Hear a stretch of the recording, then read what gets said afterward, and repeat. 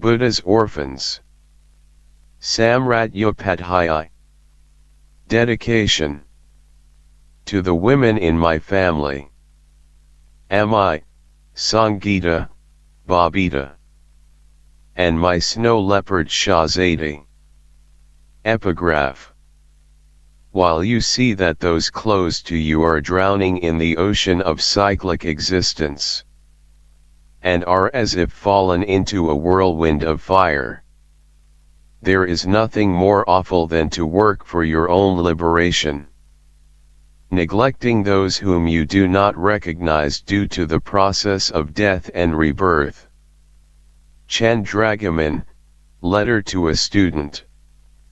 Learn to see that everything brought about by causes is like a star, a problem in your eye, a lamp, an illusion, the dew, or a bubble, a dream, or lightning, or else a cloud. From the Diamond Cutter Sutra. Even the shortest of moments might be at least 6 days wide. Hua 57, The Book of Changes. Book 1. Part 1. Orphan. Raja's mother had abandoned him on the parade ground of Tundi Khel on a misty morning before Kathmandu had awakened, then drowned herself in Rani Pokhari, half a kilometer north. No one connected the cries of the baby to the bloated body of the woman that would flow to the surface of the pond later that week. The school leaving certificate exam results had just been published in Gorkhapatra, so everyone deduced that the woman, like a few others already that year, 1962, had killed herself over her poor performance. That morning Keiki was at Rani Pokhari, getting ready to sell her corn on the sidewalk, when she saw Boki Ba approach from the parade ground area, carrying something on his palms, as if balancing a tray. After ages, Boki Ba is coming to visit me, Keiki said to the woman who was sweeping the sidewalk in front of the shoe shop, where Keiki sold her corn. Boki Ba, so called because of the goat-like beard hanging from his chin, was a derelict who'd made the parade ground his home for no one knew how long. He knelt in front of Keiki. In his arms was a baby swaddled in a woman's dirty shawl. Keiki let out a gasp. "Whose baby did you steal?"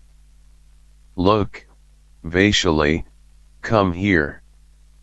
Vaishali ambled over. Her hand flew to her mouth. "Let's fetch the police," she said to Keiki. "What did this nutcase do? Whose baby is this?" Keiki spoke loudly, even though Boki Ba wasn't hard of hearing. "Tell me, where did you get it?" She gingerly reached over and lifted the shawl. "It's a boy," she whispered. "And barely a few months old." "Boki Ba, what are you doing with this baby?" Boki Ba tried to form the words, but they didn't come. It had literally been months since he'd talked to anyone. He pointed behind him, toward Tundi Khel. "Where's the baby's mother?" Boki Ba shrugged, cleared his throat, and managed to hoarsely say, "Don't know." "So why bring him here?" Vaishali said. "Take him back." "What can we do?" "Wait," Keiki told her. "Let me look." Boki Ba handed her the baby, and thinking that his job was done, he stood, and was about to leave when Keiki yelled at him, "Where are you going?" Sit. Boki Ba sat on his haunches. Keiki inspected the baby's face, running her fingers over it. He seems healthy enough. The baby began to cry again, and she said, maybe he's hungry. Her maternal instinct made her want to open her blouse and let the baby feed on her breasts, but she realized how foolish that was, a dry woman past middle age in a crowded street, feeding a baby she didn't know. So she requested that Vaishali mind her corn station as she and Boki Ba looked for the baby's mother. For the rest of the morning, Keiki and Boki Ba roamed the area in search of someone who'd claim the baby. Keiki walked in front, clutching the baby to her chest, already feeling protective. She puckered her lips in kisses at him whenever he cried. They circled Rani Pakari, where the mother's body now rested at the bottom of the pond. The pond was said to be haunted at night by ghosts of those who'd committed suicide in its waters and those who had been repeatedly dunked, as state punishment, until they could no longer breathe. But for restless students at Tri Chandra College, the sight of the pond had a calming effect as they skipped classes and spent hours on the roof, smoking, discussing politics. It had been more than 2 years since King Ms coup, and he showed no sign of returning power to the elected officials. Boki Ba and Keiki entered the grounds of Tri Chandra College, both of them looking out of place among the college students loitering on the lawn and drinking tea. Then the two continued on to the premises of the Gantagar clock tower and finally returned to the curry tree on the parade ground, where Boki Ba slept at night. The baby hadn't stopped crying all morning, so Keiki handed him to Boki Ba and went to fetch some milk. Boki Ba sat on the platform surrounding the tree, holding the infant, afraid to look at his face, and the baby's cry rang out across the field, attracting the attention of some of the regulars. A small crowd formed around Boki Ba, hazarding guesses as to what had transpired. The old man had stolen the baby from a rich merchant. The baby was Boki Ba's own child, born from the womb of an old prostitute. Stoically, Boki Ba waited in silence for Keiki, who arrived after some delay. She'd had to appeal to a neighbor of hers to lend her a bottle and some warm milk. Keiki shooed the crowd away. "Here, feed him," she said, handing the bottle to the old man, who shook his head. "You found him," she insisted. "You feed him." He took the warm bottle from her and inserted the nipple into the baby's mouth, and he sucked hungrily. His eyes explored Boki Ba's face as he drank. Soon the bottle was empty, and the baby began to bawl once more. When Boki Ba looked helplessly at Keiki, she laughed. "Rock him, sing to him. He's yours now."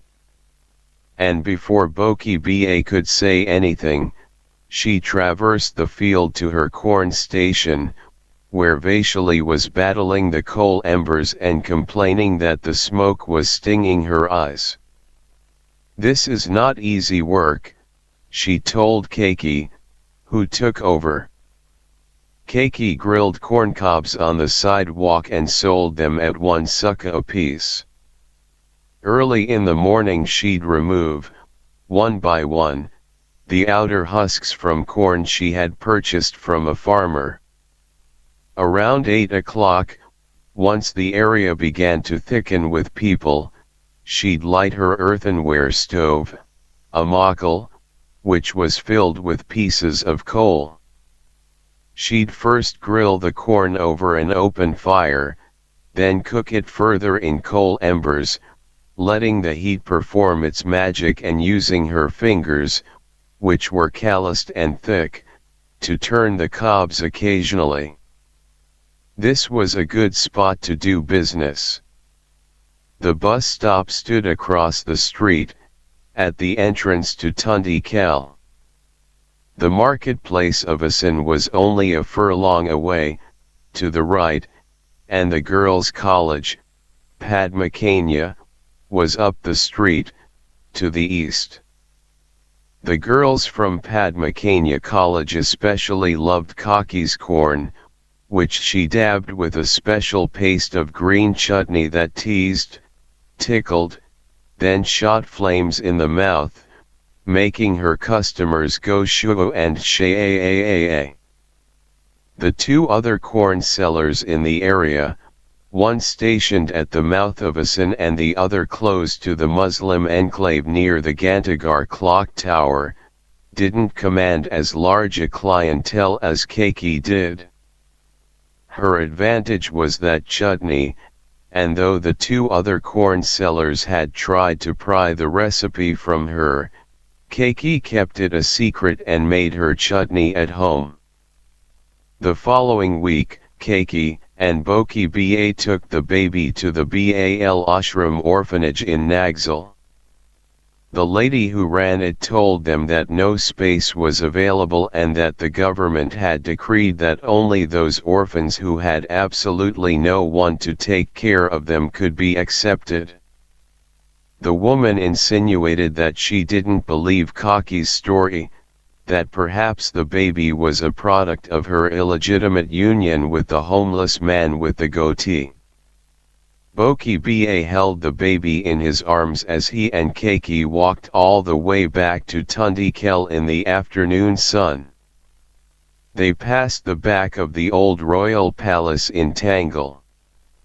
Nearby, in the field where the washer people, the dhobies, worked, clothes hung from ropes and fluttered in the wind. Boki Ba suddenly stopped.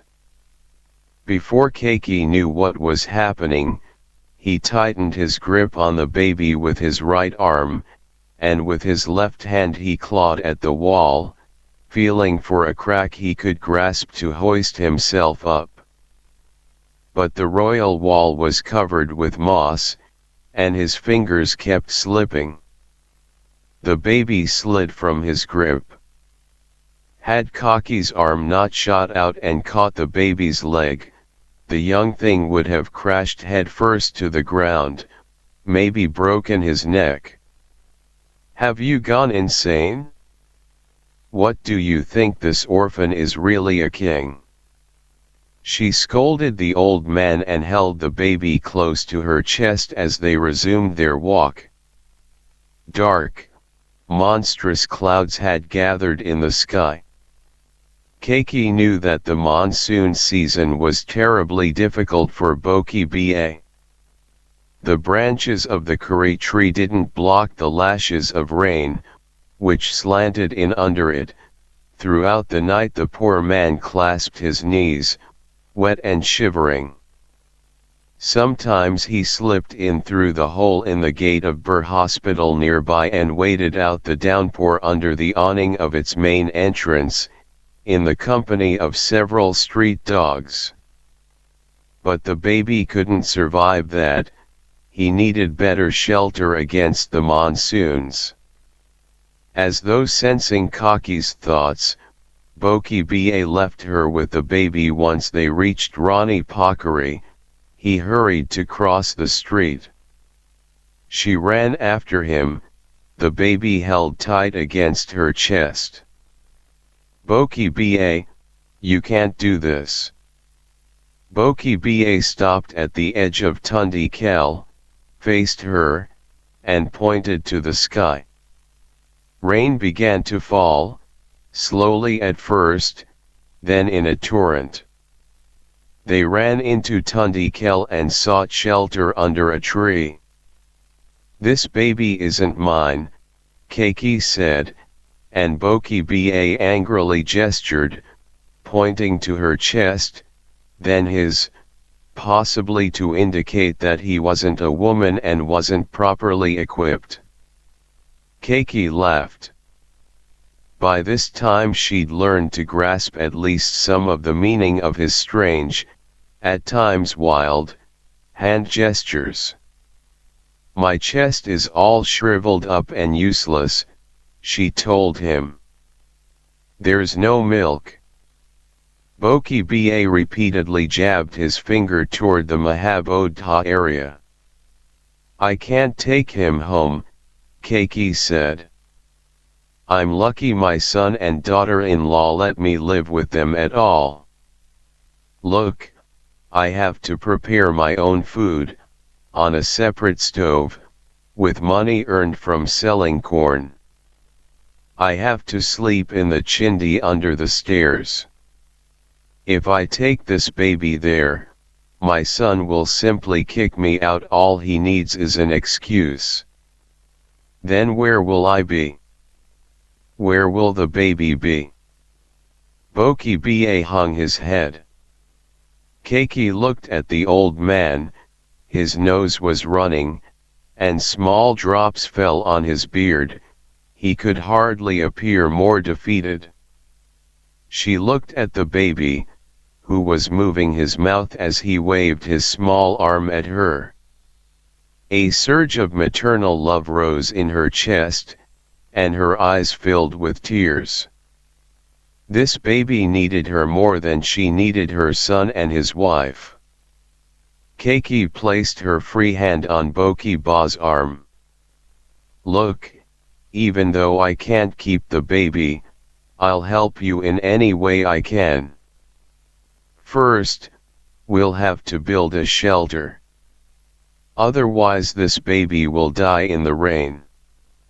I'll do whatever I can for him during the day, even while I'm selling my corn, and between you and me, we can take care of him." Keiki thought that the baby needed a name, not just Batsha, kid, as she and Vaishali called him now.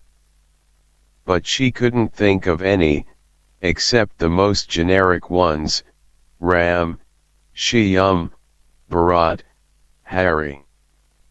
Then she remembered Boki's failed attempt at dumping the baby inside the royal palace, and she laughed. The boy's name would be Raja, the king.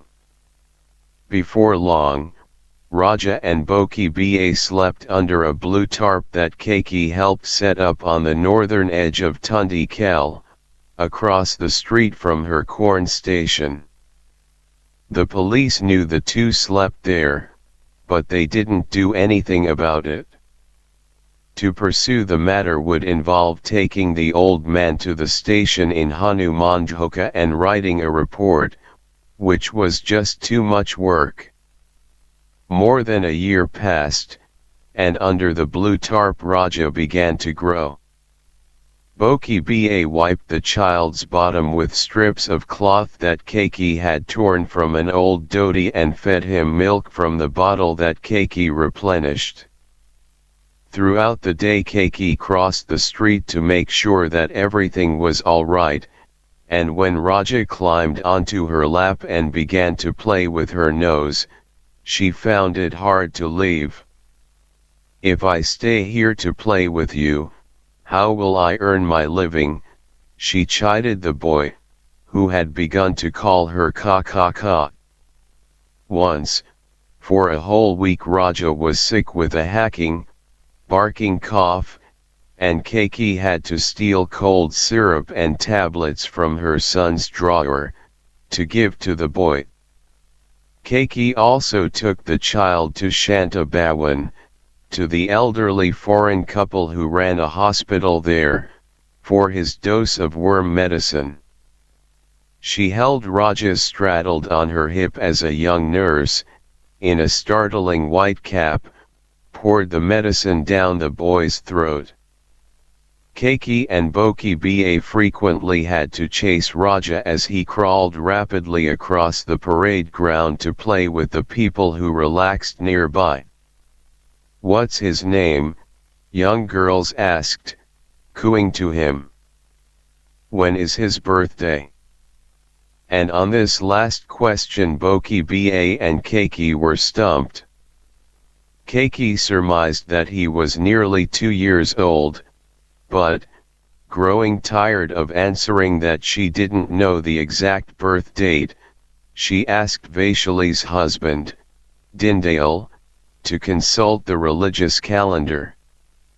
She then settled on a date in October, the auspicious day on which the great Dassain festival started.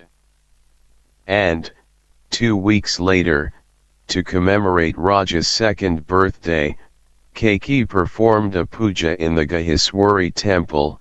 To everyone's amazement, she offered the goddess a baby goat in sacrifice, asking her to bless her Raja.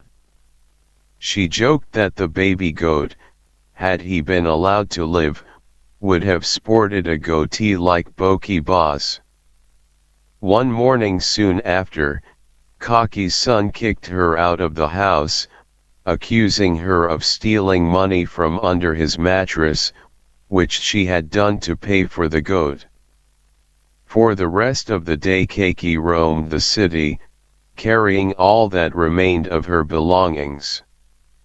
Too weak to gather her bedding in her arms, she'd left it in the courtyard where her son had thrown it. All she had now was a box filled with jewelry and trinkets, a black and white photo of her son as a boy, taken by the street photographer in Bazaar, and a bag crammed with 2 petticoats, 3 blouses, and an extra dhoti. She thought about the people she might go to, a friend who'd recently married the brother of her dead husband, a widowed aunt who lived in Bhaktapur, sweeping the streets and begging from tourists, a man she disliked who'd wanted to marry her, repeatedly claiming that he was moneyed and would give her a good life. But she kept on walking into the bustle of the Jada Sadak gate. People swarmed around her. A man walking in front of a medicine shop paused to pick his teeth. A young boy on his bicycle zoomed through the crowd on the sidewalk, and people called to one another back and forth across the street, laughing.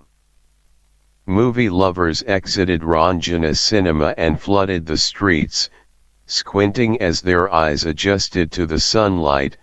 A bawling baby crawled up its mother's emaciated chest as she held out her dark, skinny hand for alms. Keiki could go straight to Rani Pakari, pick up her makal from Vaishali, who kept it for her overnight, and get to work, pretending that nothing had happened. But something had happened. She no longer had a home. In Basantapur, Keiki stood in the middle of the vast courtyard, surrounded by temples. Small statues of Lord Shiva and his consort, Parvati, leaned out from a window. Directly in front of Keiki stood the enormous Majadeval temple, its many steps leading up to the phallus in the shrine. A government vehicle slowly passed by, its loudspeaker exhorting citizens to come together as one community for nation building. A few drops fell on Keiki, and she looked up and saw dark clouds swelling in the sky. She put down her things and hesitantly stuck out her tongue, tasting the rain. As people scurried about looking for cover, she stood, exhilaration rising within her. Her situation no longer seemed that bad at all. For tonight, and perhaps subsequent nights, until the police chased her away, she could find a nook somewhere among these temples to sleep in, an awning under which she could take shelter once darkness claimed the land. She would still sell her corn near Rani Pokeri, but now she wouldn't have to return home to her family's constant criticism and condescension. And she could give her undivided attention to Raja. She was meant to take care of the boy, and this jolt of fate she accepted with an ache in her heart. When he was 3 years old, Raja sat under the tarp, watching the rain. Lightning streaked the sky. The thunder was so loud that it threatened to crack open the earth. The rain hit hard, and some of it dribbled under the edges of the tarp, wetting the ground beneath it. Boki Ba was lying in the corner, coughing, with saliva oozing down his chin. Ba, Pani, said Raja, pointing at the sky. Boki Ba's chest heaved, phlegm shot out of his mouth and landed on his shirt. He lifted his head, looked at his spit in the semi-dark of the shelter, and saw streaks of blood. Just then, Keiki appeared, holding a black, beat-up umbrella. "Here, Boki Ba, drink this," she said, and handed him a bottle of cough medicine. The old man sat up, lifted his chin, and drank. Keiki noticed the blood and said, "I think we need to take you to the doctor." Boki Ba shook his head, said something Keiki didn't understand. "You will die here, Boki Ba," she said. "Let's go." The old man didn't move, but Keiki was adamant, and soon she had him standing, leaning against her, and the three walked out into the rain, crossed the street, and entered the office building where Vaishali and her husband, Dindayal, lived. Keiki had been staying here too since her son kicked her out the year before. The building's ground floor had housed a printing press, now closed. A legal battle prevented the space from being occupied by another business, though the location, in the heart of the city, was indeed desirable. So Vaishali and Dindayal, with the building owner's express permission, had been living there comfortably for months, and in return Vaishali acted as custodian for the entire 3 stories. A restaurant and bar took up the 2nd floor, a tailor's shop was situated on the 3rd. When she learned that Keiki had been turned out of her son's house and had been sleeping in the temples, Vaishali had invited her to live there. But now, when Keiki, Raja, and Boki Ba entered the building together, Vaishali grew alarmed.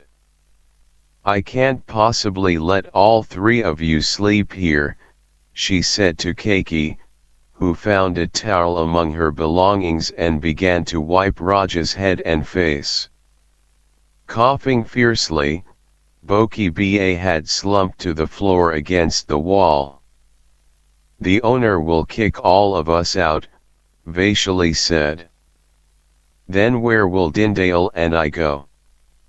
Keiki told her that the old man would die if he slept outside that night. Finally, after some persuasion, Vaishali relented. The rainstorm raged, and for a long time none of the group could sleep.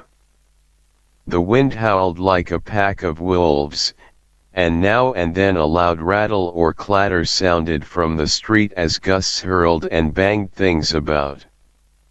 Raja clung to Keiki as he snored. Finally, at around 3 or 4 in the morning, the storm subsided, and everyone drifted off. In the morning when they awoke, Boki Ba's spot in the corner was empty. "I'll keep an eye out for him," Dindale said as he got ready for work.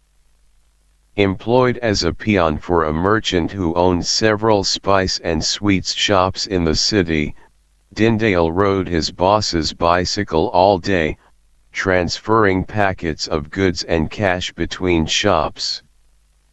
Throughout the day, as Keiki sold corn dabbed with her irresistible green chutney, she remained alert for signs of Boki Ba. Many young people, especially students, stopped to buy her corn that day. They were on their way to the Supreme Court to listen to a former Prime Minister, known for his bellicose and eccentric ways, who was expected to defend himself against accusations of treason and sedition. Meanwhile, in his undershirt and underpants, Raja played in the dirt next to Keiki, sometimes crawling at breakneck speed toward other vendors along the street. Briefly, Keiki became distracted by a couple of fussy customers. When she looked up, Raja was at the edge of the sidewalk, headed toward a small truck, its engine revving, alongside the street. Keiki shouted Vaishali's name and, ignoring the money the customers had thrust at her, she rushed toward the boy. Vaishali followed instantly. But Raja was fast, and by the time Keiki reached the three-wheeler truck, the child was in the middle of the street. A few Padmakania college girls across the way spotted him and screamed. A small truck swerved to avoid Raja, a Upadhyay scooter nearly rammed into him, and Keiki, her heart thudding, hurled herself into the heavy traffic after him. One college girl ran and tried to grab the boy.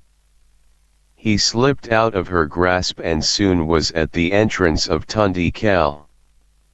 Keiki ran at full speed after him, the object of honks and drivers' curses as she crossed the street.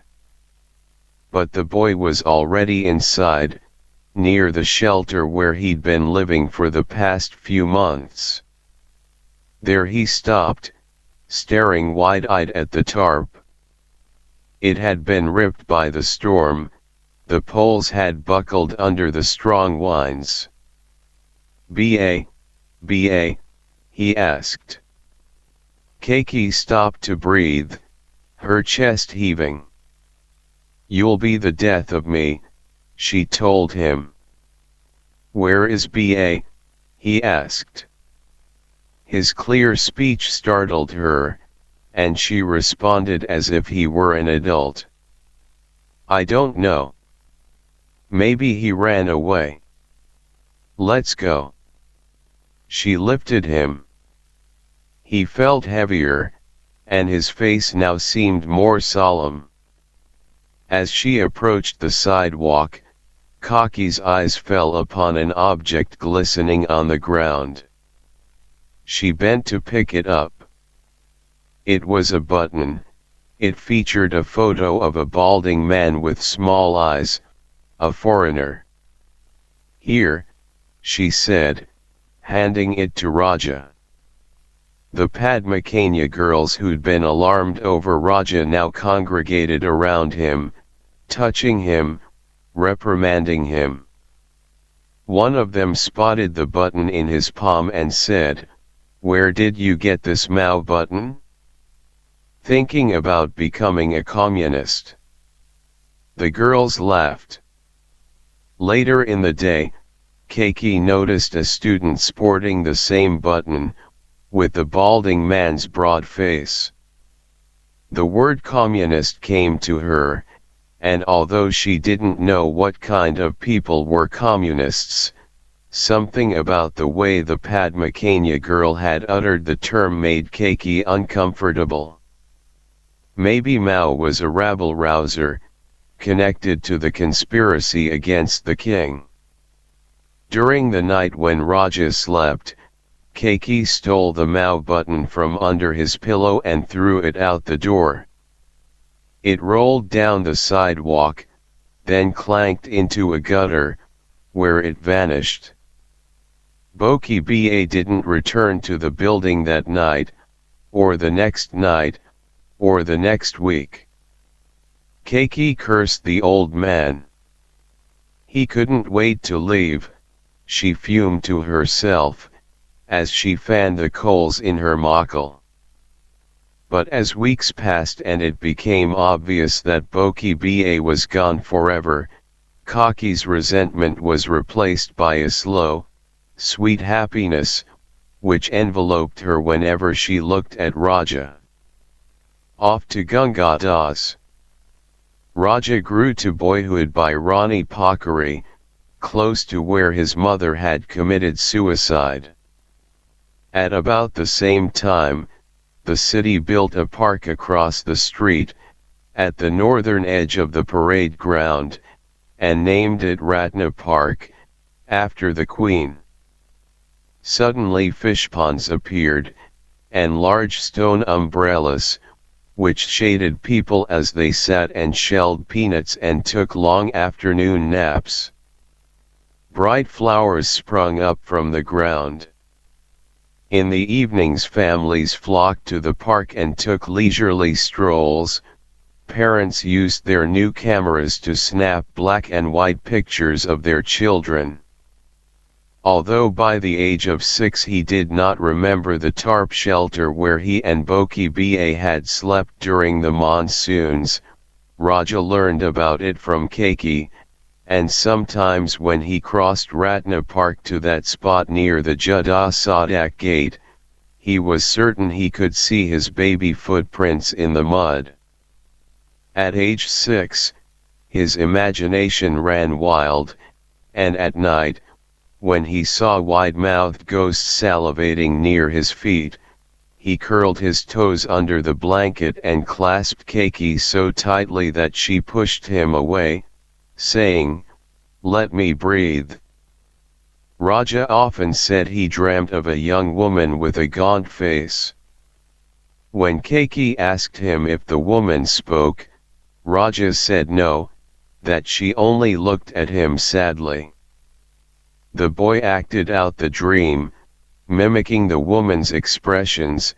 His eyes became large and misty, and his serious performance left Keki stifling her laughter. "It must be your mother's spirit missing you," she told him, even though privately she wondered whether a mother who'd abandon her baby was capable of such an emotion. Raja often pestered Keki with questions.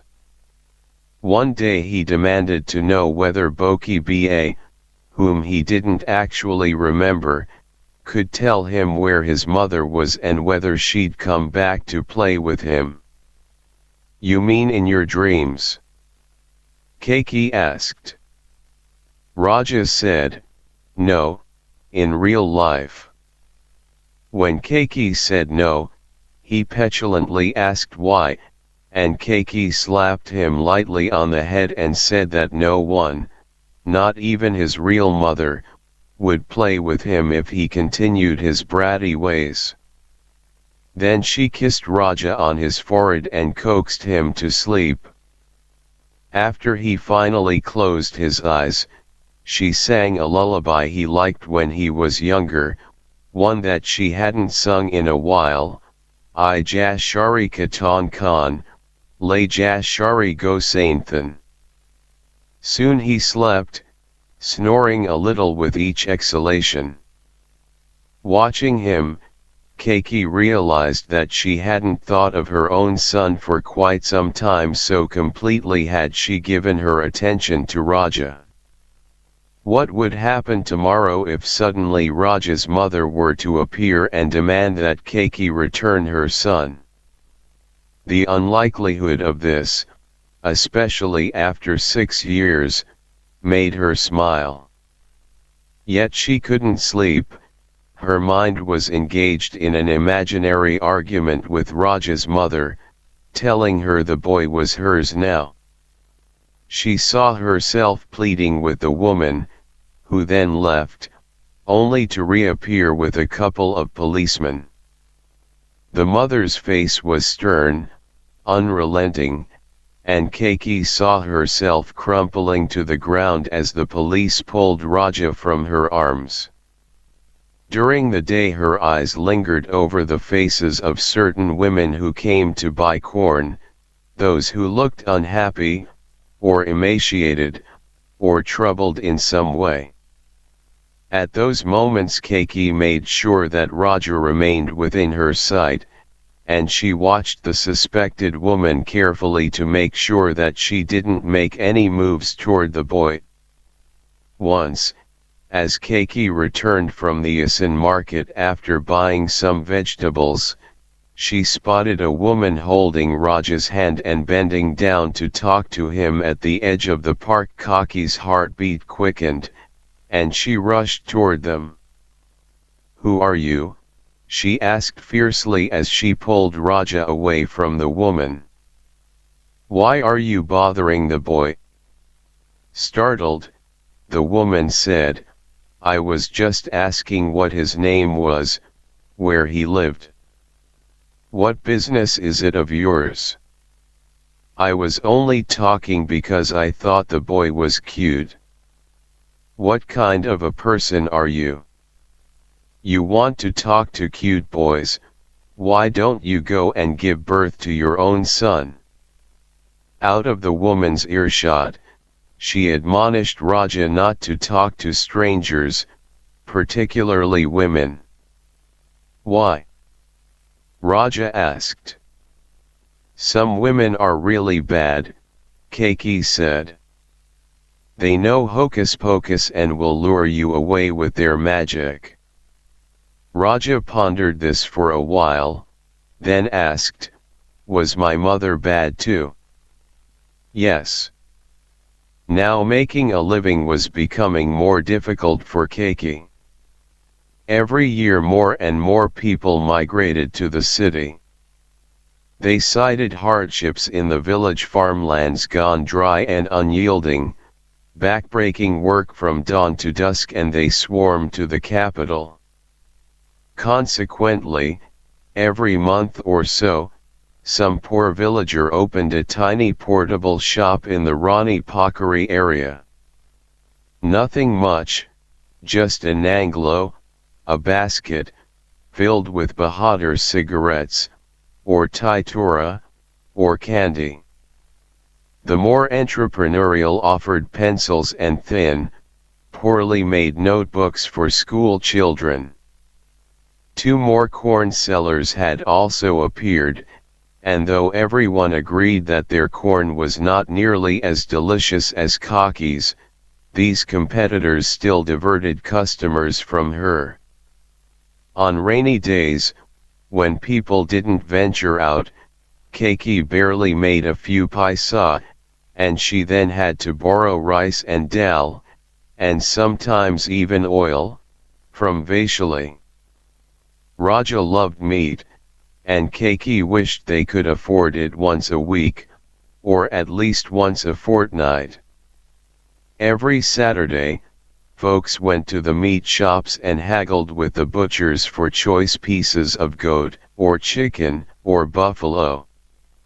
Dindale was also very fond of meat, and Vaishali managed to cook for him a few pieces of meat every weekend, even though they were more bone than flesh, bargained from the butcher at a nominal price.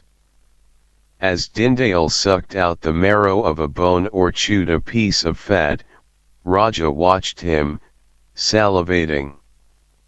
Occasionally, taking pity, Dindale gave him a piece. Raja would hide it under the heap of boiled rice on his plate.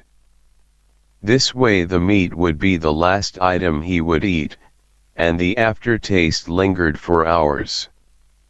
Despite Kaki's injunctions to avoid talking to strangers, 6-year-old Raja roamed the Ratna Park area on the lookout for a woman with a sad face, like the one in his dream, and since plenty of sad women lived in the city, he couldn't settle on a single one.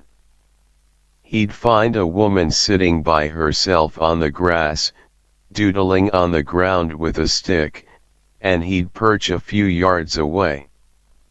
He'd wait for the woman to look up and perhaps recognize him, then, as he imagined it, with tears filling her eyes, she'd run to him and claim him. But before that woman looked up, another would glide past, gesticulating with her fingers as she carried on a silent conversation with herself. Then Raja would abandon the first woman and follow the second. And during this pursuit, he'd spot one or two other women who didn't look any less sad, and he'd feel confused and go to a bush and pee. When this search for the dream woman overwhelmed him, Raja looked instead for an old man with a pointed beard who could direct Raja to his mother. So he hunted for a man who matched Kaki's description of Boki Ba. Because of Kaki's strict instructions not to venture too far, his pursuit of a promising-looking candidate stopped at the periphery of the park, where he watched the prospective Boki Ba disappear into the crowds headed for Bahbazar, or Mahabodha, or Kantapath. Once he spotted a middle-aged man wearing the official national dress, Dora Surawal, with a black Nepali cap on his head. He was peeling an orange in a corner of the park. The man had a small, closely cropped beard, and although it was not pointed, it gave Raja hope. The man looked up and saw Raja, and he ate a slice of the orange. Raja's mouth watered. The man smiled, motioned him over. Thinking that the man might tell him something about his mother, Raja went to him. But the man merely offered him 2 slices of orange. Raja gazed at the ground and shook his head. Take it, the man said. Don't be so bashful. Raja took the slices from him. Sit, the man said, and Raja sat down next to him but didn't eat. Where are your parents? The man asked. I don't have parents, Raja said. The man, about to eat another slice, stopped. No parents? Who looks after you? Kaki. Your aunt. She's not my aunt. Well, Kaki means aunt. If she's not your aunt, who is she then? The boy shrugged. Everyone calls her Kaki. After a moment the man asked, where is she now? Raja pointed behind him. She sells grilled corn. Do you want to buy a cob? No, the man said. I have to get back to my office. Then he appeared to change his mind and asked, is her corn tasty? It's famous, Raja said. Everyone calls it Kaki's corn. I'll buy her corn if you eat my orange slices. Raja inserted a slice into his mouth. The man stood up, smoothed his tie, and offered Raja his index finger. Raja took it and led him to the park's exit. Do you know a man named Boki Ba? Raja asked. Boki Ba? Is that his real name? Like a goat. He has a pointed beard. They crossed the street and approached Kaki. She was balanced on her haunches in front of her mokal, chatting with a customer. To keep up with her competitors, She now also sold cigarettes and toffees and taitura, all neatly arranged on an anglo beside her. Vaishali had also set up a small tea stand next to her. When Keiki spotted Raja with the man, she asked, Badmash, who did you bring? He wants to buy our corn. Keiki lathered some chutney on a corn cob and handed it to the man. Quite a clever boy you have here, the man said as he paid her. Too clever for his own good, Keiki said. As he munched Kaki's corn, the man asked where they lived and what had happened to Raja's parents. He listened thoughtfully while Raja fidgeted by his side, craning his neck to watch the man's face, then looking around at the pedestrians, his eyes especially drawn to children in bright clothes, out with their parents. Do you make enough to survive by selling corn? The man asked. It's never enough, Keiki said. But life's always like that for us around here. If you keep saying it's not enough, it's never enough, Vaishali said, pouring tea for a laborer whose calloused hands resembled the bark of a tree. If you say it's enough, then it's enough. Does he go to school? The man asked, placing his hand on Raja's shoulder. Where would I get the money for his uniform and his books and pens? I can work, Raja said. But no one gives me a job. Keiki and Vaishali tittered. The man bent down to face him. I'll give you a job. But to do my job, you'll have to live in my home. He turned to Keiki. I'm serious. We've been looking for some household help for a while now, and I'm thinking that you look like a decent type. Only me and my wife in the house, so the work is easy. This boy is also smart and needs to go to school, and he can attend the one near my house. Kaki's fingers deftly turned the cobs over the hot coals. I've never worked as a servant in anyone's home, unless you count how I lived with my own son and daughter-in-law. I don't know whether I can even do the job. The man gnawed through the last bit of the corn and threw the cob to the gutter. I'm saying it more for the sake of the boy than anyone else. It's up to you. If you want to come and see what the job entails, we live in Lankaur, right behind the school. Everyone knows me as Upadhyay. Keiki put her palms together in Namaste. Upadhyay tousled Raja's hair and bid him goodbye. Raja followed him until the man crossed the street and disappeared into Mahabodha. That night Keiki tossed and turned in bed, waking Raja, who became annoyed and thrust his face into his pillow. Their bedding lay in a corner of the first floor of the building that, miraculously, Vaishali and Dindale still occupied, after 7 years.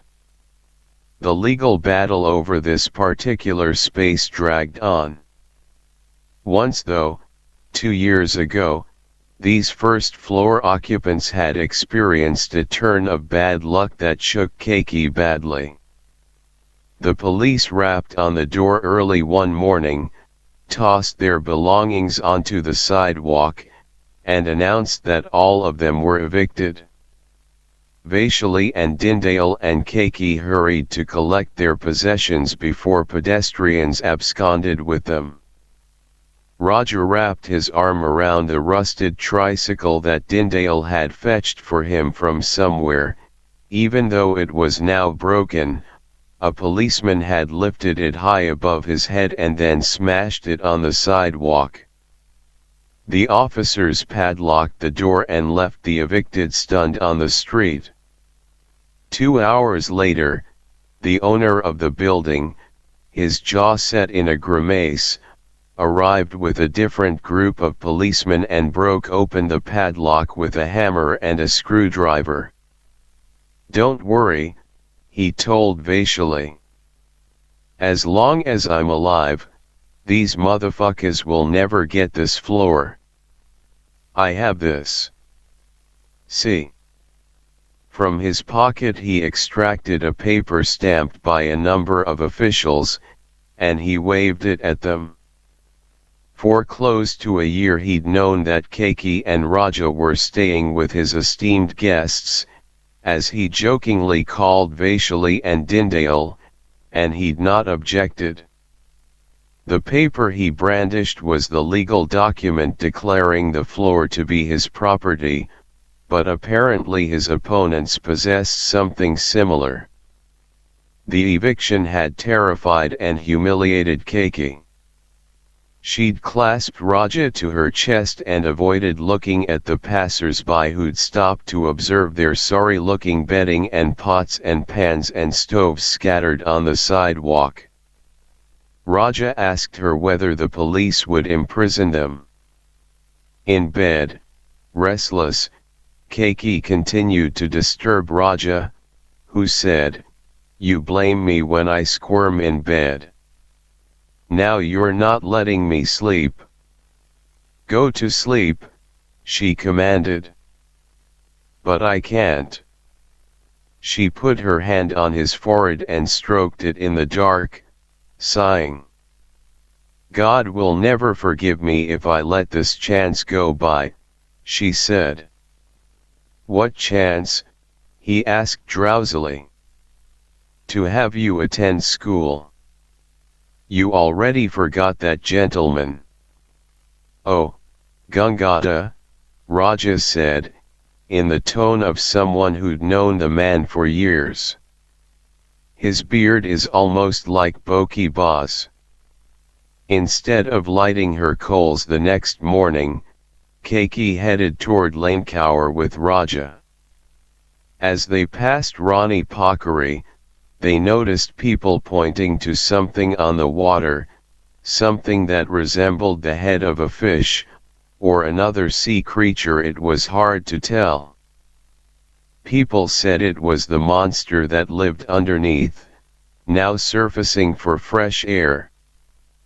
"Probably just a log," someone commented dryly, and Keki pushed Raja forward. "I want to see," he complained. "I dream about the pond too. I see the sad woman walking across it." Firmly clasping Raja's hand, Keki continued north. They walked toward the dairy, then crossed the Lankaur field. Inside the Jagadamba school, children from the morning shift shouted and screamed, a few stood on the balcony. As the two skirted the school, a pebble flew through the air and bounced off Kaki's head, making her cry out in sharp, stinging pain. Above, on a side balcony, several boys were attempting to hide behind a pillar. Raja wrenched his hand from Kaki's and lunged toward the small gate that led up to the balcony. Before she could make sense of what was happening, Raja had clambered up to the second floor. The boys began laughing at the 6-year-old who dared confront them. Her chest tightening, Keki rapidly climbed the stairs, and heard a scuffle as she reached the balcony. On the dusty floor, Raja lay, pinned down by a boy twice his size. His lower arm pressed against Raja's throat, choking him. Raja's fists pummeled the air, occasionally hitting the boy. The other boys were egging their friend on. Keiki grabbed hold of the older boy's hair from behind and yanked back his head so hard that she thought she heard the neck snap. The boy lost his grip and fell back on the floor. Raja sat up, coughing and heaving, his hand on his throat. Keiki repeatedly kicked the older boy. A teacher ran toward Keiki, flailing his arms and commanding her to stop. The boys screamed. Keiki pulled Raja to his feet. The teacher was asking her why she was hitting his student, and Keiki angrily told him, "You need to control your boys." She dragged Raja down to the street, where she inspected him.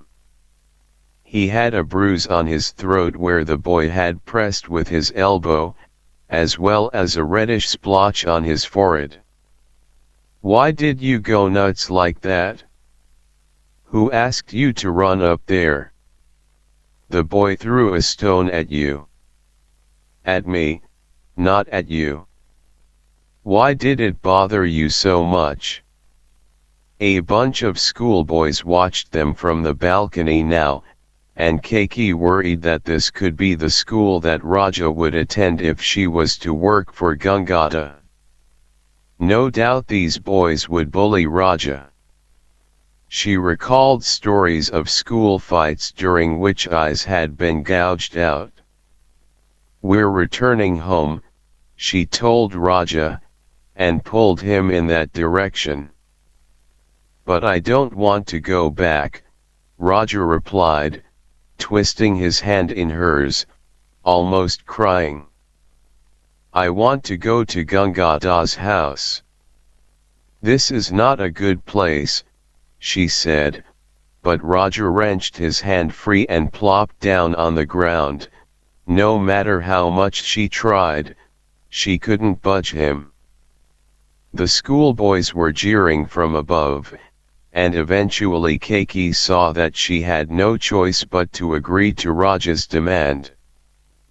But in the past few minutes she'd already made up her mind not to work at Gangada's. She'd just go there now to mollify Raja.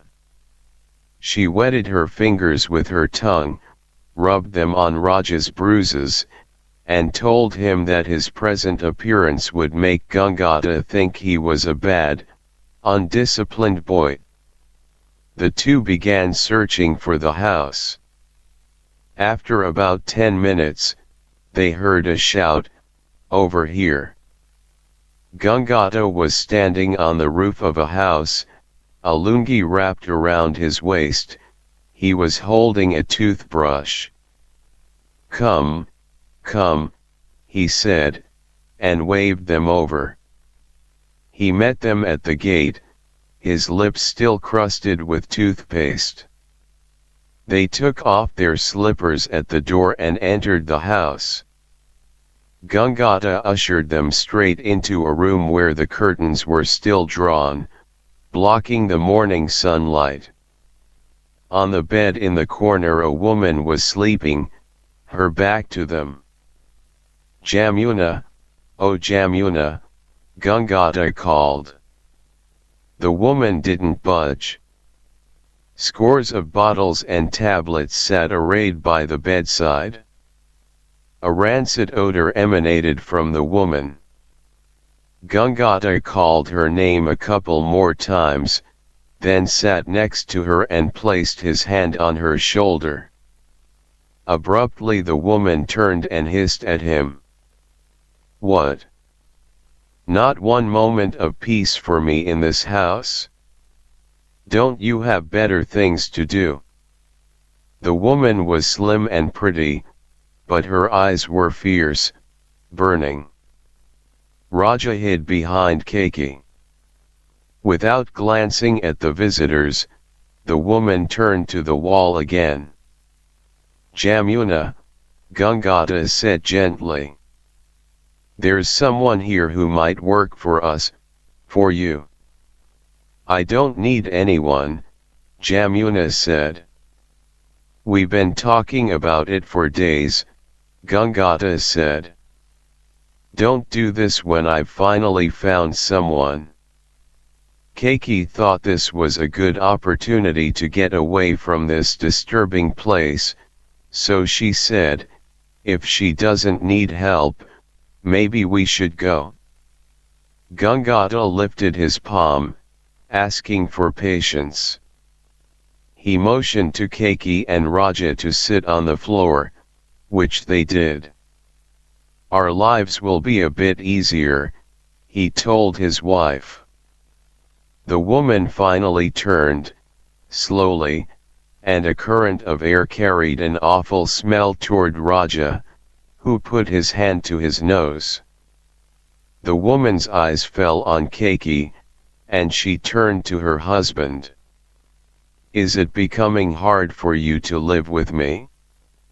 Is that why you've brought this witch here? Keiki abruptly stood and pulled Raja with her. We didn't come here to listen to this. Gangata too got up and said, don't go by her words. She means nothing. Please. Keiki remained standing, her expression dark. Jamuna finally addressed her in a conciliatory voice. My tongue is rotting these days. Worms are eating it. That's why my words are dirty. The rest of the conversation was a blur to Keiki. As if puffs of cotton were drifting from his mouth, Gangata spoke soft words to his wife, who responded mostly with incoherent talk, punctuated by lucid comments or questions. She asked Keiki how much she'd expect to be paid as a household help, and when Keiki looked questioningly at Gangata, Jamuna said, sternly, that it was she, not her husband, who made financial decisions. We'll settle that later, Gangata told Keiki. Then Jamuna's gaze fell upon Raja. He was hiding behind Keiki again, peeking at the strange woman. Who is this now? Jamuna said. Do you like flying kites? Keiki intervened. Let's talk about my work first. Where will we sleep? What kind of work would I do? To Keki's surprise, Raja emerged from behind her and went to Jamuna, who put her hand to her mouth when she saw his bruises. What happened to you? Who did this to you? The boys over there, Raja said shyly, pointing out the window. Jamuna pulled him toward her. Let's look. She touched the bruise on his face, and Raja flinched. Let me get some iodine. And she left the room to fetch it. Keiki leaned toward Gangata. Is she not right in the head? Gangata hesitated. She's harmless. Once in a while I need someone to handle her, but mostly she just talks nonsense. I don't think I can do this work, Keiki said. No telling what she might do to my boy. Gangata stared at her, his eyes getting moist. Don't say that. She loves young children, and she'll never do anything to harm them. Please. I'll send the boy to a good school. You'll be happy here. Jamuna returned, carrying a bottle and a wad of cotton. She knelt before Raja, who, to Keki's surprise, didn't shrink from her. Jamuna dabbed a piece of cotton with iodine and applied it to his face. You're a brave boy, son, Jamuna said. A Bahadur. She took Raja to the bed and made him sit next to her. You two go out and talk about the wages. He will stay with me. Go. No, no, I want to talk in this room, Keiki said, but Gangata signaled to her that it was okay. Reluctantly, she left Raja with the woman and went out. Gangata took her to the kitchen, where dishes were piled in the sink, flies buzzing around them. Cook and clean, that's all you have to do, Gangata said. Our clothes are washed by Adobe nearby, and he can also clean Raja's clothes and yours. The work here is very light. I'll give both of you new clothes during Dasein. Sometimes if you want to go visit your family, in the village or elsewhere, that too can be arranged. I have no family, Keiki said. She wondered what her own son would think of her working as a servant. He probably wouldn't care, she concluded sadly. Good riddance, she could hear him say to his wife. But, a part of her mind argued, surely he thought about her sometimes, wondered what she was up to? What do you think? Gangata asked. The toothpaste had dried on his lips. We haven't talked about my wages. I was going to ask you. How much do you want? Now remember, I'll pay for the boys' school too.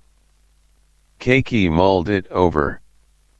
What she really wanted was to tear Raja from that woman and return to Ratna Park. 50 rupees a month, she said, confident that Gangata would balk at the amount. A couple of women she knew who worked as servants received only slightly more than 20 rupees monthly, and others were paid only the food they ate and new clothes during the annual festival.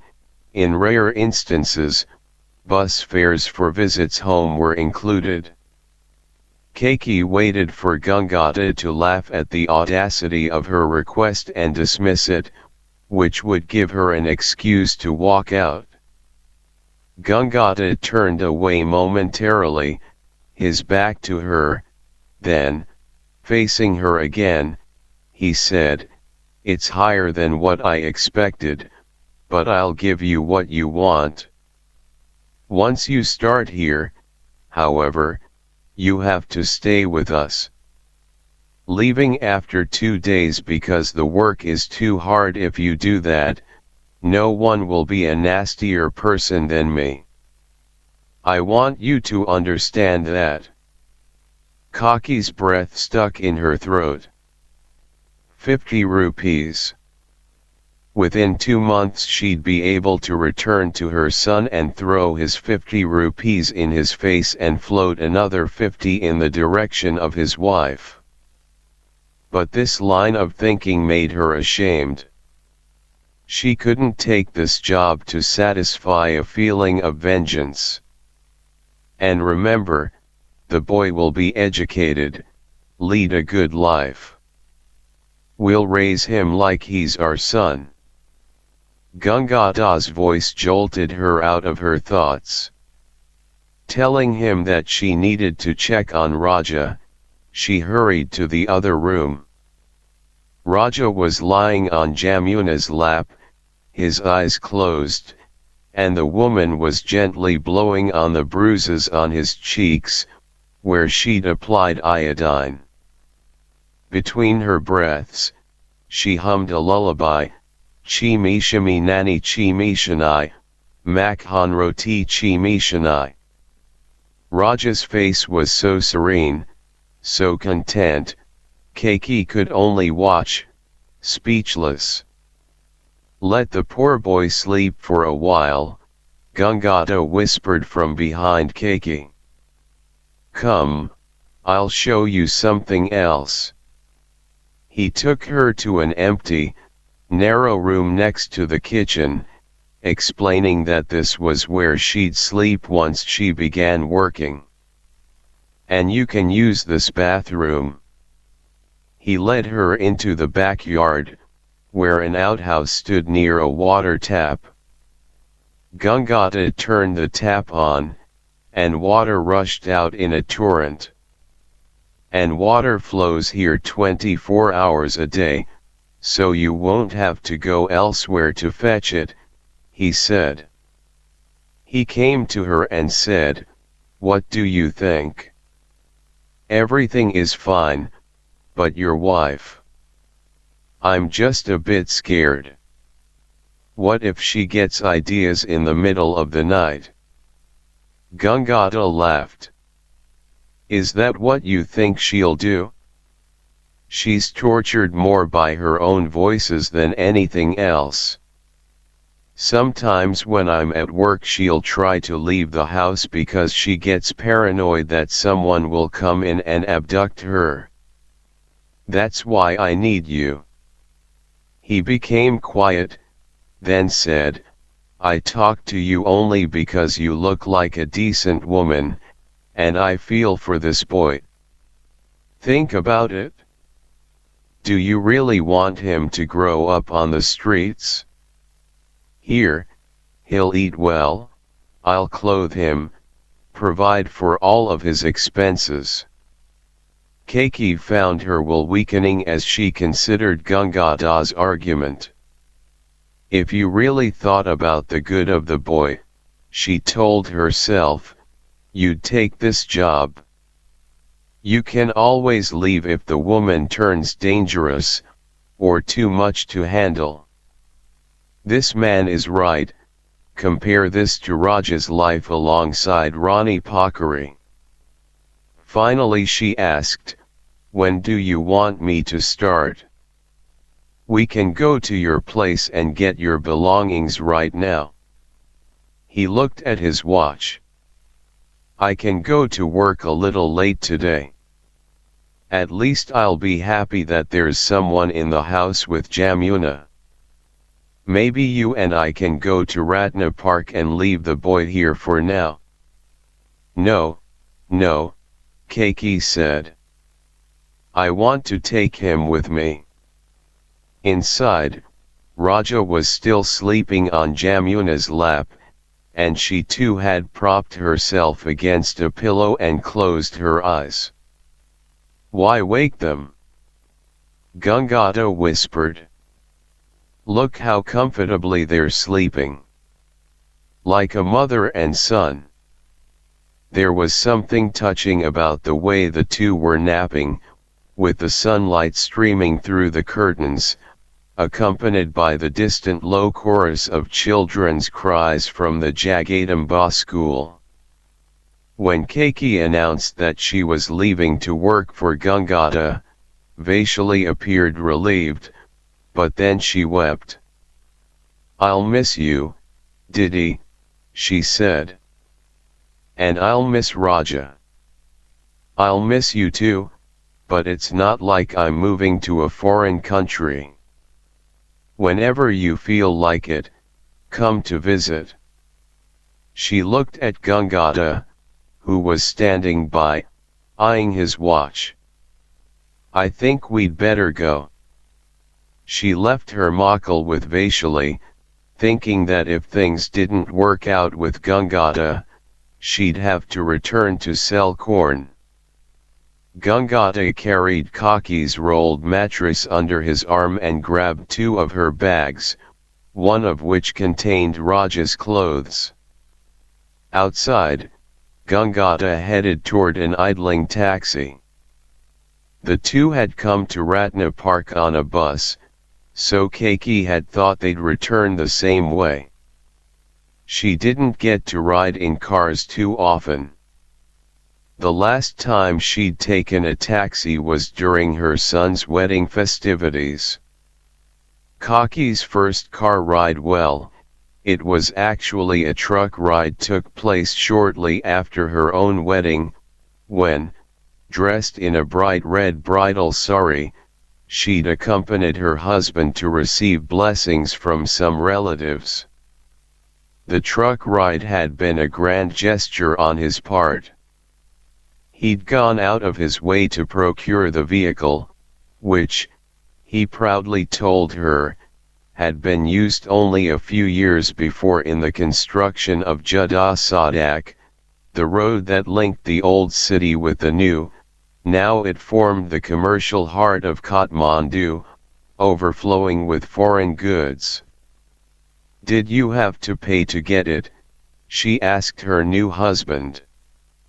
"Don't you worry your pretty head about it," he said.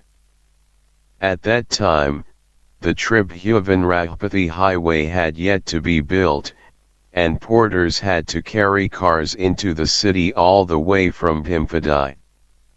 One of Kaki's nephews had enlisted as a porter, and he'd told her how they collected hay as they trundled along the 2-week route so they could make sandals for their bruised and battered feet.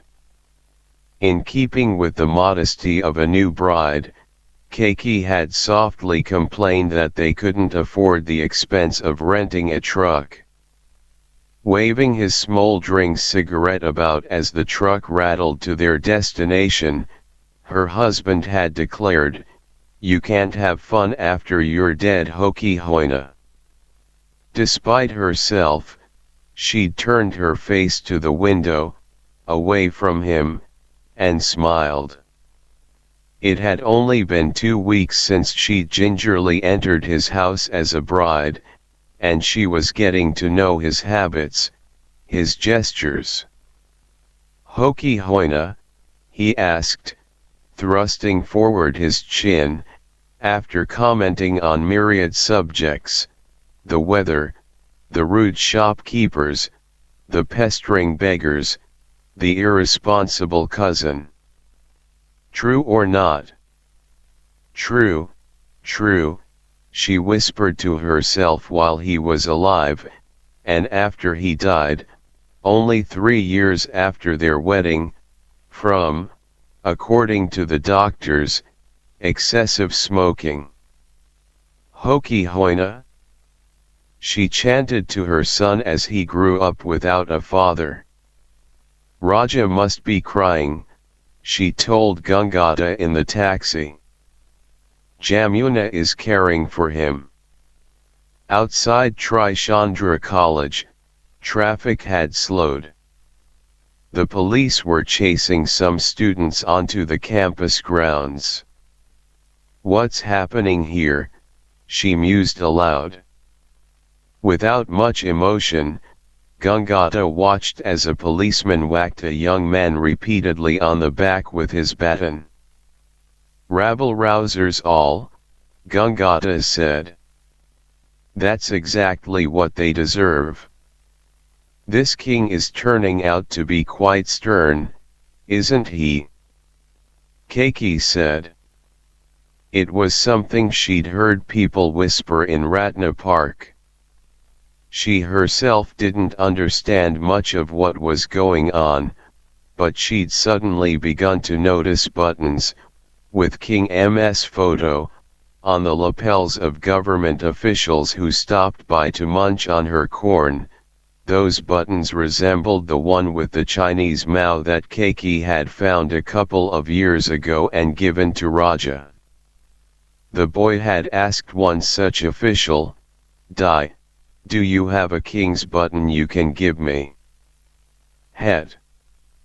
The official, a short, plump man with a protruding belly, clad in Dora Surawal and wearing dark glasses as King M always did, had scolded Raja.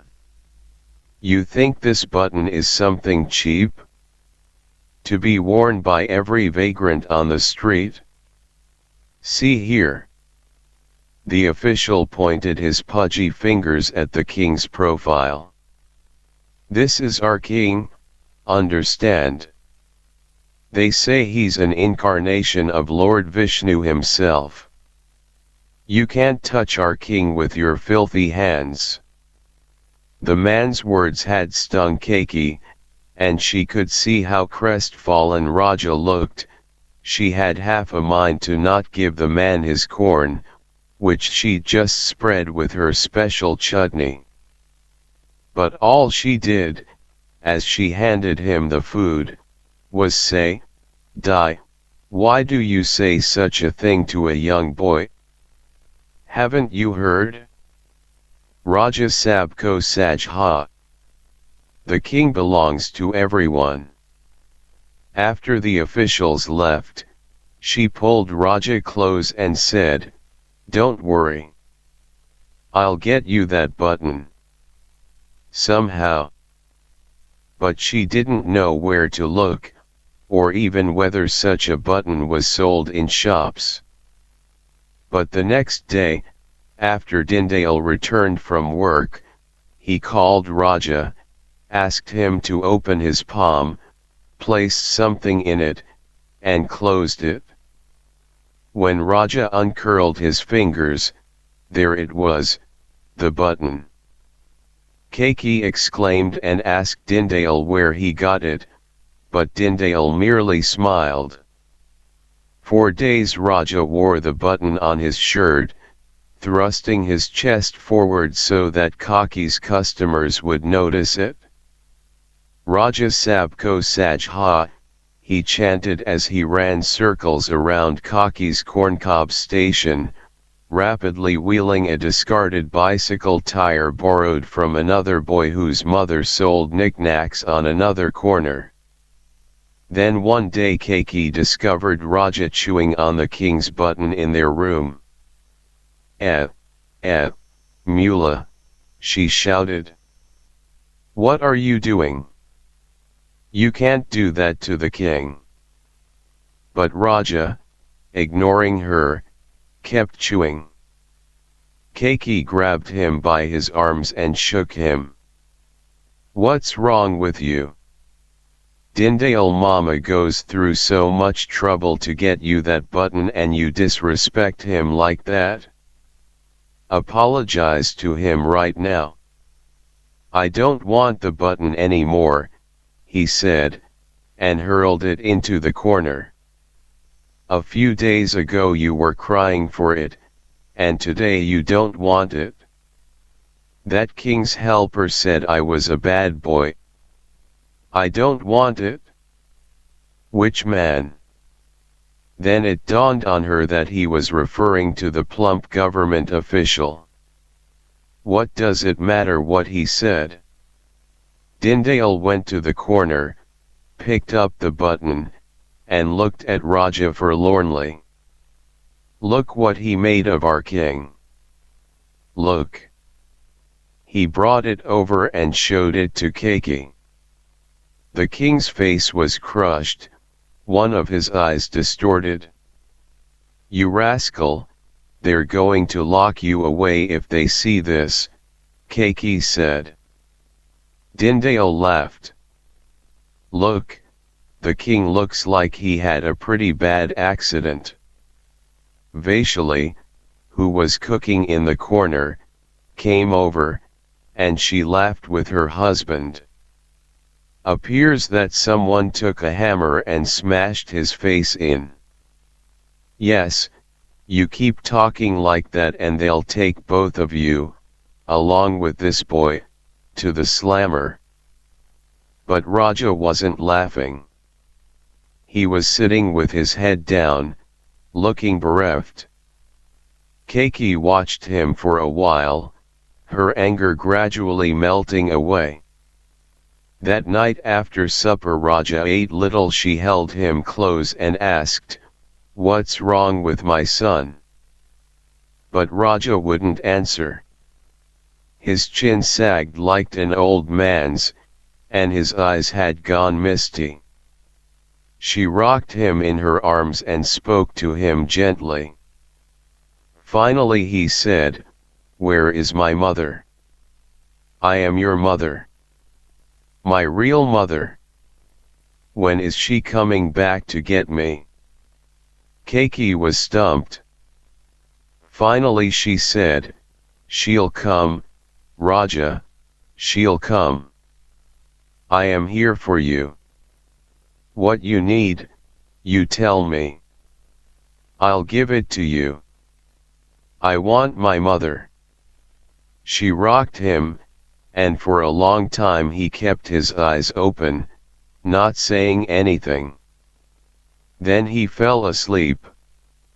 The next day she bought for him, from a toy store in Assen, a rubber duck, which he squeaked delightedly all around Rani Pokeri. The taxi had pulled away from Trichandra College and was now speeding toward Lankaur. Gangata seemed lost in his own thoughts. How long have you been married? Keiki asked. For a moment, Gangata didn't answer, as if the topic was hard for him. 4 years. And no children.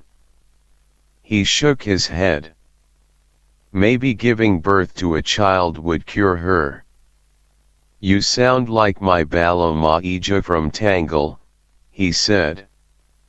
That's what she keeps telling me.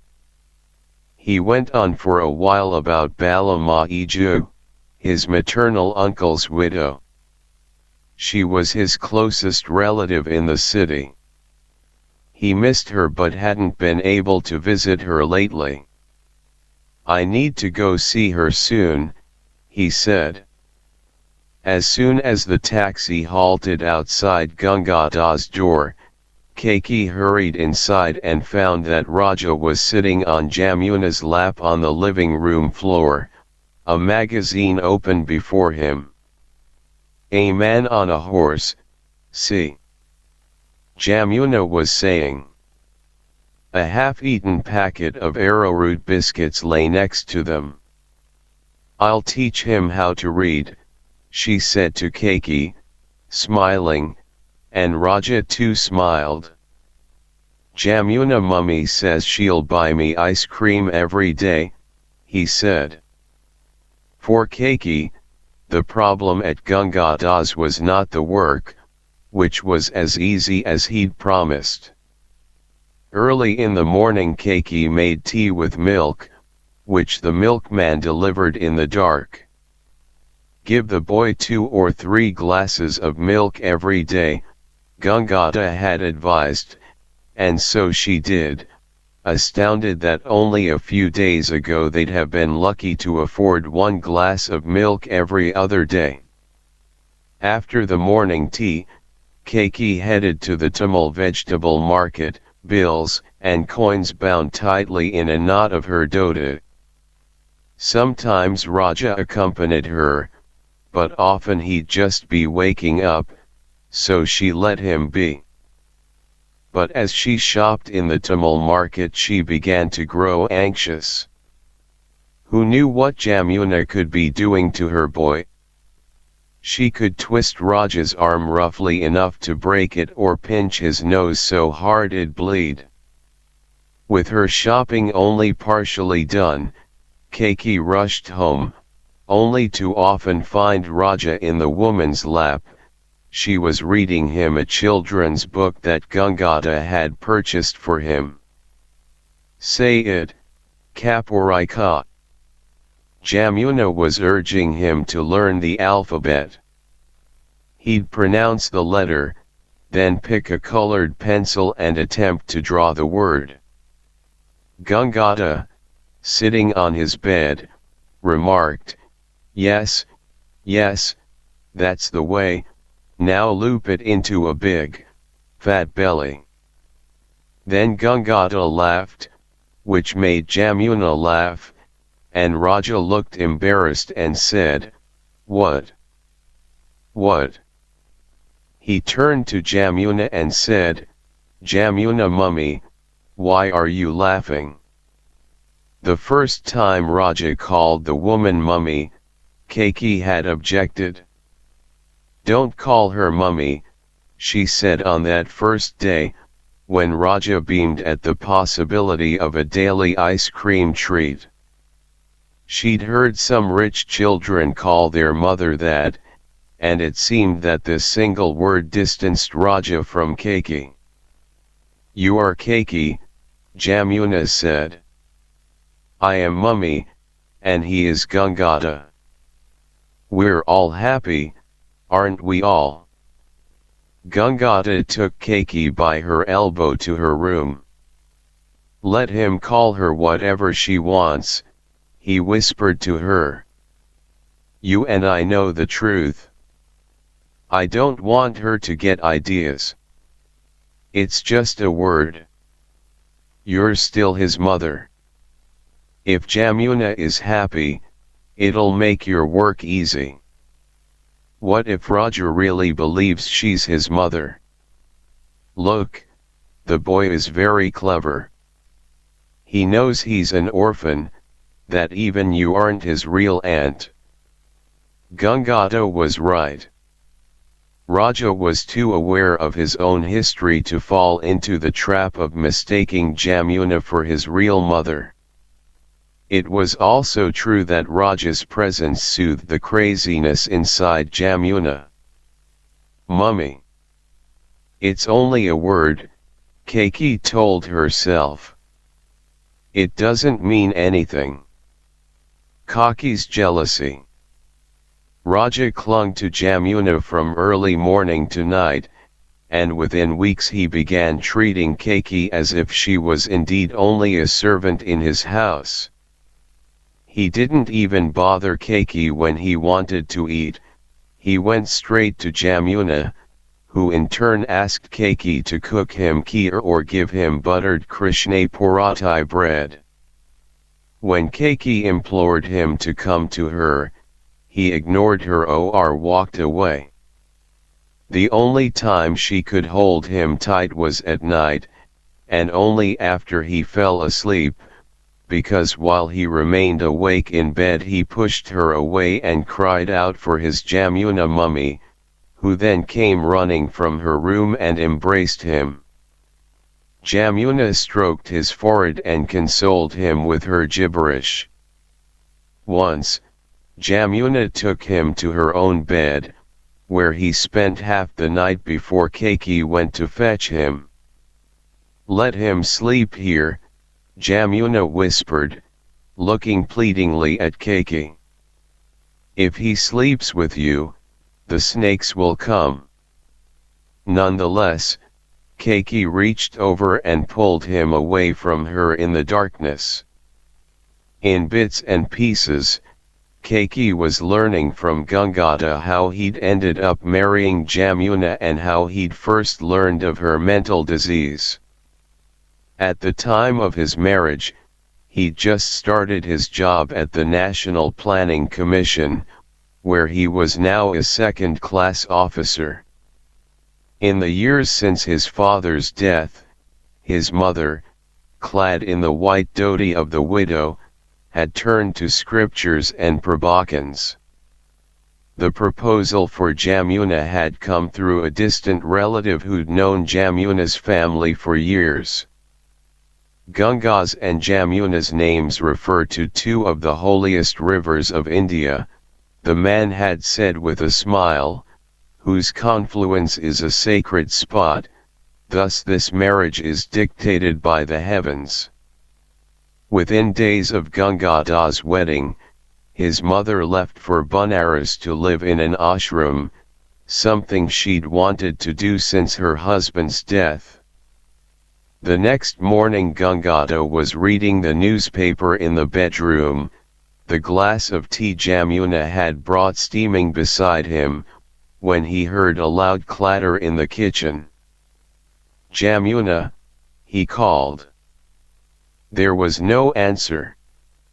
He assumed she'd gone to the toilet outside and resumed his reading. Soon he heard what sounded like a child whimpering. Could be the neighborhood cat, he wondered, but then there was the distinct sound of a human chuckle. A tingle scurried up Gangada's spine. He looked out. The toilet door was open, swinging a bit in the morning breeze. He went to the kitchen. Pans scattered all around her, Jamuna was seated on the floor against the wall, her eyes raised toward the ceiling. What are you doing? She didn't look at him. "May Lord Pashupatinath protect us all," she said. "Stand up," he said as he went to her and lifted her by the arm. She began to chant a hymn. Kicking a pot out of the way, he took her to their bed. Helping her lie down, he asked, "What happened? Are you not feeling well?" He felt her forehead, but her temperature seemed normal. With her lips slightly twisted, she stared at him. Something about her eyes, she wasn't really looking at him. He felt disoriented. "How long have you been like this?" he asked, his voice shaking. She turned away from him to face the wall. She lay on the bed like a statue, her back to her husband. After a while, he sat down. He hoped this was a joke and that in a few minutes, or perhaps by the time he returned from work, she'd punch him on the arm and say, "Did you think that you were shackled to a madwoman for life?" But when he returned from work, she was lying in bed, staring at the ceiling. He called her name, and she gave him that empty look. As time passed, Gangata learned that he couldn't, and neither could she, predict when her illness would flare up or when it would subside. At night he'd wake to discover that she'd locked herself in the storage room next to the kitchen. Fearing that she'd harm herself, use a knife on her wrist or swallow rat poison, he pounded on the door. It would take her a while to finally open it, and by that time he'd be exhausted, with a tightness in his throat and chest that lasted through the day at work. Then there were days when she'd stay in one spot for hours, motionless, her face blank. She wouldn't brush her teeth or bathe, and sometimes she even urinated where she sat. When her disease, her Raj, as she liked to call it, subsided, her face became transformed. She laughed more, hummed as she cooked, and pleaded with Gangata to take her on outings, perhaps to Budhanilkantha or Gokarna or to the movies. In the darkened cinema hall she'd slip her hand into his, especially when a romantic scene appeared on the screen. Watching the Indian movie Sangam, she'd pinched his palm when Raj Kapoor, perched in a tree, played bagpipes and teased Vijayantimala, who was swimming sensuously below him in a pond, asking her when the Ganga of his heart would be united with the Jamuna of hers. At home that afternoon, as Jamuna made rice pudding, she hummed and sang, "Meer man ki Ganga or Teer man ki Jamuna ka, Bal Radha, Bal Sangam Hoga ki nahi." When she brought Gangata the pudding he pulled her into bed, even though it was still daylight outside. He took her to doctors who explained that they were not psychiatrists, and since there were none in the city he'd have to take his wife to India, to the well-known mental hospital in Ranchi. As soon as Jamuna heard Ranchi mentioned, she balked. "I'm not going to that loony bin." "You go," she told her husband, and her behavior became worse than ever, to the point that Gangata had to tie her wrists for an hour or so until she calmed down.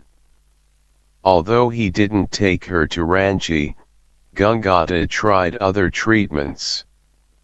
He took Jamuna to people known for their miracle cures, a healer at the base of the Swayambanath hill, the college girl in Tamil who became possessed by a powerful Nwar goddess at the chanting of a few mantras, Patton's AMA, who was reputed to heal patients declared untreatable by the doctors at Shanta Bhawan Hospital nearby.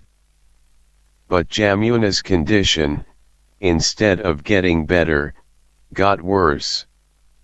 Toward the end of their second year of marriage, it became further exacerbated by her failure to get pregnant. Gangada's mother visited, unannounced. She told him that she had come to Kathmandu to transfer all their property to his name, the house and nearly 1 lakh rupees that Gangada's father had left for her, as she now wanted to renounce all earthly matters and devote herself to God under Swami Nityananda's tutelage. She asked Gangada and Jamuna why they hadn't yet given her a grandchild. The next day Jamuna entered the living room carrying something cradled in her arms. It turned out to be a doll with a bald head and a big hole in its chest, which Gangada recognized as belonging to the neighbor's daughter. Jamuna unbuttoned her blouse, reached inside, and pulled out her breast. She pressed the doll's face against her nipple. The next week, after completing the documents for transfer of property, his mother left for Banaras, and she never returned. Even Gangada was surprised by how quickly the boy and his wife had taken to each other. Since Raja's arrival in their home, Jamuna had begun taking care of her appearance, keeping her hair combed and even applying light makeup to her face in the morning. She spent all day with Raja, and when the boy went out to the neighborhood to play with his newfound friends, she paced the yard, went to the gate to peer out, sighed, then scolded herself.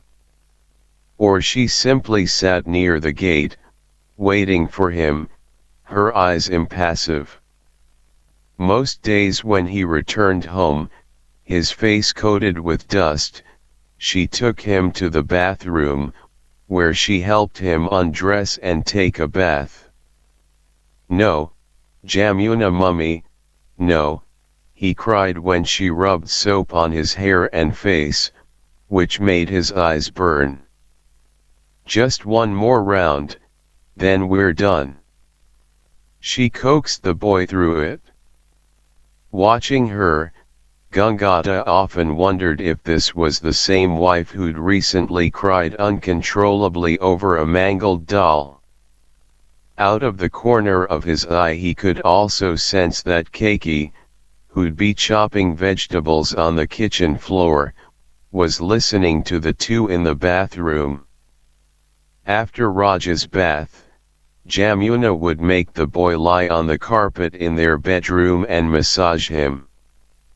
She'd rub her palms with oil and draw circles on his belly with her fingers, making his shriveled penis jiggle. He'd ask her to tickle him more, and she'd oblige, running her fingers up to his armpits.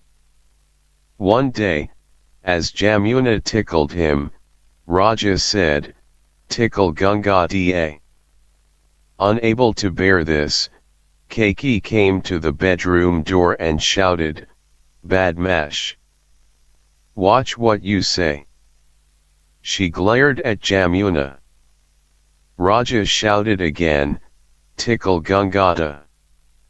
Her hands smeared with oil, Jamuna chased her husband.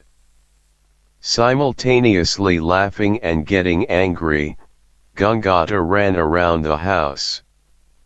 Raja, on his stomach now, rested his chin on his palms and watched them. Jamuna, as quick as a cat, pounced on Gangada in the hall, tackling him like a wrestler. She then lifted his shirt and tickled him, her fingers plunging down into his pants. Keki spun out into the yard. Gangata, feeling ashamed but also aroused by his wife's touch, poured his anger on her. She giggled and smirked, then slid closer to him, touching him through his pants. "But you like this, don't you?" she whispered. "Go to her and apologize," Gangata whispered to his wife. Out in the yard, Keiki was sitting by the water pump. Sulking, Jamuna went out and talked with Keiki. Gangata couldn't hear what she said, but finally Keiki came back in and, without meeting anyone's eyes, resumed her work. Gangata tried to get Raja enrolled in boarding school. He, Keiki, and Raja visited two possible choices, but they were turned away. One school was simply too full, and the principal there bragged that the movers and shakers of the city had placed their children's names on his waiting list. At the other school, after learning Raja was an orphan, the principal said that he needed the names of the boy's parents in order to enroll him. Gangata argued that as long as the fees were paid, it ought to make no difference to the school who the students' parents were. Keiki, naturally, didn't have any documents concerning Raja's birth. "He's more than my own blood," she told the principal. But the principal pursed his lips and shook his head. Disappointed, the three turned toward home. On the way back, on the city bus, Keiki said that if Raja couldn't go to a good school, as Gangata had promised, she'd rather return to Ratna Park. He snapped at her, making other passengers swivel their heads with interest. "You're thinking only of yourself, not the boy," he said loudly, and she sulked for the rest of the trip. When they got off at Ratna Park to change buses, Keiki told them that she needed to talk to Vaishali, that Gangata and Raja should go home by themselves. After Keiki returned to Lankaur from her private visit with Vaishali, she didn't say anything but quietly went to the kitchen and began to prepare dinner. She'd gone to Vaishali to see if the woman would take Keiki and Raja back, but Vaishali had said that since the two left, the building owner had come by and said explicitly that she was not to have guests or relatives staying with her. Keiki watched Vaishali to detect whether she could be lying, but Vaishali met her gaze. "Just for a few days, until I find a place for the two of us," Keiki pleaded. "That crazy Jamuna is sucking my blood. If I let you stay here," Vaishali said, "the owner will kick all of us out. Is that what you want?" Keiki wiped her eyes and said that she wouldn't want such a fate to befall her friends. With great reluctance, Gangata took Raja to enroll him in the Jagadamba school, which was not Gangata's first choice, as it was merely a government school, not a private boarding school. But since the moment Keiki had stopped by Vaishali's place, Gangata suspected that she was scheming. He felt he needed to begin Raja's education immediately to discourage Keiki from leaving. In front of the Jagadamba school stretched the expansive field where the students gathered during breaks and where, in the evening, local boys played soccer or people practiced riding bicycles and motorcycles and, occasionally, driving cars. Facing the school to the south was Askil College, whose politically minded students frequently agitated for change, In response, helmeted police often were brought in to squelch the disturbance. The Jagadamba school was a government school, which meant that many poor students attended it, wearing ill-tailored uniforms and slippers instead of shoes. Disruptions at Askil College frequently spilled over to the school, and some days it was simply impossible to teach. Then the students were let go, and the teachers headed to the nearby tea shops. The principal of the school, Singh Sir, was a long-time acquaintance of Gangata, and earlier that morning Gangata had called him at home and explained the situation. "Bring him over," Singh Sir had said. "Let's see what we can do." Jamuna had dressed Raja in blue half-pants and a sky-blue shirt, the school's uniform, and for added effect had even strung a tie around his neck. Raja protested that the tie was too constricting, but Keki emerged from the kitchen and rebuked him. "If you don't look good, which school will take you? And then what will you be, huh? An ignoramus." Raja sneered at her and said, "If I'm an ignoramus, then you're full of goo." Singh Sir was amenable to accepting Raja, but, squirming in his chair, he said, "I am not supposed to do this, I mean, take a student in the middle of the year. If the superintendent finds out, I could get into trouble. I don't want you to." It turned out that Singh Sir wanted what he called a small donation to deflect any possible criticism. Gangata understood, and he quickly went home to fetch some money. Raja's teacher was then called to the office, and she led him through an open hallway to the first-grade classroom, which was crammed with kids. The air smelled of sweat and rancid breath. A hole in the wall the size of a soccer ball provided a glimpse of the college across the street, and another in the next wall revealed students in the classroom next door. The children's high-pitched voices fell silent as soon as Raja walked in, accompanied by his teacher. Without speaking, they watched the new boy, until someone from the back said, "Hero," probably referring to Raja's tie, and the rest burst into laughter. This prompted the teacher to raise the stick that had been leaning against the blackboard and slam it repeatedly against her desk. "Chup! Chup!" Raja watched the stick, and suddenly his knees became wobbly, shivers ran up his spine, and he wanted to cry. During the tiffin break, Raja stayed in the classroom, lingering at the hole in the wall that gave him a view of the college students across the street. He felt impatient to grow big like them.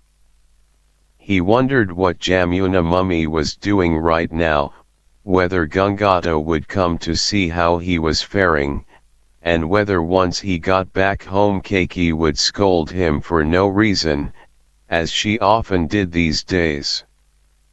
During the hours when Raja was in school, Keki performed her household chores but felt as if something was pressing against the crown of her head.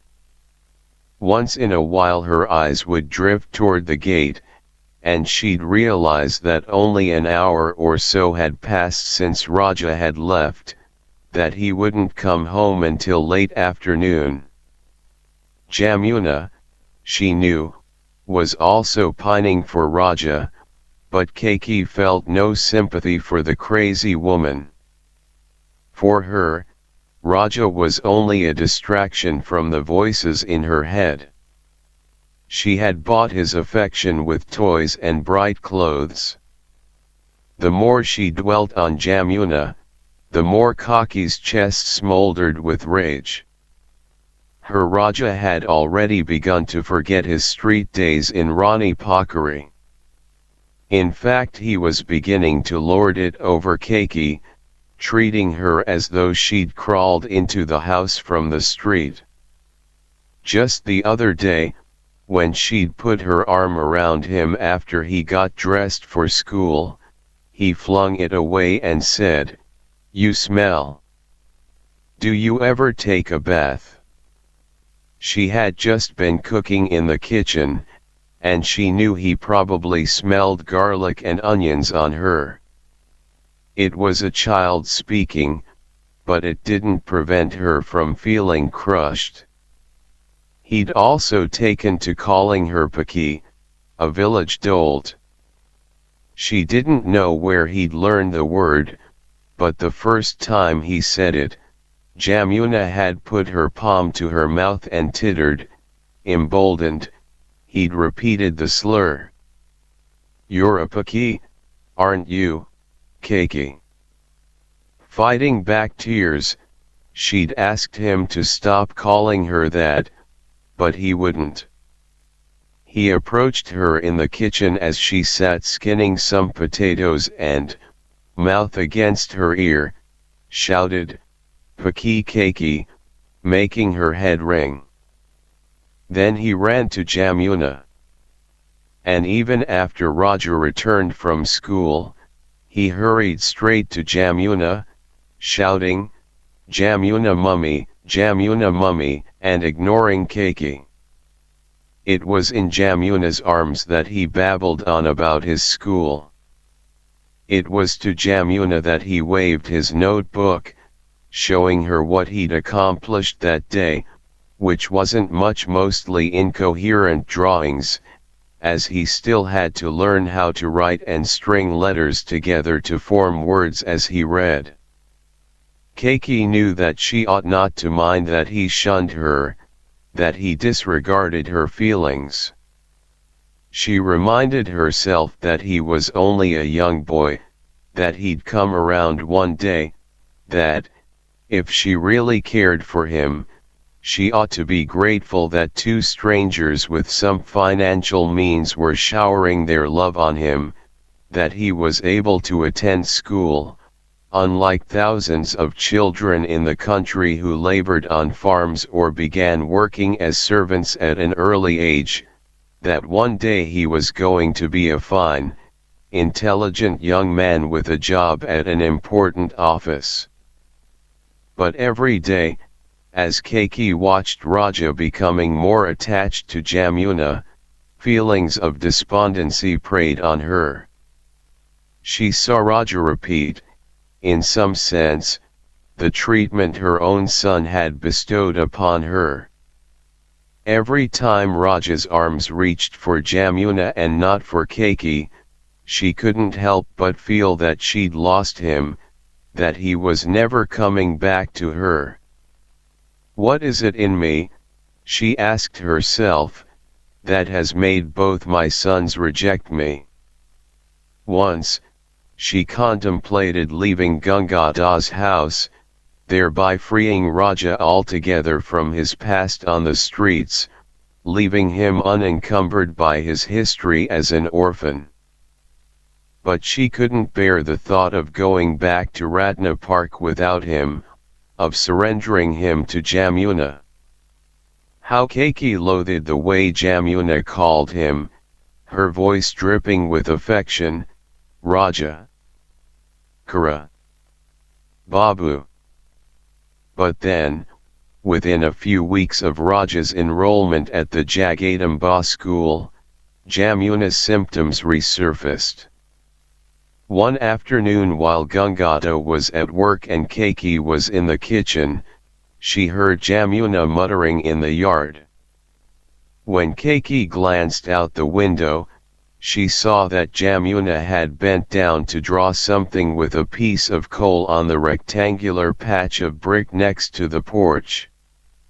Jamuna was focusing intensely on her work, talking to herself, shaking her head vigorously when her drawing displeased her and smiling when she approved what she saw. Keiki returned to cleaning and rearranging the cupboard, but later, when she went to the yard to dust a mat in the sun, she saw what Jamuna had drawn, badly sketched figures of a child and a woman. A looped line ascended from the head of each. It took a split second for Keiki to realize what they were: nooses. That afternoon Keiki abandoned her work and sat on the cold kitchen floor. Jamuna napped in her bedroom. Thunder rumbled at around 2 o'clock, and a sudden shower poured down from the sky, washing away Jamuna's drawing. Raja arrived home from school and as usual ran to Jamuna's arms. Keiki quickly placed a glass of milk and a boiled egg, its shell peeled off, in Jamuna's room for the boy. Telling Jamuna that she'd be back in an hour, she headed out. She wound through the back alleys of Tamil, then through Jitha, and she emerged at Kandipath, where she crossed the street and entered another alley next to a hotel painted yellow. Keiki knocked on one door after another until she was directed to the house she was looking for. For a moment, she stood in front of its big brown iron gate. Then she banged on it, and when a servant of about her own age appeared, Keiki identified herself and entered. Every day, for an hour or so after Raja left for school, Jamuna paced the yard or stood next to the guava tree and rocked back and forth. Then she went inside and sat on her bed, which was next to the window, and kept a watch on the gate, even though Raja wouldn't arrive home until the afternoon. After an hour or two, she'd fall asleep, her head on the windowsill, as the lunch that Keiki had prepared for her got cold. Today, at around 11 o'clock, Keiki peeked into the bedroom and saw Jamuna stretched out on the bed. "Are you sleeping? Do you not want to eat?" she called out softly. When Jamuna didn't answer, Keiki went to her own room. There she slung 2 bags, which she'd packed the night before, over her shoulders, and left the house. Rapidly she made her way to the Jagadamba school and entered its gates. She asked a man where she could find her son. "Class 1 is in the corner there." The man pointed to it. Keiki went and stood by the door. Immediately she spotted him, in the back of the class, sandwiched between 6 or 7 other boys on a bench. The teacher, who was writing on the blackboard, noticed her and came to the door. Keiki told her that something had come up and that she needed to take Raja away for the day. The teacher asked her who she was. "I am a servant. His mother sent me." "Raja," the teacher called. "Your servant from home has come to fetch you." Carrying his bag and looking surprised, Raja came. Keiki took his hand and led him out of the school. "Where are we going, Keiki?" "You want some ice cream?"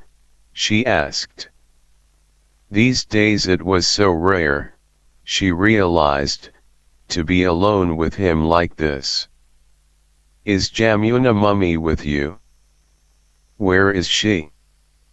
"Forget about Jamuna mummy. I'll buy you ice cream." They took the same route Keiki had taken the other day.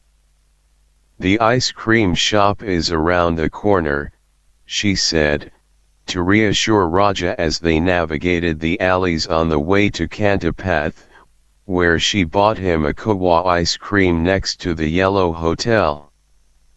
thoroughly engaged with his treat, Raja didn't ask where they were as Keki banged on the large brown gate. The same servant opened it.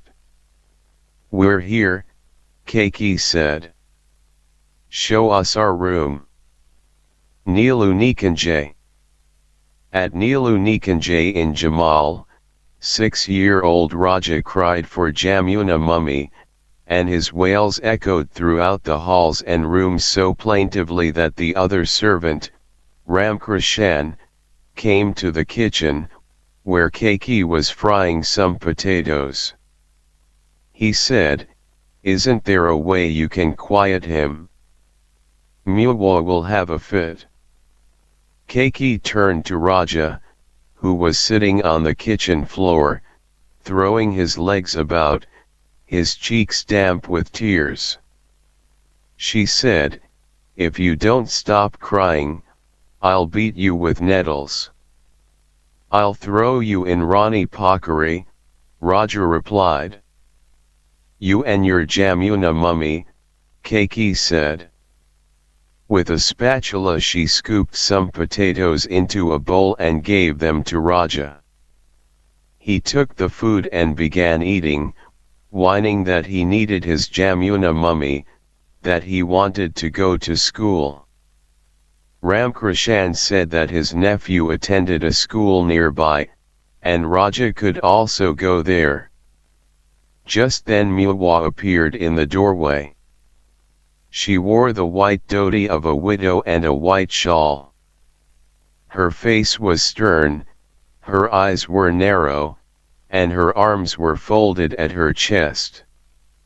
Keki glanced at her and said, "The aloo is nearly done, Muwa." Muwa's eyes fell upon Raja as he munched the potatoes. He stopped chewing and stared at her. She'd never smiled at him, nor asked him his name, and instinct told him that the best thing to do in her presence was to sit still. "Is he ever going to shut up? What's his name, this boy?" Muwa asked. Raja, Ramkrishan, who had just finished chopping some squash, said. "Name is Raja," Muwa said, barely moving her thin lips, "but cries like a beggar." Keki flinched, even though Ramkrishan had warned her that Muwa's tongue was rough. The fries were done, and she scooped them onto a plate and gave them to Ramkrishan. "Does Nilu Nani also like them salted?" "No," said Muwa. "And the next time, don't feed your boy before my daughter eats, all right? I don't want him to get the wrong idea." Keki nodded. It was going to be different here for the two of them, especially for Raja, than at Gangada's house. But here, Raja was hers, and she didn't have to writhe as she watched that madwoman stake her claim on him. It was through Vaishali that Keki had heard about the widow who lived near the Yellow Hotel, that she was looking for a second servant to help around the house. Nilu Nikanjay, the house was called, Vaishali informed Keki. Nilu's dwelling. The widow's husband, now dead, had named the house after their only child, a daughter. Keki had visited here 2 days earlier, and she'd poured her heart out to the widow about raising Raja on the streets, about how frustrating it was to live with a madwoman. Muwa had listened impassively, her back stiff as she sat on the couch, a cigarette between her fingers. She finally said, "You and your son will live well here." She would pay Keki 20 rupees a month and provide new clothes during Dassain, and of course their meals would be free. "I have nowhere to go," Keki said, and Mihwa nodded slightly, as if that fact satisfied her. Keiki and Raja would sleep in the shack in the garden, formerly used to store garden tools and old furniture. Ramkrishan had emptied the shack and cleaned it for them. "It took me 3 whole days to do this," Ramkrishan said. "That's why you've been hired. I can't do all the work in this large house. My back hurts. Now that you're here, life will be a bit easier for me." He leaned closer to her. "Her husband's death has done something to Mihwa," he whispered. "You'll find out." Mihwa's husband had died in a car accident when their daughter, Nilu, was 4 years old, Ramkrishan told Keiki. He owned one of the city's first travel agencies, housed in an office with large glass windows in Basantapur. He also owned pieces of land and shares in jute and sugar cane factories throughout the country. That unfortunate morning he had parked his car in front of his travel agency and was locking the door when an out-of-control truck slammed into him and crushed his head to pulp. Mihwa sold the agency to a cousin at a hefty price. The income from her other properties and investments was enough to last for generations, Ramkrishan said, but Mihwa hadn't yet recovered from her husband's death.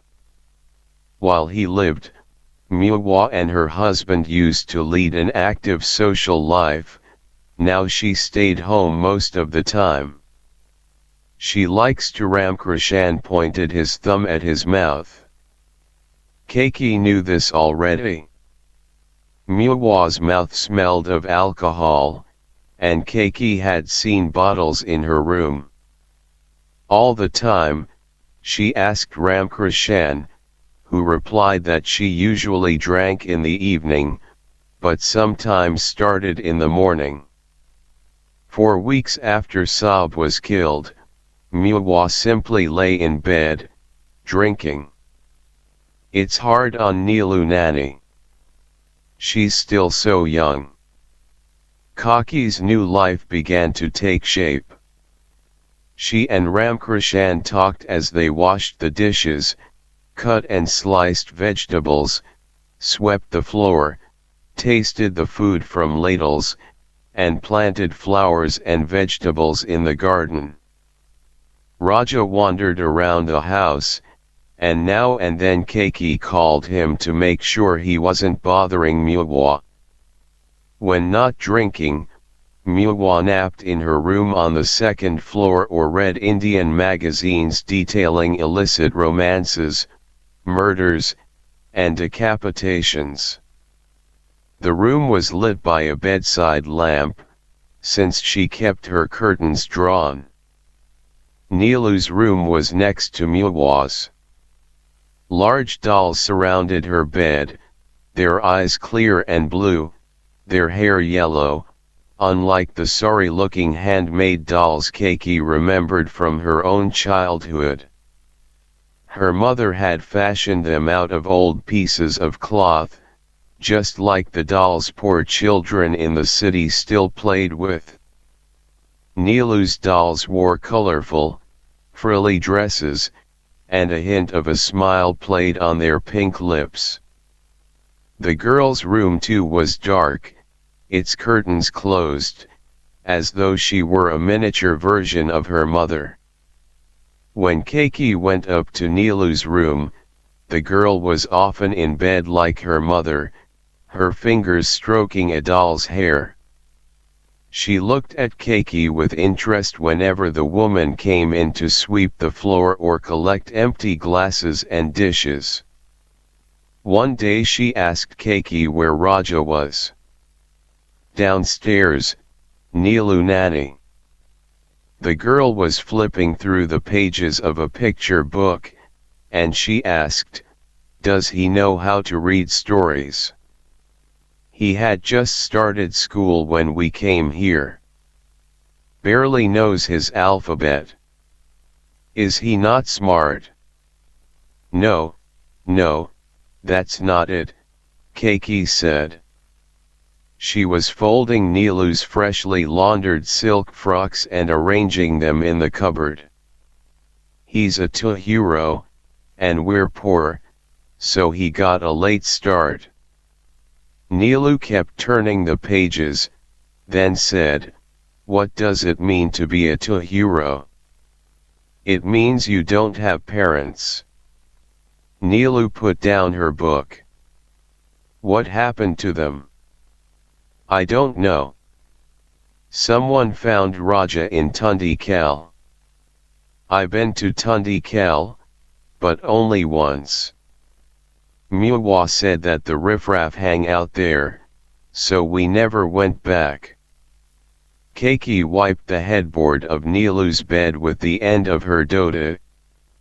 Nilu propped herself against a pillow, her arm behind her neck, and asked, "How did you find him?" Just then Muwa walked in, and, seeing the two of them, said to Keiki, "After you finish your work, make me some tea, okay?" I was about to tell Nilu how Raja was found in Tundikal. "Call her Nilu Nani." All of our servants have called her Nani. Muwa, Raja was born in Tundikal, Nilu said to her mother. Muwa's face showed a trace of a smile. "He wasn't born there. He was found there." She turned to Keiki. "Well, are you just going to stand there? What did I tell you a moment ago?" "Muwa, she says Raja doesn't go to school," Nilu said. Muwa sat next to her daughter, caressed her chin, and said, "Isn't my Nilu baby hungry? Do you want to drink a glass of warm milk?" Nilu shook her head and told Keiki, who was about to leave, "Raja could come to my school, but it's a girls' school." Nilu and Raja hadn't yet talked, although they'd run into each other around the house. Once, just back from school, Nilu had come into the kitchen and found Raja on the floor, lying on his stomach, crawling like a snake. Both Keiki and Ramkrishan were out in the garden, uprooting weeds. Nilu watched the boy from the doorway. He was snarling and growling, clawing the air in front of him as he slithered forward. When he became aware of her presence, he stopped, his arms frozen in the air. She turned and walked upstairs to her room, from where she shouted at Keiki to fetch her a glass of water. Keiki in turn called to Raja to get Nilu Nani some water. Raja poured a glass from the container in the kitchen and took it to her room upstairs. She was sitting on her bed, still in her blue and white school uniform, twirling a long stick she'd picked up on the way home from the school bus, which dropped her off around the corner from the opening of the alley. Raja's eyes widened at the sight of the dolls. As he approached Nilu, she scrunched her eyebrows, made her face stern to look like her mother's, and said, "Why are you so slow?" Raja didn't answer. He offered her the glass, but instead of taking it, she lightly tapped the stick on her palm, like a schoolteacher. "Put it there," she said, indicating the bedside table. She watched him as he obeyed, and when he was about to leave, she said, "Wait." She tapped the stick on the floor at the foot of the bed and said, "Sit." Raja abruptly sat down and crossed his legs. Nilu stared at him, and she took a few gulps of air as if she was about to make an important announcement, but in the end all that came out of her mouth was, "Are you a hero?" Raja nodded, expecting her to say something bad about it. But Nilu only tapped the stick on her palm while gazing at him. They looked at each other like this for a while. Then Nilu's eyes softened. "Do you remember your mother?" she asked. He shook his head. "Do you remember your father?" He shook his head again. She sighed. "Is there anyone you remember?" "I remember Jamuna mummy. I remember my father a bit, sometimes." "But you are not an orphan, like me," Raja said grudgingly. He then stared at Nilu's dolls, clearly admiring them. "Do you want to play with my dolls?" she asked. He shook his head, a bit afraid that Muwa would learn about it if he did such a thing. "Don't worry," she said. "No one will know." He hesitantly went to the dolls and picked one up. He stroked its hair. Nilu demonstrated how to hold the doll properly in the crook of the arm, like a baby. "And this is how you talk to it," she said, and cooed to the doll. He smiled shyly. They passed the doll back and forth for a while, then Keki called Raja and he left the room. Nilu drank her glass of water and lay down in bed, wondering what it might be like to not know one's own mother. Every day Raja waited for Nilu to return from her school, which was called St. Augustine's, and as soon as she wolfed down some bread and eggs and drank a glass of milk, they'd run into the yard. They played hopscotch, erected mud castles in the garden, and once a week, when Muwa was not home, she had an aunt in Kupandali whom she visited every week. The two went up to Nilu's room, where Nilu dressed Raja in one of her frilly frocks and applied lipstick and rouge to his face, then together they danced or enacted silly, childish skits. Raja abided by her rules, for Nilu had made it clear that she made the decisions. "No, not like that," she chided him when his feet didn't move correctly to the dance steps she'd learned at school. She changed her mind frequently, without notifying him, so that the routines he'd learned yesterday she'd deem wrong today. But there was no questioning her, she didn't like to be challenged. But he didn't mind this because he himself couldn't come up with ideas for play as quickly and creatively as she could, so he happily followed her lead. She didn't smile much when they played together, but her eyes were gentle and soft when they fell upon him. Even after she reprimanded him for a flub or a blunder, she'd put her arm around him and say, "Come, let's try it again." One day they stole sand from the yard of a neighbor whose house was under construction. The laborers had left early that afternoon, and Nilu decided that they too would build a house. They found a couple of buckets and began to haul the sand to a corner behind the shack where Keki and Raja slept.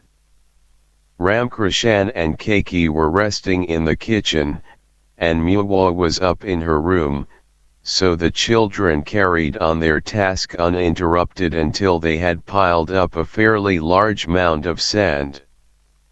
By mid-afternoon they had stolen a number of bricks from next door as well, and they stacked them into a cubicle that they could slide into. They dumped the sand along the base for a foundation, and they found a cardboard plank to serve as the roof. Only after they were done did they realize that they had neglected to make a door for their house. Nilu scolded Raja. The man of the house is supposed to think of such things. Glumly, he accepted the blame. No matter, she said. You're still my husband. I won't leave you. The two then took a few bricks from one side of their cubicle, stepped in, and stacked the bricks behind them, so it became dark inside. It was cramped too, but Nilu pronounced it a good home. She gave it an English name, Private Palace. I'm tired after a hard day's work, she declared, and suggested that the two go to bed. They both tried to lie down, but the space was too narrow. We'll sleep while sitting, Nilu said, and she and Raja sat with their backs against each other. Raja kept giggling, and Nilu had to hush him. Be quiet, so we can make a baby, she told him.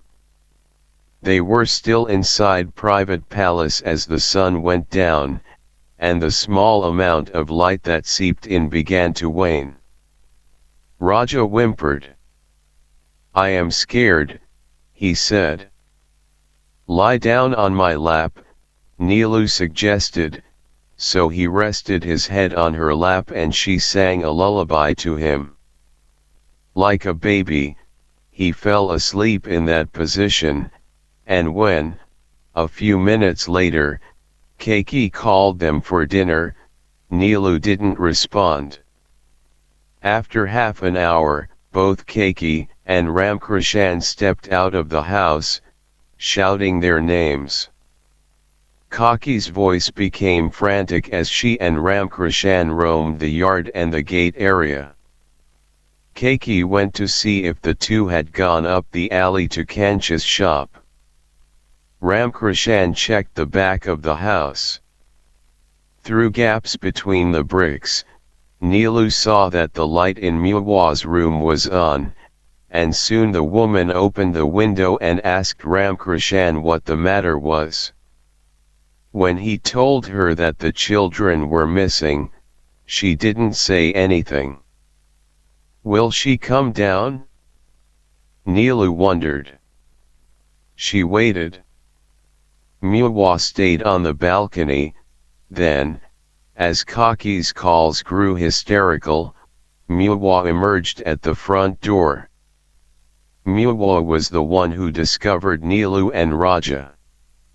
She lifted the cardboard and laughed at Nilu.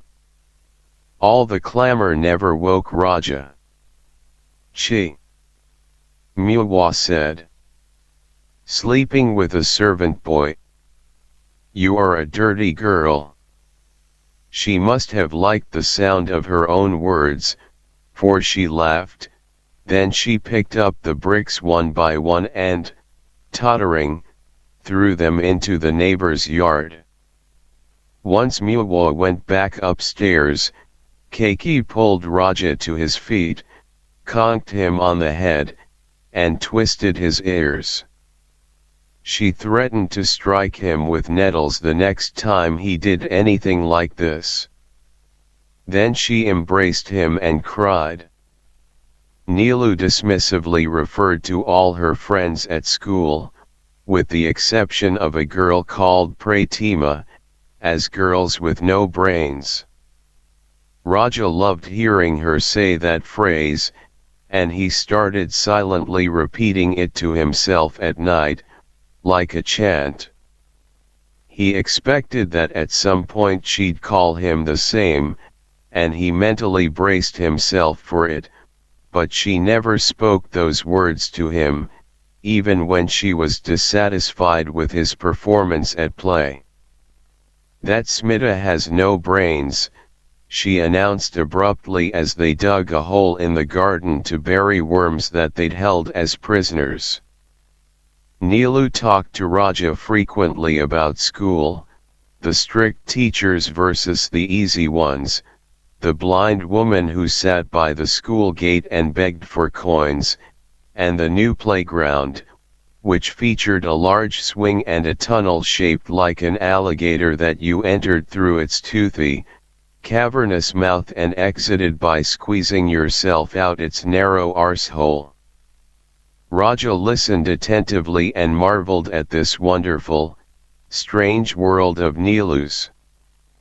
The school building, he imagined, was a magnificent castle with thick pillars and long, quiet corridors.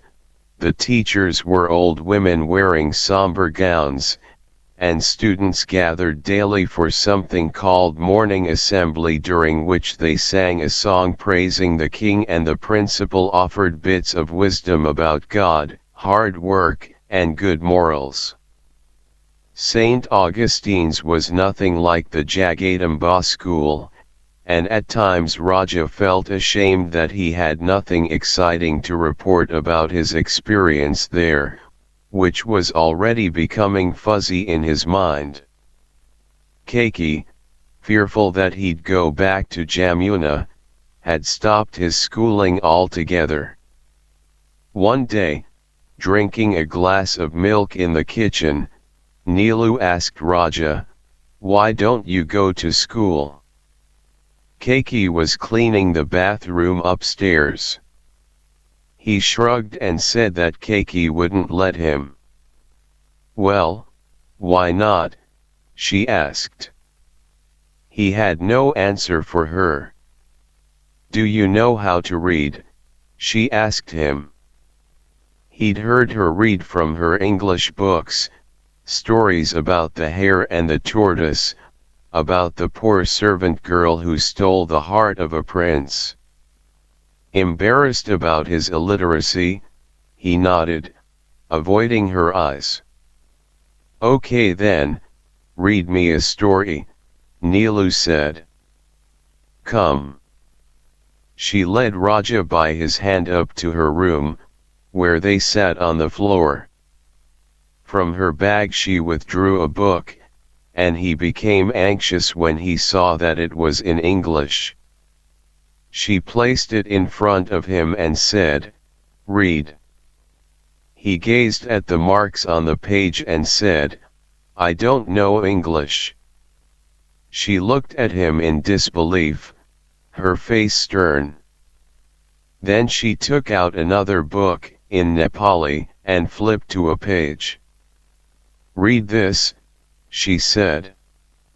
And he labored over the words, his tongue becoming thicker as he moved his finger across the first line. "That's wrong," she shouted, and he feared that she might pick up her stick and ask for his palm, to strike it. "That's what the teachers at her school did," she'd informed him, "to punish unruly girls." Raja tried again, but every time he pronounced a word, Nilu shook her head. Tears formed in her eyes.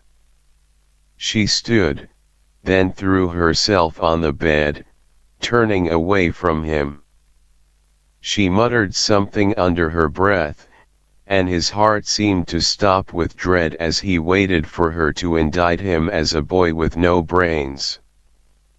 But she turned to him, her cheeks damp, and said, "Don't you know how important it is to read?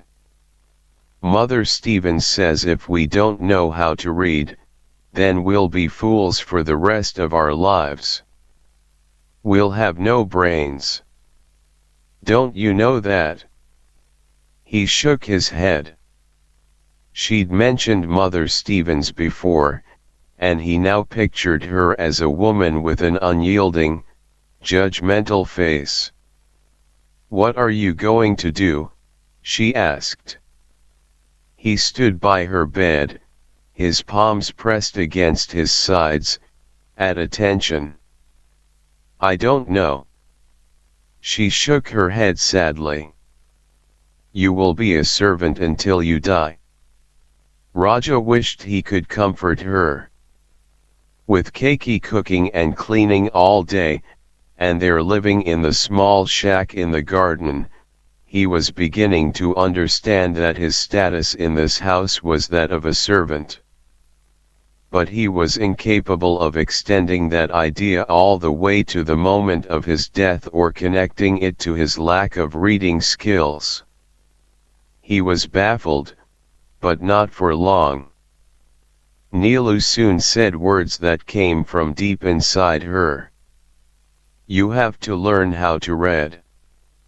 I'll teach you. From then on, once she returned from school in the late afternoon, Neelu pulled Raja from the kitchen, ignoring Kaki's warning that Muwa would get angry. The two sat on the porch or in Neelu's room, and the girl flipped open her old Nepali Barnamala with a drawing of the goddess Saraswati on its cover.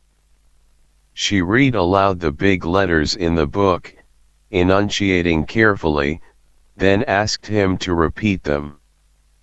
Keiki brought Neelu her snacks, a boiled egg or a buttered toast along with a glass of milk, and after Keiki left, Neelu asked Raja to share her food, or she simply pushed her egg or toast toward him, saying she'd eaten some candies from the shop at school.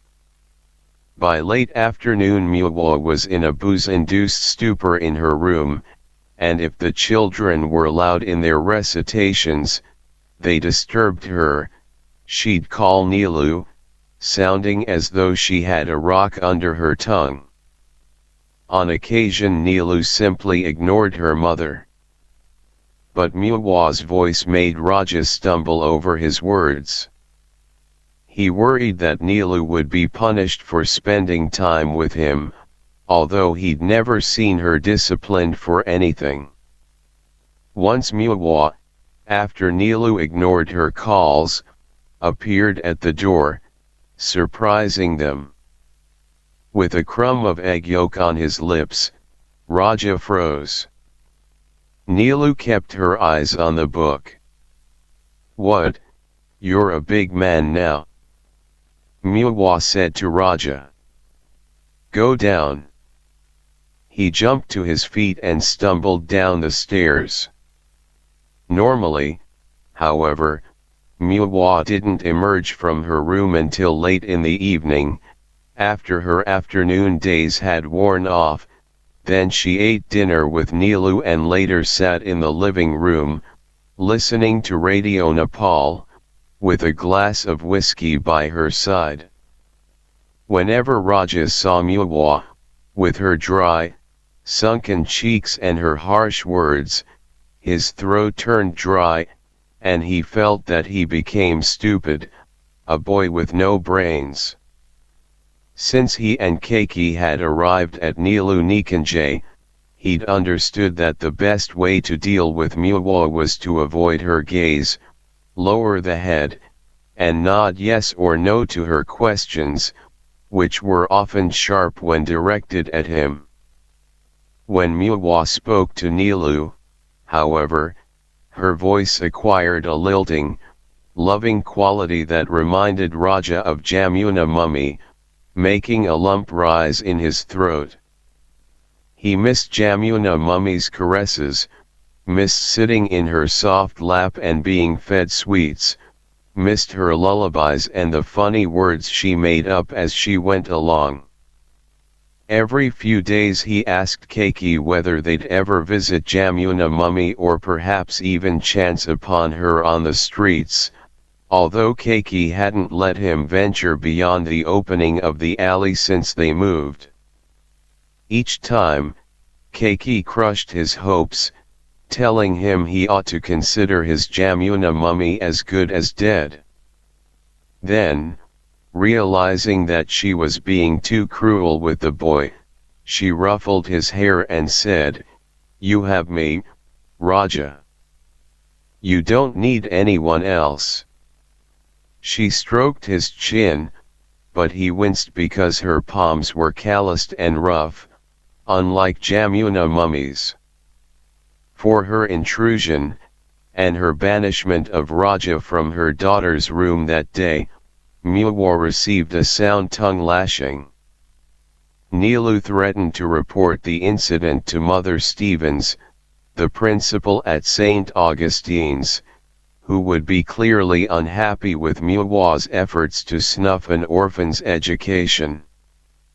Mother Stevens says education uplifts mankind, Neelu informed her mother tearfully. The sisters ran another school near Patton that served village children at virtually no cost. Didn't Muwa know? Muwa told her daughter to shut up, that she wasn't going to raise her child to befriend servants. So Neelu didn't speak to her mother, or anyone, for days, and stayed shut in her room before and after school, refusing to eat, until Keiki and Ramkrishan appealed to Muwa to talk to her child, to compromise. Muwa, who'd begun drinking more since Neelu's tantrum, finally relented and made her way to her daughter's room. Neelu was lying in bed, reading, the radio softly playing near her head. She didn't glance at her mother, who sat down on her bed, her loud exhalations filling the room with the stench of alcohol. Neelu kept her eyes glued to her book. Muwa gazed at her for a while. "Why aren't you eating?" she asked. Neelu didn't answer. "How long are you going to remain like this?" Neelu didn't answer. "So you want to spend your life cavorting with a low-class boy?" Neelu's eyes, fiery with anger, fell upon her mother briefly, then she turned to face the wall. "What do you lack in this house, huh?" Muwa said. "Ever since your father died, I've fulfilled each of your demands. What have I not given you?" Neelu didn't answer. The soft chatter of the radio floated gently across the room. Muwa sighed, then lay down next to her daughter, making the bed creak. "All right, if what you want is to teach that stupid boy how to read, who am I to stop you? Just don't come crying to me if he doesn't learn anything. You don't know these people, there's only so far that they can go." It took him a few weeks, but finally Raja was able to falteringly navigate the pages of the big-lettered Nepali Barnamala, recognize words, and sometimes even read passages from Neelu's school books. He ran to Keiki, shouting out the words from the book he held in his hands. Keiki, who was sitting on the kitchen floor, skinning zucchinis, looked pleased, but when he said that now he wanted to go back to the Jagadamba school, her face tightened and she said, "You're not going back there." "Why not?" "Because I say so." "Don't answer me back, if you do, I'll tear your mouth open." "Who are you to tell me not to go to school?" he said, throwing the book at her. It struck her face and fell to the floor. "Are you my mother? Are you my father? I raised you," she said, tossing the book aside. She placed the zucchinis in a bowl of water, wiped her fingers on her dhoti, and stood. "I'm going to run away from here," Raja said. Fear gripped Keiki. She wanted to embrace the boy tightly and tell him never to utter those words again. But she didn't want him to think she was giving in, so she said calmly, "Who's stopping you? Leave. Take off this very minute." Raja crossed his arms at this chest. "You think I won't do it? Once you discover that I'm missing, then you'll know." Keiki began pumping up the kerosene stove. It was about 5 o'clock, time to prepare dinner. Ramkrishan had gone to his village to visit his family, so for the past 3 days Keiki had to do all the housework by herself. Muwa would soon return from the weekly visit to her aunt's house, and although she barely ate, sometimes she demanded that Keiki bring the food to the dining room, a chilly, soulless room next to the kitchen, so that she and Nilu could have a proper family meal. Muwa drank only a peg or two in the morning before visiting her aunt. This change in habit made her complain of headache and fatigue as she left the house. But she abstained in deference to her aunt. Sometimes this self-control proved so difficult that Muwa couldn't help but curse her aunt, wishing she was dead so this weekly charade could end. And Muwa's dinner time attempt at family togetherness with Nilu often failed, for she'd begin to drink in earnest as the food was being served, and halfway through their meal, she was toppling glasses and dropping food on her sari. Keiki nonetheless carefully prepared their meal. Because of the din of the stove, she didn't hear Raja challenge her, "You think I won't run away from here?" Raja glowered at her, then left the kitchen to go to the yard. He looked up to see if Nilu had come to the balcony next to her room, but she hadn't, and he thought about calling her to come down to play. But he was still mad at Keiki, and he remembered his threat. He opened the gate and walked into the alley. In the distance, he could see people walking, cars rushing by. Things moved quickly there, so he headed in that direction, kicking the dust under his feet. He needed to teach Keiki a lesson. At the opening to the alley, he peeked into the door of Kancha's soda shop, a space so cramped that Kancha had to crouch inside. The man sold candy, spicy taitura, cigarettes, and other knickknacks from the window, which opened onto the sidewalk. A few times Nilu and Raja had run to the shop during breaks from their play, despite Kaki's injunctions not to venture out of Nilu Nikanjay compound, to buy candy and drinks. Their favorite was fizz soda, which tickled their noses as they drank. Now, as Raja walked by, Kancha said, badmash. Idiot. You need to pay me for that soda I gave you the other day." Ignoring him, Raja walked on. Traffic zoomed by. People hurried along the sidewalk. From a shop across the street loud radio music blared. Raja and Nilu had stood at this spot before, licking their taitura, and Nilu had pointed out her school bus stop to the left, across the street from Rani Pakari. Raja didn't know whether Lanecower was in the direction of Nilu's bus stop or the opposite way, to his right. He nearly asked Kancha where it was, then stopped, because Kancha would surely tell Keiki, who would come, irate, to fetch him in Lanecower. So he took a left toward Rani Pakari, attracted by the crowd, hoping that he'd spot the Jagadamba school around the corner. A few hundred yards away, he waited to cross the street. Scooters, tiger-striped taxis, and bicycles whizzed by. His eyes followed a man riding a gleaming new Hero bicycle, a woman on the carrier seat behind him. Raja wondered when he'd be able to ride a bicycle like that. Neelu had a small, pink tricycle, which she never rode.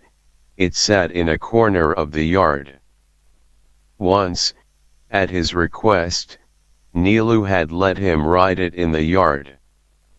He went around in circles, loving how fast it went, but within minutes Keiki stepped outside and, glancing up at Muwa's bedroom, snatched the tricycle from him. An old woman was standing next to him, waiting to cross the street. At a break in traffic, the woman shuffled across, and Raja stuck close to her. She frowned and continued walking. Once they reached the other side, she vanished into the crowd. He didn't know where to go. Traffic swirled about him. Everyone seemed to be in a hurry, except the street vendors, whose wares included newspapers, roasted peanuts, clothes, and small toys. A dark man selling cotton candy slowly went by. Raja's mouth watered. He approached the black fence surrounding Rani Pakari. As he walked alongside it, he slapped the metal bars with his left palm. Soon he was in the Ratna Park area, and he circled the small Ganesh shrine, even recognizing the old white-bearded priest who doled out prasad from the inner sanctum. Excitement clamped his throat. This had been his neighborhood until a few months ago. Pushing past people, he ran to the area where Keiki used to sell her corn. A shoeshine man sat there, rapidly rubbing a piece of cloth on a customer's black boots. Raja watched. The customer had a heavy jaw and a curly mustache, and he snarled at Raja. The shoeshine man glanced at Raja's feet, noted the slippers, and asked him to move on. Raja crossed the street and entered the market of Asan, once again dimly recalling having come here in the past, perhaps with Keiki. As he moved farther into the market, then onto Indrakok, the crowd swallowed him. There was no expansive field here, as in Lankaur, only narrow alleys lined with shops displaying their wares on the ledges of doors and windows, hats and caps, wool sweaters, colorful blankets, and cushions, religious prints. The constant chatter of the people around him, the tring-tring of bicycle bells, and the vroom of the occasional scooter, it all became too much for him, and he began to weep. A pedestrian or two stopped and asked him if he was lost, but he feared that these strangers would lure him to their own homes, so he shook his head and continued. He traversed the city all afternoon, becoming hungrier by the hour, but he had no money to buy food, not even cheap candy. At some point he made a turn, and suddenly the streets were wider, and the shops had large, clean windows. He then remembered that Lankaur was not too far off, and neither was Neelu Nikanjay. If he stopped and oriented himself carefully, he could probably find his way back to Neelu Nikanjay. But he really didn't want to return to Keiki. He kept moving, then actually gathered the nerve to approach a stranger, to ask him where Lankaur was. The stranger pointed in the direction that Raja had taken. By this time the sun was already beginning to set, and he grew anxious, his heart hammering at the thought that, once night fell, it might be hard to recognize Jamuna Mummy's house. As darkness wrapped Raja in its cloak, the road seemed to stretch for miles, and the boy trudged along. The shadows that wove in and out of the trees that lined the sidewalk seemed ominous. His mouth moved automatically to a prayer he'd heard Keiki utter as she worked around the house. "Oh God, your miracles are beyond compare." To avoid looking directly at the shadows, Raja studied the ground and listened to the slap of his slippers. "Oh God, your miracles are beyond compare." Then he saw it, the flat, long building of the dairy in the dimming evening light, and then the field in front of the Jagadamba school. He picked up his pace and began to run. He crossed the field, watching as his old school came nearer, then he entered the alley behind it and finally found the gate to Jamuna Mummy's house. He unlatched it and entered the yard. Light shone from Jamuna Mummy's bedroom, and he saw the figure of Gangata sitting on the bed. "Gangata," Raja shouted, running through the front door, which was slightly ajar, then into the room. Gangada's face lit up, then he put his finger to his lips. Jamuna Mummy was lying in bed, her eyes closed, a wet handkerchief on her forehead. "She just fell asleep," Gangata said. "How did you get here?" he whispered, pulling Raja out to the yard. "Where's Keiki?" When Raja told him that he came by himself, Gangata stared at him in disbelief. "You shouldn't have done such a thing," he finally said. "What's wrong with Jamuna Mummy? She's gotten worse since Keiki took you away." "How long has it been now?" 4 months. She stayed in the mental hospital for a whole week. Now she has a high fever. I want to go to her." "I don't know, Raja. Maybe it's better if she doesn't see you." Gangata didn't tell Raja that soon after he and Keiki left, he'd found out through Vaishali that they were working in Nilunikanje. He had considered visiting them to persuade Keiki to allow Jamuna to see Raja once in a while. But it wasn't such a good idea, he decided, for it would unnecessarily excite his wife, give her false hope. "You must go home," he told Raja now. "Come, I'll take you to Keiki." He went to the gate and called to the next door neighbor in a soft voice.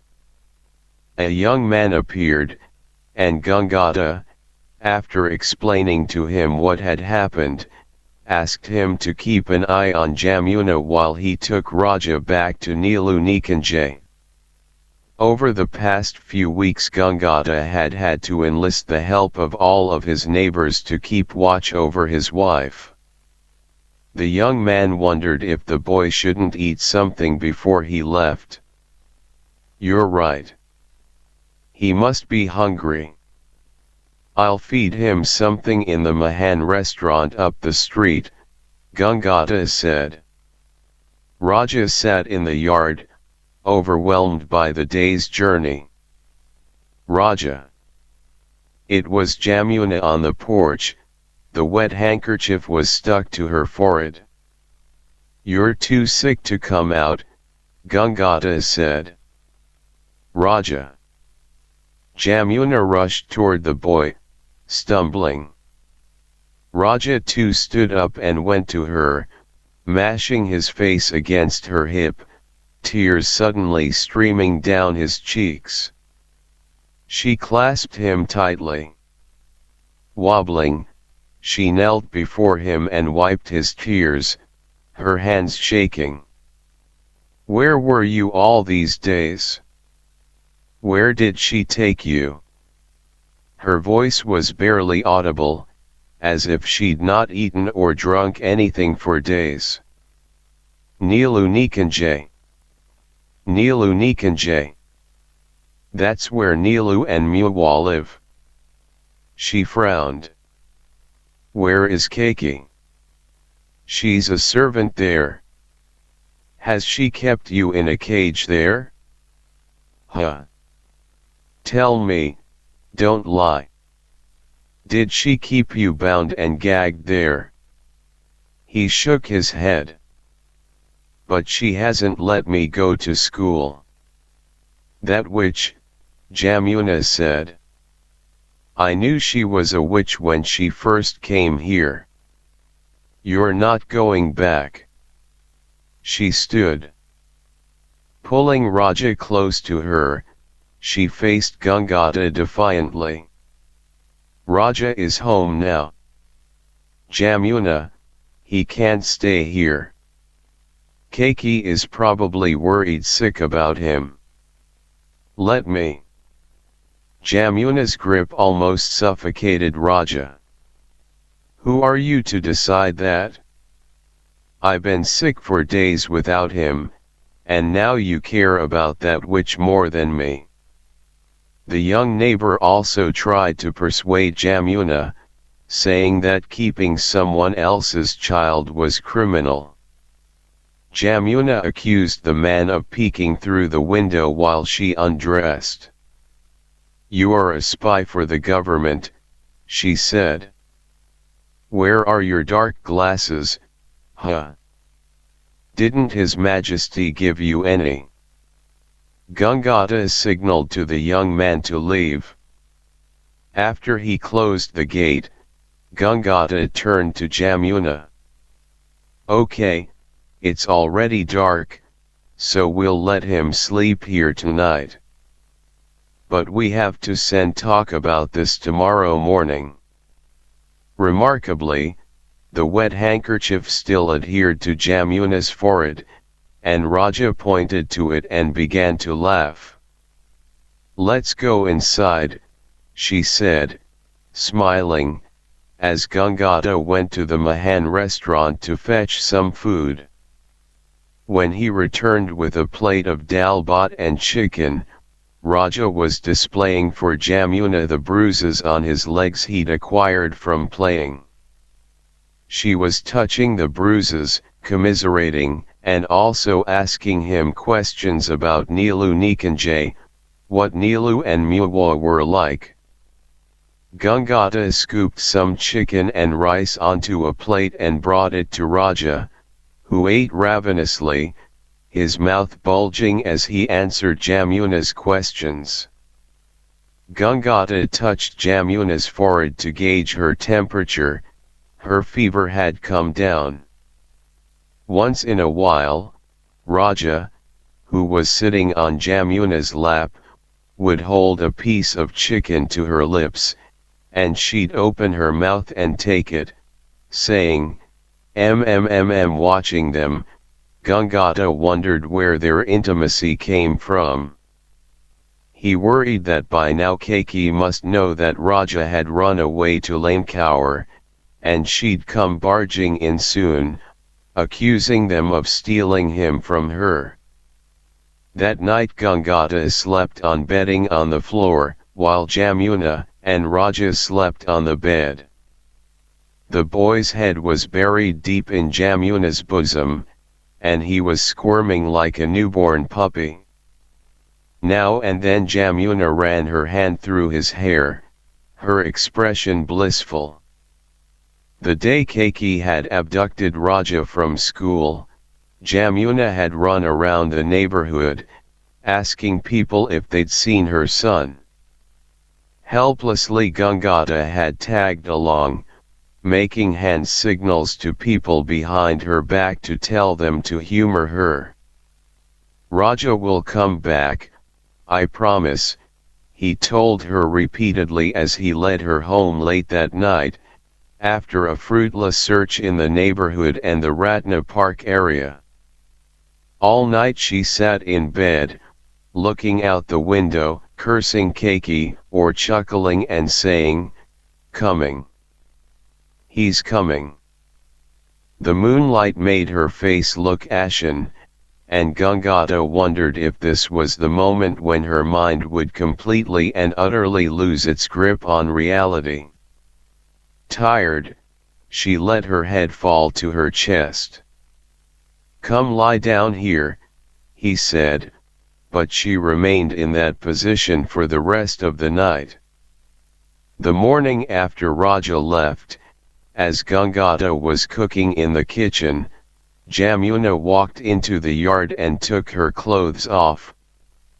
He managed to drag her back into the house, but that night he awoke to find her side of the bed empty. He located her in the kitchen, with her back against the wall.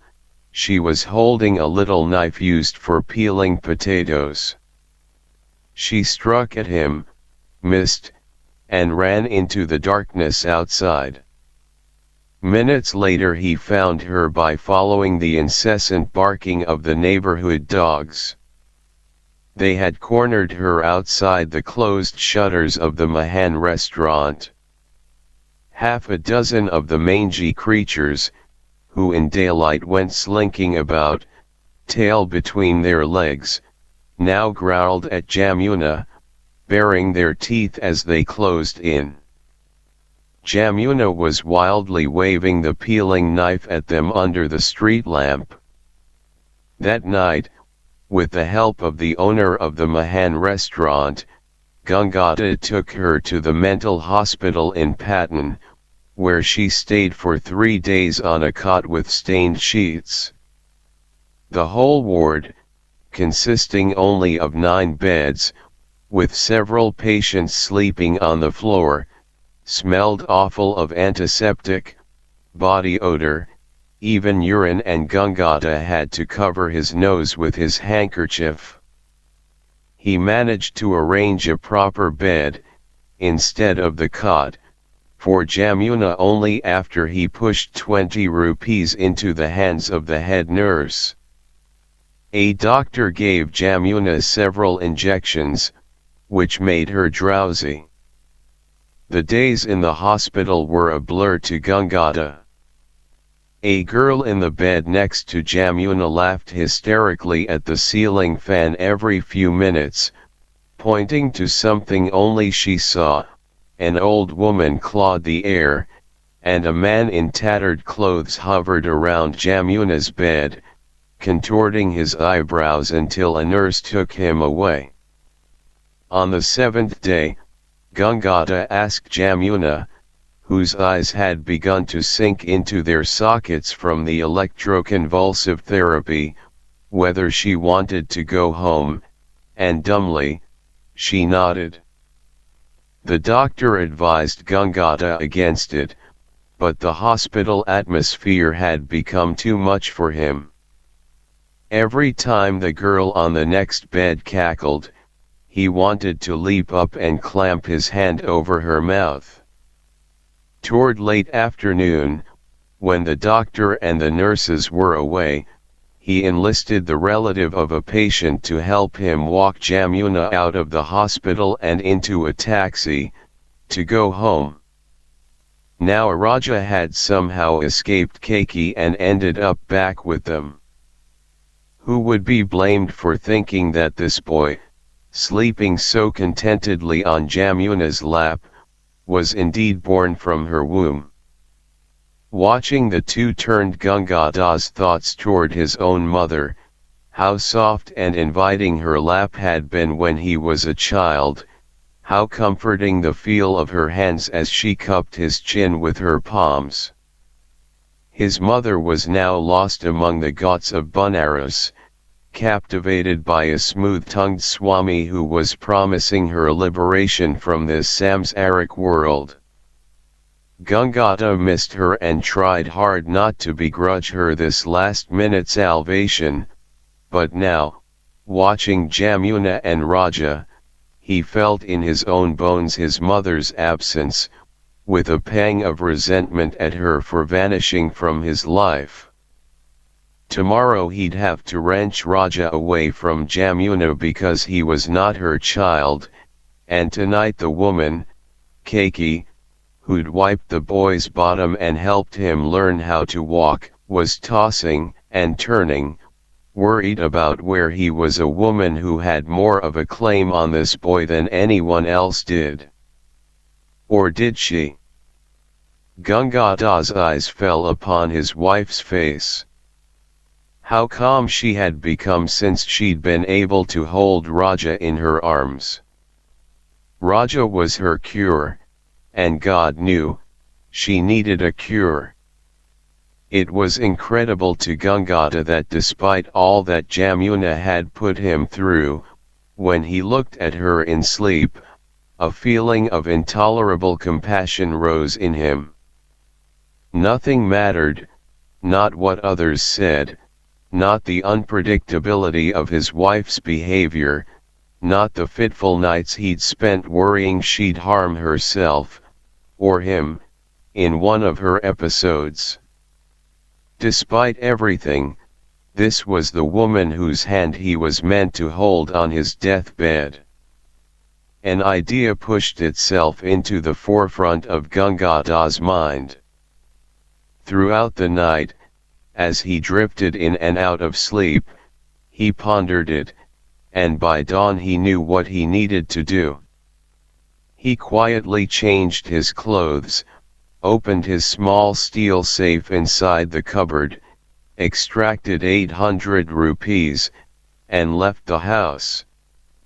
His destination was only a short distance away, a house near the incline that opened onto the Tamil market.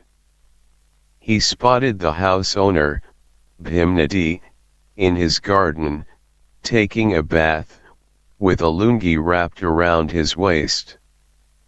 Bhimnadi worked as a mid-level administrator in Prasyuti Griha, the maternity hospital in Thirupathali. Gangata, what an honor, he shouted as he splashed water on his chest. Gangata waited until the man was done bathing, then they both went inside. Bhimnadi's wife brought them tea. Gangata shut the door behind her and told Bhimnadi what he wanted. But that's impossible, Bhimnadi said. This early in the morning, you come to talk about such a difficult matter. It'll be a pop to do such a thing. The boy will have a better life with us. You'll be performing a dharma, not a sin. I'm a Brahmin's son, Gangata. Even contemplating such a thing is a sin for me.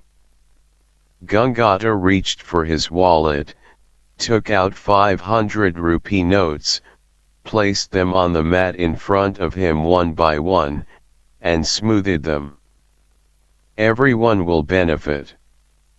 My wife will get a son, I'll have peace of mind at home, and you. He extended his lower lip toward the notes. Just a few weeks ago, Gangata had heard Bhimnadi complain about his two teenage sons, whose extravagant tastes he couldn't fulfill with his modest salary. 500 rupees nearly matched Bhimnadi's monthly salary, Gangata knew. Bhimnadi warily observed the bills. After a moment he cleared his throat and said, "You put me in a bind." 5 minutes later, Bhimnadi had pocketed the money and was writing down the specific date and time that Gangata dictated to him. After he finished writing, Bhimnadi said, "I'll try my best, all right, Gangata. Sometimes matters like these are a bit delicate." You never know who is your enemy, who is waiting for you to make a move like this so they can pounce on you. Gangata pulled out 2 more 100-rupee bills, waved them in the air, and said, "There's more here if other mouths need to be gagged, but first I'll need the document in hand." Bhimnadi spread his palms. "It's in God's hands. When will it be done?" "Come to Prasyuti Griha this afternoon." "Today?" "Yes, today.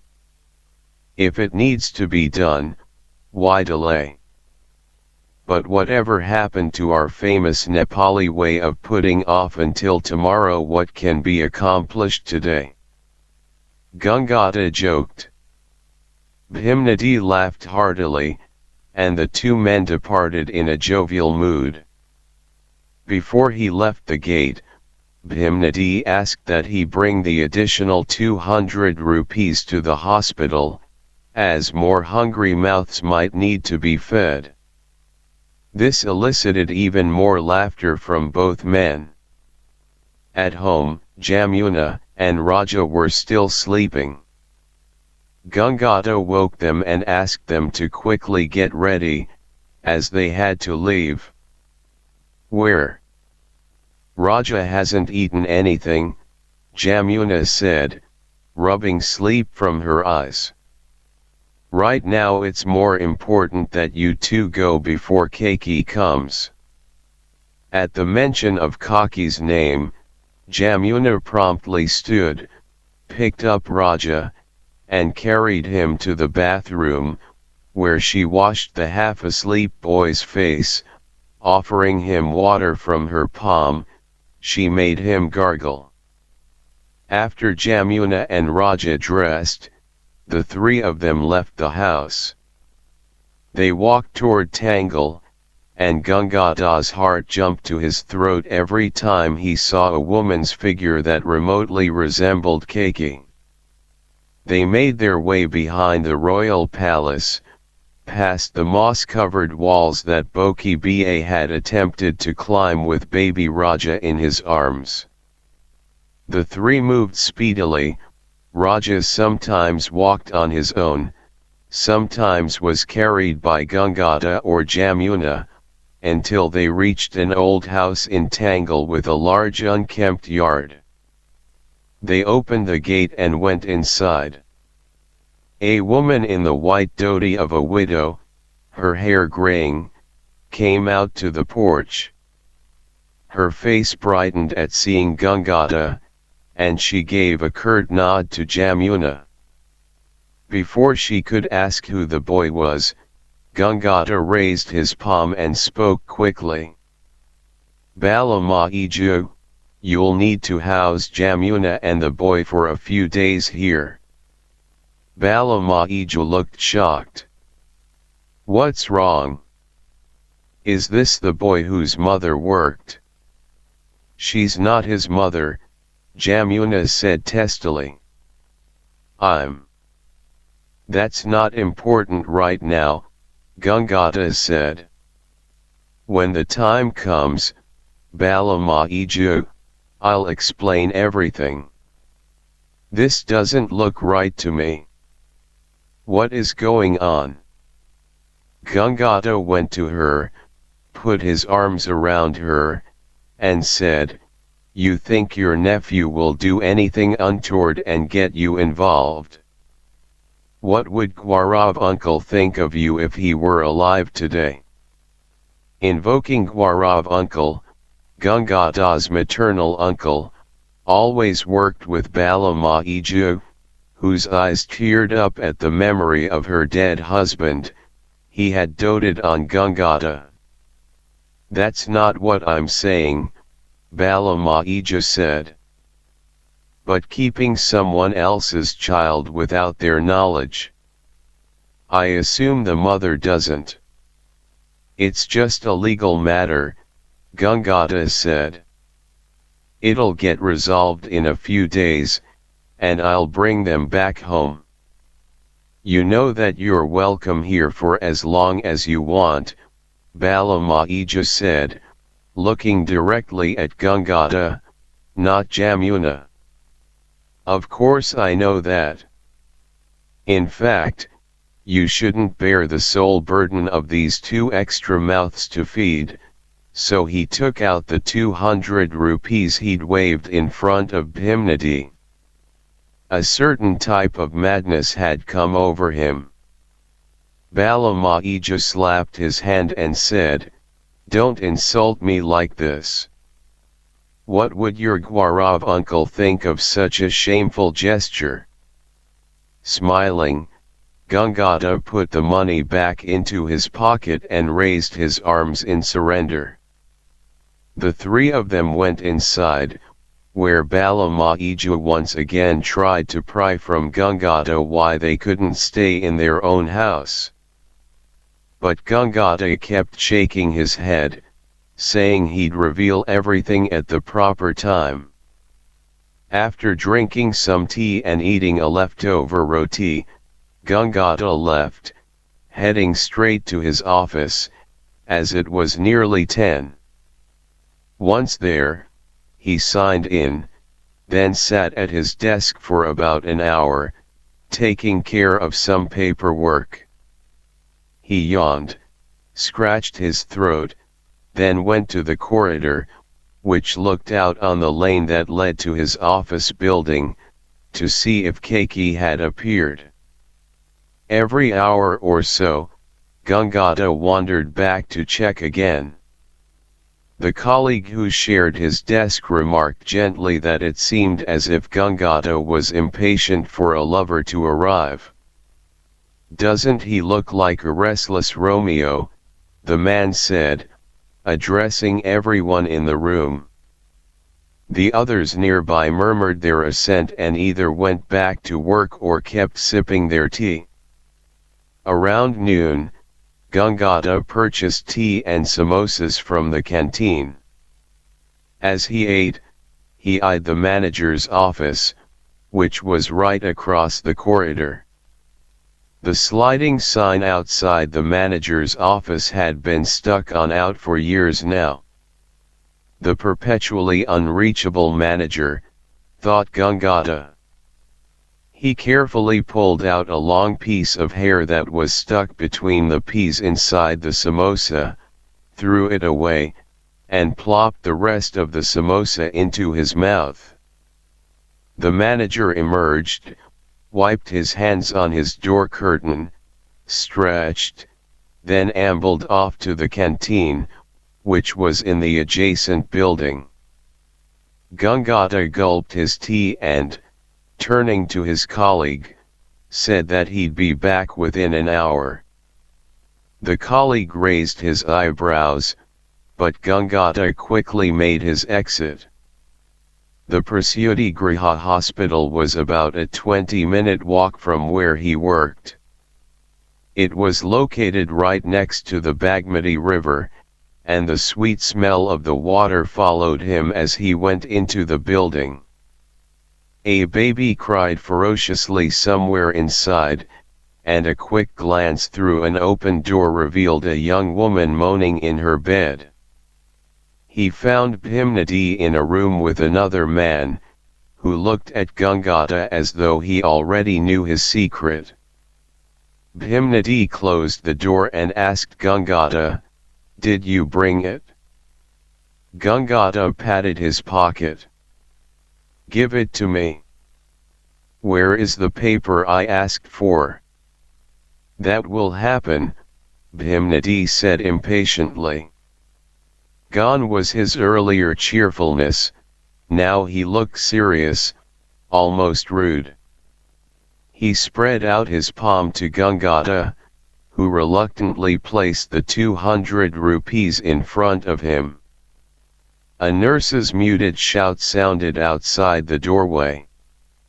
Bhimnadi passed the money to the other man, who silently opened the door and left. Bhimnadi didn't say a word to Gangata as they waited, standing.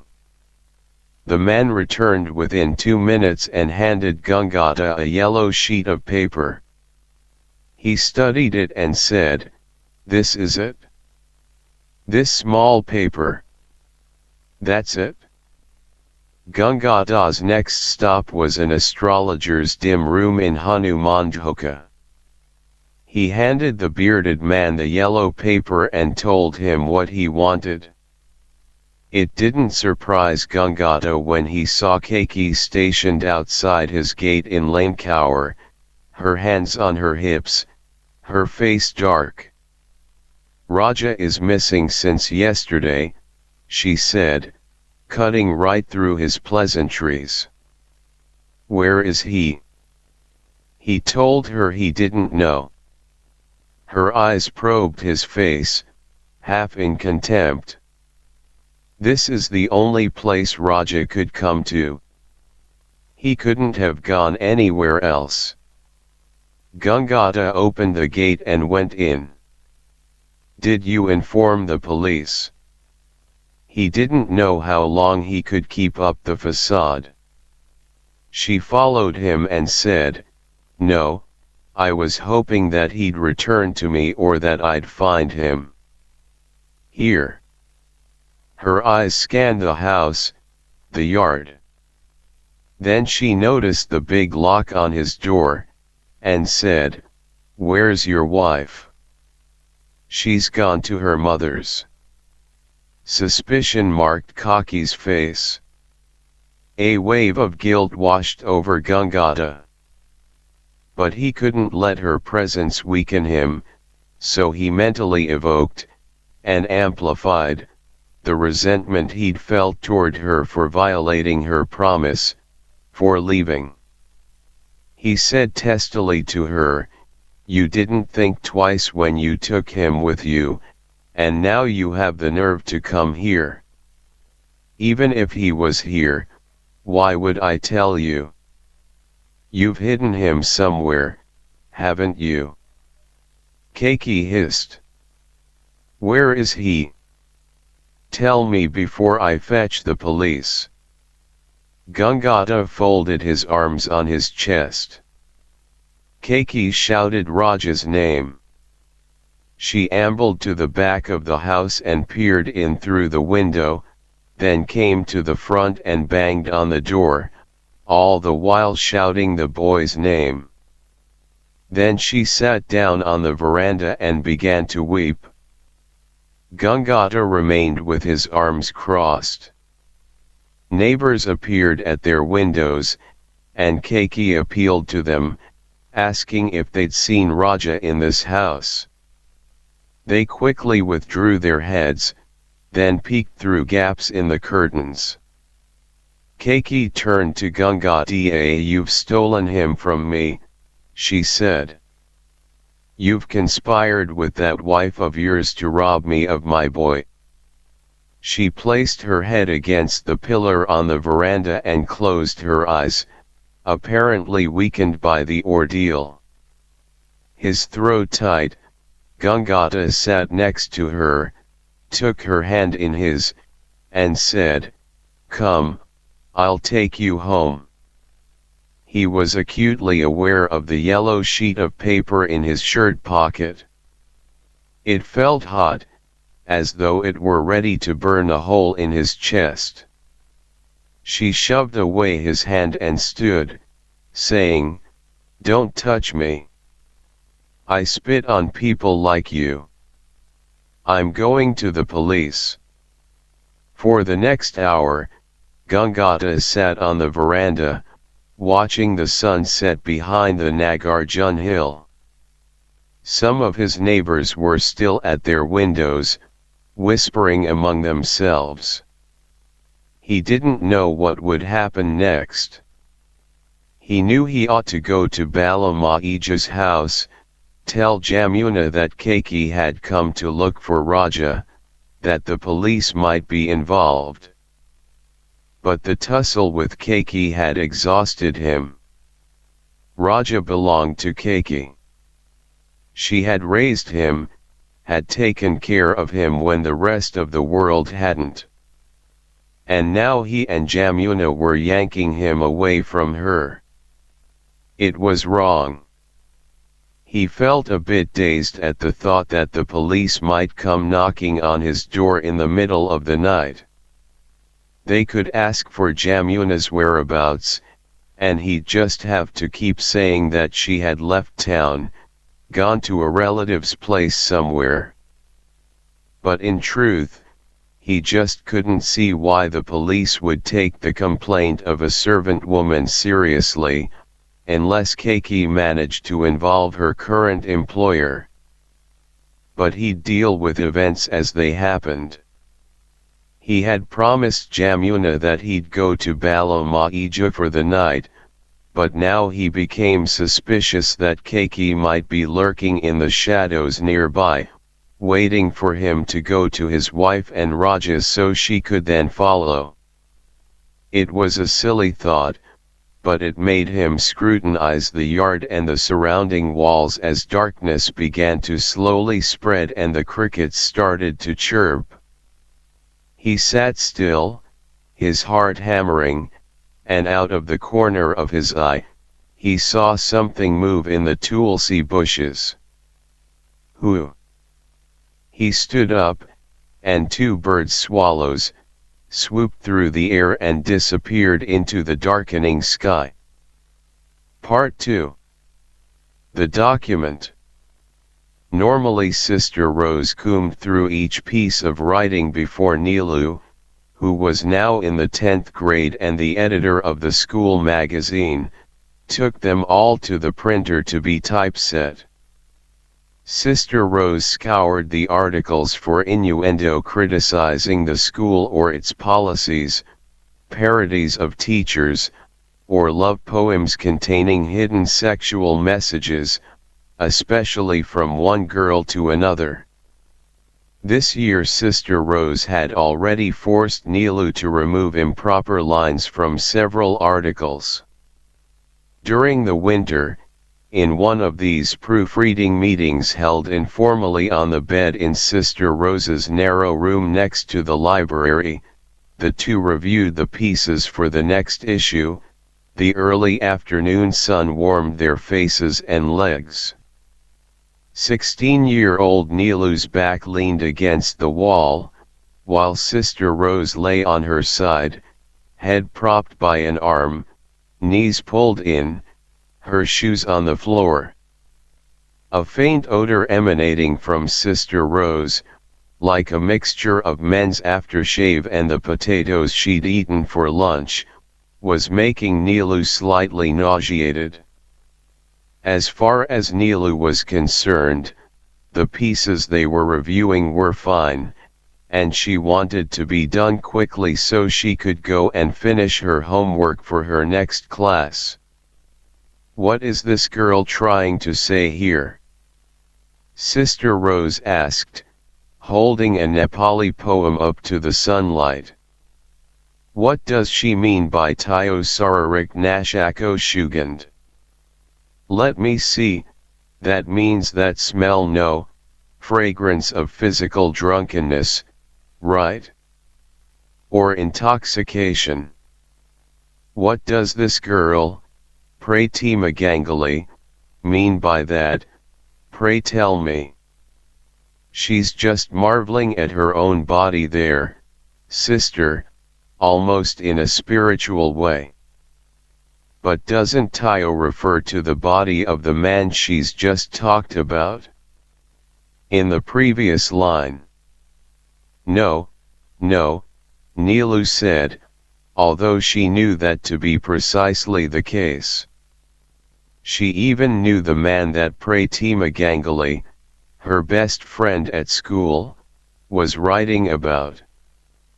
Pratima claimed to have fallen in love with the teacher who tutored her at home in Nepali, her weakest subject. He was a poor man who taught at a local school, but something was happening during these tutorial sessions, Pratima told Nilu with dreamy eyes, and suddenly she'd begun writing poems of longing in Nepali, a language that had always troubled her, as her family was originally from Calcutta and they spoke Bengali and English at home. I'll teach him English, he'll teach me Nepali, and our children will write poetry in both languages. No. Pratima had once said to Nilu, who liked her friend enough to forgive her this romantic crush, which she thought was awfully silly and likely to be short-lived. Probably the tutor had a wife and child back in his village, Nilu thought. She herself had never lost her head over a boy, let alone a man. Strangely, she still thought of Raja, her childhood friend, and she wondered what he was like now. She dreamt about him. Still, the two would be playing in the yard, jumping into a mountain of sand, or they'd be strolling in a foreign country amid beautiful pillared monuments. She didn't know why, after all these years, Raja still haunted her, why she wasn't interested in the boys around her, as her friends were. In fact, when a boy made romantic overtures to her, she rejected him outright, calling him an idiot or nincompoop to his face, so that even the most aggressive boys were slightly afraid of her. The boys she liked were those who, even if they harbored secret feelings for her, never revealed them and treated her like a friend. Nilu had a calm, solitary energy about her that attracted people. They were often impressed by her composure. She was bookish, and to fit the stereotype she wore big glasses that enlarged her eyes, making her look even more somber. Pratima and I have been reading the poetry of Rumi. Nilu lied to Sister Rose. Have you read Rumi's poems, sister? He talks about how spiritual our bodies are. Really? Sister Rose said. She looked up at Nilu, her eyes registering a sudden interest. Tell me more. What does Rumi say about physical intoxication? Oh, he talks about how God can. Sister Rose placed her right hand on Nilu's thigh, which was exposed because her skirt had slid up. Go on, Sister Rose said, and yawned. Nilu squirmed and shifted her leg, so Sister Rose's hand would slip away, but it remained on her thigh. Rumi, well, he suggests that physical desire can be channeled for union with God. There was no mistake now. Sister Rose's fingers had traveled farther up Nilu's thigh, closer to her crotch, and with a jerk Nilu bolted out of the bed and stood up. Her breath stuck in her throat, and when the words came, they tumbled out rapidly. I have to go. Sister Rose's pale face turned crimson. Already? We haven't discussed the piece. There's nothing wrong with it, Nilu said. Sit down, Nilu. What's the hurry? Would you like a piece of Swiss chocolate? But Nilu grabbed her bag. I have things to do. Sister Rose's skin color had returned to normal, and now she once again frowned at Pratima's poem. This poem can't go in the magazine. We'll start getting calls from parents.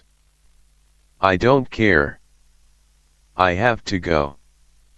Nilu tugged at the doorknob, but the door didn't open. It was latched.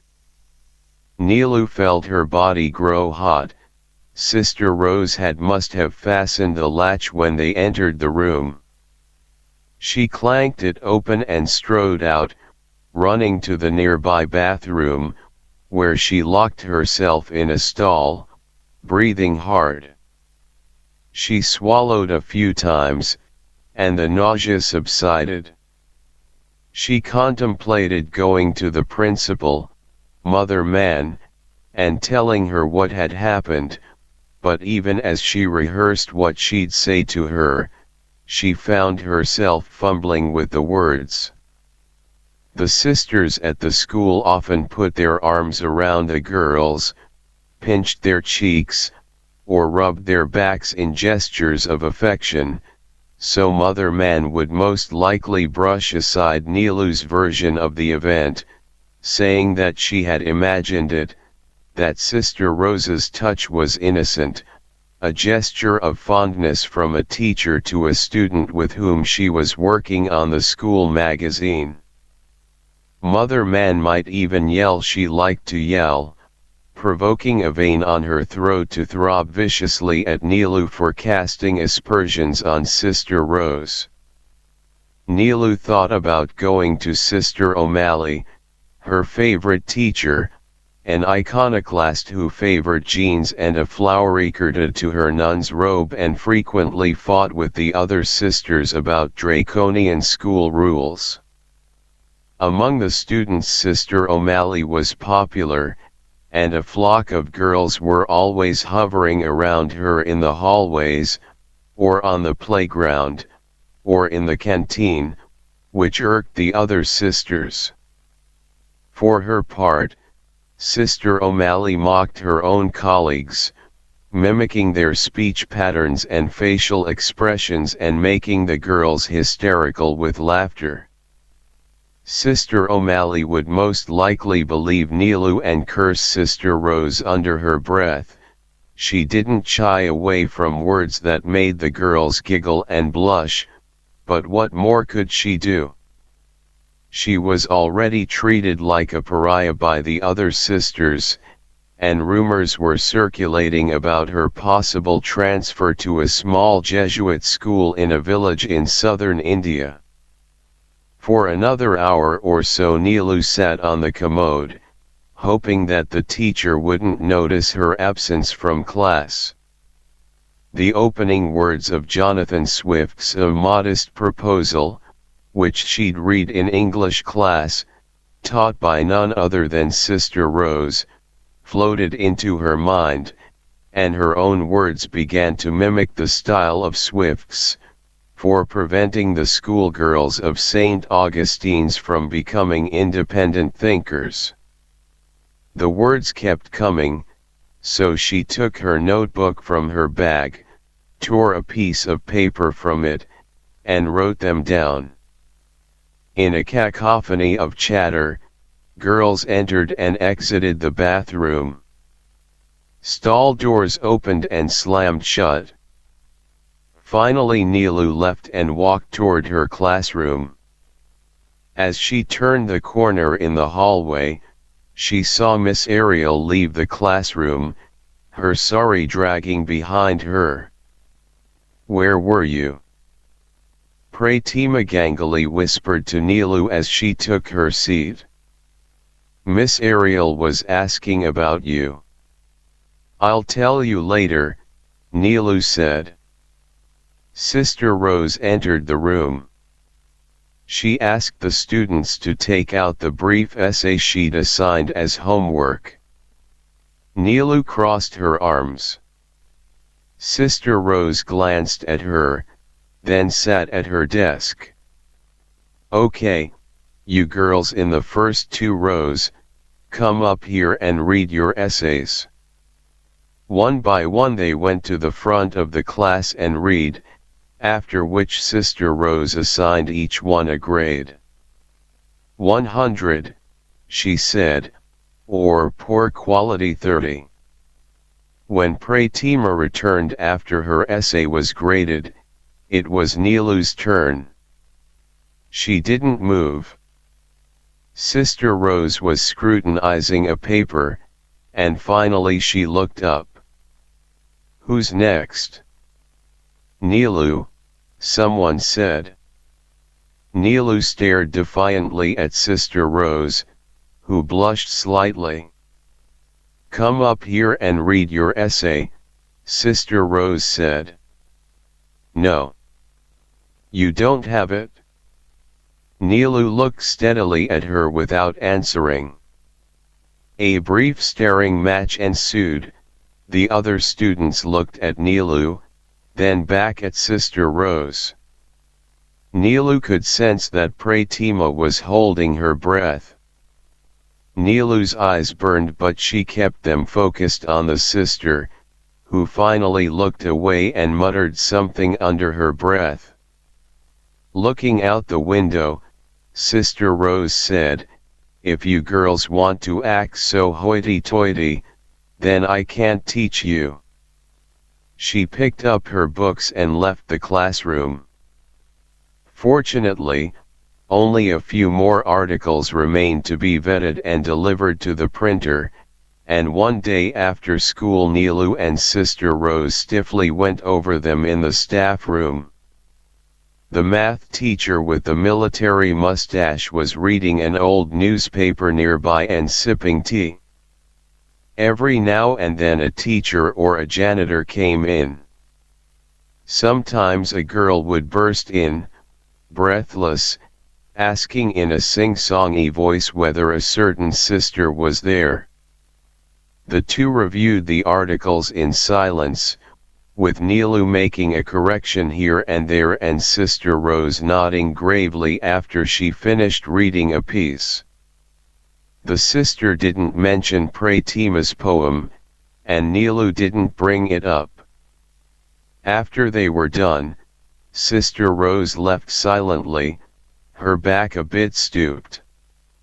"She's afraid," thought Nilu, and from her bag she took out the essay she'd started. Late afternoon today was the printer's deadline, so she began to reread the beginning of her own handwritten piece, made a couple of corrections, but then folded the paper and put it in her bag. She just didn't have the motivation. She looked at her watch again. It was time to go to the printer. The boarding students were in the field behind the school, playing soccer, hockey, and basketball. Nilu could hear their cries as she exited the school premises and headed toward the Patan bus station. Normally she'd go home by bus, taking one that dropped her off at Ratna Park, and she only had to walk past Rani Pakari to reach her house in Jamal. Every day she looked at the pond and thought of Raja. On some days the memories were clouded, but on others they emerged with the clarity of events that took place only yesterday. She specifically remembered young Raja talking about this one dream that he kept having, about a woman rising out of the waters. "Feel this," Raja had told her as he took her small palm and placed it on his chest. Nilu could feel his heart skipping madly. "I wake up with my heart like that." She remembered a few other things, her attempt to teach him how to read, Muwa's displeasure when she saw them together, Raja's gleeful face as he rode her tricycle in the yard, and Kaki's eyes how they went dead after the judge delivered the verdict, handing Raja to Gangada forever. Kaki. Nilu didn't know all the details about the case involving Raja, but she remembered Kaki's return to Nilu Nikanjay. The woman was exhausted from pounding on people's doors, appealing for help. Nilu remembered one particular afternoon clearly because it took place in the year that King M had a heart attack. She'd been sitting on the lap of Muwa's aunt, who was visiting that day. They were all lounging on the veranda, soaking up the March sun. Muwa sipped a glass of whiskey.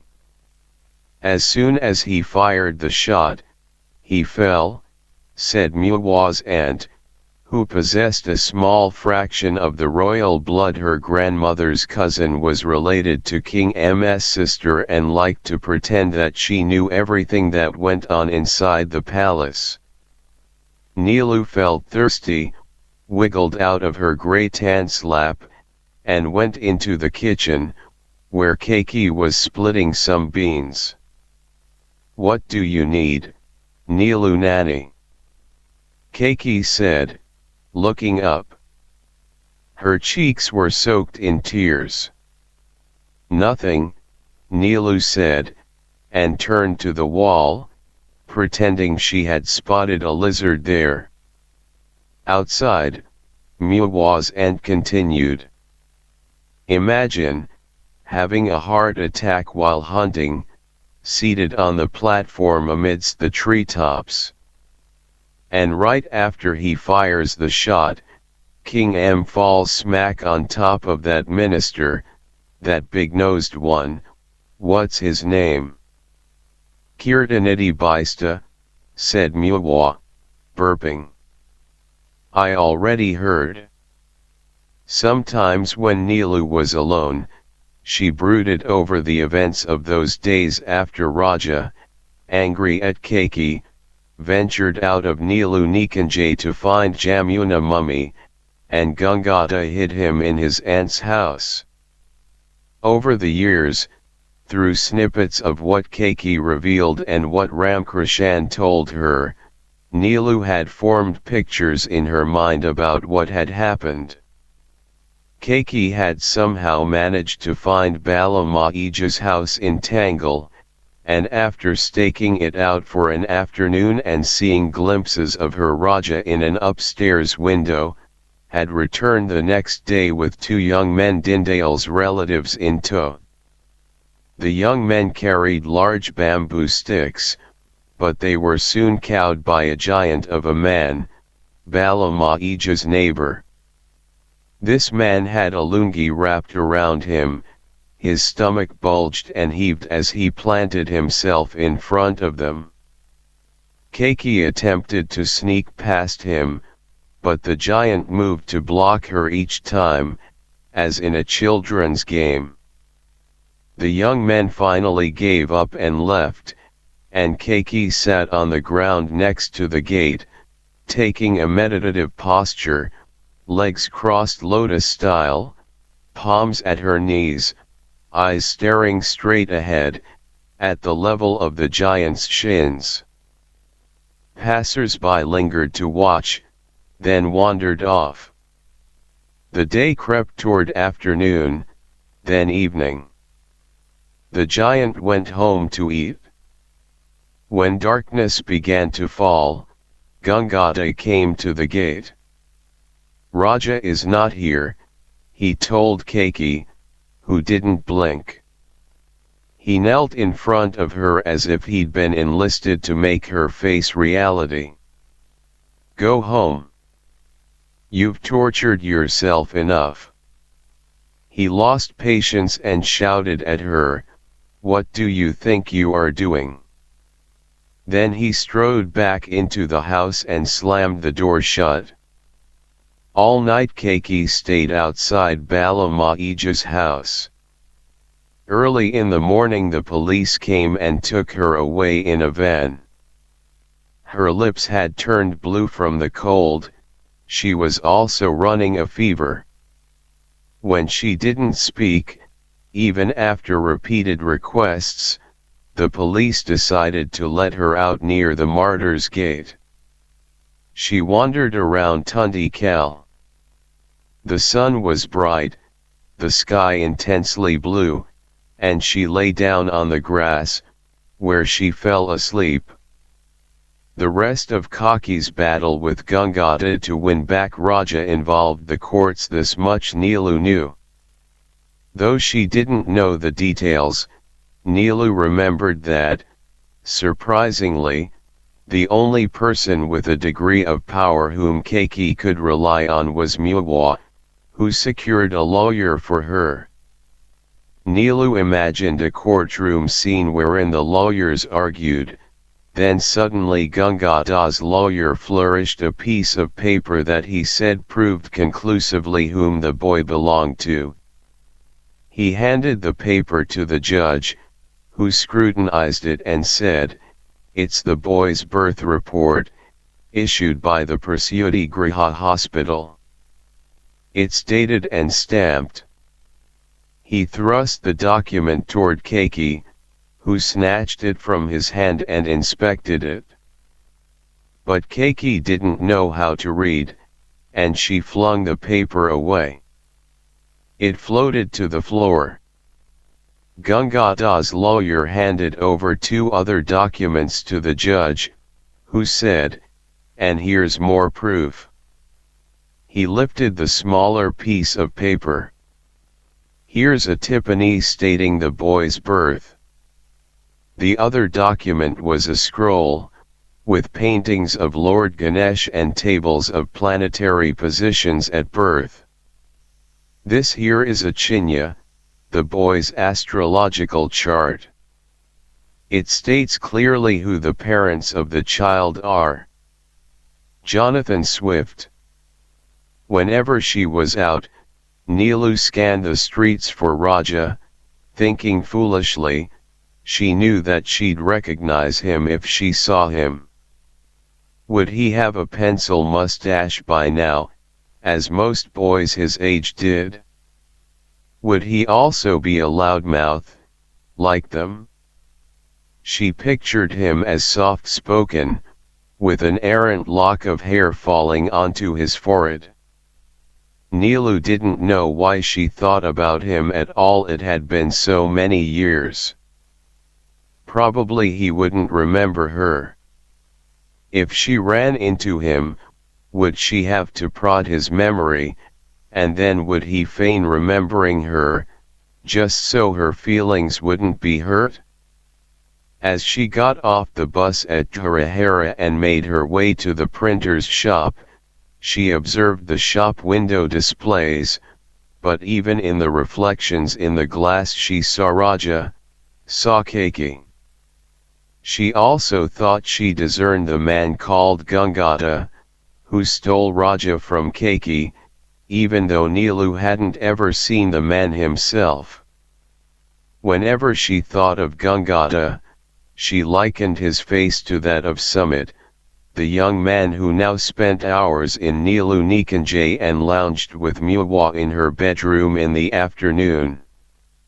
As Neelu muscled her way through the dense crowd, loneliness engulfed her, and the evening buzz of New Road, which she usually enjoyed, became tinged with melancholy.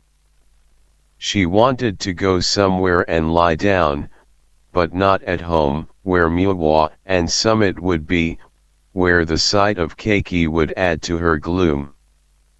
Behind her, the door to the Crystal Hotel opened, and aromas wafted from its restaurant, the other room. A couple sauntered out, chewing fennel seeds, their eyes bright and laughing.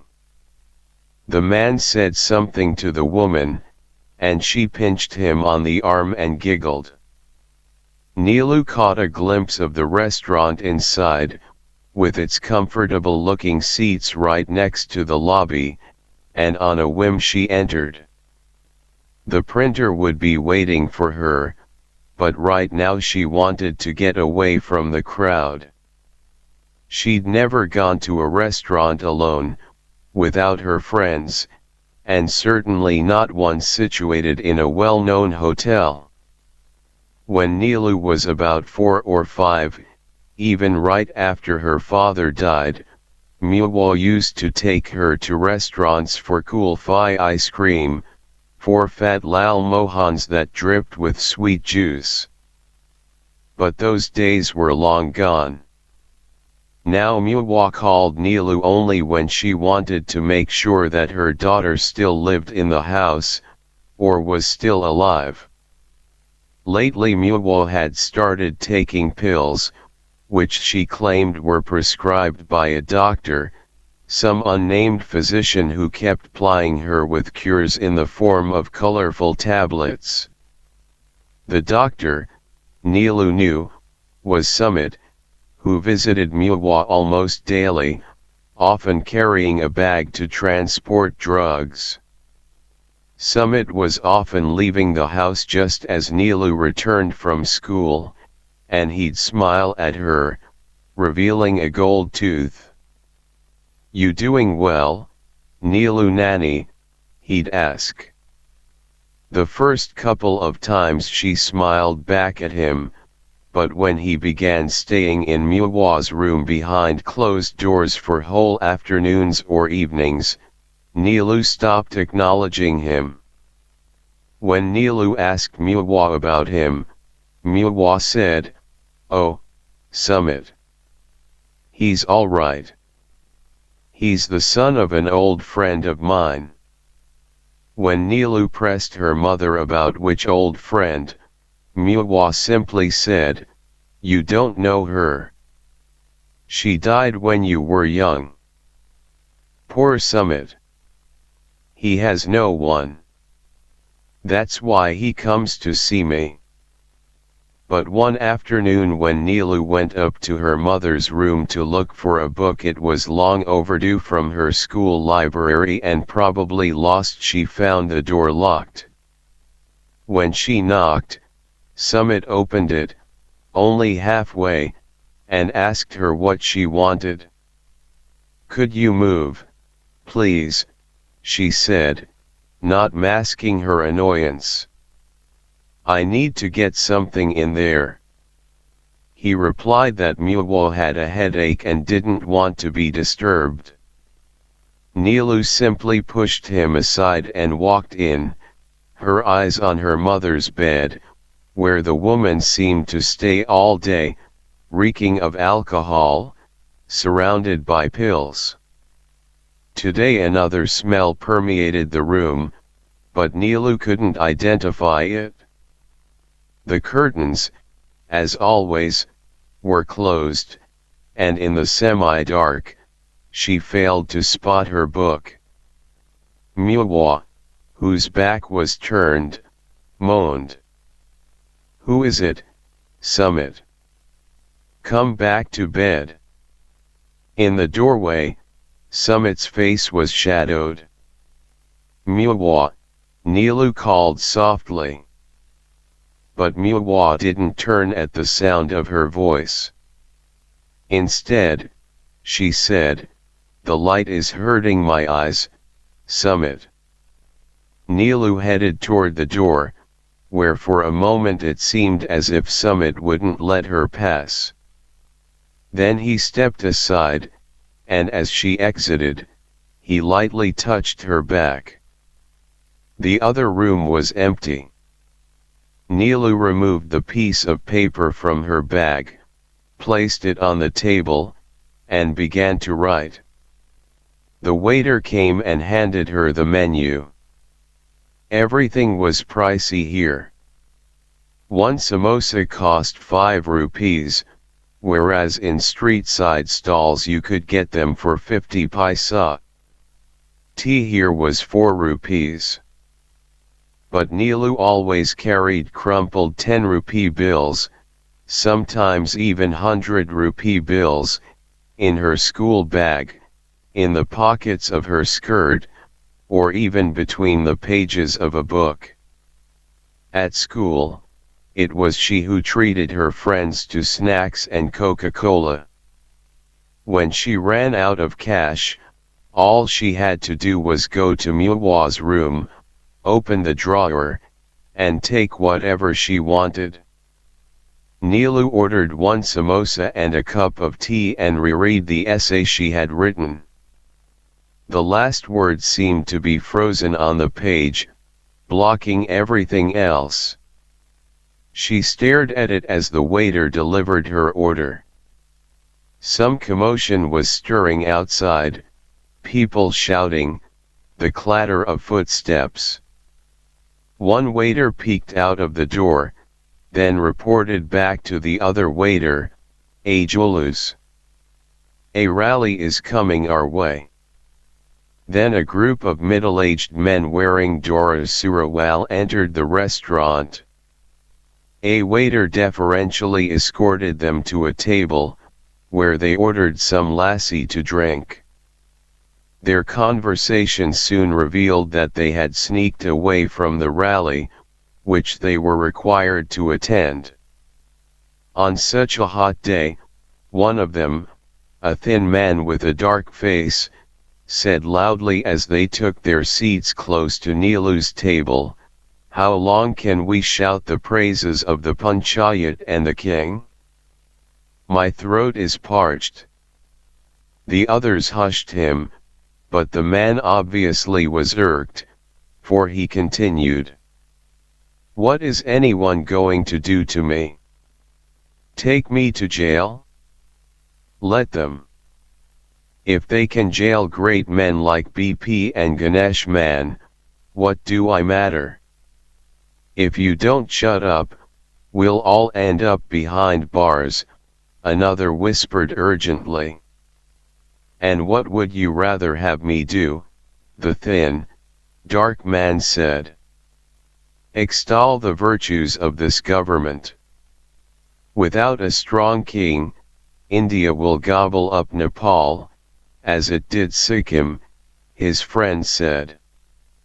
"That's why you need to shut up. Come, drink a lassi quickly to cool off. Then we can rejoin the rally.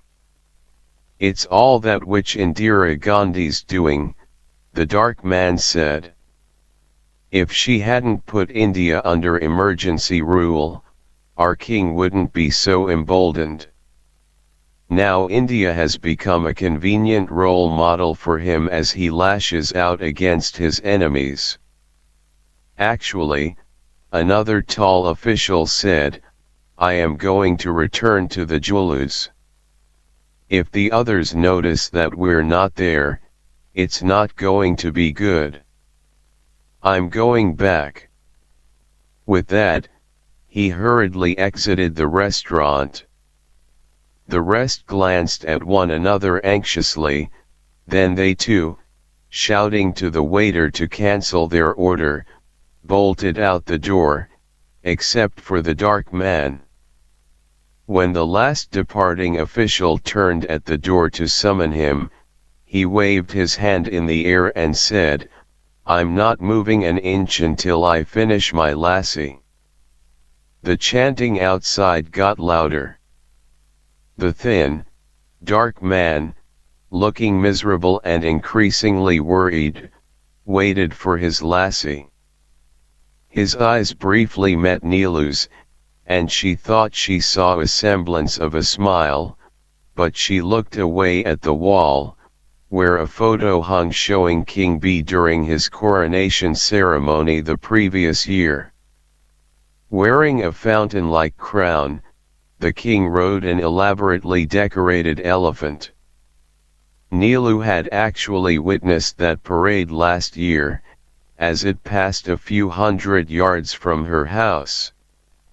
A string of elephants, more than 20, someone had exclaimed, carrying Maharajas, presidents, prime ministers, and first ladies from around the globe had followed the king's elephant as it circled the city. Nilu hadn't watched the coronation itself, she'd left the house to escape Summit and Muwa, and got stuck in the crowd. Nilu returned to her essay. The voices from the rally were now fading, as the crowd moved in the direction of Indrakok. Gradually, her words tumbled out, and she wrote, then wrote some more. From the corner of her eye, she saw that the thin, dark man's lassi had at last been delivered. He drank it in one gulp, then rushed out, nearly tripping at the door. By the time Nilu was done writing, she was the only person remaining in the restaurant. The waiters were still murmuring about the rally, saying that it was probably making its way down the wide avenue Durbar Marg by now, approaching the Narayan Hiti royal palace to pay homage to the king. but Nilu was barely paying attention to their words. What she held in her fingers now, next to the half-eaten, oily samosa and the dregs of the tea, was it amused her to affirm it a masterpiece, and there was no reason why it shouldn't be published in the magazine. 2 months later, the new issue of the magazine was distributed to the students, and soon after that, the principal herself grilled Nilu about her shocking and outrageous essay. She then suspended the girl for a week. At the morning assembly 2 days after students received their copies, Principal Man proclaimed, "All the sisters agree that a particular essay doesn't belong in the magazine you just received. The editor, who is also the author, is being punished for this transgression. We request that all of you bring the magazine from home tomorrow. Those who do not return it to the school will be fined a sum of 100 rupees." The next day the magazines piled up in the principal's office, where a grim-faced Sister Krishnan ripped the criminal page from each one.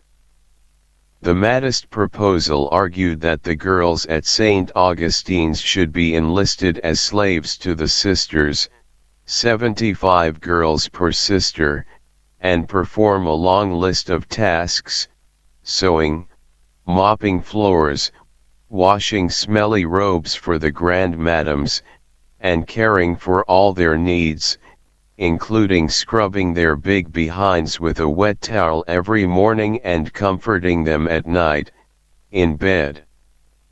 Mimicking Swift's prose, Nilu wrote, "A very worthy sister, a true lover of this school, was lately pleased when she sampled the kind of comfort that an enslaved St. Augustine girl could provide, in the privacy of her own bedroom." The sisters carried hundreds of copies of the maddest proposal out behind the school building, where presently all the students gathered. Mother Man asked Sister Rose to strike the match.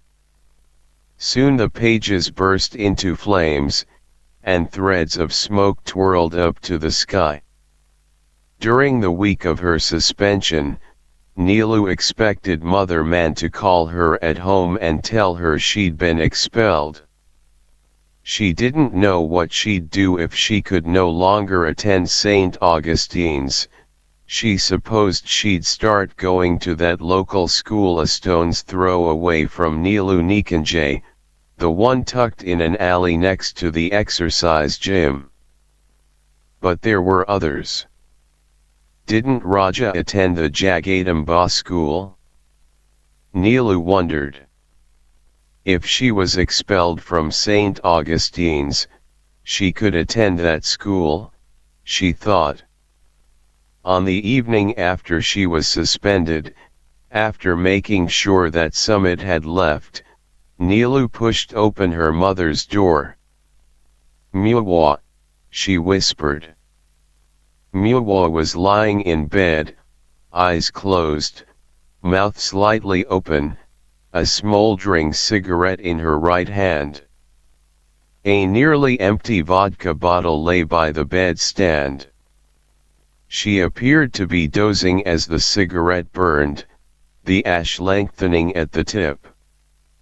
"Muwa, did you eat?" Nilu asked, sitting on the bed. More and more often, Ramkrishan brought Muwa's meals to her bedroom, and she and Sumit ate together. On occasion Muwa was too drunk to eat, and the next morning Nilu found the food, barely touched, in the hall outside Muwa's door. Muwa opened her eyes. "Right now I'm not hungry, Nilu." She sat up, leaning against the headboard. She flicked the ash to the floor and took a long drag of her cigarette, gazing at the ceiling. She asked Nilu if she'd eaten, and Nilu said that she was about to go down to the kitchen. But even before she'd finished that sentence, Miwa sighed and mumbled, already distracted. Something happened at school today, Nilu said. Miwa said, then took her last drag and crushed the cigarette in the ashtray. The nail on her index finger was yellow from nicotine. Did you fight with anyone? She motioned with her finger for Nilu to pass her a small bottle of pills from the bedside table. Mother Man wants you to talk to her tomorrow, Nilu said as she handed her the bottle. Miwa popped a pill into her mouth. Nilu poured a glass of water from the jug for her. Mother Man. The principal. Oh, yes, Miwa said, and leaned back against her pillow. What for? It's about something I wrote. I'm in trouble at school. What did you write? You're a good writer. You've always been a good writer. As Nilu began to explain why the sisters were angry at her, Miwa asked, Nilu, what do you think of Summit? Why? Miwa looked at her thoughtfully. Study well, okay. Then, she said, Summit and I. Summit thinks that he and I. Then she closed her eyes. Nilu waited, but Miwa remained silent. Still, Nilu thought to ask, will you go tomorrow to see Mother Man? Miwa nodded, then whispered something Nilu couldn't fully grasp. It sounded like a reference to her father. She arranged Miwa's blanket and, turning off the light, went downstairs. Ramkrishan was finishing up in the kitchen. Keiki was seated on the floor in a corner, leaning against the wall. Nilu poured herself a glass of water from the filter and drank it. Most likely Miwa would forget about her errand by tomorrow, she thought, and, without anyone to speak on her behalf, she'd get kicked out of St. Augustine's. Nilu Nani, is that you? Keiki asked now from her corner. Nilu sat on the floor beside her and took the crinkly hand in her own. Keiki peered at the girl. Kaki's sunken eyes seemed to swim in water. She asked Nilu, why do you look so cheerless? What happened? Miwa. Just something small at school, Keiki. Ramkrishan, who was washing the pots at the sink, turned around. What happened? Keiki reached, with her shaking hand, to pat Nilu's face. Did someone say something to you, Nilu Nani? I might have to quit that school. What for? Keiki asked, her voice rising. It's okay, Nilu assured her. Miwa is going to the school tomorrow to talk to the sisters. Let's hope everything will be all right. Is she going to go? She hasn't been to your school in how many years? I think she will. Is that Summit still in her room? Keiki whispered. No, he left a while ago. I don't know what that man is up to, Keiki said. I don't like the way he sticks to her. You eat her bread, so you don't have a right to say such things. Ramkrishan rebuked Keiki as he worked at the sink. Don't say whatever comes to your mind. Keiki kept her mouth shut for a while, then told Nilu, "Make sure Muwa goes to your school. If she doesn't, I'll go for you." Nilu squeezed her hand. After Keiki lost Raja, she had turned into an old woman overnight. When she'd first started working at Nilu Nikanjay, Nilu remembered, Keiki would get up in the dark before the birds started chirping and work steadily until she went to bed, complaining only once in a while about an ache in her back or a swollen ankle. Now in the morning Ramkrishan had to go to her shack and knock on her door with his shaky fingers. On occasion Nilu heard Ramkrishan scolding her. "Why are you torturing yourself like this? Raja is better off there, where he's a master. Here he'd have been a servant." Keiki nodded dumbly, as if she needed to be reminded of the true state of things. Over the past couple of years, Kaki's eyesight had also gotten worse. Now she recognized people only if they stood very close to her. Her face had amassed wrinkles, and there was no question of her doing any housework. She could barely move from one spot to another without Ramkrishan's or Nilu's help. This old body should die. Nilu sometimes heard Keiki curse herself with these words.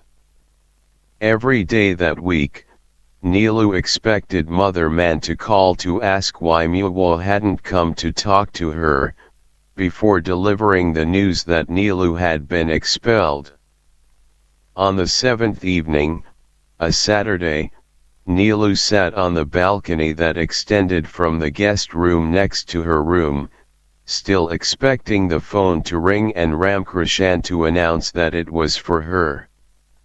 Her 1-week suspension would end today. Did it mean that she could return to school tomorrow? She disliked her deep attachment to St. Augustine's. It wasn't the only school in town.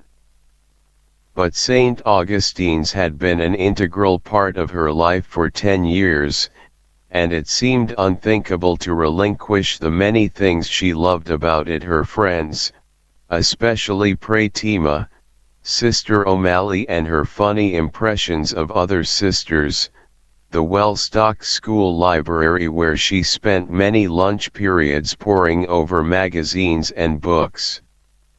Nilu didn't sense Summit's presence until he was right behind her.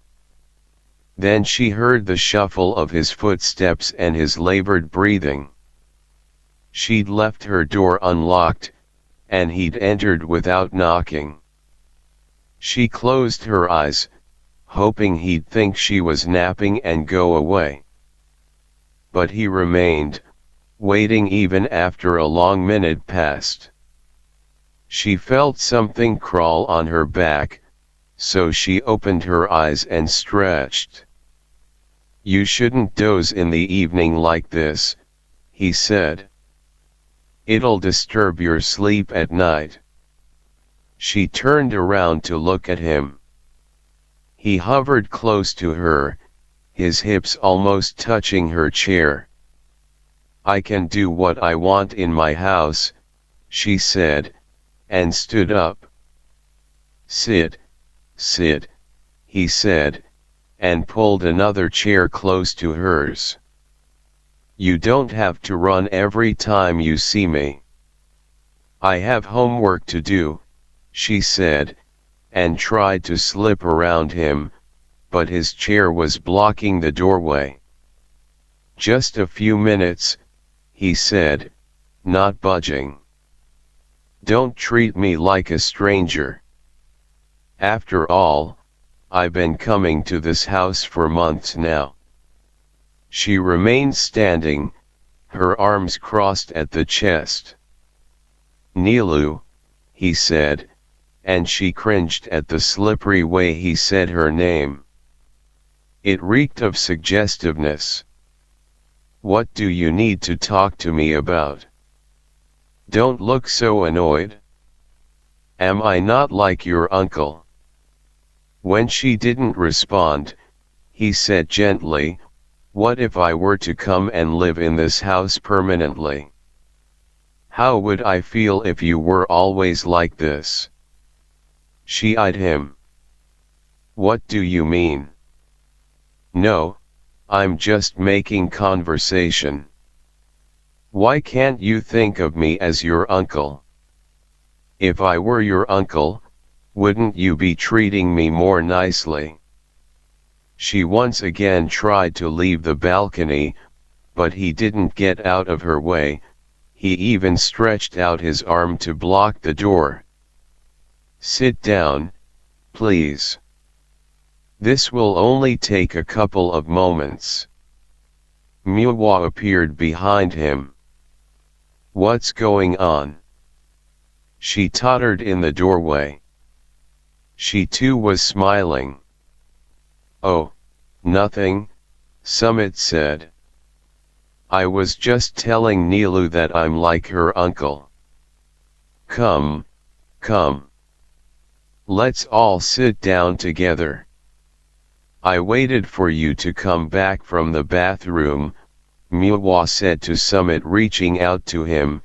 She stepped onto the balcony, and he put his arm around her waist. His youthful face contrasted with her aging skin.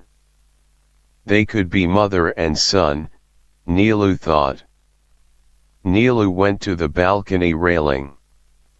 Only a trace of light remained in the sky, and below, Ramkrishan was shutting the gate. Did that mean that Samrat was staying here for the night? He and Miwa were engaged in a whispering argument. The doorway was free, so Nilu took the opportunity to slip past them and went to her room. She heard Miwa call after her, asking her to stay, but she softly shut her door behind her. She bolted her door and stayed inside. A few minutes later Ramkrishan knocked to call her for dinner, and she told him she wasn't hungry. Miwa knocked too, and she told Miwa she had a headache. Samrat called, and she simply didn't respond. She lay in bed, looking at the ceiling, then, in a while, with some anxiety she began to arrange her books for school, for the next day. She visualized Mother Man shaking her head, explaining to Nilu that she could not return. But then Nilu imagined herself fighting the expulsion, arguing, knocking on the door of the rector, Sister Moore, whom she didn't know but whose calm countenance and fine posture she had always admired. Maybe Sister Moore ought to know what Sister Rose had done. But whenever Nilu considered telling any of the sisters about what had happened in Sister Rose's room, she foresaw their disbelief, their eyes narrowed with suspicion, their faces stiffened in denial. Nilu learned the next day that during her 1-week suspension, Sister O'Malley had barged into the principal's office and demanded to know why a student, moreover, one who had distinguished herself as the school magazine editor, was being punished for what, by any standard, was a top-rate essay, one that even Jonathan Swift would have been proud to call his own. Apparently an altercation had ensued, and the two sisters, red-faced, had continued their shouting match into the hallway. The girls reported this to Nilu first thing in the morning, as they were lining up for morning assembly. All morning Nilu expected Mother Man to summon her to her office, but hour by hour, nothing happened.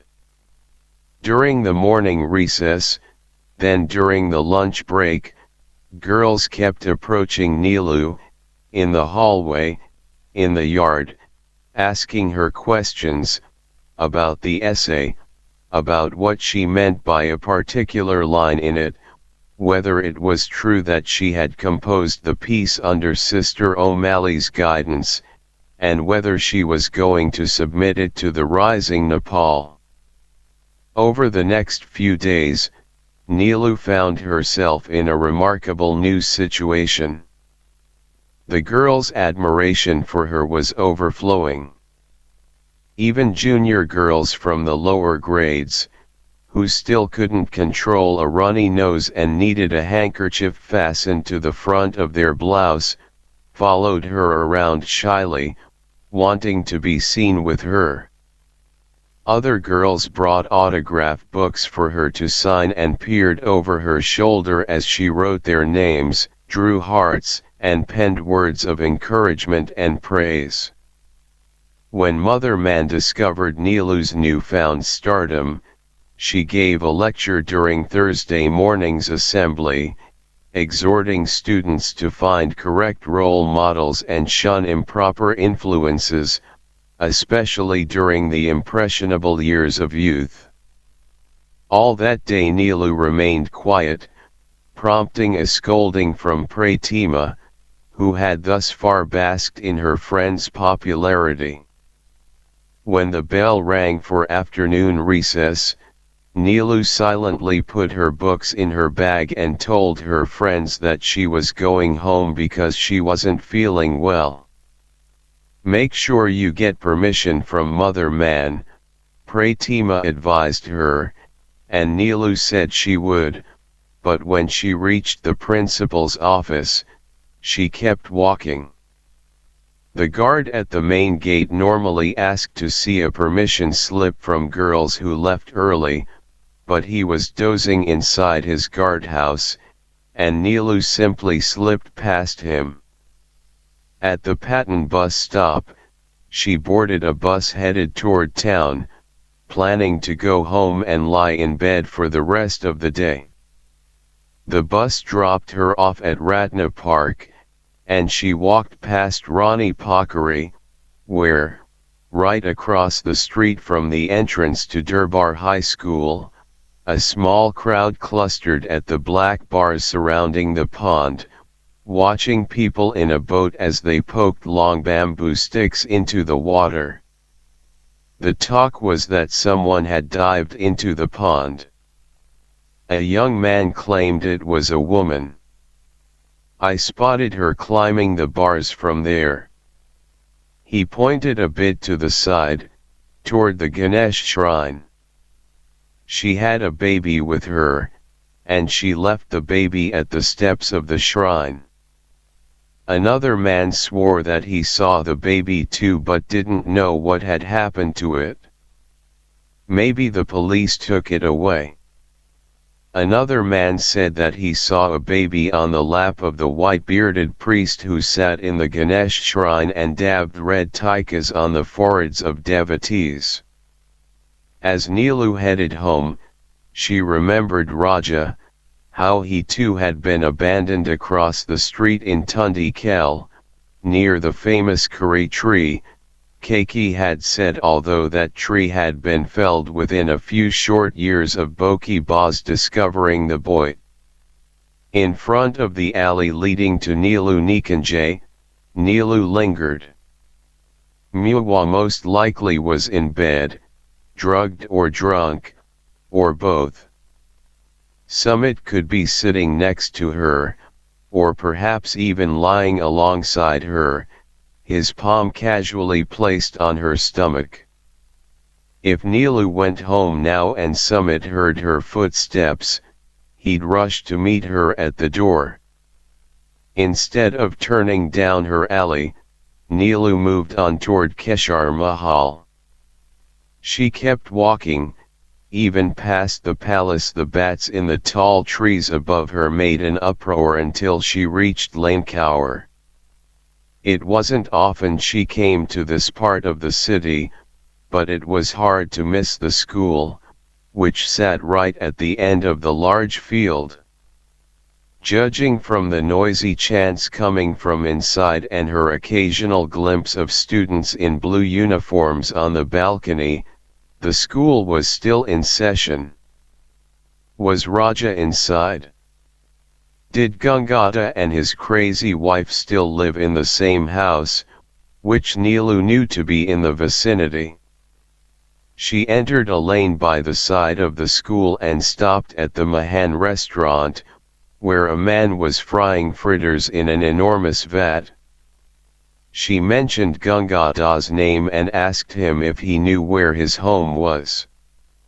Just a few houses down, the restaurant owner said, and, pointing down the alley, described the house for her. Within a minute she was at Gangada's gate but didn't have the nerve to go in.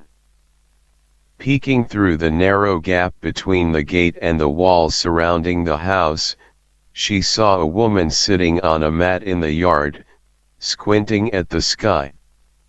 Her lips were moving, and although Neelu hadn't seen Gangada's wife before, she deduced this to be her. Abruptly the woman looked toward the gate, startling Neelu, who flattened herself against the wall. Blushing because passers-by looked at her curiously, she walked away. The Jagadamba school bell rang shrilly above the roofs of the neighboring houses, and the air erupted with cries of children. Neelu hesitated, then stopped. Now that she was so close, she had to see him. A few yards away from Gangada's house was a store. She entered it, bought a lollipop there, and, sucking on it, sat on the store steps. Soon the students from the Jagadamba school, in their dark blue pants and light blue shirts, began to drift by her in clusters, the very young ones first, then the older ones. She kept a watchful eye on the boys of her own age as they walked by, jostling, joking, on their way home. She made sure not to stare, as that would invite attention.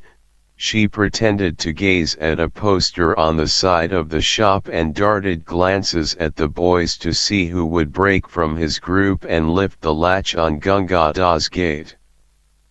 But all the boys kept passing the house, moving down the alley, deeper into Samakuzi. Neelu's lollipop was nearly finished, and the student traffic had stopped.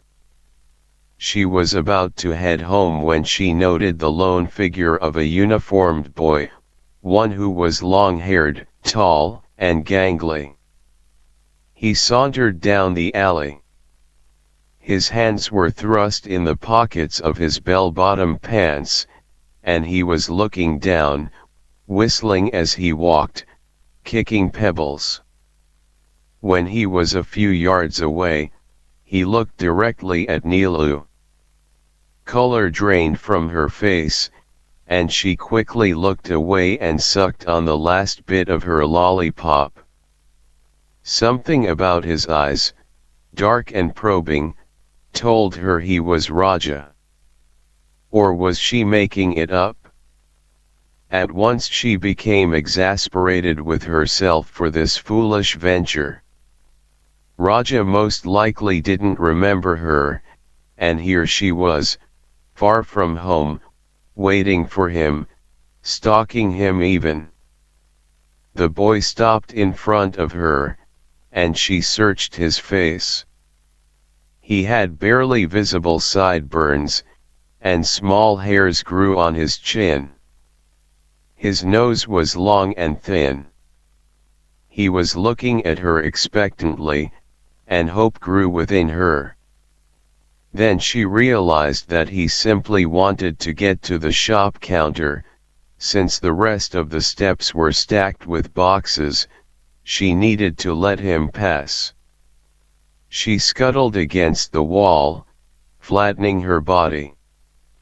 He climbed the 2 steps and sat on a small stool next to the shopkeeper, who asked him how school went. The boy said it was dull, that his classes were so mind-numbingly boring that he simply wondered what he was doing there. Nilu wished she could turn around and look for signs of that earlier Raja, perhaps the cleft in the chin, a certain mannerism. But she didn't remember any features that would definitely identify him. The boy and the shopkeeper talked on, and their unhurried, relaxed conversation indicated that they spoke like this regularly, perhaps every day. Their talk was punctuated with easy silences, during which the shopkeeper hummed, and the boy Nilu had turned just a bit so that she could watch both of them out of the corner of her eye, gazed at the ceiling, lost in thought. During one such silence, the shopkeeper asked, "So, what's going through your mind, boy? What are you thinking?" "Absolutely nothing." "Nothing?" The boy smiled. "Impossible," the shopkeeper said. "There's always a thought inside our head, whether we realize it or not. Sometimes I think it's good to not have any thoughts. Life is simpler that way." "I understand already. Your mother has entered your head, that's why you're giving me this talk about no thoughts and all that." Nilu's heart began to hammer. His mother? The shopkeeper picked up a notebook and began to jot down some calculations. "Today in our history class," the boy said slowly, as though talking to himself, "we had to memorize the names of our past kings, you know, the entire lineup. Shri Panch Maharaj Dhiraj Gurvan Birbikram Shah Dev, Shri Panch Maharaj Dhiraj Rajendra Birbikram Shah Dev, Shri Panch Maharaj Dhiraj Tribhuvan Birbikram Shah Dev." There you go again. No wonder you two, father and son, are always butting heads. Shri Panch Maharaj Dhiraj Bhayari Dai, the shopkeeper Birbikram Shah Dev, the boy said. Bhayari Dai laughed, then told the boy to hush up, as someone might hear him. The boy put his palm on his crotch and said, "You know, this is what I care about, people hearing." Nilu felt her neck get hot, and suddenly the boy, seemingly aware that a girl had been there all along, straightened up. She thought his face had turned slightly red in embarrassment, but she couldn't be sure. An old woman came to the shop. She stood between Nilu and the boy as Bhayari Dai poured lentils onto a piece of newspaper and weighed them on his handheld scale. Nilu sneaked a glance at the boy. With his head against the wall, he was observing the street. Nilu fought back the urge to reach out and touch him, ask him if he could guess who she was. After the old woman left, Bhayari Dai said, "Don't speak whatever gibberish comes to your mind. I know you don't mean it," but he lowered his voice, "there are spies all over the city these days. C.I.ds, they're keeping their ears open for any slander against the king." He looked at Nilu, as though he were seeing her with different eyes. "Who knows, our sister here could be a spy for the government, AC.I.D, he said, half joking, his voice now almost a whisper. "She could tell on you, and tomorrow our poor friend here would be hauled to the deep recesses of the palace where Bihari Dai held an imaginary kukuri in his hands and brought it down as though he was decapitating someone. The boy smiled wanly, as if he'd already contemplated the idea and was already prepared for such an event. Nilu experienced a rush of pleasure and fear at the boldness of the conversation. She'd never heard anyone talk about the king that way. At home, well, Muwa was too drunk to say anything coherent. At school, the sisters practically slobbered over royalty. On the rare occasion when the Queen Mother, wearing large dark glasses as her husband did when he was alive, graced hockey matches or debate competitions, the sisters tripped over one another in their genuflections and eagerness to answer the Queen Mother's questions.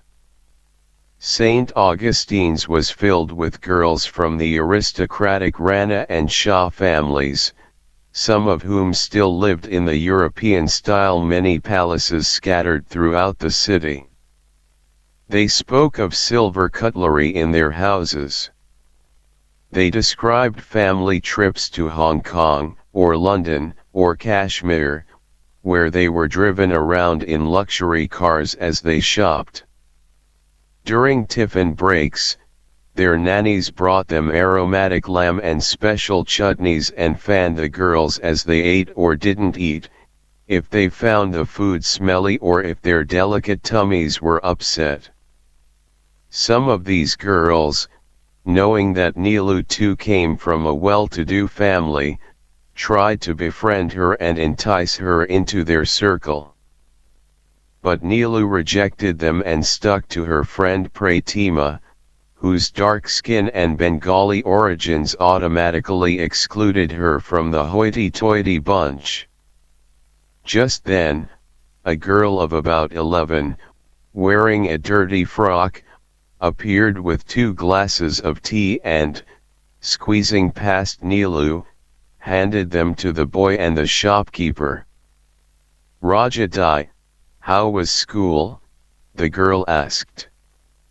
Nilu felt heat rapidly rise to her face. Raja. It was him. Her hunch had been correct all along. Instinctively she wanted to get up and leave, so fast was her heart beating, but oddly enough, she instead heard herself ask Bihari Dai if she too could get a glass of tea. She avoided eye contact with Raja, but she could see from the corner of her eye that he was observing her. Though he said nothing, Nilu could feel the presence of his restless spirit, a kind of yearning that spread from his body to the air around him. "There's a restaurant up the alley where this girl works," Bihari Dai said. "You can go there." "It's so nice here," Nilu said. "Such an interesting conversation, I don't feel like moving." She asked the girl, "Can you bring me a glass too, Ba'inai?" The girl nodded and left. Nilu knew that her request had alerted Bihari Dai and Raja to her presence, and her words had even seemed to suggest that King B's Panchis had indeed begun recruiting schoolgirls as spies. She could feel their gaze on her back but kept sucking on the lollipop stick, pretending it was normal for a girl in a convent school uniform to sit on the steps of a shop in an unfamiliar neighborhood. "Is Ba'inai's home in this vicinity?" Bihari Dai finally asked her. "I don't recall seeing you here before." Nilu turned, her heart skipping a beat, and she looked at Raja before addressing the shopkeeper. "My aunt lives nearby. I am visiting her." "Who?" the shopkeeper asked. "Which house?" Raja had turned his entire attention to her, the way a wild animal responds to the presence of something foreign in its territory. She felt herself blush, not so much at Raja's alertness to her but rather at her own stupidity in pursuing this ruse. But she was already ensnared in it, so she vaguely waved in the direction of Samakhozi. "Down there. What's your aunt's name?" "Bhadrakumari." Bhairi Dai looked puzzled. "Never heard that name, and there's not a single house in this locality I can't identify." He turned to Raja. "You know a Bhadrakumari?" The boy shook his head. "What's the last name?" Bhairi Dai asked. "Singh."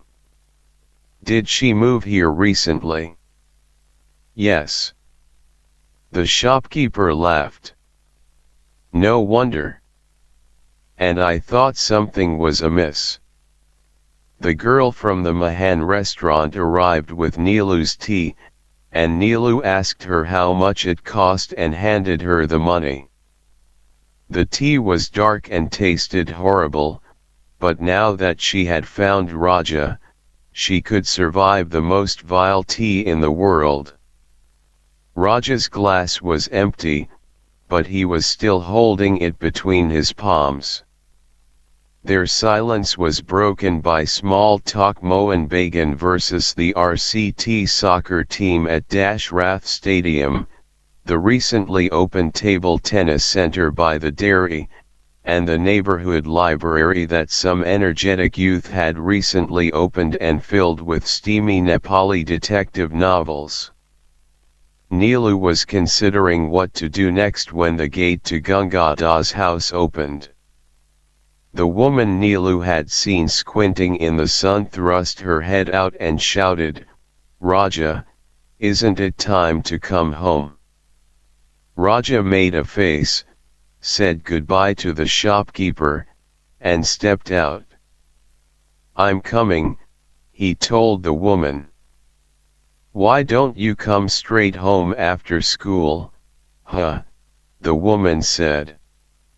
"Every day you have to chat with Bhairi Dai." Bhairi Dai shouted from inside, "Jamuna Bhainai, if Raja doesn't stop here, my dinner doesn't go down my throat." After Raja slipped through the gate, the woman closed it with a loud clang. Bhairi Dai smiled at Nilu. "Sometimes I think she doesn't like me," he said. "But I don't take it personally." "Looks like you and the boy are very close," Nilu said. "He's like a younger brother to me." "Does he go to this school?" she asked, pointing toward the Jagadamba school. Bhairi Dai nodded. Trying very hard to make it sound like small talk, she asked, "What class?" "He's starting 10th now, I think." "He's a very good boy, but what to do? He was an orphan before our Gangada took him under his wing. The boy suffers at the thought that his real mother abandoned him. I know it, even though he doesn't talk about it much. After all these years.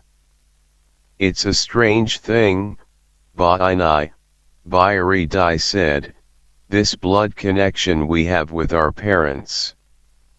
It never goes away, and I think it becomes even more pronounced in our Raja as he gets older. I can detect it in his eyes. But the boy doesn't want anyone to see it." "Did this house's owner adopt him?" Nilu asked, even though she knew the story. "Something like that," Bhairi Dai said. "Although there was something shady about it, from what I've heard." The woman who used to take care of Raja wasn't willing to let him go. Or something like that. Gangata had to hide the boy somewhere, then fought the woman in court. It's been so long now it feels like it happened in another life. I'm not sure Raja even remembers that woman. This is his family now. But, what to do? You saw what the mother is like. Bihari Dai made a cuckoo gesture with his hand, then, perhaps realizing that he was revealing too much to a stranger, he abruptly went silent. Neelu shifted the conversation to other matters, frequently addressed the man sweetly as Bihari Dai, and, before leaving, bought a loaf of Krishna Parathai so he'd see that she wasn't merely a gabber. She walked down the hill instead of up, to corroborate her lie about the location of her aunt's house, then she circled up toward Tamil. By the time Neelu left the Lanecower area, it was already dark. She moved briskly, still holding the loaf of bread in her hand. Something was about to change for her. The events at St. Augustine's, this bizarre quest to find Raja, and her actual discovery of him in a shop next to his house, a momentum, a reshaping was underway. She could feel it. Neelu Nikanjay was dark, silent. Neelu turned on the kitchen light and saw Kaki's figure in the corner, propped against the wall, sleeping. Your Raja is fine, Kaki, Neelu said to her silently. He's a tall, long-haired, handsome boy. There's sadness in his eyes, you can see it, Kaki, his jaw is tight with anger. But he also likes to laugh. He's a practical joker, your Raja, I can tell. She left the bread by Kaki's side and went up the stairs without switching on the stairway light. Muwa's door was slightly open, and on an impulse Neelu peeked in. It was empty. She was about to go to her room when the main door of the house creaked open. She went to the balcony railing and saw Ramkrishan enter, wiping his feet on the doormat. Where's Muwa? She asked him. He looked up and said that she and Sumit had left earlier that evening for a party. What do you want for dinner, Neelu Nani? He asked. She responded that she already ate at a friend's house, and went to her room and threw herself on the bed. She had hoped to talk to Muwa about switching schools. She had wished, foolishly, that Muwa would infer that something had happened with one of the nuns and would encourage her to let the matter rest so she could at least finish her schooling there. Neelu had hoped that she could rest her head against Muwa's shoulder while Muwa stroked her face. In the night she awoke to the sound of footsteps in the hallway and the murmurs and laughter of Muwa and Sumit. Neelu glanced at the clock, it was 12:30.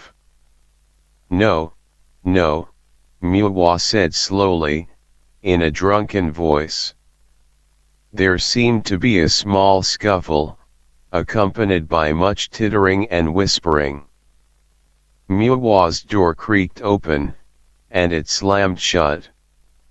Neelu's sadness over Muwa lingered at school all the next day, and although in the morning when she put on her uniform she had resolved that she would not go back to Lanecower, that whatever was propelling her toward renewed contact with Raja would only lead to embarrassment and rejection, by the time the afternoon rolled around and Sister Rose entered the classroom for her English lesson, the only thing that mattered was seeing Raja again. If Nilu didn't leave during recess, which was right after Sister Rose's class, she would most likely not make it to Lankaur on time. She wanted to be in Bayari Dai's shop first, to await Raja's arrival, so that she could pretend that she had her own schedule, that she wasn't following him. While Sister Rose was writing on the blackboard, Nilu nudged Pratima, who sat next to her. With whispers and gestures, she signaled to her friend that she was going to leave after this class. Pratima's eyes grew large. "What for?" she mouthed the words silently. But Nilu couldn't tell Pratima, it would sound too silly, so she leaned close to Pratima and told her that she had some things to take care of. Right then Sister Rose turned toward the class. Her eyes bore into Nilu. She stared, and Nilu stared back. Noticing this new tension, the rest of the class looked at Nilu, then at Sister Rose, who finally spoke. "Do you two have a secret I should know about?" Then, perhaps remembering that the secret might be something that could damage her reputation and position, the sister blushed and said, "You two, Nilu and Pratima, out. Finish your conversation, then grace us with your presence again." Pratima protested, but Nilu picked up her bag and left the room. Once outside, she glanced back to see Pratima pleading with Sister Rose. Briefly, Nilu waited, then walked quickly down the hallway and toward the gate. The guard asked her for the permission slip, but she cold-shouldered him and left the school premises. "Did you know the king?" Nilu pursued Raja. She enrolled herself in the Jagadamba school by bribing the principal, Singh Sir, and by forging Muwa's signature on the admission forms. When she arrived at his office, Singh Sir looked askance at the young girl. "Where are your parents? This is an impossible request. I can't allow any admission without a guardian's consent." But Nilu was well prepared. She took an envelope from her purse and slid it across the table towards Singh Sir. "Sir, I am a very good student. My mother is very ill, that's the only reason she can't come." Singh Sir gazed at the envelope. "Are these your school records?" he asked, then peeked at the contents, lifting the envelope's flap with his thumb and forefinger. He patted the envelope but didn't pick it up. "Has your mother been to see a doctor?" "I'm taking care of her," Nilu said. "There's no one else in my family.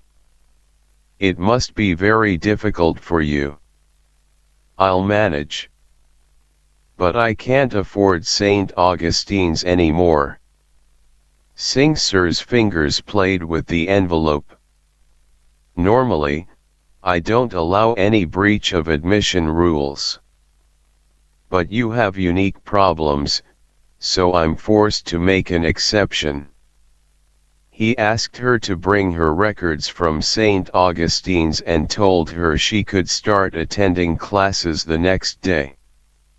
Nilu didn't tell anyone at Nilu Nikanjay that she'd switched schools. Keiki was too weak in the eyes and too ailing in general to sense what Nilu had done. Ramkrishan, even if he knew or suspected, as Nilu had a feeling he did, wouldn't know what to do about it. And Muwa, well, Muwa lived in a world of her own. Every morning Nilu put on the uniform of St. Augustine's, a dark blue skirt and a sky blue shirt, and left for the Jagadamba school. The two schools had the same uniform, except that Jagadamba didn't require a tie. The one person who noted that something seemed amiss was Kancha, who wondered, as he sat in his cramped shop, why the girl with the drunkard mother, instead of turning left at the opening of the alley, took a right and walked toward the palace until she disappeared. But Kancha was only a shopkeeper, so he didn't say anything. At the Jagadamba school, it didn't take Nilu long to locate Raja's classroom, which was 2 rooms down from hers. During recess she saw him in the school courtyard, his hands in his pockets. He stood amid his friends but didn't really take part in their conversations. He'd be worrying something on the ground with his toe or looking around as though searching for someone who was yet to arrive. Nilu half hid behind pillars, her eyes occasionally straying toward him. She took pains to avoid him inside the school compound so that he wouldn't think that she was pursuing him. Then, as soon as the school bell rang to signal the end of the day, she was the first one out of her class and quickly proceeded to Bayari Dai's shop, so she would be sitting nonchalantly on her stool when Raja got there. If anything, she thought with a laugh, she could accuse him of chasing her, not the other way around.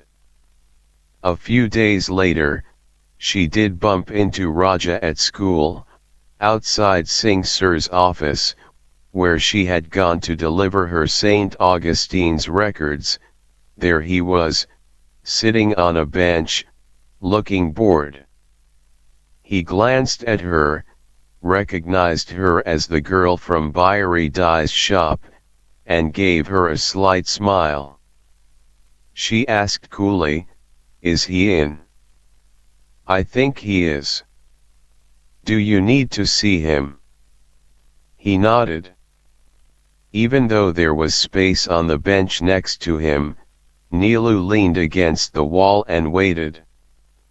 Raja was tapping his feet, as if he could hear music. Finally something seemed to occur to him, and he turned to her and said, "What do you need to see him for?" He spoke slowly, in the manner of someone who had all the time in the world, and she realized that she loved this about him. His eyes fell on the St. Augustine's emblem on the documents in her hand. She placed them behind her. "Oh, nothing. What about you? What are you hiding?" "What?" "This. Just some papers." But he'd already seen the school's name and its distinct symbol, a book with an arrow slicing it, and he asked, "You went to St. Augustine's?" She cursed herself for her carelessness. "Yes." "And now you go here?" "Yes." "Why?" His tone was challenging, nearly hostile. A wave of irritation passed through her, but there was something endearing about his forthright questions. "I am living with my aunt now," she said. She stopped herself from reaching to run her fingers over his sideburn. Singh Sir's door opened, and he called Nilu in. She handed the papers to Singh Sir, who smiled at her and asked her how her classes were going. She said they were fine. "Let me know if everything is all right," Singh Sir said. "Just come to me." Singh Sir had been very warm toward her since he'd accepted the 300 rupees in that envelope. When she came out, Raja was still sitting on the bench. His eyes followed her as she walked past, then he said, to her back, "When you're a St. Augustine's product, you get treated like a VIP. I was here before you, wasn't I? Maybe you come from the Raja Maharaja stock." She turned to face him. "But how sad that you're the one who's named Raja, the king." Reciprocating his confrontational tone, she hadn't smiled, and she wondered if what she said sounded condescending, a convent-educated girl making fun of a locally schooled boy. But to her relief a smile flickered on his face. He liked it that she knew his name. "I'm the type of king who has to wait for an audience with his subjects," he said, tilting his head towards Singh Sir's door. He didn't ask Neelu's name in return, as she'd hoped he would, but that afternoon at Bayari Dai's shop he glanced toward her frequently and spoke in a more animated way than he had thus far. The next afternoon, when she told him her name, he showed no sign of recognition, and although she was disappointed, she also felt relieved. Gradually, over the next few days, he addressed her more than he did Bayari Dai, and soon it was Raja and Neelu seated on stools next to each other, sometimes with their knees colliding, as they talked, while Bayari Dai chimed in, like an outsider, from behind his counter. One day Raja shyly showed Neelu the poems he had attempted in English. They were filled with melancholy. His language was stilted, the expressions at times ordinary, but a presence hovered over them, a feminine one, which she took to be his missing mother. This woman moved between the lines, weaving herself through the words. Neelu found herself shivering as she read the poems. "They're moving," she said. "I'm trying to improve my English." "Your English is already good," she said. "English is like international currency," Bayari Dai said. "You know English, you'll make money. Is that why you want to improve your English?" Neelu asked Raja. "No," he said. "I just don't want you boarding school types looking down on me." "When did I look down on you?" He gazed into her eyes, then looked away. "No, tell me, Raja, when did I look down upon you? What have I said that has given you that impression?" When he didn't meet her eyes, she grabbed his arm and said, "Raja, look at me and tell me, please." When he did look at her, she was slightly taken aback by how cloudy his eyes had become, swirling with some new influence, how suddenly his face had acquired lines of sadness. "Maybe not you," he finally said. "Then who?" He waved his hand at the lane outside the shop, at the sky beyond the telephone wires. "The world." Then he straightened himself. "But I'm not the type to be cowed by anyone. Let anyone even try. I'll." She understood that he was merely venting an argument that went on in his head. The shop was silent, then Bayari Dai coughed dramatically and said, "Before anyone can even speak, you know what our Raja will do." Bayari Dai rose from his seat, adopted an aggressive stance like a kung fu warrior, and spoke in an exaggerated American accent. "What are you talking about, Mok Hikni? Me Raja. Me big man. Me speak Angreza. Don't use such words in front of a girl, Bhayari Dai," Raja said. "But you don't need to prove anything to anyone," Nilu said to Raja. "Who said I'm trying to prove anything? You're good the way you are." He studied her intently, as though trying to understand her. "How do you know that? How do you know I'm good?" "He's good," Bhayari Dai said. "Keep quiet, Bhayari Dai. How do you know I'm good?" Her heart beat wildly. She hoped she was not about to be discovered. "I just know. I am good at knowing people." "She's good," Bhayari Dai said. "And her English is very good." "This Bhayari Dai," Raja said, but he had begun to smile, and she was struck by how much even that tiny smile lit up his face. In that moment she saw him as he was when they were children together in Nilu Nikanjay. She remembered that smile from when the two had sat on the floor of her room and gone over the alphabet, when he rode her pink tricycle in the yard, pedaling furiously to gain as much speed as he could. He was watching her, and she wondered if he could read her thoughts, see the pictures of earlier times that ran through her head. But he was obviously thinking of something else, for he said, "I bet you my Nepali is better than yours." "It probably is." "Probably," he questioned. "It is. It is. Here, look at my poems in Nepali." She read them. His writing in Nepali didn't display the awkwardness of his English. Still, to chide him, she suggested some improvements.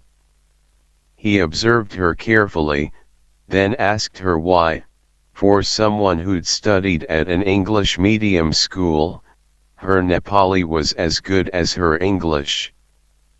"I am a Nepali girl, am I not?" she replied. Bhayari Dai laughed and told Raja that he was no match for this girl, who, if he didn't watch out, would sell him at the market for 2 paisa. Raja kept his eyes on her, but she, suddenly guilty about concealing their shared history at Nilu Nikanjay, couldn't meet them. The gate to Gangada's house opened, and there stood Jamuna Mummy, staring at them. Nilu became self-conscious and, bidding goodbye to Raja and Bhayari Dai, went down the lane. She passed Jamuna Mummy on the way, and the woman said, "Are you an avatar of the goddess Kali? Have you come here to suck our blood?" Nilu kept her identity hidden from Raja for weeks as they spent more time together. At first Bhayari Dai's shop was their meeting place. At her insistence Raja showed her some short English essays that he'd composed during his free time, for himself.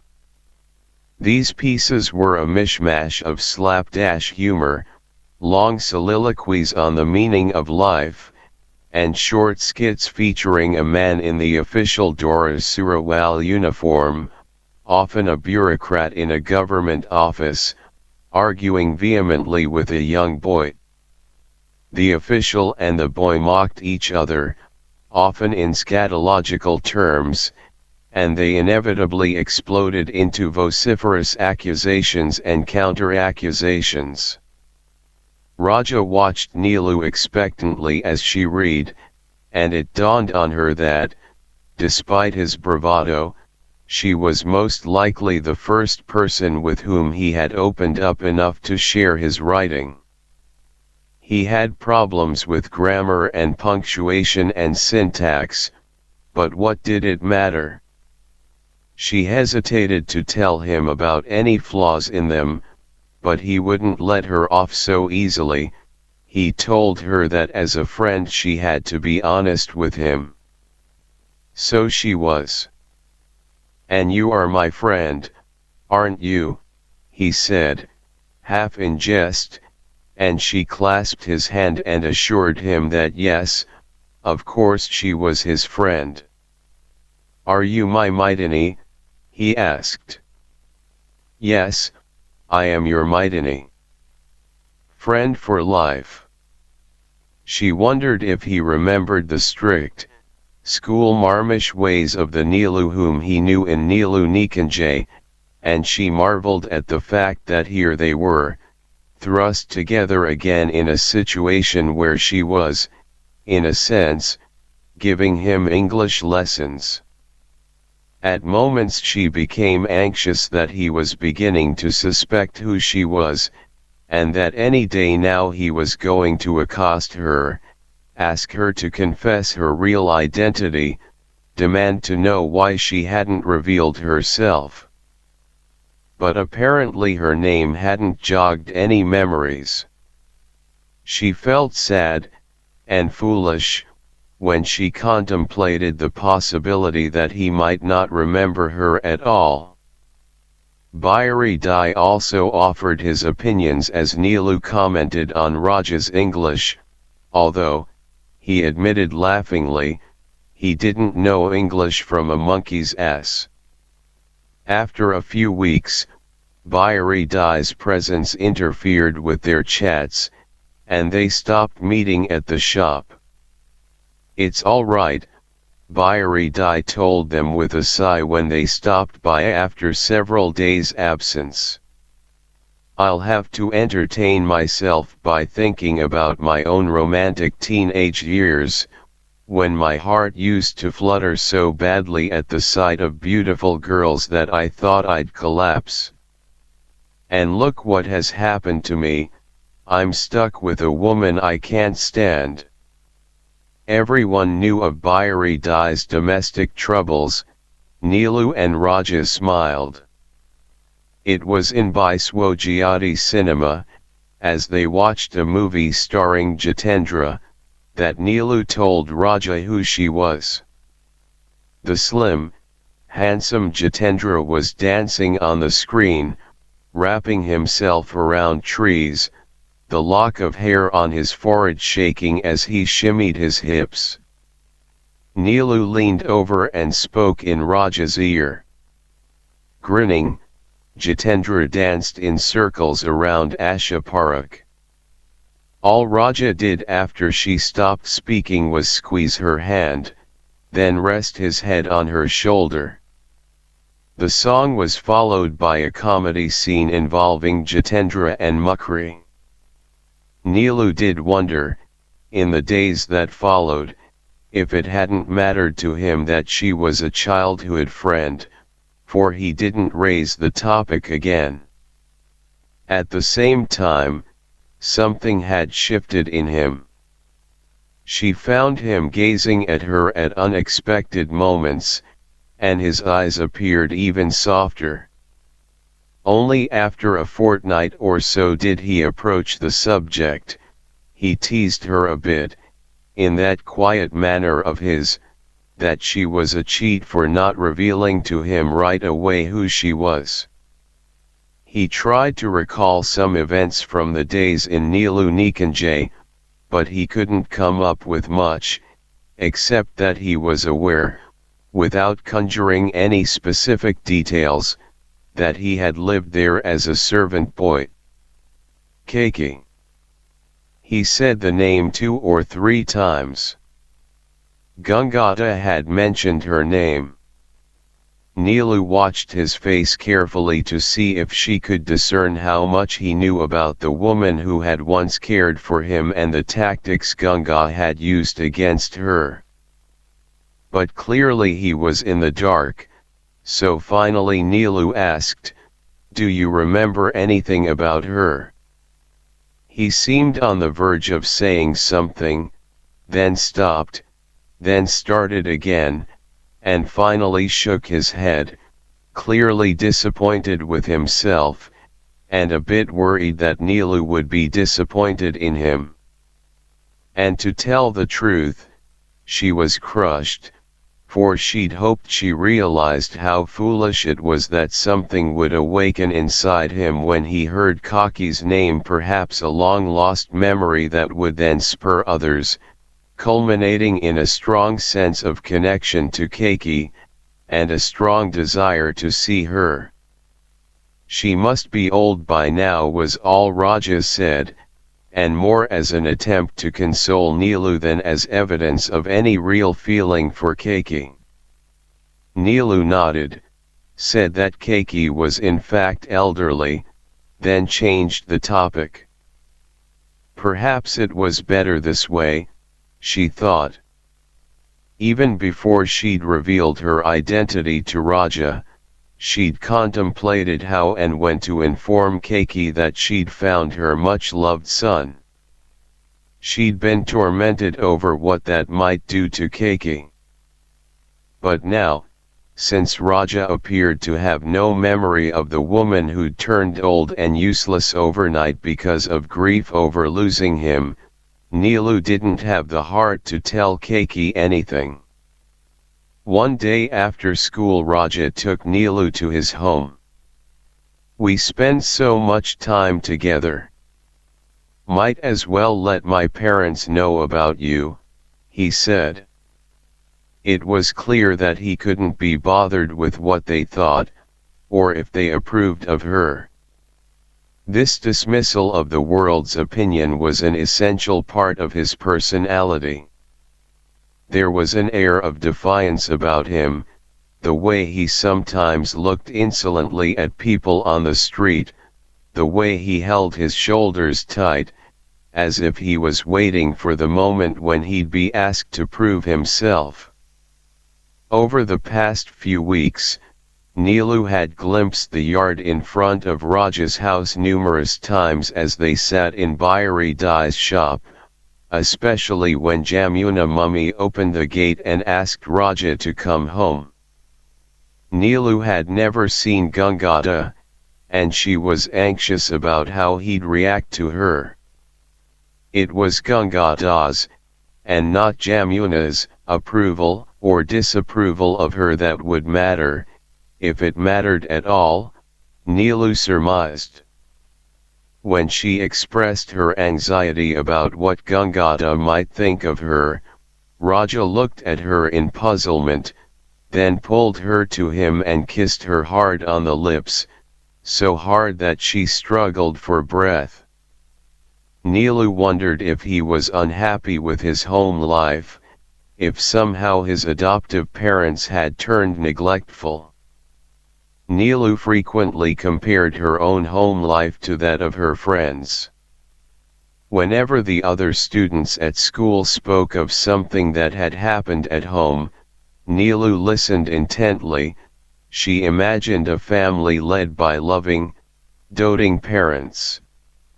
Even arguments or punishments seemed like evidence that those parents were at least involved in their children's lives, whereas when she reached home after school, no one called out her name, asked her about the events of her day at school.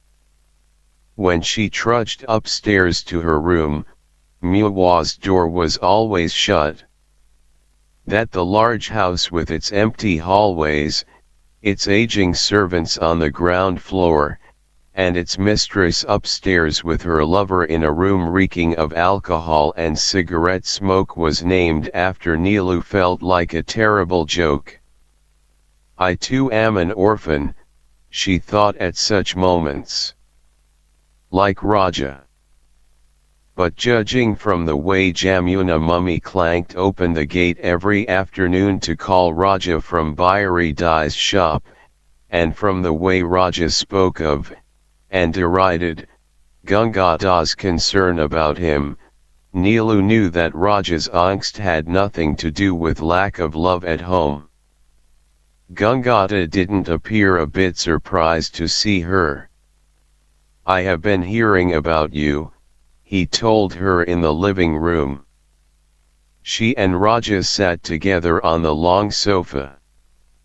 In front of her on the wall hung a black and white photograph of Gangada, his palms together, his head bowed, in front of King M, whose palm was delicately raised in blessing. The king's eyes were hidden behind dark glasses. Gangada noticed Neelu's gaze and said, "That was not too long before King M passed away. Go near and look." Raja sighed. Neelu went to the wall and scrutinized the photo. Not knowing what to say, she foolishly asked, "Did you know the king?" Raja said something that neither of them could fully hear, but Gangada gave him a look before he smiled at Neelu. "How can a common citizen like me know him? But I was lucky enough to receive a commendation letter from him for my work at the National Planning Commission." He paused. "He was a really visionary man. Our King M looks like he has passed on his leadership skills to his son." "A visionary leader," Raja muttered. "What do you know about the real world?" Gangada asked him. "You weren't even born when King M had to take over the helm of this country, save it from bickering politicians.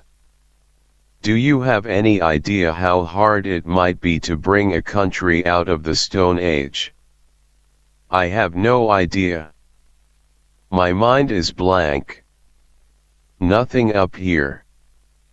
Gangada looked at Neelu, as if to say, "See."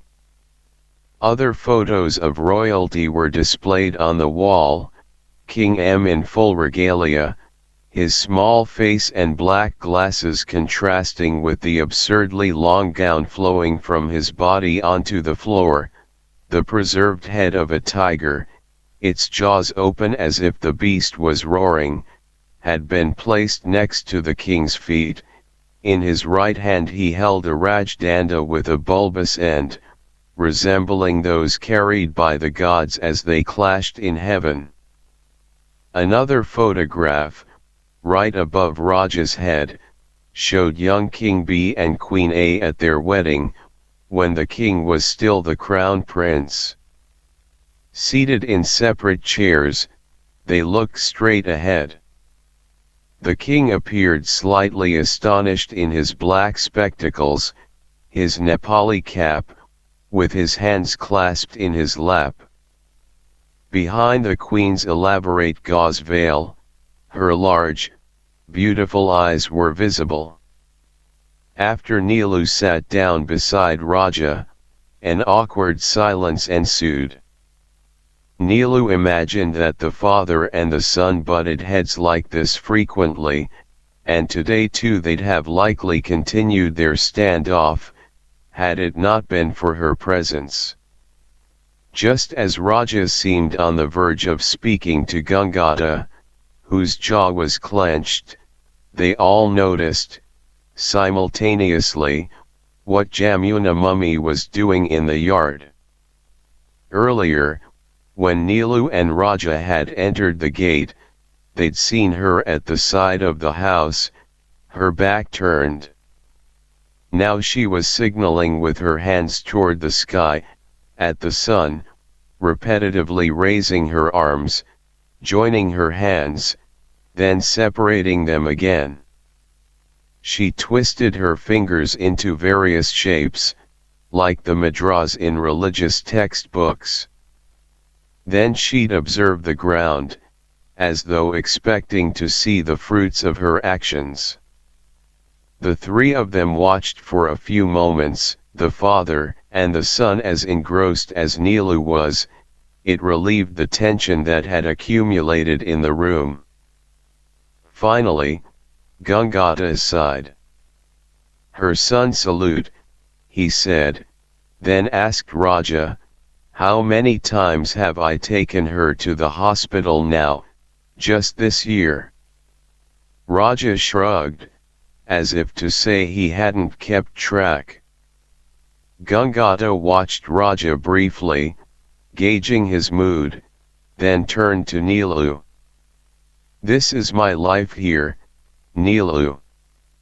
These two, my dear wife and my dear son, keep my head spinning. Whatever anyone may say about my life, no one can call it boring." Nilu worried that the comment was meant to irritate Raja, but Raja seemed not to have heard it, for he changed the subject.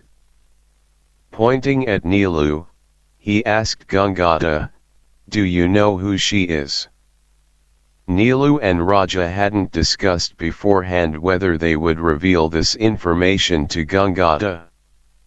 She had assumed that for this first visit, she and Gangata would just be introduced, exchange the common courtesies. Before the two arrived at the house, she'd asked Raja, "What are you going to tell him?" "That I'm your girlfriend." "Isn't that a cow-eating Western term, girlfriend? Maybe I should introduce you as my premika." "Lover. It's a much more beautiful word." "Wait," Gangata said. "This is the first time Nilu has come to our house, and we haven't even offered her anything to drink. Let me bring some tea and biscuits." He went to the kitchen. Nilu elbowed Raja and whispered, "Do you have to tell him today who I am? Couldn't it wait?" He seemed not to share her worry. "Why not get it out in the open? He might not like who I am." Raja's arms were stretched out over the back of the sofa. With his right hand he began to stroke her face just as Gangata entered with a tray of tea and biscuits. Raja's fingers moved away and began drumming the sofa. "Nilu," Gangata said. "Forgive me. We don't have a servant in this house, so I have to do everything. The tea might not be to your liking." "I'm sure it's tasty," Nilu said, then braced herself for Raja's revelation. "Take the tea, please," Gangata said, handing her a cup. "And tell me about your family." Nilu mumbled a few vague statements, expecting Raja to interrupt and reveal who she was, but he didn't. He had decided to comply with her urge to wait. "Oh, I'm sorry to hear that your father passed away while you were young," Gangata said. "In that case you must have a close relationship with your mother." Nilu didn't bother to illuminate him. Instead, she asked where Gangata worked. "I worked for the National Planning Commission for years, but now I work at Nepal Rashtra Bank." Jamuna Mummy entered the room. "Come, drink some tea," Gangata said to his wife. Staring at Nilu, Jamuna came to the sofa, sat next to her husband, and picked up a cup of tea. She sniffed at it, then peered into the cup. She said something that sounded like Jajamantar Fufufu, and out of nervousness Nilu softly giggled. "What? You think we're going to poison you?" Jamuna mummy? Raja asked. Jamuna mummy slammed down her cup, sloshing some tea onto the coffee table. She said something about day and night. Don't say such things, Raja, Gangata said. Don't further inflame her paranoid mind. Jamuna mummy pointed her index finger at father and son, back and forth, until Raja reached over and grabbed her finger. But Jamuna mummy didn't pay attention to Raja. She fixed her eyes on Nilu, then said, "What about this Kali Mata here? Why is she in my house? I'm watching you, Kali. I know you. You've come here to suck my blood. The only things that'll suck your blood are the leeches from our garden, understand?" Gangata said. Jamuna, why don't you do that little twist dance that you like? Show our guest here what a good dancer you are. I'm not going to dance in front of Kali, Jamuna mummy said. Raja chimed in. Come on, Jamuna mummy. Gangata said to Nilu. Jamuna here was apparently a great fan of the twist before she married me. He stood and began to do the twist in front of her. Here, Jamuna, he said. Jamuna mummy's eyes shifted from Nilu to her husband.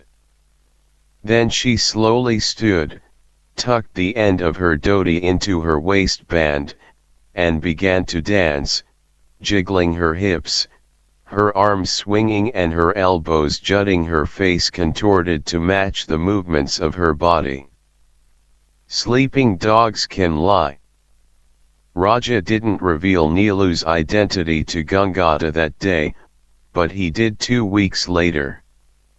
When he informed Nilu, she held her breath. How did he react? What did he say? They were sitting on a hillock at the western edge of the neighborhood, an area not yet crowded with houses. Legend had it that until a few years ago, when this area was just being settled, foxes howled and barked here at night. He said nothing. But he must have said something. Nothing at first. Later he came in while I was studying in my room and said that I shouldn't tell Jamuna mummy because she might have memories of Keiki that could trigger things for her. Is that all? Well, Raja hesitated. He said something about his sin, that it had come back to haunt him, or something like that. With her finger Nilu began to doodle on a patch of dust. I'm sure he wishes that we two hadn't come together. Now where did you get that idea, Maitini? Really, Gangata isn't bad. He's stupid, old-fashioned in his ideas of loyalty. That's why he's remained devoted to Jamuna mummy, that's why he thinks criticizing our Raja Maharaja is bad for the country. So you think he's stupid because he did not abandon Jamuna mummy? You have a very soft heart. I just don't understand him sometimes. It's like everything around him is changing, but he wants to remain stuck in a previous century. Do you think loyalty cares which century it's in? If I were to go crazy tomorrow, like Jamuna mummy, you wouldn't remain loyal to me. He put his arm around her, squeezed her. Then he nosed her neck and, moving his mouth up, bit her gently on the cheek. Aware of a small boy playing with a bicycle tire nearby, she turned her face away. Gangata liked you, I could tell, he said. Do you always fight with him? Not always, but sometimes he doesn't leave me alone. She took his hand. Tell me what it is you are feeling. He thought for a while, then said, something is missing in my life. They stung her, his words, even though Nilu knew that he meant his mother, not her. She wanted him to say that something had been missing until she came along, and now his life was complete. But that was foolish. As though realizing the effect of his statement, Raja put his head on her shoulder and said, but now you are with me. Now everything. She put her finger on his lips and said, shhh.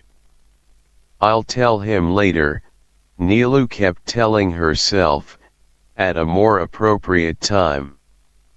I'll tell him later that the man whom Raja now considered his father had used forged documents to snatch him away from Keki. But as she began to spend more time with Raja, in and out of school and at his home, and as she became aware of the tension between Gangata and Raja, she couldn't bring herself to divulge the secret. She could easily see Raja going home and giving Gangata a piece of his mind for what he'd done to Keki. As far as Raja knew, the servant woman who'd initially raised him had surrendered him to Gangata, surrendered him for his own good because she knew that he'd get a better life in Lankaur. If Nilu told Raja the truth, she could forever rupture this family, and she had no interest in doing so. One day, however, she couldn't resist asking him whether he had any desire to see Keki. He appeared startled by her question, as though he'd never considered it before. He ruminated on it for a few moments, then said, "What good would that do?" "Well, at least you'll make her happy. So happy that she probably won't stop crying. She might not want to let me go." Nilu considered it. "No, she's not that selfish. She'd understand that you have your own life by now." Raja turned thoughtful, then slowly shook his head. "Sleeping dogs can lie," he said in English. She was too quick to correct him. "You mean, let sleeping dogs lie?" "Yes, yes."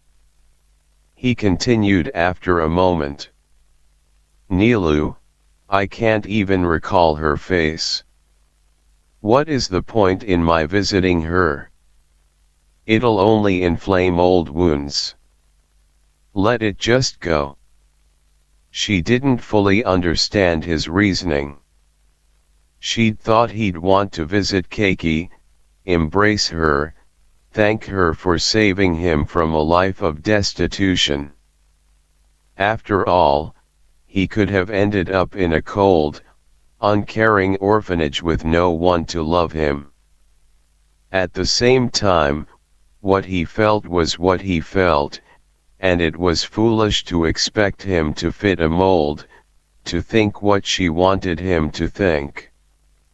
She couldn't begin to fathom what it was like not to know the identity of the woman who gave birth to you, and although it surprised her when Raja expressed fidelity to a woman who'd discarded him in the park, where he could have died if Boki Ba hadn't woken to his cries and if Keki hadn't fed him milk, she decided she wasn't going to judge him. Maybe sometime in the future he could be persuaded to pay Keki a visit. Every day, happy after spending time with Raja, Nilu abruptly turned sober once she reached home and had to face Keiki. Half blind, Keiki would be fumbling around the kitchen. Every day Nilu thought about telling her, "Keiki, guess who I spent time with today?" But she couldn't even hint at knowing something about Raja, couldn't inflict such cruelty. One time, however, her own emotions overwhelmed her, and after spending the afternoon with Raja, she went to Keiki and put her arms around her from behind. "Nilu Nani, what's wrong?" Keiki asked. With her arthritic fingers she patted Nilu's cheeks, felt the dampness there, and asked, "What's wrong, my daughter? Did something happen? Did someone say anything?" Nilu shook her head and thrust her face against Keiki's shoulder. "Everything will be all right, dear," Keiki said. "God will make everything all right for you." Nilu lifted her face. She couldn't help but ask, "Keiki, do you still think about Raja? Do you still miss him?" At the mention of Raja's name, Keiki became alert. "Why? Have you seen Raja?" With great self-control Nilu said, "No, just asking. I haven't heard you mention his name in a long while." Keiki's face sagged again. "Not a single day goes by when I don't wonder what he's doing now. I wonder what he looks like. He must have grown tall. He was tall for his age even then. Who can tell me what he is like? Who can tell me whether he even remembers me? Keiki, he grew up on your lap. He must have turned out really well. You ought to be happy with that thought. Do you think he misses me? How can he not? You are his mother, aren't you?" A tiny flicker of a smile appeared on her lips. "He must be a really handsome boy. He was always so good looking. Did I tell you, Nanny, when he was about 3 years old and used to follow me around at Rani Pokeri, people used to come up to me and jokingly ask whether they could take him home, so good looking he was. At that time I used to laugh. I was tickled that people wanted to take him away from me." "Look at the sky," Raja said, sitting with Nilu at the mound at the edge of the neighborhood, where they liked to meet. The sun was setting behind the giant hill of Nagarjun to the west, painting the entire sky kaleidoscopic pink and red and blue and orange and purple. "Ganja colors," he said. The first time he'd likened the evening sky to ganja, she'd prodded him, forcing him to admit that yes, he did smoke pot every now and then. He'd asked her whether she'd smoked, and she'd shaken her head, and the next day after school he brought, in a small tin container that he'd lifted from Jamuna Mummy's dresser, what looked like dried leaves. He held one to Nilu's nose, and she inhaled the pungent smell. "It's good, isn't it?" he said, and the assured manner with which he ground the leaves on his palm with his thumb told her that he smoked the stuff regularly. After pulverizing the leaves, he poured the dust onto a piece of paper. Then he took out a cigarette and emptied it of its tobacco. Expertly, he began to slide the ganja dust into the hollow cigarette. She watched his maneuvers with a mixture of fascination and, yes, distaste. His smoking pot reminded her of Mua's drug habit. But she also knew that Mua, with her pills and her cocaine and her occasional needles, was a full-fledged addict. This, on the other hand, was only youthful experimentation, she hoped. So, when Raja held out the smoke, she accepted it. He lit it for her. She took a deep drag and coughed, and he encouraged her, and she took drag after drag, and for a while nothing happened. Then the air turned lighter and syrupy at the same time, and things slowed down so much that she could hear the shrill whistle and cries of a boy all the way down the field below, and he seemed to be shouting for her. Then she began to laugh because the pores of Raja's nose appeared as big as craters. What? What? Raja asked, merely smiling, not laughing crazily like her because he was accustomed to ganja. He offered the cigarette to Neelu again, and, hysterical because the craters on his nose undulated as he spoke, she buried her face in his shoulder, leaving a wet imprint of her lips on his sleeve. He kept saying what? What? As he finished the cigarette. Darkness had begun to fall, and he spoke about life in his soft, unhurried voice, how you thought life was under your control, but it had other things in store for you.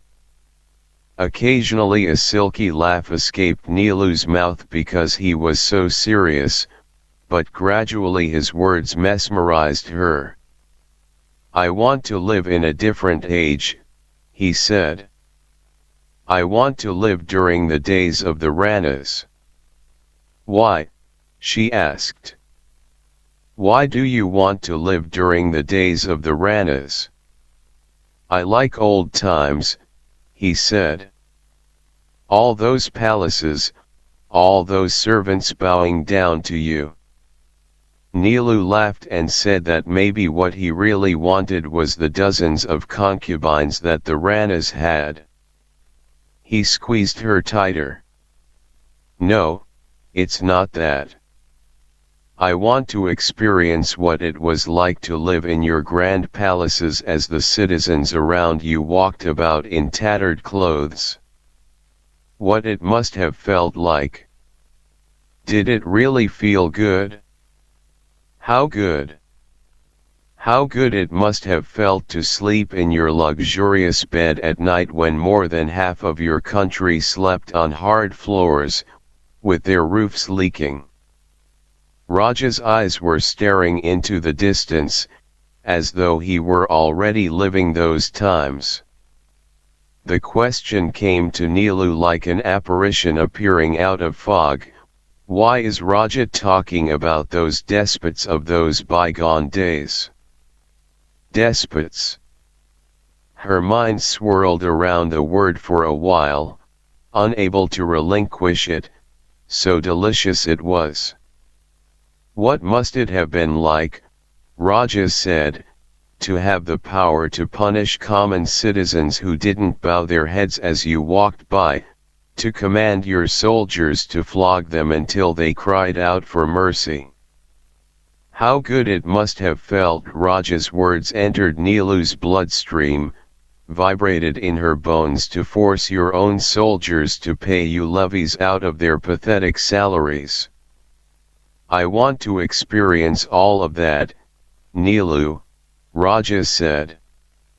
No, you don't, she said. Yes, I do, he said. I want another life, not the one I have. I want to be born differently. You are perfect the way you are, she said, but something was getting caught in her throat, and she couldn't tell whether she was about to cry or had already started crying. "This ganja is spinning my head," he said. "No, it's not," she said. And now she was indeed crying. "Don't say that, Raja." He turned to her and wiped her tears from her eyes. "Don't cry, Neelu." She looked at him, and in his pupils she saw a woman, wearing a tattered dhoti, walking on pavement close to a body of water. Your mother," she cried, but only her mind, not her voice, spoke those words. The woman stopped, looked around, and allowed herself to be swallowed by the water. "Stop her!" Something in Neelu panicked, but then she noticed that Raja's lips were soft and innocent and kissable, and because they were kissable she leaned over and kissed them. He closed his eyes, making the woman disappear from Neelu's mind, and he kissed her back, and such sweetness passed through the front of her chest, straight into her heart. Muwa found out, eventually, through acquaintances and distant relatives who'd seen Neelu around the Jagadamba school, that she'd switched schools and that she'd been seeing Raja. "That servant boy," Muwa said. "That Nathi. You are interested in him?" "Thukka." Neelu spun out of Muwa's room. A short while later, Samrat came to Neelu's door and said, "Neelu, your mother is very upset. Why are you so bent on giving her such headaches? Don't you have any feelings for her?" Neelu was sitting on her bed, and he entered the room and sat on the bed too, making it creak. Both he and Muwa had been drinking, and now his breath assaulted her. "Don't you have any feelings for me?" he asked, smiling. "Do you mind not sitting on my bed?" she said. "Why? We get tired too, don't we? Or do you think we don't get tired at all?" She chose to ignore him and picked up the Charles Dickens novel she was reading. He moved a bit closer to her, and probably would have reached out and touched her, either on her hair or on her cheek, so many times in the past he'd come close, and she'd moved away before he could do anything when Muwa appeared at the door. In her right hand was a cigarette, one of the 555s she liked to smoke, and she said, "So, all this time you hid everything from me. Why didn't one of the sisters inform me? Why wasn't I sent a notice? Hiding in some local school? With that Kaki's boy?" Neelu kept on reading. "Neelu, answer your mother, please," Samrat said. Neelu stood and stepped toward the door, but Muwa wouldn't let her pass. "Show him some respect," Muwa commanded. "Who do you think you are? He's been coming to this house for a long time now, and you still treat him like he's a stranger. You hurt him, that's what he tells me. He cares so much about you. Neelu this, Neelu that. Muwa, let me go." "Where are you going?" Muwa shouted, then coughed. "Downstairs." "Why?" "To talk to Kiki." "Does she know you've been seeing that Raja?" "She doesn't need to." "Why not?" "He's her boy, isn't he?" What, you think you have more of a right over him now than she does? Hasn't Keiki been longing for him all these years? Nilu said nothing. I had higher expectations of you, Nilu. We had higher expectations of you, Samrat said. Muwa fought with Nilu over Raja for a few weeks, then gave up and returned to her cocoon, now speaking even less to Nilu than she did before. It was actually Samrat who attempted to converse with Nilu, pretending he was trying to make up for Muwa's withdrawal. But by now Nilu had become an expert at ignoring him as she entered and exited the house, or when he was in Muwa's room on the rare occasion that she had to go there for something. As she headed for a combined study session with Raja for the school leaving certificate exam, which was coming up in a few months, she paused outside Muwa's door, hoping her mother would hear her footsteps and call her in, ask how she was doing. It didn't happen. Raja bought Nilu small gifts, trinkets, a packet of beautiful Nepali writing paper, cassettes he'd recorded himself with his favorite love songs by Boney M., Leo Sayer, Paul Anka, and love poems in both English and Nepali. At school all she had to do was step into the courtyard and he'd abandon his friends and come over. On Saturdays he rejected invitations from his male friends and waited for her at home. When she exhorted him to spend more time with his friends, who'd now begun to refer to him as Romeo and Majanu, he only smiled. One day Raja was walking Nilu back to Nilu Nikanjay from Lankaur. Darkness had already descended upon the city, and she slipped her hand into his as they passed the tree-lined avenue alongside the royal palace. Bats fluttered overhead, and at the palace gate a few soldiers stood around, chatting amiably. Nilu had a premonition even before Raja did what he did. His eyes became fixed on those soldiers, his expression changed, and she had to slow down because he had. Concerned, she was about to suggest that they cross the street, but it was too late. At the palace gate, Raja stopped. Then he started saluting, making guttural sounds. One of the guards, in a smart uniform and a hat with straps so tight that they squeezed the flesh under his chin, shouted, "Hey, who is that?" "Scat." But, ignoring Nilu's pleas to move on, Raja kept repeating the gesture, at times bursting into the national anthem, Sriman Gamher Nepali Prachanda Pratapi Bhupati, but making it sound like a cry for help rather than an ode to the crown.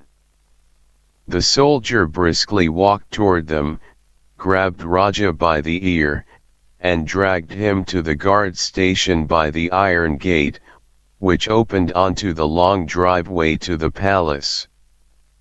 Panicked, Nilu followed, unable to speak. The thought quickly crossed her mind that Raja was touched in the head like his adoptive mother.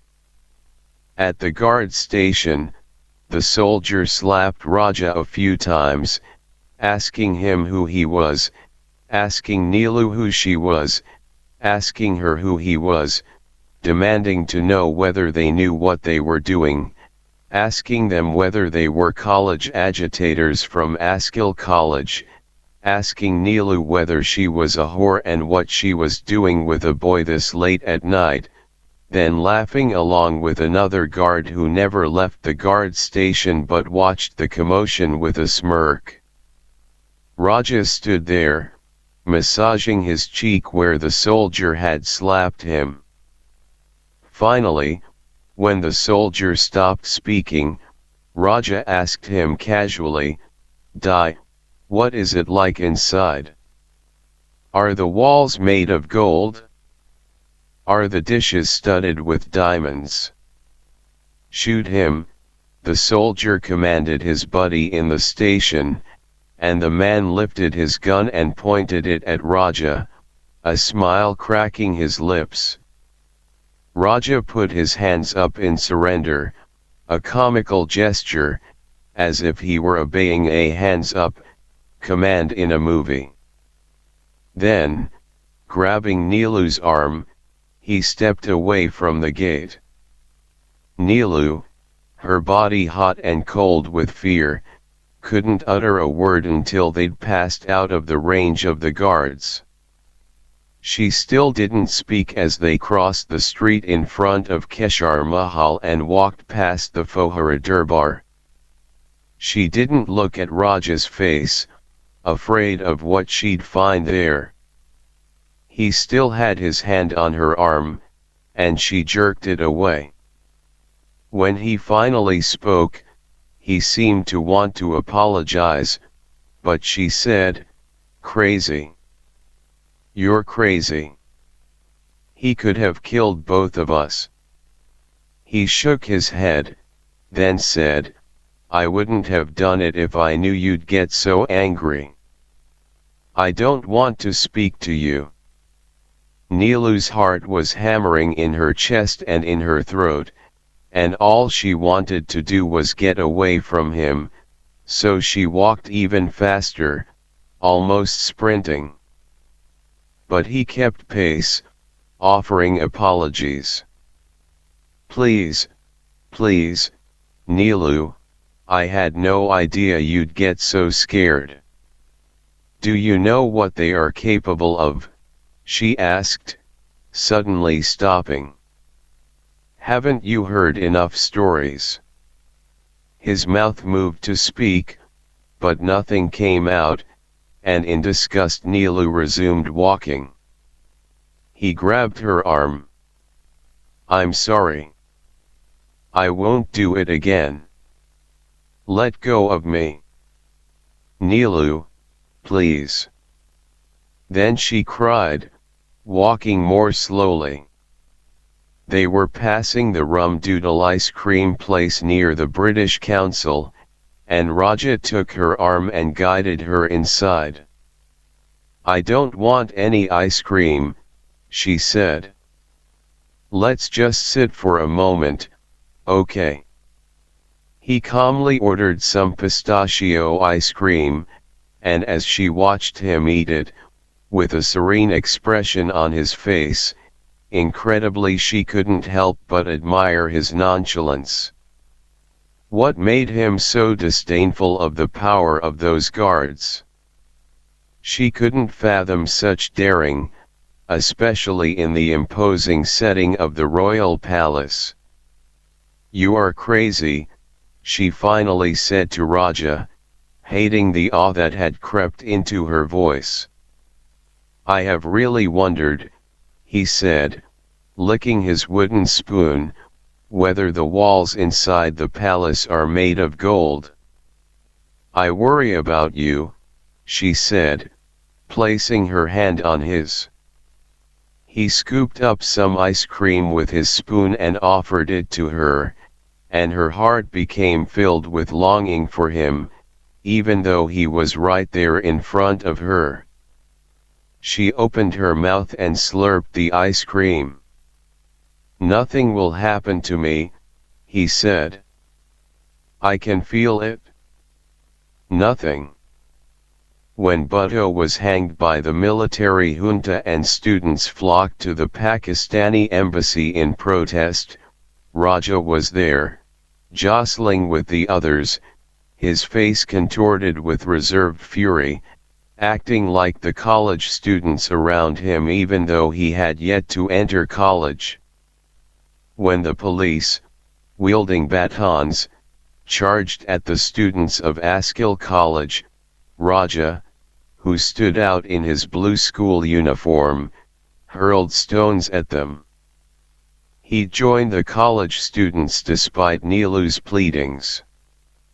At first she'd been hurt that he hadn't listened to her, but soon, as she watched the skirmish from the roof of the Jagadamba school, her worries for his safety pushed her hurt aside, for there was Raja, scampering and dashing and darting in and out of the Askil College building and the dormitory, in and out of the surrounding lanes, as policemen pursued him. The police had cornered a handful of students and brought their batons down on their heads repeatedly. One officer was still chasing Raja, his baton rapidly whipping the air in front of him as though he was swatting at a gnat. Then Raja abruptly turned and stood his ground, halting the policeman.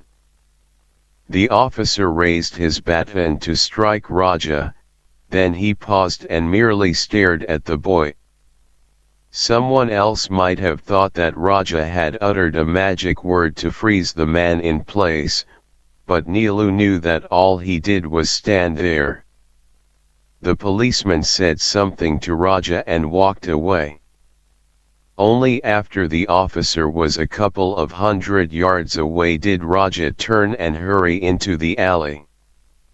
Later, when Raja didn't return to school, Nilu went to Gangada's house. "That stupid boy will get himself killed," Gangada said. He'd just arrived home from work and hadn't changed out of his Dora Surawal. Jamuna Mummy emerged from somewhere in the house, stood in front of Nilu, and began genuflecting, muttering under her breath. Gangada lost patience and, shouting at her, pushed his wife into the kitchen, where he forced her to sit on the mat on the floor. "Don't get up until I come to fetch you," he warned her. "Yes, Sarkar," she replied. "Whatever you wish, Your Highness." Gangada and Nilu went searching for Raja, she in her school uniform and he in his Dora Surawal. At dusk, they combed the Askil and Tamil area. The police had already left, and so had most of the students. The only signs of the earlier turmoil were some broken glasses at the entrance to the college and a pair of slippers someone had left behind. The two moved into the alleys of Tamil, hoping to find Raja in a tea shop with what Gangada constantly referred to as rabble-rousers. But for 2 hours they searched with no result, and as they were heading home, a boy wearing a school uniform came hurtling toward them. Nilu recognized him as one of the boys in Raja's circle. Someone saw Raja being shoved into a police van, near Tamil Chowk, the boy said breathlessly. "Do you know where they've taken him?" "I heard some of them have been taken to the Hanumanjhoka police station." As they conversed, darkness began to enclose them. "I'm going to Hanumanjhoka," Gangada said. When Nilu said that she would accompany him, he told her she needed to go home, as Muwa would be worried about her. For a while now Gangada had been aware, through Raja, of Muwa's drinking, but he chose to pretend that he didn't know. "I'm going with you," she insisted, and stepped toward the curb to hail a taxi. But at the Hanumanjhoka station, the police wouldn't let them in to see whether Raja had been brought there. "It's too late," the inspector in charge said. "Come tomorrow." "But at least tell us whether he's in here," Gangada said, "so that we won't go looking for him anywhere else." A few other parents who were looking for their sons made similar pleas, but Inspector Sharma shook his head. When it comes to controlling your offspring, you folks allow them to run rampant on the streets, and then, when they are inhaling the air of our jail, you begin shedding your tears. Isn't it dangerous for our police brothers to go out on the streets, being hit by stones and everything? Go home, and come tomorrow morning. Gangata studied another inspector who was in the room, recognized him as someone he'd met a long time ago, and went to talk to him. The second inspector finally persuaded Inspector Sharma to send a constable in to verify the names of those who'd been arrested. The constable returned and said that a schoolboy named Raja was indeed there. "Your son is a Jagadamba school student?" the second inspector asked Gangata.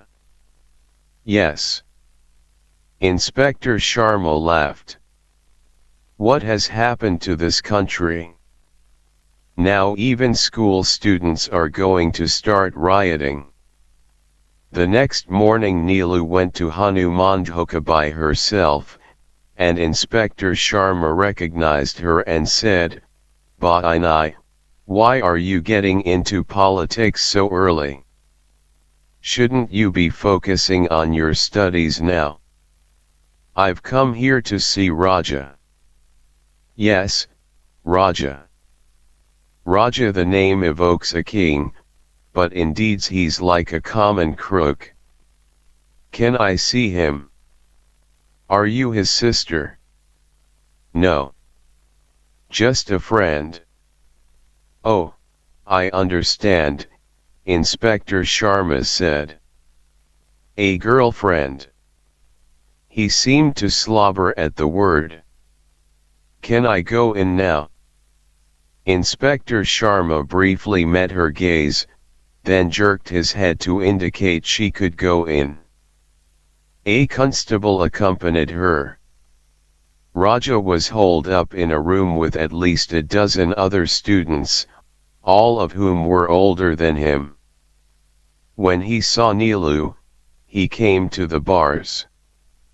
"You shouldn't have come," he said gently. "I'd have phoned you as soon as I got out." The others in the cell were listening to their conversation, but Neelu and Raja had no choice but to let them. "I was worried," she said. "Have you eaten anything?" Someone passed around a loaf of Krishna paratha, uncut. "And we all shared." She dug into her bag and brought out a packet of arrowroot biscuits, which she handed to him through the bars. He opened it and, after stuffing a couple of biscuits into his mouth, passed the packet to the others. The college students behind him were whispering girlfriend and chonk as they cast furtive glances at Raja and Neelu, so Raja turned to them again and said loudly, Why don't you all keep it down for a while? Can't two people talk?"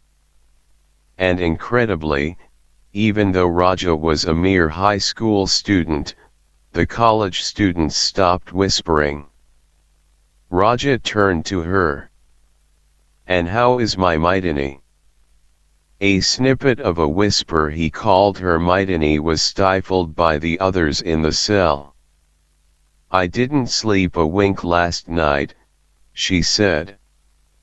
"Neither did I." "That's because you were in jail. I kept remembering you on the roof of Jagadamba, watching me. But I couldn't come to you.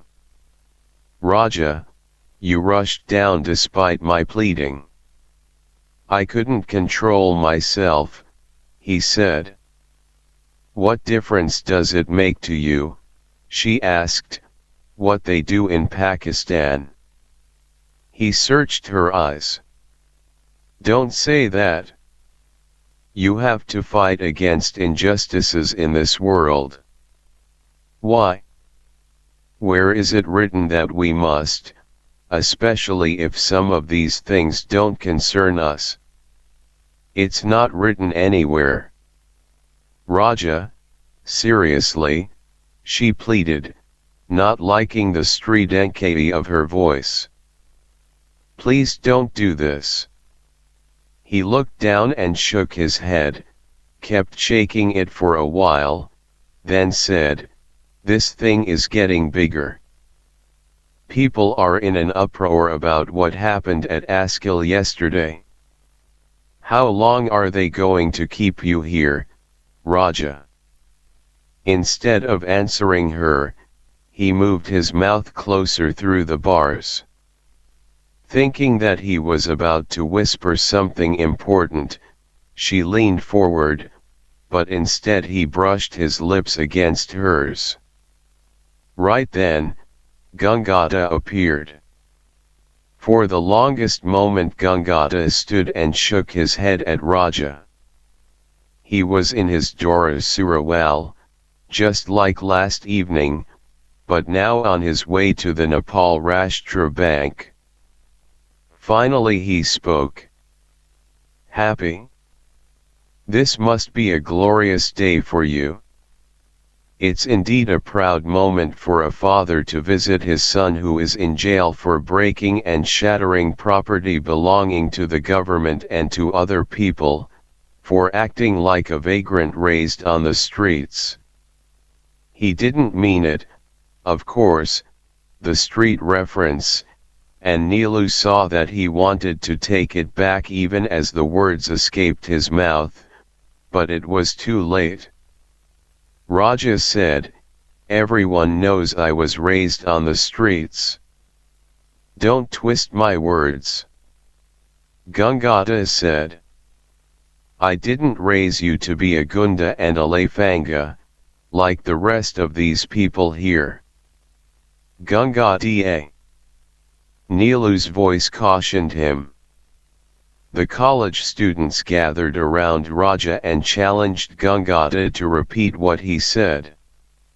One of them said loudly, Raja, is your father a Mandalay? A government stooge? Before Gangata could respond, Inspector Sharma appeared. What's all the ruckus about? He said. It isn't enough for you guys to be in jail? Do I have to throw piss water on you to shut you up? The thought of being doused in piss elicited laughter from the students, and momentarily, the tension was diffused. Gangata accompanied Inspector Sharma to the office. Neelu and Raja once again huddled together, in a corner, the bars of the cell between them. He asked her if she was going to school, and she said that she really didn't want to, but the police probably wouldn't allow her to stay much longer. I'm worried about your meals, she said. I thought Gangata was going to bring you dal bhat from home, but he's dressed for work. Maybe I'll go home and bring you something to eat? Someone's family will be bringing food to one of us here, and we'll all share. That's how it is in here. Oh, now you've become an expert on the etiquette of jail. With his index finger, he stroked the top of her hand. Do you want to go see a movie after I get out of here? Raja, you're thinking about a movie now.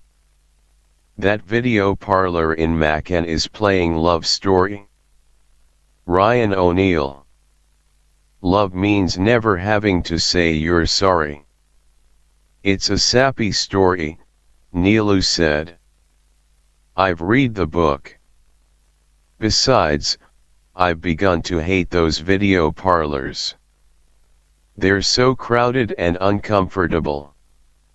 Over the past year, every alley in inner Kathmandu seemed to boast a video parlor, where bootlegged, grainy copies of Hindi and English language movies, some pornographic, were shown for a fee. Neelu and Raja had been to a couple of them, where old men with dentures sat shoulder to shoulder with boisterous boys, and young brides with gold jewelry sparkling and tinkling on their wrists jostled for space with grandmothers suffering from arthritis. Their second time at a video parlor, for a showing of Butch Cassidy and the Sundance Kid, the room was so crammed that Neelu felt she was being smothered and had to leave, just as Paul Newman and Robert Redford entered the bordello. "You don't want to go?" Raja asked. "I'll go if you want to." "I don't want to go if you don't want to." As they were going back and forth like this, Inspector Sharma returned, opened the door to the cell, and beckoned to Raja. "You. Come with me." All the chatter in the cell stopped. "Why?" Raja asked. "Just come." "Where are you taking him?" the others asked. "Do I have to explain my every move to you?" Inspector Sharma asked. "I have something special for you," he told Raja. Immediately Neelu wondered whether they were taking Raja to an isolation cell.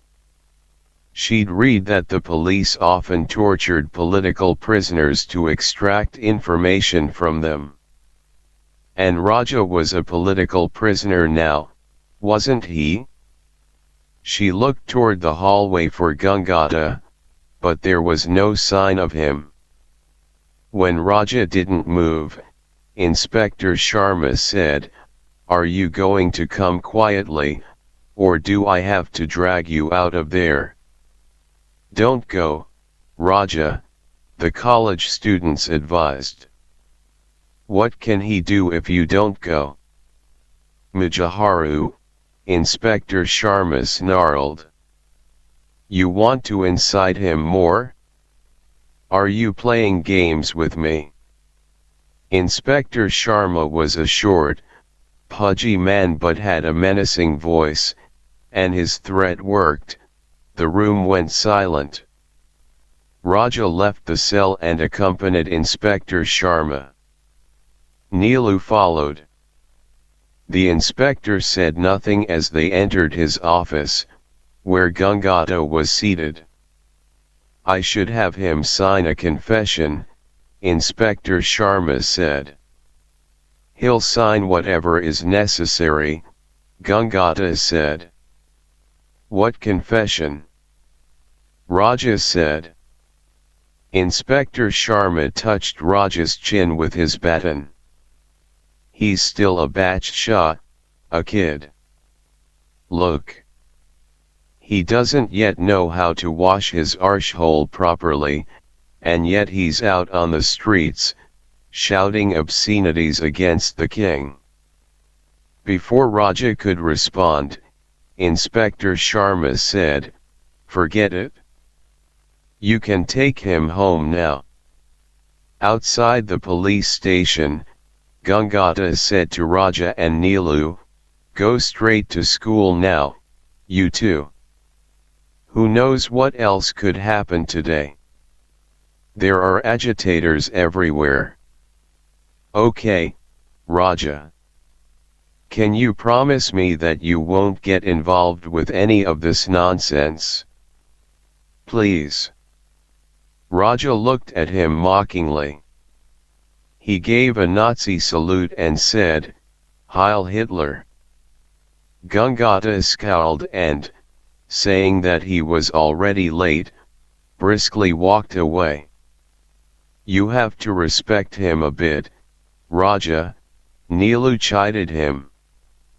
They lingered in the Durbar Square area, making their way down Pie Alley. At Chi and Pie they sat for an hour, eating chocolate and lemon meringue and drinking coffee, listening to Mick Jagger on the restaurant's cassette player. Then, arm in arm, they ambled toward Freak Street, Neelu resting her head on Raja's shoulder as they walked, drawing stares from other pedestrians. In Freak Street, dreadlocked hippies with long beards and baggy corduroys hung about, looking stoned and happy. A heavy smell of ganja and hash permeated the air. A multicolored van sat outside a shop, and a girl in a long, flowing frock, a cigarette in her hand, was arguing with a Nepali shopkeeper, probably unhappy about a business deal. From the second floor of a house, the steady, rhythmic beat of reggae sounded, lending the argument below an almost sensual tone. Nearby, a black man in a crew cut chatted with a saffron-robed sadhu, explaining to him that he was an American Marine. The sadhu, fingering his dirty beard, nodded. Neelu and Raja strolled in and out of shops, Neelu fingering T-shirts with Buddha's curvaceous eyes embroidered on them, Raja inspecting chillums and bongs and hookahs. They ventured into alleys strewn with condoms and cigarette butts, escaped a hippie with a runny nose who followed them, asking for a few rupees, drank coffee at Eat at Joe's, then made their way back up again, veering toward New Road, where they climbed to the Bangalore Coffee House, located on the second floor. They shared a masala dosa, exclaiming how hot and spicy it was, then walked to the American Library, where they spent the next 2 hours browsing, reading Newsweek and Reader's Digest, watching each other across the table. When they headed home, it was already 3 o'clock, and Neelu hailed a taxi because she didn't want to walk past Askill College or the dairy. She instructed the driver to take the route of Chhatrapati, then approach Samakhosi from the ring road. "This is too much," Raja kept saying. "You are throwing your money away on the taxi driver. We could have walked home in half an hour, and I promise I wouldn't have done anything. Like the Hitler promise you made to Upadhyay." The taxi stopped just a few yards from the lane that led to Raja's house. "Go and have a quiet day at home, okay," she told him. "And Madam is not going to go there with me?" he asked, pointing in the direction of his house. "Not today," she said. "I need to go home and rest." "Yes, Madam," Raja said, then saluted her and went toward his house. When Neelu reached home, she called Gangada's house to check to see that Raja hadn't gone back out to the street. He hadn't. "What are you doing?" she asked. He was reading a Hardy Boys novel. Soon after Neelu and Raja sat for their SLC exams, the city exploded. Students were hauled around the city in pushcarts, a garland of shoes around their necks, their faces blackened.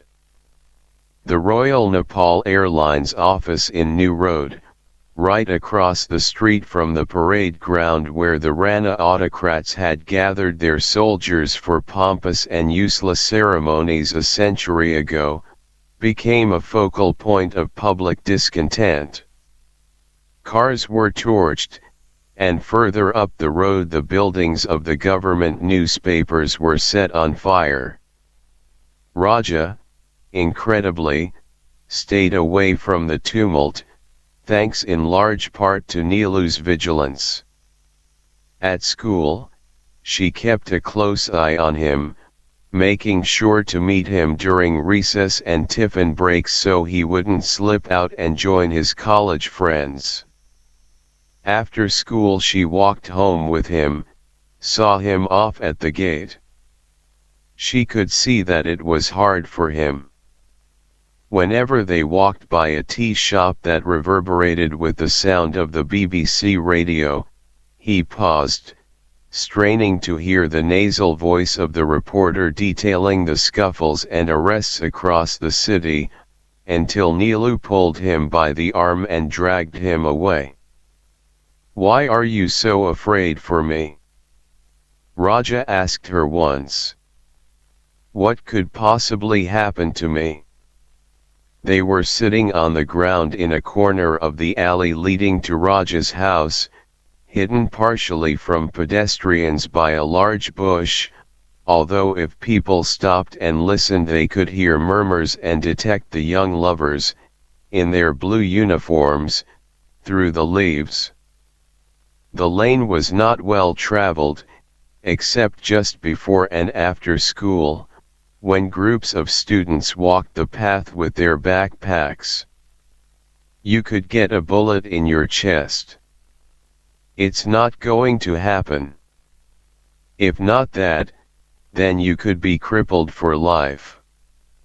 Not in my destiny. You can't predict the future.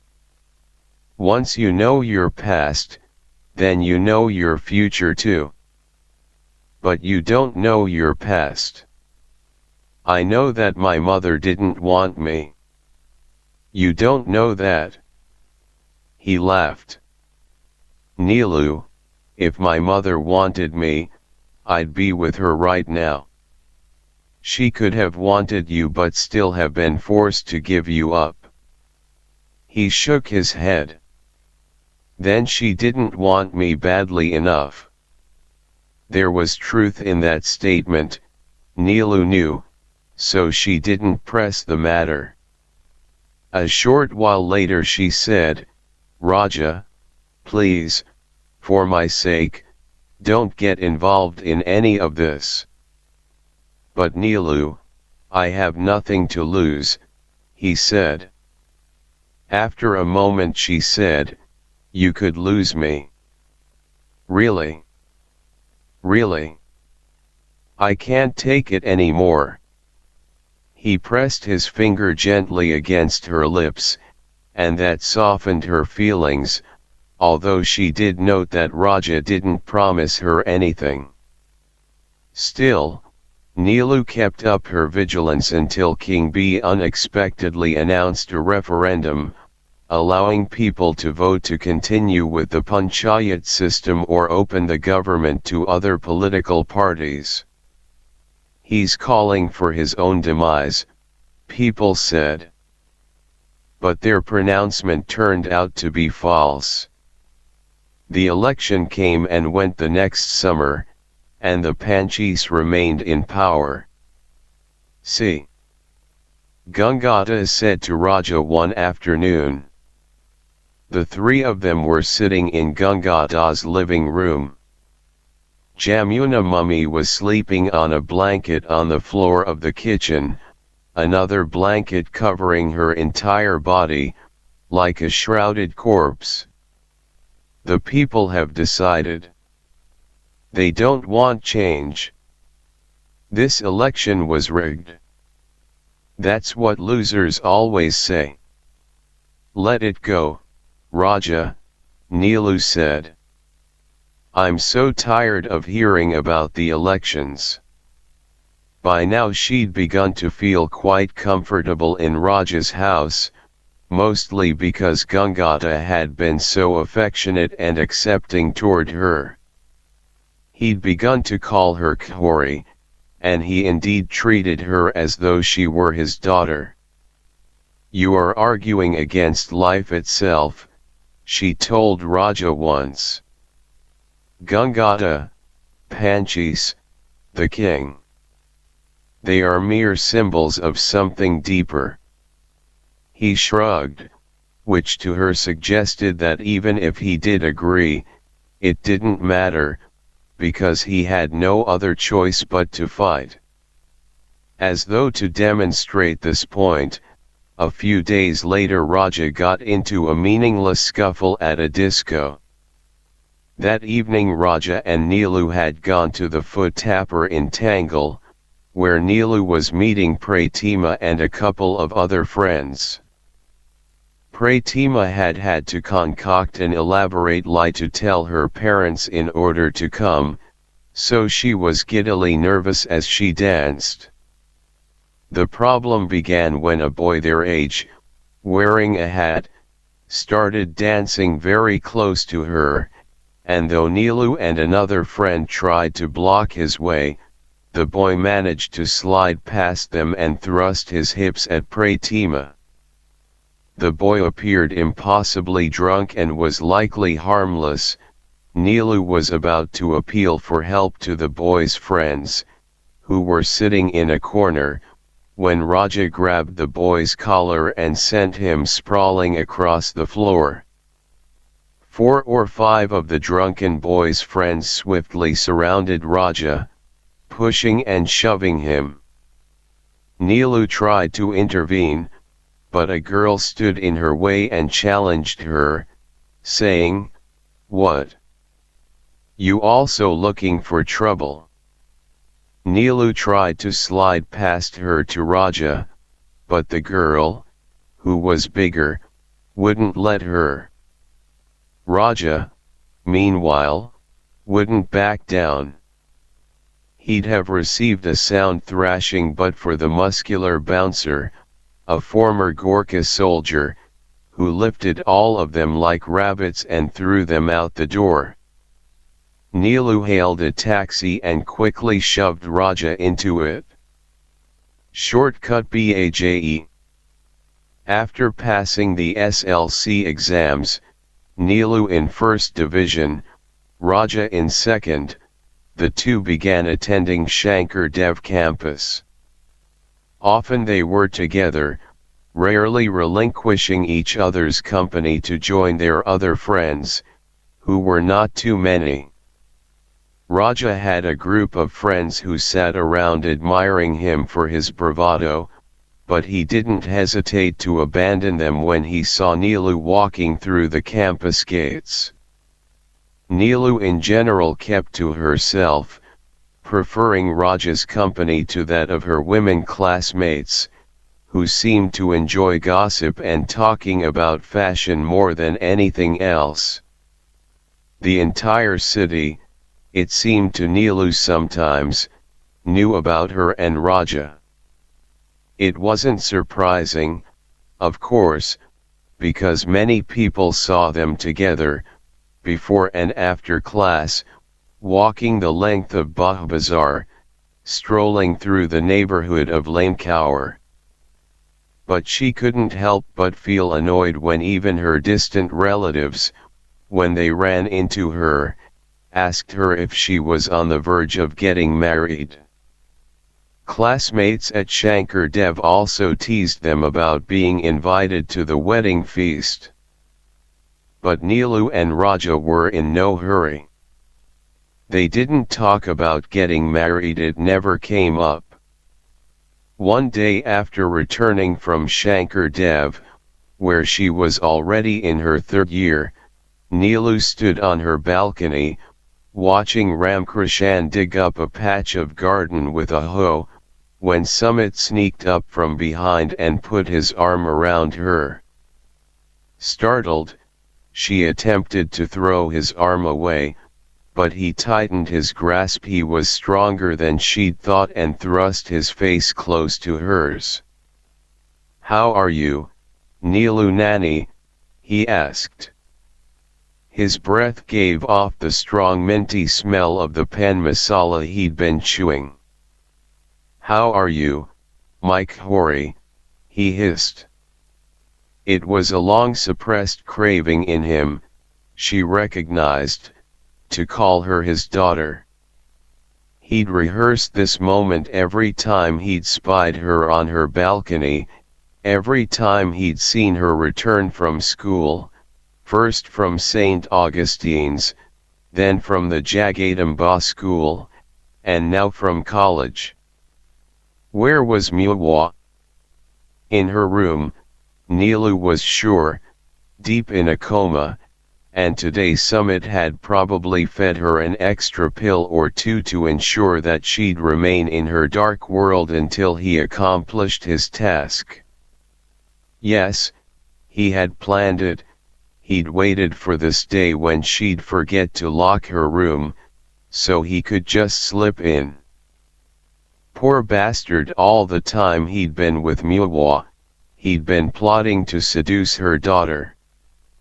When he and Muwa had popped pills, when they'd dragged on cigarettes laced with magic to transport them to other worlds, when Muwa had spoken to him about a memory of her own childhood, at all these moments, Samrat had fantasized about touching Muwa's daughter, to sleep with her, if he could, in her bed, with Muwa close by. A pathetic little creature he was, and Neelu was going to play with him. "I am fine, Daddy," she said, with a seductive smile, making her voice sweet and husky. "Are you okay, Corey?" he said, suspiciously. He'd obviously not expected it to go this easily. "Yes, I'm fine, Daddy," she said, bringing her mouth close to his. Very quickly, she moved her mouth to the left and clamped down on his ear, hard, her teeth crunching his cartilage. Samrat yowled and jerked away from her, leaving a fraction of his ear in her mouth, a tiny morsel. She tasted blood before she spat it to the floor. Standing a few feet away from her, his left hand covering his ear, he was trying not to shout. "Badmash," he said to her. "Just wait, I'll get you one day." Wincing with pain, he removed his handkerchief from his pocket with this other hand, and used it to cover his ear. In the garden below, Ramkrishan remained oblivious to what was happening on the balcony just a few feet above him, but Samrat's last words made the old servant glance up sharply and ask Neelu if everything was all right. Neelu went into her room, picked up her purse, and left. Downstairs, Keiki was sitting cross-legged on the veranda floor, combing her hair.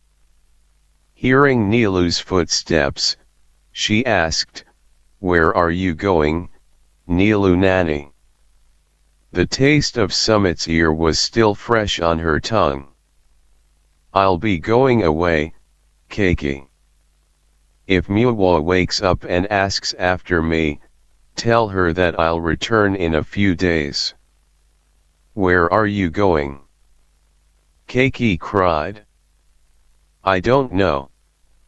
Ramkrishan came to the veranda and, leaning on his hoe, asked, "What happened up there, Neelu Nani?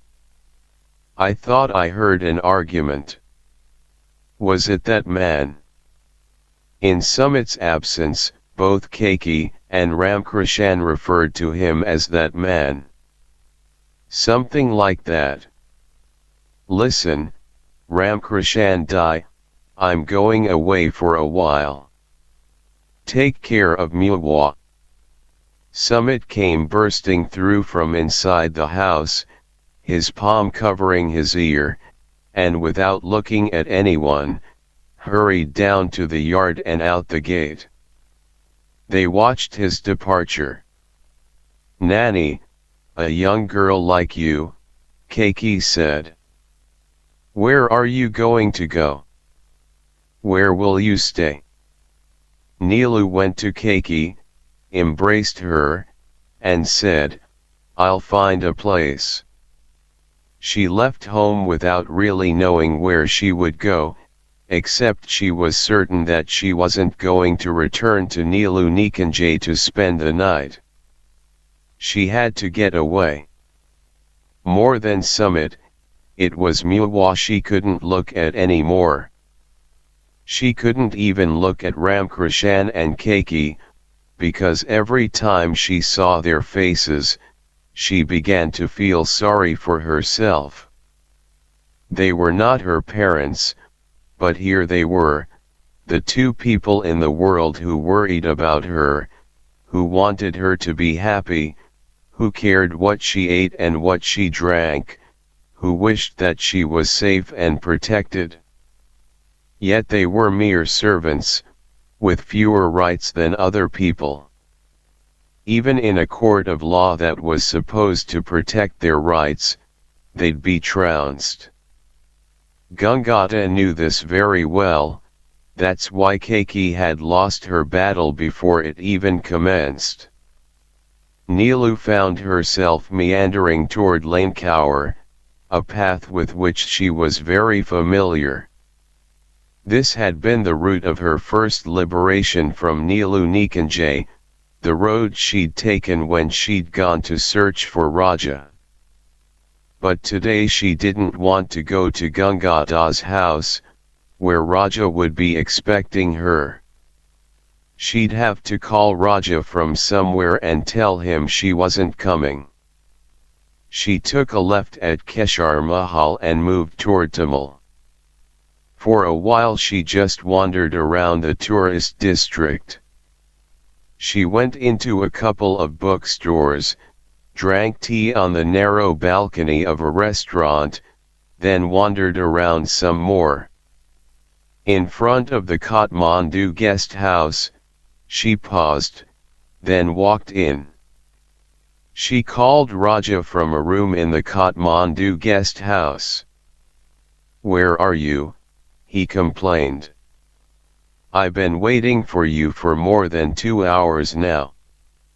He typically whined like this when she was late to meet him or when for some reason they couldn't see each other on a particular day.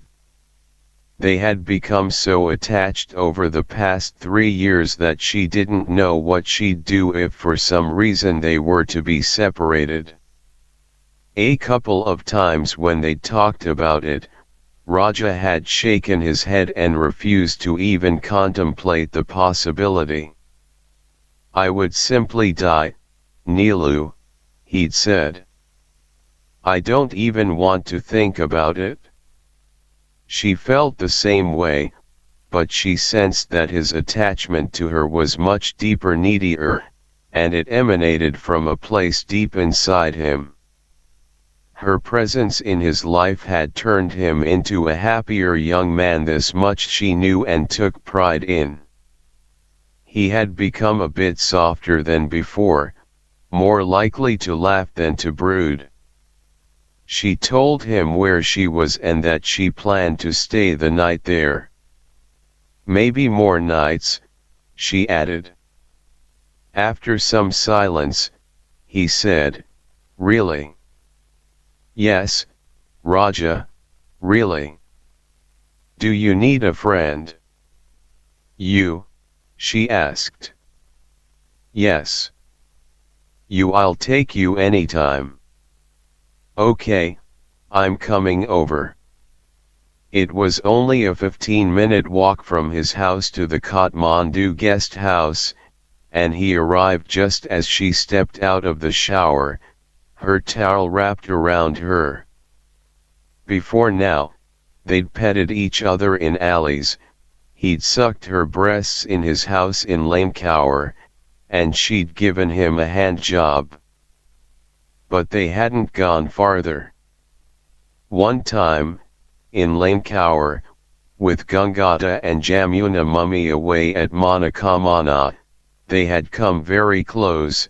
Raja's pants were down to his knees and she had taken off her t-shirt and her panties, but just as he readied himself to enter her, she moved away from him and said, "Raja, no, let's wait."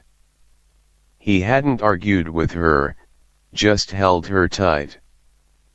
But tonight was going to be different. Even without her telling him what had happened, he could sense that they had come to a crossroads. "Maitani," he said, and she came to him, dropping the towel on the way.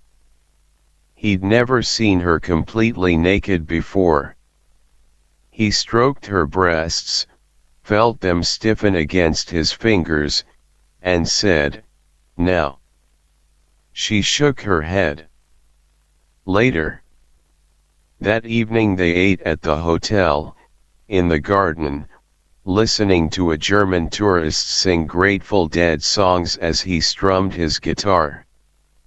Listening to the words of Sugar Magnolia, Raja looked at Neelu and she looked at him, each trying to guess what the other was thinking. She hadn't yet told him about biting Summit's ear because she didn't want to remind herself of that awful taste. But Raja seemed to understand what she was feeling, her sadness, her sense that they were about to do something important without her having to say anything. After dinner they stayed in the garden until the mosquitoes began to bite, then they went out and strolled on the streets. In this tourist district they felt as though they too were foreigners, unencumbered by the weight of living in the city, the weight of their own families. A cool breeze meandered through the lanes and alleys of Tamil. They went into the Up and Down bar and danced to the entire soundtrack of Saturday Night Fever, laughing and doing exaggerated versions of John Travolta's disco moves. Back at the hotel, the bed was a bit small, but it hardly mattered because they were snuggled in each other's arms. "Raja," she said. "Have you ever bitten anyone's ear?" He laughed into her bosom. "I've fantasized about it." "Why?" "It tastes delicious." "Delicious like how?" "Does it taste like a goat's ear, burned over the fire?" "Not that good, but it is kind of salty." "I can just imagine how great it'd taste, how hot and flaming, if you sprinkled on some kursani." "Neelu." "What? Are you a man-eating woman?" She bared her teeth and growled, then lightly bit into his arm. "I'm going to eat you, Raja. I'm going to devour you, from head to toe. I am Kali, and I love human blood, and human flesh. Can we do this tomorrow, this eating-drinking business?" he said. "Don't we have another important activity to perform?" "Do we?" "Yes," he said, and kissed her. His mustache tickled her, making her laugh. Slowly, they unbuttoned each other's clothes. The moon had cast a white glow into the room. "Do you have a condom?" she whispered. "I've come well prepared," he said, and reached to the floor to find his pants pocket. "Is it going to hurt?" "I don't know," he said. That night they lost their virginity. The taxi stopped at the Gaheswari temple. Neelu watched Raja as she paid the taxi driver and they got out, but his expression was relaxed, as though nothing was amiss, as though only one road led away from the Kathmandu guest house, and it always ended up here at this popular goddess's temple next to the Bagmati River. The last time they'd visited this area was at the start of their first year at Shankar Dev campus, when the entire class had come for a picnic in the hills between the temples of Gaheswari and Pashupatinath. They climbed the steps into the Gaheswari temple, but midway up, Nilu veered right, into a doorway to a house. Inside it was pitch dark, and the two held hands as they groped their way up the stairs. Nilu led him. "Where have you brought me, Maidani?" Raja asked, laughing. At the top, where a miniature window cast some light, a woman was standing, and she peered at the two of them. "Is Baj in?" Nilu asked. The woman said that Baj was taking a nap. "Should she wake him?" "Yes, please do," said Nilu. The woman disappeared inside. Raja looked at Nilu. He seemed to be in some kind of a blissful state. He stroked her chin, then leaned over and kissed her on the lips. She gently pushed his face away, in fear that the woman would reappear. "You know what's going to happen, my dear?" Nilu asked. He grabbed her arm and placed it on his heart. "I think I do." "Do you feel my heartbeat?" The old man appeared. He wore a thick pair of glasses whose bridge was held together with tape. His eyes appeared large behind them, he had a stubble of a beard, and some white hairs stuck out of his ears. He peered at Nilu, then said, "I don't think I recognize you." "We haven't met before, Baj," Nilu said. "But you need to do something for us." She leaned over and whispered into the old man's ear. "Do your parents know, Nanny?" Nilu reached into her purse and took out 5 10-rupee bills, which she waved in front of the man, then stuffed them into the pocket of his waistcoat. "You do a good job, Baj, and I'll give you more, all right." "How did you know about me, Nanny?" "Everyone in the city knows about you, Baj." "Aren't you known as Shortcut Baj?" Shortcut Baj laughed. The woman was glaring at him, and he hastily reached into his pocket and took out the money, which he then handed over to her. "Let me get some things ready, okay," he said, then disappeared with the woman. Raja was gazing at Nilu. "How did you become so bold? Where did you learn this courage?" "I have nothing to lose anymore, do I?" "Except you."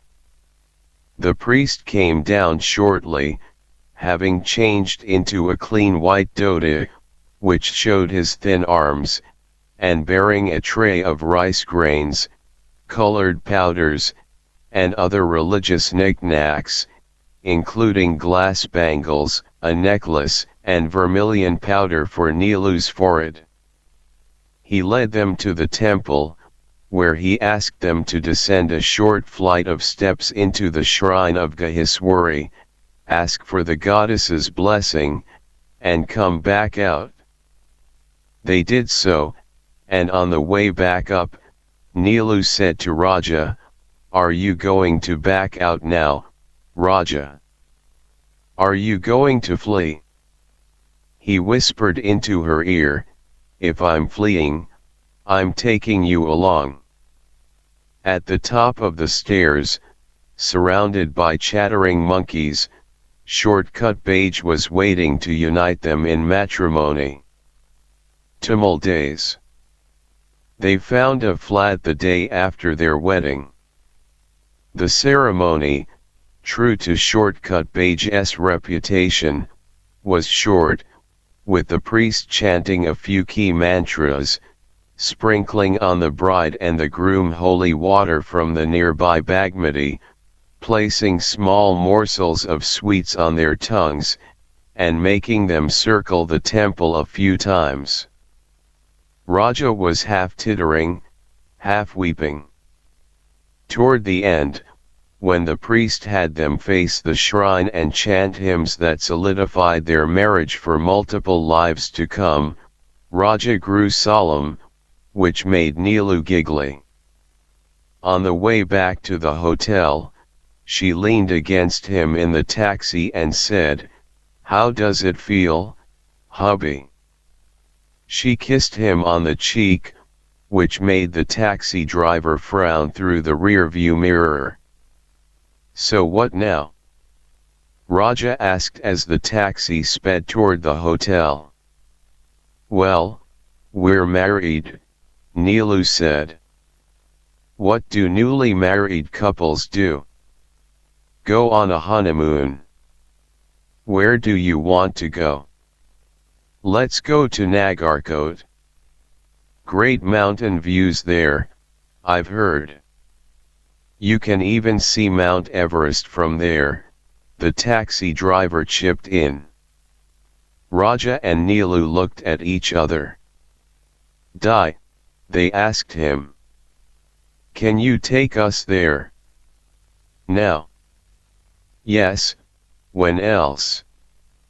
In Nagarkot early the next morning, as they sat on the balcony of their small hotel, watching the rising sun paint the sky and the mountains a glowing, shimmering red, they soaked in the realization that their new life together had already started and that they didn't need to return to their respective houses. The giddiness from yesterday's ceremony shortcut Bage, the monkeys, and their babies that circled them as they were wed, the taxi driver who, even as he disapproved of their kisses in his vehicle, was thrilled to be driving them up the winding road to the hilly resort had given way to a sobriety. They felt that they had aged 5 years overnight. On the way back down to the city they were quiet, and by the time the taxi driver dropped them off at the Kathmandu guest house, they knew they had to find a home of their own. The next morning they came upon it, their home, near the corner by Amrit Science College, a flat whose to let sign had been turned into toilet by someone's paintbrush. They could have searched for a better place. The house was old and crumbling and their flat was just a small room. But they liked the Tamil area, and the rent was reasonable, a mere 200 rupees per month. By the evening they'd moved in, and the landlady's daughter-in-law, Bhairavi, came to chat with them. She was a sweet woman, interested in the fact that they'd married yesterday but had no possessions to furnish their flat. When she learned that Raja's home was right next door in Lanecower and Neelu's close by in Jamal, she put her hand to her mouth. "Did you two elope?" she asked. Neelu and Raja smiled at each other. "You could say that," Raja said. "Although we're the kind of elopers unafraid of getting caught." "To tell you the truth," Bhairavi said, "my mother-in-law is a bit suspicious of you. She is wondering if you are even married, but this room has been without a tenant for so long, she didn't want to let this opportunity pass." With Bhairavi they formed an immediate bond.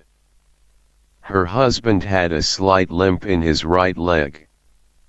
A gunshot wound, they learned that first day, that he'd acquired during the riots in 1979, the year Raja had been jailed in Hanumanjhoka. Manmohan Dai had gone looking for a neighbor's child and caught a bullet in his leg. He showed Raja and Neelu the scar, and Neelu could tell that it sparked something in Raja, for his expression turned dark, and he said, loudly, pointing in the direction of the palace, which was only a block away, that man is directly responsible. With Raja's tryst with the palace guards still raw in her memory, Neelu couldn't help but imagine his voice traveling over the treetops, over the backpacking tourists of Tamil Chowk, with their foreign printed maps, over the grand library of Keshar Mahal, its ancient books gathering dust as its lethargic caretakers sunned themselves in its elaborate garden, and finally into the ears of the men protecting the palace. Neelu could just picture the guards shouting, "Who is that?" then strapping rifles to their shoulders and checking their guns for bullets. While shouting incomprehensible words, they'd rush toward Tamil, their boots thundering on the pavement, after shoving aside grandmothers, who carried baskets of offerings, and low-level officers on their way to work. At last the guards would break down this house's front door with the butt of their rifles and rumble up the stairs, their barrels pointed at Raja. Raja ran his finger over the man's scar, which was shaped like a crescent moon. "While the bullet struck you," Raja said, now in a low, slightly shaky voice, "our king was probably sipping his wine and playing billiards and smoothing his mustache, and his wife was adjusting her bouffant hairdo for a party." But Manmohan Dai displayed no outrage, no sense of injustice about what had happened to him. He merely smiled at Raja and said, "That's the way it is." Then he changed the subject, asking about their marriage. Raja appeared mildly taken aback by Manmohan Dai's easy acceptance of the fact that he'd been marred for life. Because of Neelu's frequent exhortations, Raja had mostly kept away from student groups at Shankar Dev, although Neelu could tell that at times he wanted to get out on the streets and protest whatever the crowd was protesting. He read the newspapers and seethed. He listened to the radio news intently as though he'd find answers to life's questions there. He and Gangada carried on low-voiced debates about what was good for the country, and for the most part Raja scoffed at Gangada's views. But these days the debates, although intense, also tended to end abruptly, with both father and son seemingly recognizing the futility, the impossibility of reaching agreement. Raja would turn away and begin fiddling with the radio, or say to his father, "How long are you going to blather on about the same thing?" And with Manmohan Dai, Raja's disappointment with his acceptance of the status quo didn't last long, and soon he began to talk to him about other topics. He noticed, as Neelu did, how amorous Bhairavi and Manmohan Dai were toward each other. Like young lovers, Bhairavi and her husband frequently exchanged affectionate glances, always speaking about each other in endearing terms. "This is our world, Raja," Neelu said that first day, after they returned to their single-room flat. One corner served as kitchen, and their toilet, located in the courtyard, was shared by families living in the surrounding houses. Neelu embraced Raja, rested her head on his chest, and wrapped her arms around him. "The larger world is outside. But this small world is the one that'll nurture us." He teased her about her poetry, then kissed her and said, "Haven't you heard what our great poet Devkota said? waving his hands in the air, addressing the window as if he were speaking to the bicyclists, motorists, and pedestrians in the street. Raja launched into a dramatic rendering of Devkota's famous lines. A pouch filled with gold is like the dirt on your palm. What is the use of wealth? Eat greens and nettles with a heart full of bliss. Now that's true happiness. We'll certainly have more to eat than greens and nettles, Neelu said. How about some mutton tonight to celebrate our new flat? They bought half a kilo of goat meat from the nearby butcher shop. As they didn't have a stove, or pots or pans or dishes, they borrowed a pressure cooker from Bhairavi, who also gave them an old stove to use, and they sat on their haunches in the kitchen corner and watched the cooker hiss and whistle. The anticipation of their new life together, the mild anxiety over the looming confrontation with their families, had made them hungry, and they attacked the meat. It had turned a bit spongy with gusto, their fingers scraping the inside of the cooker as they scooped up the gravy. They licked their fingers and their palms and loudly sucked the bones for the marrow. Overstuffed, numbed with food, Raja burped, and Neelu scolded him, then let out a burp herself. They had to hold their stomachs as they rolled with laughter on the bare floor. That night the two crawled into a narrow sleeping bag that Bhairavi had thrown into their room as they were eating. Squeezed tight against each other, their stomachs so bloated they could barely move without groaning, they became drowsy and abruptly fell into a deep sleep. It only took a few days for Gangata to find out where they were living. One early morning he came knocking. When bleary-eyed Raja opened the door, Gangata stood on the threshold, staring at him. What have you two done? Neelu had barely managed to put her jeans on and was sitting on the bedding. Am I going to get an answer? Gangata asked. How did you know we were living here? Raja asked, as though this was more puzzling than what he and Neelu had done. What does it matter? Gangata said, red-faced, almost shouting. People know me in this area. They know you, Raja. Our house is merely a block away. People have seen you in Tamil, they've seen you go in and out of this flat. He paused. At first I didn't believe it. But it is true. I was never against your union, but I have also never been so disappointed with you both.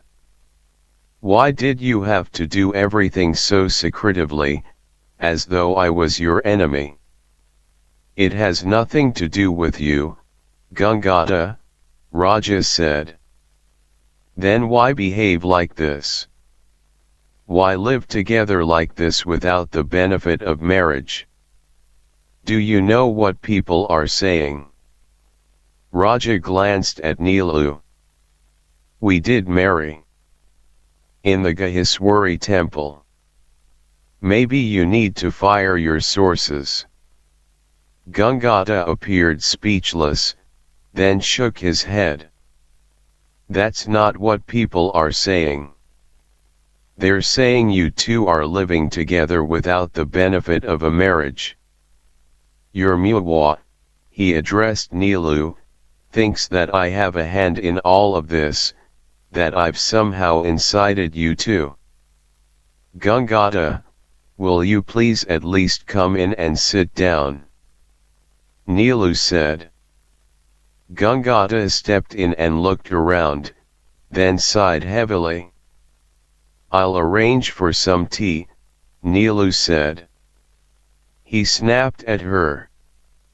Tea is the last thing I'm worried about. Why couldn't you two have come to me? How could you take such a momentous decision into your own hands like this, so casually? You've slapped me, that's what I feel like this morning. Look at this. He pointed to the bare flat.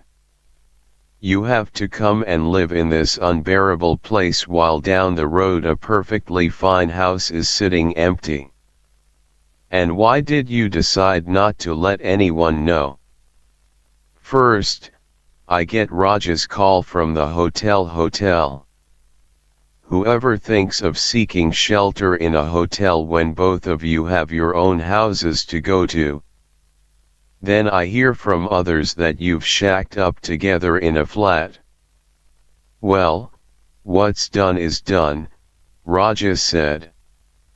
Now your shouting and screaming isn't going to solve anything. Gangata, looking at him in disbelief, appeared ready to strike him. Then his shoulders drooped. Your Jamuna mummy has gotten worse since you left the house. I can't let Jamuna mummy's moods dictate my life, Raja said. Otherwise, my life too would be, you know. He drew circles near his head with his finger. Raja. Neelu scolded him. You see how he talks to me? Gangata said. Bhairavi appeared with a glass of tea. She must have heard Gangata shouting. Gangata looked slightly embarrassed, and he took the tea like a docile cat. After Bhairavi left, he said that he was obliged to let Muwa know the situation. He moped around for a while, then trudged down the stairs. Over the next few days a small part of Neelu remained anxious that Muwa would barge into the flat, create a scene, and try to humiliate Raja. She frequently glanced out the window to see if her mother was on her way. But Muwa didn't come, and eventually Neelu felt both relief and disappointment. For her mother, the news of her daughter's wedding didn't occasion a visit, even in anger. Attuned to Neelu's mood, Raja consoled her. She'll come, just give her some time. Instead of visiting, Muwa somehow got hold of the phone number at Bhairavi's drawing room below and called one morning for Neelu. You're living in a real nice joint, I hear, Muwa said, her voice raspy and wavering. A real palace. It's enough for us, Neelu said quietly. She could hear Muwa take a drag from her cigarette. Who would have thought that you, Neelu, of all people would turn out like this? I had higher hopes for you. Did you know what my aunt? Muwa, I have more important things to do than listen to what your aunt thinks of me. What important things? What could you possibly have to do? I have to go to my school. I've started teaching. Oh, Muwa said. You've become very independent, is that what you're trying to tell me? Neelu decided to ignore that question. She wondered if Sumit was in the room. How is Keiki? She finally asked. She's been pestering me about where you've gone. She won't leave me alone, saying I should bring you home. Tell her I'll come for a visit soon. When? After a moment Muwa said, more gently, you left without a word. But Neelu wasn't deceived by the trace of sorrow in her voice. "I'll talk to you later," she said, and hung up. On her way out she peeked into Bhairavi's kitchen. Bhairavi was cooking the morning meal. "Everything all right?" she asked Nilu. Nilu nodded, though tears were filling her eyes. Bhairavi wiped her hands on her dhoti and came over. "She'll come around, don't worry." "They always do." She paused. "Why don't you eat here this morning? You won't have time to cook before school." Nilu looked at her watch. Indeed, it was 8 o'clock. The school bus came at 8:30, and she had yet to set the rice to boil. "I don't want to burden you." Bhairavi slapped her on the wrist. "If I hear you say that again, I won't speak to you." "How is the teaching going?" It had only been a week since Nilu had started teaching at Arniko Academy. The job had come to her unexpectedly. Pratima taught math there. When Nilu had called her, it was not to inquire after a job but to inform Pratima about the new turn her life had taken. The two friends had chatted for a while, and Pratima had asked Nilu whether she would continue living off Muwa's largesse. A job for a history and English teacher had opened up at her school, Pratima said, and if Nilu hustled, there was a good chance she'd get it. And within days, Nilu was in the classroom, teaching 7th and 8th graders how to write an essay or explaining British colonialism, which, Raja told her wryly, was inexplicable. In the mornings, Raja grabbed her by the waist, knowing full well that she didn't have time for it, that she'd miss the school bus if he continued to unwrap her dhoti and loosen her petticoat. But there was excitement in pressing against time like this, in jerking the curtain shut and tumbling into bed, in allowing themselves to kiss and fondle and seduce and arouse and satisfy, in sweating, and panting and rubbing their bodies together. Afterward, Nilu felt giddy as she rushed to finish grading her students' homework or tests, then take a quick bath in the courtyard tap, cook rice and dal as she got dressed and applied lipstick, with her eyes on the clock all the time. Some days she only had a minute or two remaining as she raced to the bus stop, with Raja at her heels. Several times the van filled with noisy children pulled away just as they breathlessly turned the corner. Raja then accompanied Nilu to school on the city bus, which was often packed, and they had to stand, clutching the straps hanging from the ceiling, as the vehicle lurched and screeched. On especially crowded days, male passengers pressed against Nilu, their eyes innocently observing the scenery outside. Nilu reprimanded them, and they disengaged with a smirk. Some acted offended by what she was suggesting.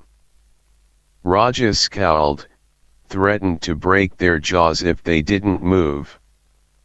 On days when the bus wasn't full, Raja and Nilu got into a silly game of mocking other passengers, perhaps a somber-looking man with an overly self-important nose, or a woman asleep in her seat, with spit dribbling down her chin.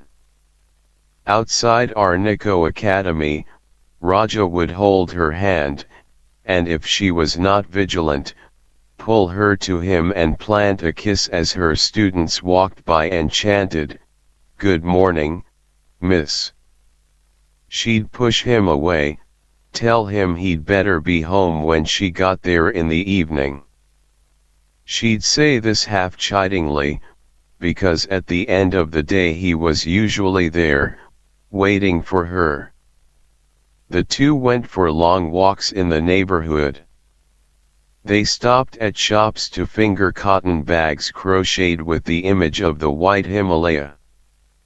They admired the brass and copper statues of Shivatara, Manjushri, and Saraswati, while the shopkeepers looked on with disdain because Nepalis inspected and bargained, but rarely bought. If the shopkeepers mistook them for Indians and talked to them in Hindi, Raja and Neelu went along with it, debating the merits of the item in question in exaggerated Indian accents.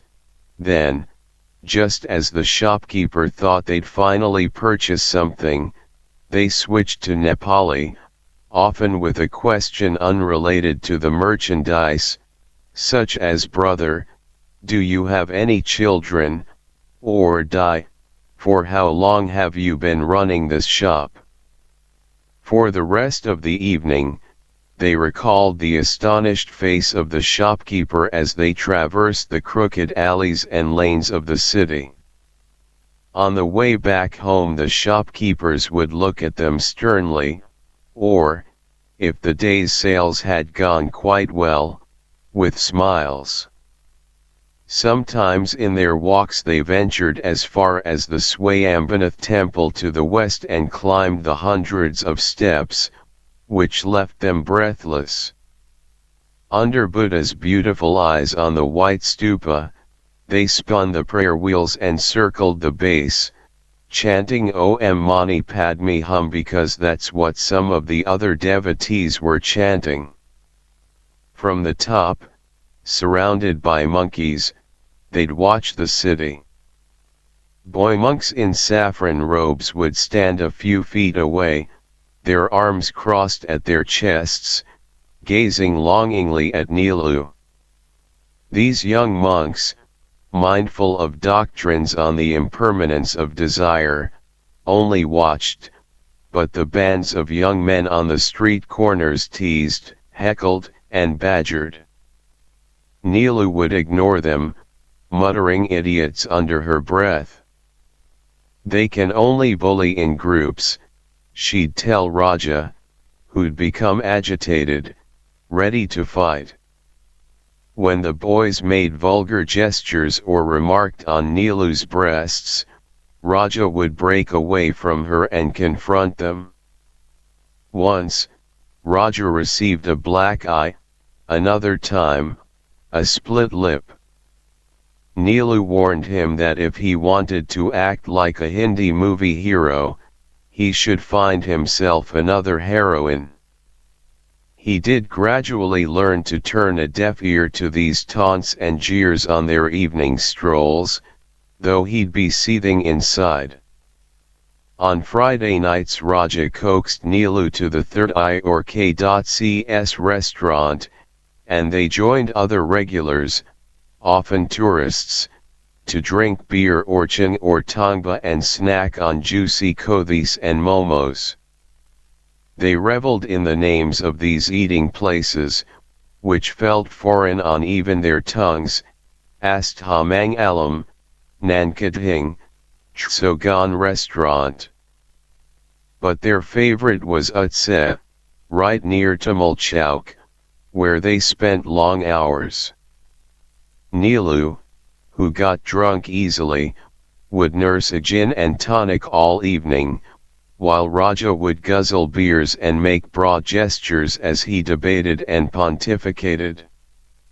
Because he hadn't attended a convent school like Neelu's, Raja's English was sometimes garbled, off-key, but that didn't prevent him from jabbering away, especially to the two Englishmen, Nick and Roger, with whom they'd become friends.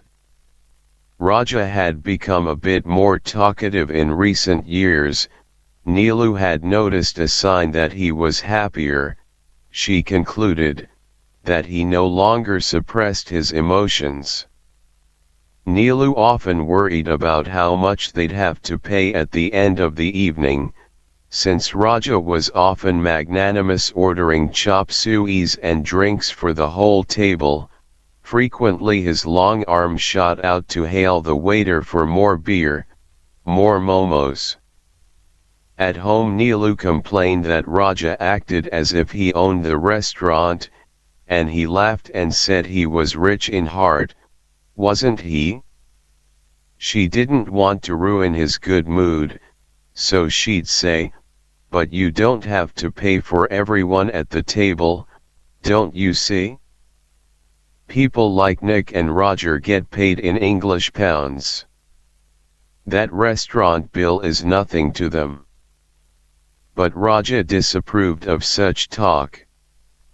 "They're our friends," he'd say. "And they're guests in our country." At times the four of them, she and Raja, Nick, and Roger, got into spirited discussions, especially when Raja felt that Nick and Roger were criticizing Nepal.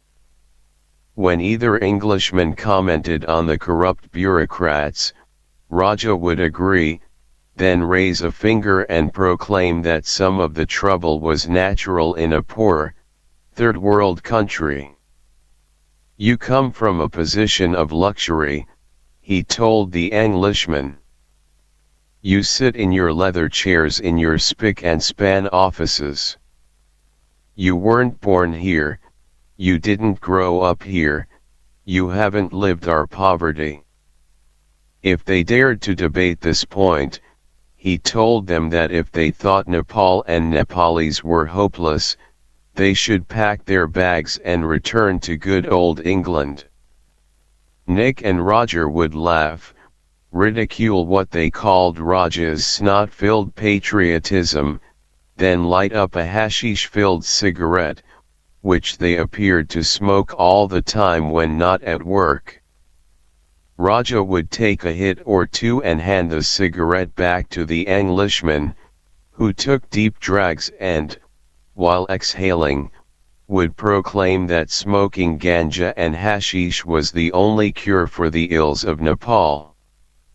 "That's what your own ash-smeared, dreadlocked sadhus discovered after years of penance, don't you know, Raja?" Raja and Neelu would leave the restaurant and, clasping each other, meander back to their flat, along the way greeting people they knew, people loitering outside bars and discotheques, Nepalis and foreigners alike. In each other's arms, Neelu and Raja would hum under their breath, smile at people, marvel at the sky brimming with stars in the cold night air, and make their way through the main chowk, then into an alley where someone would shout their names, and they'd briefly stop to chat before heading home.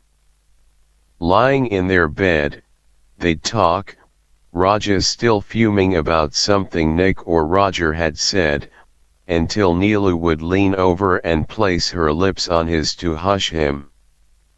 Many in the neighborhood had the impression that Raja and Neelu were not married, and rumors circulated that Neelu, a spoiled girl from a rich family, had seduced Raja. Those who'd heard of Muwa and her young lover, Sumit, claimed it was hardly surprising that Neelu had turned out this way. Like mother, like daughter, they said. A morally loose, lascivious woman, Neelu could hear them thinking as their eyes, critical, jeering, settled on her. Even the grocers and the tailors and the butchers of Tamil with whom the couple had become friendly seemed to mock her when they encountered her alone. When she went to these shops by herself, the men's eyes settled on her breasts, their fingers lingered on her palm when they gave back her change. One day a pharmacist, after placing a couple of samples of analgesic tablets on the counter for Neelu's perusal, had leaned forward, his elbows on the glass, palms cupping his chin, and asked her whether she had watched any movies in video parlors lately. He was a middle-aged man, thin, with graying hair. He had a horde of noisy children and an exasperated-looking wife who lived above the shop. Neelu absent-mindedly shook her head as she debated which brand to pick for Raja, who'd suddenly taken to bed with a fever. The pharmacist continued. A number of fun videos were floating around. Majjako video haru, he said. Pleasurable. Something about his voice, how he emphasized the word, made her look at him sharply. His eyes were turning glassy, and excitement had made his nostrils flare ever so slightly. What, Majjay, she'd said, tightening her face. Don't you know how to speak? Just asking, the pharmacist said. I thought you might like. Neelu spun out of the shop and went all the way to Pakanajal to another pharmacy, fighting a wave of nausea. He was inviting her to accompany him to watch a porn movie. Although over the years most video parlors had closed after government crackdowns, a few still operated on the sly. Neelu had chanced upon one of these while visiting a colleague's house in Ganabahal the other day. The colleague had complained that her landlord had begun to show blue movies, and that she was afraid her son, only 12, had also begun to slip next door to the parlor. Majjako. The pharmacist's word dug deep into her, and she thought of telling Raja, but it only aggravated him, and when she was off at school, he might decide to pay the pharmacist a visit. So she didn't. The man's lecherous eyes haunted her for days, making her feel defiled. She'd seen it happen over and over, to herself, to friends in college who dared to dress in a tight shirt or let their hair loose around their shoulders. Forget about the young men their own age, those who whistled, burst into songs, and suggested an outing. The Eve teasers, as they were called, these were predictable, and in a way, easy to shrug off unless the transgression was blatant, such as when they sidled up to press against a young woman in a public bus.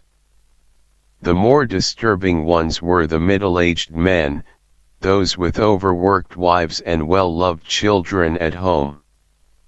Smoking and chewing betel nuts, these men loitered outside tea shops and made lurid comments to young women and barely pubescent girls. When she walked the neighborhood without Raja, Neelu felt these men's stares, and she knew that they'd interpret eye contact from her as a come on.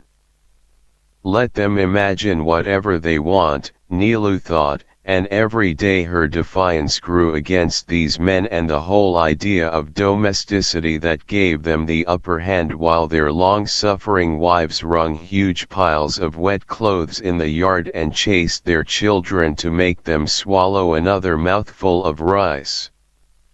Whenever Neelu saw such women, in her mind she'd address them, "I'm not one of you, and if my Raja turns out to be like your husband, I'll leave him." But Raja wasn't like that, had never been like those men.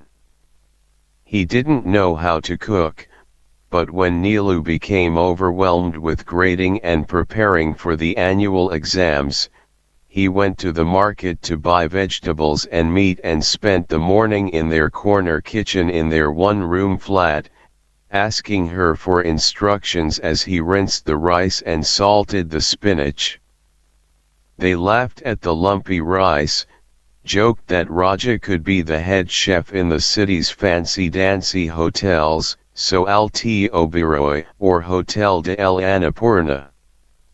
Goat a la burnt, Raja announced as he presented to Neelu a plate of mutton charred to the bones. She waved her curry-dipped index finger in the air. Ladies and gentlemen, let me announce the debut of our new dish, cauliflower in a hurtful sauce. Some days Raja suggested ordering something from a nearby restaurant. I'm just not in the mood to cook, Maidani, he'd say, but if she began to pump the stove, he would stop her. Relax. I don't want you to slog either. I can go to a restaurant and get something. If she answered that they'd better begin to think of saving money, he'd give her an impish smile. You can't live life worrying about tomorrow. You have to trust God in these matters. He impersonated the deep-throated growl of the actor Dharmendra and said in Hindi, his upper lip curled in a snarl, when God provides, Neelu, he tears open the roof to provide. Her hand on her chin, Neelu observed the ceiling and said that a couple of cracks had appeared there, but no provisions had tumbled down yet. Perhaps Raja's God was a god of slow motion? But she worried. A year and a half had already gone by since they'd moved to Tamil, and although both had passed their bachelor's in commerce exam a few months ago, Raja hadn't shown any motivation for looking for a job. Something will happen, he said whenever Neelu raised the topic. How about you make it happen, she said once, but she didn't pursue it further, thinking that she too didn't want him to work as a clerk in a dark and depressing government office or as an assistant to a Marwari businessman in New Road, the kind of jobs their classmates seemed to be landing. He's meant for something better, she convinced herself. Usually in the morning Neelu graded student papers, and Raja watched her. One morning, Led Zeppelin's Stairway to Heaven cranked into the air from a new tourist shop across the street. So loud, Neelu said. Raja sat down beside her. She kept on marking the student notebooks. He put his palm on her back. You used to like Led Zeppelin before, he said. This was our song when they played it in Village Cafe, remember? Those Led Zeppelin days are over, friend, she told him, jabbing his nose with the eraser end of her pencil. You need to get a job so we can start thinking about a child. You're already thinking about a child? I'm not. Others are. Gangata is. The other day he was hinting that the one thing that would make him forget our transgressions was if we gave him a grandchild. She decided to tease Raja. Also, people don't think we're actually married at all. Having a child will make us more legitimate, won't it, Raja? She looked at him coyly. Won't you respect me more, then? Won't I be a good housewife, then? You're my sexy housewife, he said, feeling for her breasts, nuzzling his head against her shoulders. I want to fuck my sexy housewife. Soon they were rolling on the floor, giggling and moaning, and fumbling with each other's clothes. I'm going to be late, Neelu whispered, and he whispered back that her students would love her for this. For what? She asked as he positioned himself. and, as he entered her, he cried, "For this." Afterward, it was another mad dash to the bus stop, with Nilu's hair and sari end flying. Raja laughed and struggled with a broken slipper as he followed right behind her. They spotted the bus, jam-packed with raucous children, in the Tamil Samakosi intersection, and they cried, "Wait! Wait!" But the bus driver didn't hear them and revved the engine, leaving them coughing and sputtering in a cloud of dark smoke. Sometimes Nilu was too pressed for time to give in to Raja's advances, and she pushed him away. "One of these days your Jamuna mummy is going to come here and haul me out by my hair and spit at me for seducing her son. And your Muwa is going to send her goons here to break my arms and legs and poke my eyes out." It was their standard repartee. "I feel like another cup of tea," Raja said, stretching. "Then make some. Why don't we just order from downstairs?" She looked at him in exasperation. "Why order when we can make some right here? How will we ever save money this way? We have water, we have milk and sugar, and we have tea. What's stopping you?" "I'm feeling too lazy. I'd make you some, but I have to finish this. Otherwise Principal Gurun will get mad." He sat there on his haunches, clasping his knees with his arms. "Why don't I finish those for you?" he asked. "No, no," she said. "The last time you did it, you gave everyone nearly perfect marks. How will those kids ever learn if you don't point out their mistakes? They'll become bums like me." She tapped his nose with her pencil. "You're still my favorite bum, though, my favorite student. And you're my favorite teacher," he said, wrapping his arms around her and closing his eyes. He adopted a school child's voice. Miss, my pee-pee is getting bigger. What should I do?" She shooed him away. "Let go of me. I have too much to do. I have to finish marking these, then cook the rice." But he had pressed her to the floor, and his hardness pushed against her. He kissed her rapidly on the face. He said. "My favorite sexy miss." Now aroused, she whispered into his ear, "Your pee-pee has indeed gotten big. Should we do something about it? Please, miss, you need to take care of my pee-pee, miss." He was grinding against her and massaging her breasts. She kissed him, enjoying the smoothness of his lips, now that his mustache was gone. She hadn't complained about his mustache, but he'd sensed that she wasn't too fond of it and shaved it off the day before.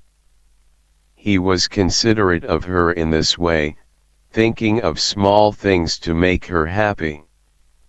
A few weeks before, when it had rained all day, he'd come to the bus stop with her small lady's umbrella, which barely covered him. Even huddled tight, they got soaked as they walked home. A job for Raja. Raja finally found a job at an advertising agency through a friend, close to a year after he finished his bachelor's in commerce, but he didn't survive more than 3 weeks. "I just can't sit still at a desk," he said. My boss doesn't let me design an ad or do anything creative. I get bored answering phones and filing papers. Neelu wanted to tell him that he needed to give the job some time, perhaps a year or so, before he'd be assigned more responsibilities, that this was his first job. But when she pictured him fidgeting in his chair, drumming the desk with a pencil, responding to rude, dismissive clients, she felt that he had a point.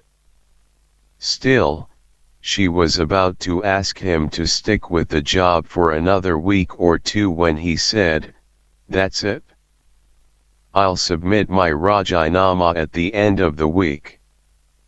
The way he said Rajinama, she had a feeling that this decision was empowering to him. It was a way to tell the world that he was unwilling to live by its rules. But she did nothing more than embrace him and say, "Something better will come along." I'd also have gone crazy if I had a job like that. Raja checked the job listings in Gorkhapatra and the Rising Nepal, speculating on the pros and cons of the advertised positions. But either he failed to submit his application or neglected to follow up. Nonetheless, one day he received a letter inviting him to an interview at a well-known Japanese car dealership. Raja borrowed a suit and a tie from Nick, the only man they knew who matched his height. Looking like a young executive, Raja hailed a taxi to go to Maharajunjay. Neelu waved goodbye from the window. She thought Raja looked handsome in the British tweed jacket and pants. The prospect of this job, assistant manager of sales, with a monthly salary of nearly 800 rupees, had excited both of them. When Neelu adjusted his tie, he said, "It's a good company, Neelu. It has long-term prospects." That day at Arnico Academy she remained anxious about Raja's performance during the interview and whether he managed to convey his eagerness for the job. At the ad agency, he'd apparently not only felt bored but also appeared to lack interest in the place throughout the weeks he'd worked there. Neelu had discovered this information when, at the market, she'd run into the ad agency's manager. "Most of the time I found him doodling at his desk," the manager said. "He didn't even pick up the phone half the time. Still, we thought he'd gradually come around, but then he himself decided to quit." When Neelu heard this, hopelessness engulfed her, and she had to fight it off. All Raja had to do was to try, she thought. True, she couldn't expect him to stay at a low-level job for long, as several of their peers were unhappily doing because the competition for better positions was so high. But Raja had thrown away a good opportunity with the advertising company. What went through his head when he sat there at his desk and doodled? She could only suspect that his thoughts took him back to his mother, the woman who had betrayed him yet somehow wouldn't leave him alone. This made Neelu's disappointment evaporate a bit and increased her fondness for Raja. Poor Raja. He suffered, and she was the only one who alleviated some of his sadness. Yet the car dealership was a growing company with diverse areas of business. Its factories produced noodles, powdered milk, and shoes at different locations in Nepal. If Raja performed well, there'd be opportunities for advancement. Perhaps he'd rise to the rank of senior manager, with a separate office, his own staff. He'd be chauffeured to his office in the company car while he read some important document on the way. He'd call her from his desk and say that he was going to be late that evening, so perhaps they could just meet in a restaurant for dinner? She'd say that since he now sold Japanese cars, perhaps they should eat at the Japanese restaurant Kushi Fuji in Durbar Marg, with its large glass windows affording a pleasant view of the people and the traffic on the street below. These fleeting fantasies made Neelu shake her head. She was turning into a regular Kathmandu wife, imagining promotions for her husband and the creature comforts of middle-class existence. The very things that she'd rebelled against, she thought, when she decided to write that Jonathan Swift parody no matter what the consequences, when she'd left Neelu Nikanjay and checked into the Kathmandu guest house, when she'd dragged Raja to the Gaheswari temple and married him. When Neelu reached the flat in the evening, Raja was at the window. She stood in the doorway, watching him. He turned to her and told her he didn't think he'd get the job. "No matter," she said as she walked in. She began changing into the lighter dhoti she wore around the house. She talked about her day at Arnico Academy as she dressed, as she put the kettle on for tea. Raja continued looking out the window. The kettle whistled. Neelu poured the tea into 2 steel glasses and carried them to him. Raja accepted the tea gratefully. She sat next to him and they both looked out. Across the street stood a vegetable shop, where shawled women were haggling with the shopkeeper. A boy on a bicycle darted by, both hands dangling by his side instead of clasping the handle. Close to 20 people had shown up for the interview, Raja said. One man had an MBA degree from America, another boasted 5 years' experience at the Tata car factory in the Indian city of Lucknow. "I thought they'd invited me and maybe a couple of others," he said, hiding his dejection behind long slurps of tea. "Obviously they saw something in you to ask you for an interview," she said. "You have to remain positive." To lift his mood that evening, Neelu took Raja out for dinner with Nick and Roger, who, when told about the interview, offered their sympathies and said that these big businesses in third world countries were corrupt to the core anyway. The interviews were fake, Nick and Roger declared, and a senior manager's relative most likely already had the job. "This is Nepal, for God's sake." Roger guzzled his beer, then, wiping his lips with the back of his hand, and looked pointedly at Raja. Raja pretended to be offended and, impersonating his own typical tirades, launched into a mock speech that defended the virtues of his country against "you Kairais, you imperialists, you colonialists with your funny rotten potato smell and your drinking beer instead of water habits, your awful looking freckles." Then Nick produced his doobie brother, a delicious Afghan, he said, and they passed around a ganja-filled cigarette. Since they'd moved to Tamil, Neelu hadn't smoked ganja, but today she took several drags, to keep Raja company. The world soon became soft and spacious, and the friends ordered plates of chicken chili and ate ravenously. Neelu watched Raja, whose face, when there was a lull in the conversation, looked sad, and she reached to stroke his cheeks. He turned to her and told her she was his loving wife, that he loved her and he wouldn't know what to do without her.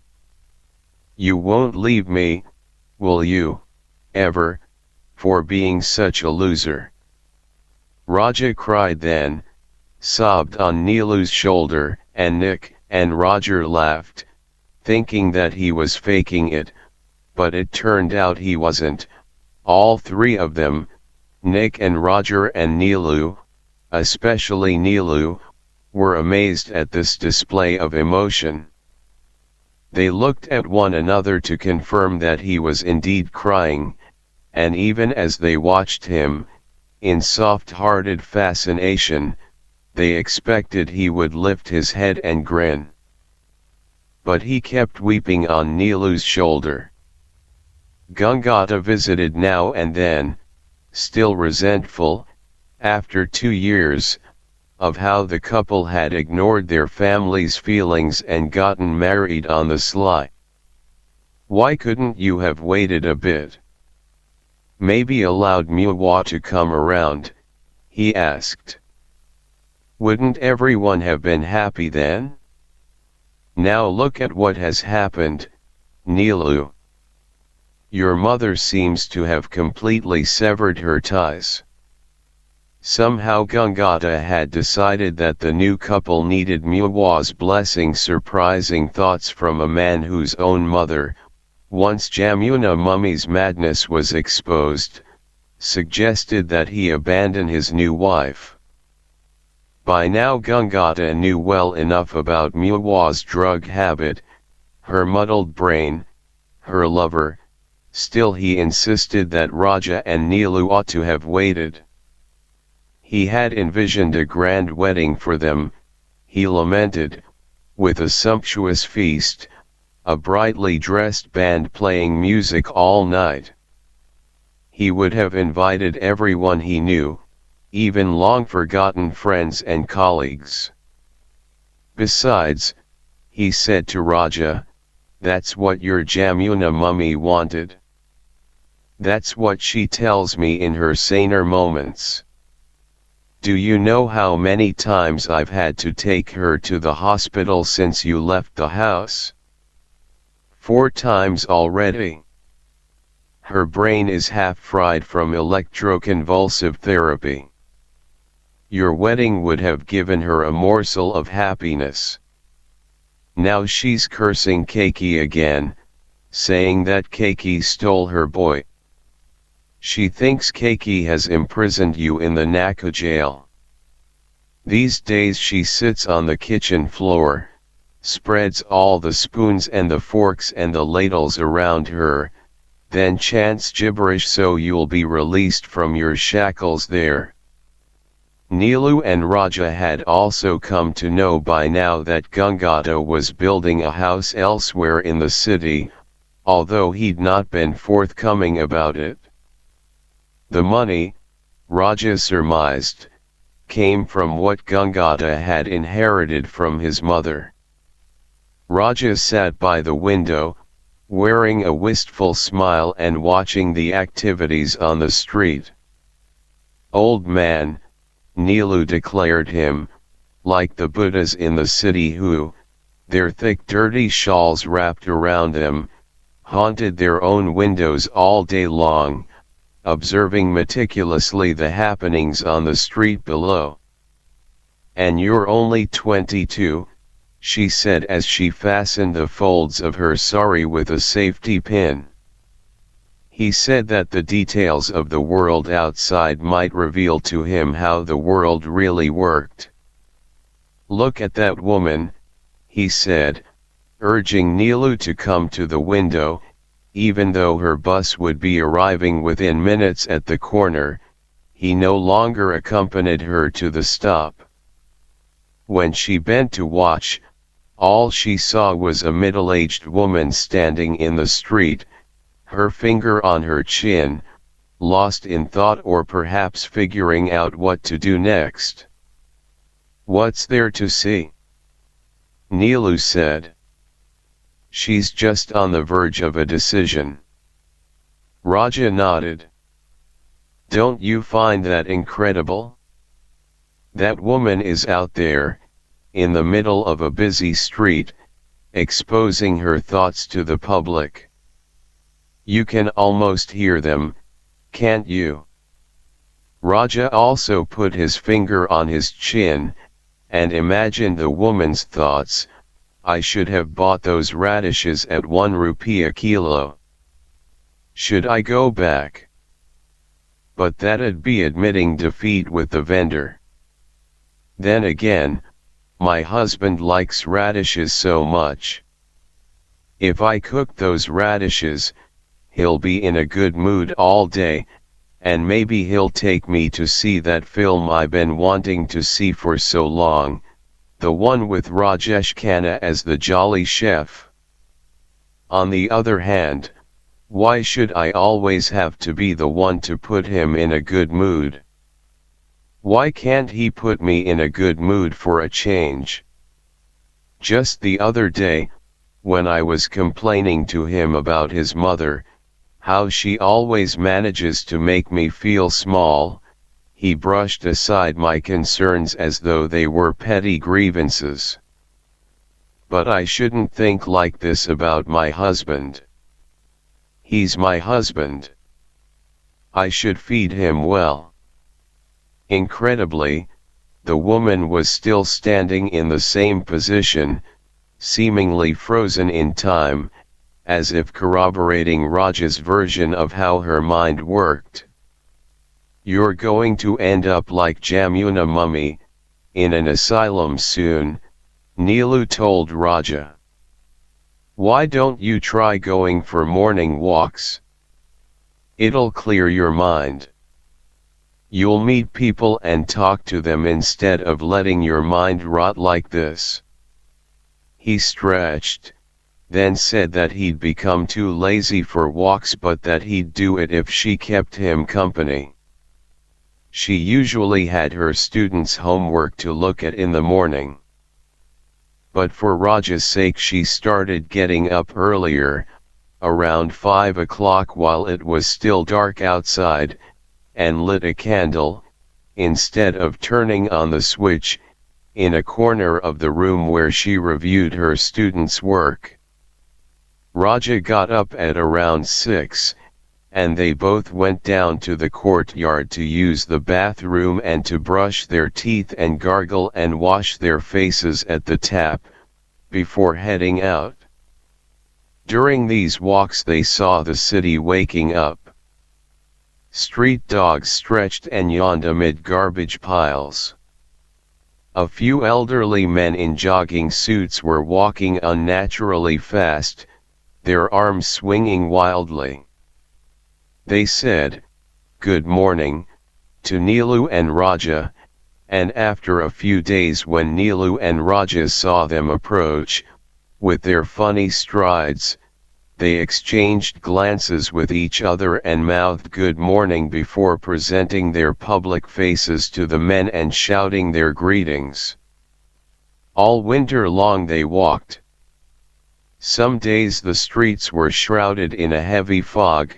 Once, in Chhatrapati, it thickened so densely that they couldn't see each other.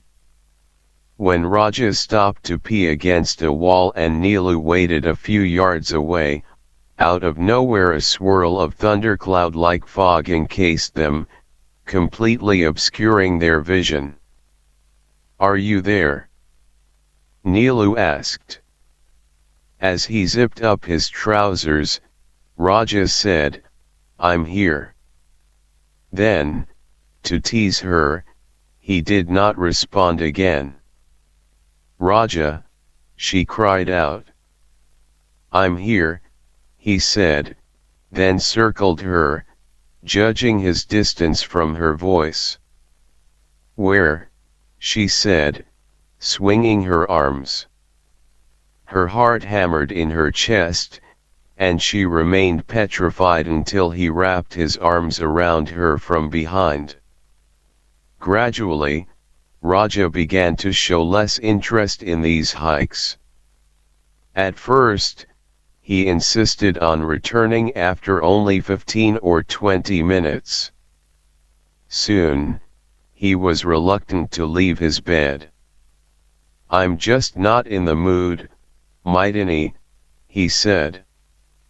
"You go. It'll be good for you." When she told him that she'd gone only because of him, he smiled lazily. All day he stayed in the house, sometimes writing poems, sometimes reading. Every other week he visited the city's libraries, all on one day, the morning at the Indian Library in New Road, then the one in Tahachal run by expatriate American women, and finally the British Council Library in Kantapath. The books he brought home ranged widely: thrillers by Robert Ludlum and John L. E. Kerr, biographies of Jawaharlal Nehru and Golda Meir, history books about South America. He'd gotten into the habit of reading 3 or 4 books simultaneously, so that when Neelu reached home he'd be describing the plot of an espionage story in one breath and in another, what Nehru said to Zhou Enlai when the Chinese premier visited New Delhi. Raja's obsession with Jung Bahadur Rana, the architect of Nepal's Rana dynasty, the fearsome prime minister who grabbed power in the mid-1800s, came out of nowhere. "You know how Jungi inserted himself into the political machine of his time?" Raja asked. But he did not wait for Neelu's answer. "By jumping into a river. That's how crazy our country is. Picture this, the year is 1842. Loony Crown Princess is traipsing over the Trizhuli Bridge. An officer on a horse coming the other way doesn't recognize him, doesn't dismount and do his 200 genuflections, so Princess orders that he be thrown off the bridge. The officer, in tears, says that the only person who could live after such a leap would be Jungi, who was already becoming known for his crazy feats. So, Jungi appears, and lo and behold, he jumps off the bridge on his horse. And survives. This solidifies his reputation as a daredevil, which makes people afraid of him, which allows him to engineer the Khat massacre a few years later. The rest, as they say, is history. For weeks on end, Raja kept saying Jungi this and Jungi that. "Doesn't Jungi look like Danny Denzongpa?" he asked as he admired an image of Jung Bahadur in a coffee table book. This portrait, it was hard to tell whether it was a photo or a painting, showed the man in full regalia, the elaborate silver-jeweled costume, with a long gown that spilled to the floor. His right hand, clasping the top of a chair, displayed huge glittering rings. But his thin, ruthless-looking face and piercing eyes formed the most remarkable features of the portrait. "Poor Danny Denzongpa," Neelu said. "Why are you comparing our famous Nepali actor to Jungi?" "Well, a handsome face is a handsome face," Raja said. Then, somewhere, Raja happened to glimpse a photograph of Jung Bahadur wearing a sombrero, and a few days later, when Neelu returned home in the evening, there was Raja, wearing a hat with a brim so wide that it touched the sides of the window where he stood. "Where did you get it?" she asked. "At the cap shop in Indrakok." "How does it look?" "It looks silly," she said. "But it suits you."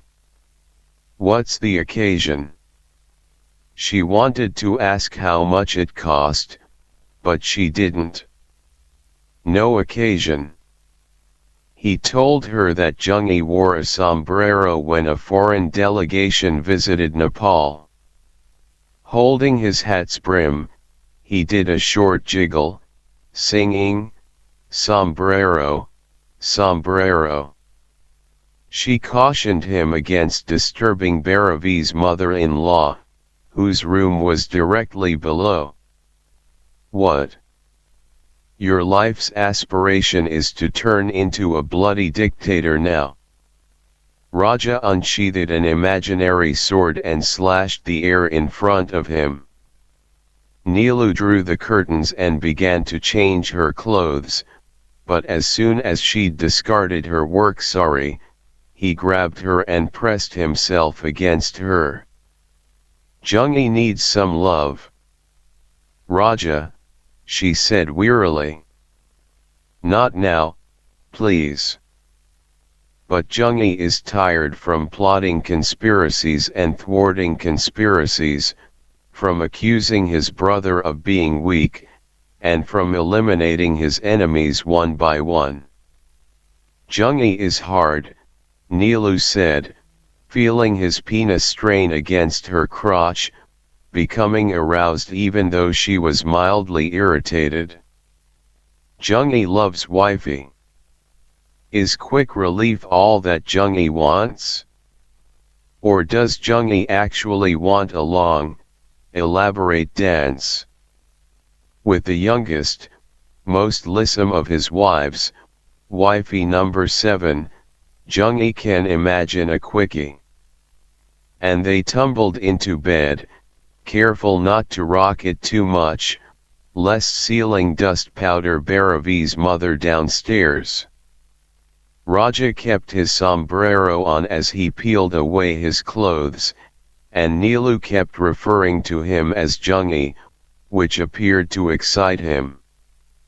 Afterward, she dozed in his arms as he spoke softly, close to her ear. When Jungi went on his England tour, he charmed the British, especially the women. "Are you listening, Nilu?" he said. Jungi paid £150,000 to sleep with London's well-known prostitute Laura Bell.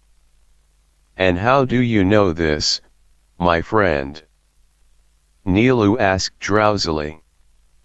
"Are you Jungi's soul, reincarnated in this life as Raja?" Gently, he disengaged himself and went to the window, slid aside the curtain. Children's cries from their evening games penetrated the air.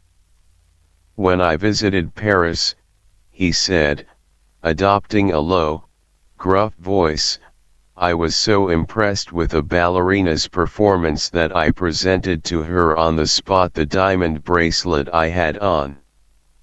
Nilu couldn't see his face under the huge hat. He could have been a stranger. It sent a chill down her spine. "In Paris," Raja continued in the same gravelly voice, "I gifted thousands of francs to a ballet troupe." He paused. "Back home I turned the king into an imbecile, kept him locked in the palace." "Raja, stop." He did, but he hesitated to look at her. When he did, his face was serious. Darkness had begun to fall, and the room was getting dim, hiding the contours of his face. When he came toward her, she became afraid. But he took off his hat and said, "It's only me, Nilu." She grabbed him by the back of his head and pulled him toward her chest, where he buried his nose between her breasts and stayed there, breathing. Raja donned his sombrero for a few days, until rumors circulated around Tamil that he was becoming touched in the head, like his mother. Handing hopped, Some people called him, likening him to a homeless madman who roamed the streets of Kathmandu in the late 1960s. The man was famous for his hat, which was completely black with dirt.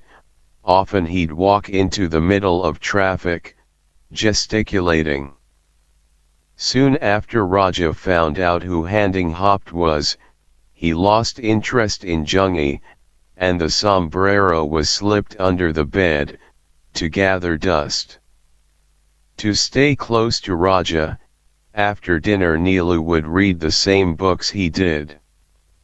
When her eyes began to shut during these evening sessions, Raja prodded her with the eraser of his pencil. Sleeping Beauty, Utha. Awake, and behold the wonders of this world. She smiled sheepishly and opened her eyes wide to look at the book Raja was holding, an English translation of a Hindi novel. The book was mildly interesting. The plot is simply fabulous, Raja declared, but after a paragraph or two, the letters began to blur. Her body was humming with fatigue. Lately she'd had to substitute for a teacher who had fallen ill with tuberculosis, and all day long she ran from one class to another, with only brief breaks for tea, then hurried home to cook dinner. Because he was so engrossed in his reading, Raja often forgot to prepare dinner. "Oh," he'd say when Neelu asked him why the vegetables hadn't been cut and rinsed. She'd suppress her disappointment, for he'd look so beautiful, a lock of hair falling on his forehead, as he sat by the window in the dusk. So she'd change into her house dhoti, pump the stove and put water to boil for tea, then sit on her haunches on the floor and slice the vegetables. When she needed some ginger or garlic, Raja didn't mind fetching it from the store, but he'd take the book with him and read it as he descended the stairs and all the way to the shop. Sometimes he brought home a packet of salt instead of turmeric, and scratched his head when she pointed out his mistake. "With the amount of reading you do," she told him, "you'd make a better teacher than I do." "Is that why you have a teaching job and I don't?" he answered back. One evening when she came home, the door was locked from the outside. With her key she opened it and went in. None of Raja's books were lying around. Was he at one of the libraries this late? She contemplated starting dinner, but without him in the house, she didn't feel motivated. She sat by the window, waiting for Raja, wondering whether they'd go out to eat at the new Thukpa place in the main square of Tamil, or, once he arrived, whether she'd muster the energy to prepare dinner. She fell asleep for a few minutes and woke with a jolt. An ambulance raced past on the street below.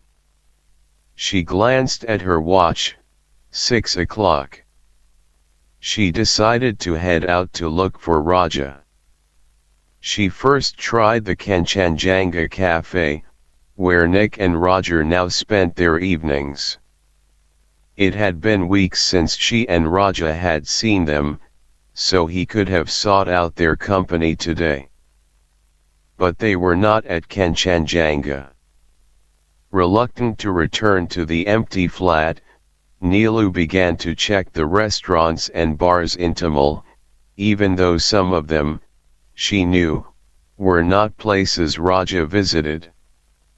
She drifted in and out of them, greeting some of the managers and waiters, ignoring the pointed stares of men who sat on bar stools. Music sounded all around her, Bob Dylan, the Eagles.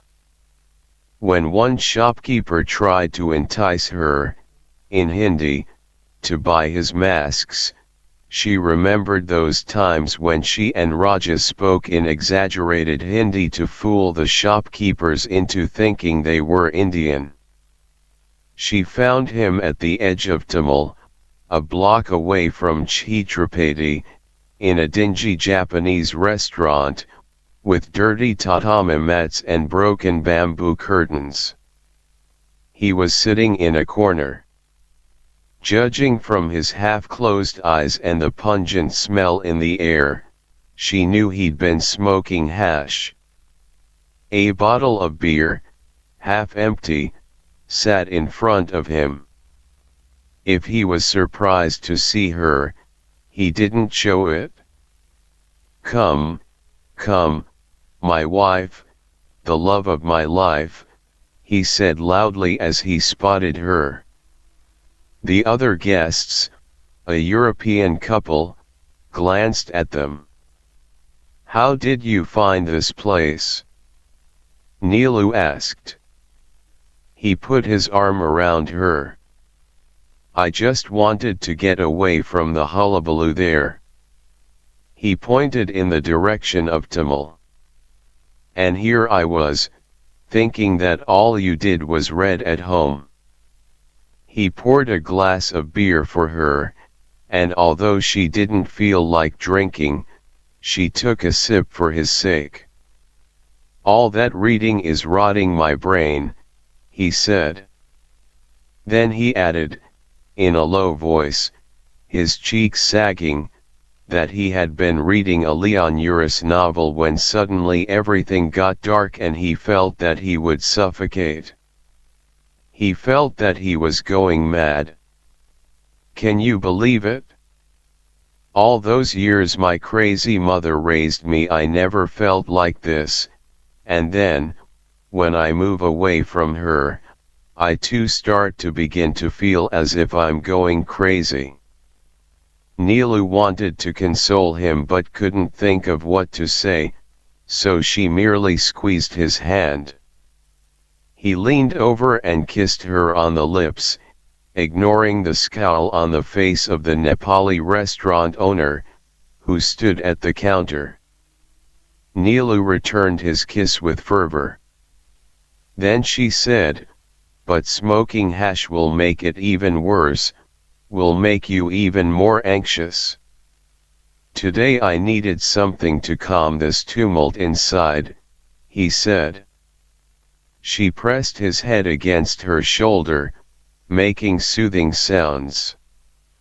With her palm on his temple, she could feel a muscle twitch.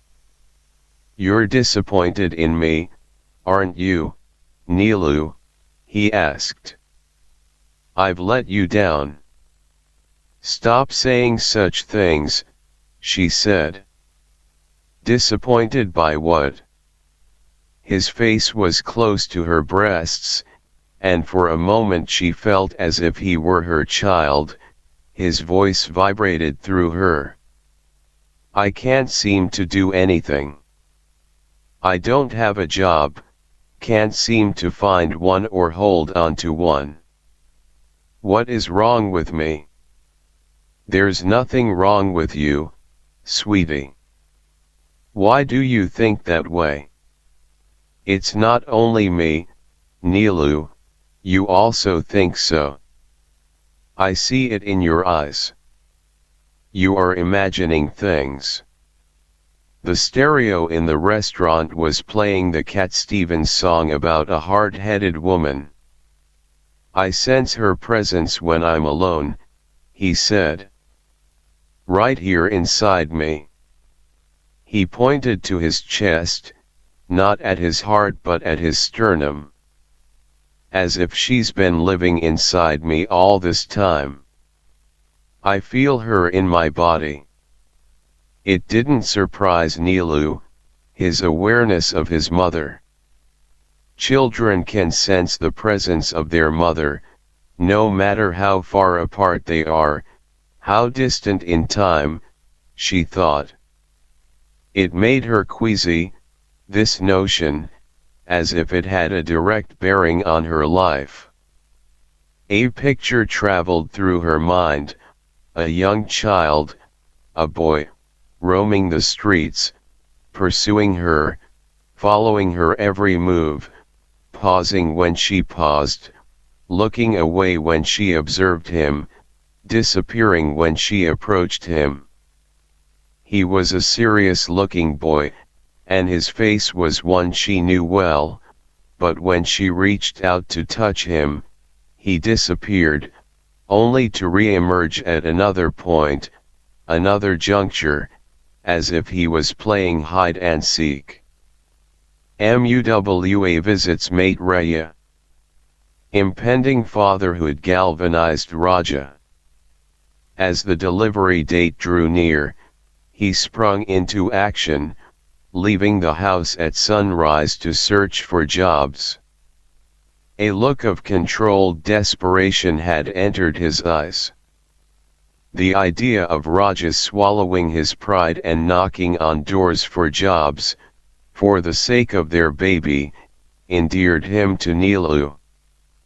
Gangata wanted to take Raja to some people he knew who'd be able to help with a job, but Raja didn't want to be obligated to anyone, especially Gangata. Whenever Gangata asked his son to accompany him to the home of a bureaucrat who could pull some strings, Raja made excuses. Gangata, still mildly resentful because the couple continued to live in Tamil although rooms were available in the Lamecower house, was further hurt when Raja hemmed and hawed instead of accepting his father's offer to help him. "What is the matter with you?" Gangata said one morning. "Why are you so intent on being a Murka?" Neelu knew he didn't mean to yell, but he did, and Neelu, sensing an argument looming, shut the window. "Don't call me a Murka," Raja said. "I am not a child anymore." "You are merely 23, Gangata said. "So what?" Raja said. "I no longer live under your tutelage." Gangata's eyes moistened, and Neelu thought, "Here we go again." Yes, Gangata said. "I keep forgetting, dimwit that I am. You've become a big man now. Thalo manchi. You don't need a guardian, you don't need a father." Raja picked up a book and began to read. Gangata looked helplessly at Neelu, who, ignoring her own irritation toward him, said, "Gangata, maybe some other day. Maybe Raja is not in the mood today." "All right," Gangata said. "You two have your own life now. What can I do?" He slunk down the stairs like a bedraggled cat. Neelu went to the bed and pushed Raja's book away. "Just be a little nice to him, okay? Even if you don't do as he says. What is the matter with him these days?" One word, and his eyes begin to tear. "He's suffering too, Raja. He was never like this while I was growing up. Age is also catching up with him, isn't it? So just be a bit kind." "And who'll be kind to me, Neelu Maidini?" Raja said, his hand reaching for her breast. During her pregnancy, their lovemaking seemed to become even more pleasurable. All Raja had to do was touch her, on the neck, on her thighs, and she'd become engulfed with desire. She'd grab Raja and whisper in his ears as she unbuckled his pants. Her extended belly seemed to adjust itself easily to the curves of his body. But today, perhaps because of the tiff with Gangata, Nilu wasn't aroused, so when Raja clasped her hand and placed it on his hardening penis over his trousers and said, "Who will take care of my sensitive needs?" she lightly slapped his penis and left the bed to open the window. "Have you no shame?" she said, with a stern face. "This early you're making improper advances on a woman who is 9 months pregnant." His penis strained in his trousers. "All right, then," he said, standing. "If you want me to roam the streets with my giant Lando for the whole world to see, that's what I'll do." And with that he abruptly left the room and went down the stairs, which shocked Nilu. She shouted his name, then rushed to the window, and there he was, swaggering as he walked away. Luckily, Bhairavi's whole family had gone on an outing, so they were spared this mortifying display. But Nilu couldn't help but smile at the thought of Raja facing prospective employers with a bulge in his pants. That evening he returned home jubilant. He'd secured a job at a well-known bookstore. He told Nilu that he'd walked into Fishtail Books in Tamal Chowk late that afternoon, looking for a second-hand book by the spiritualist Krishnamurti, and began to chat with the owner, a certain Shaikyaji, who, over the course of the conversation, became quite impressed with Raja's knowledge of books. Nilu had no reason to doubt this, but she was a bit skeptical when Raja told her that the man had offered Raja a job on the spot, without his asking for it. Most likely Raja had in fact approached Shaikyaji for a position in the bookstore, just as he'd pitched himself to numerous businesses across the city for the past few weeks. His salary, Raja admitted, wasn't much, a mere 500 rupees a month, 300 rupees less than what Nilu made at school. But they didn't dwell on the difference between their salaries. A job is a job, they both thought silently, and this one was in a bookstore, a repository of knowledge, Raja declared. She was about to concur when he added, laughing, "For tourists. Are you suggesting, my dear hubby, that somehow the knowledge purveyed to tourists is less worthy than the higher forms of knowledge that we natives have access to? Didn't you yourself go there to find Krishnamurti?" "That I did," Raja said. "But Krishnamurti is different. The tourist knowledge I'm referring to is, well, fabricated knowledge. You better toss away that thinking if you want to survive in that place," Nilu said, her palm stroking her belly. The baby's kicks and punches had increased over the past week. "All right," Raja said. "I'll stop making such distinctions. All knowledge is knowledge. Or rather, all knowledge is fabricated. But, my dear Maitani, if all knowledge is fabricated, then what is the truth? How will we ever know the truth?" He held his temples in mock exasperation. Nilu conked him on the head and said, "All right, Mr. Krishnamurti in the making. You want to know the truth?" She took his hand and placed it on her tummy. "Here is the truth. Feel it. The truth will come out any day now," then wail and demand that we wipe the goo on its butt. Nilu was sitting on the bed. Raja knelt in front of her and rubbed her belly. "How I love this truth," he said and closed his eyes.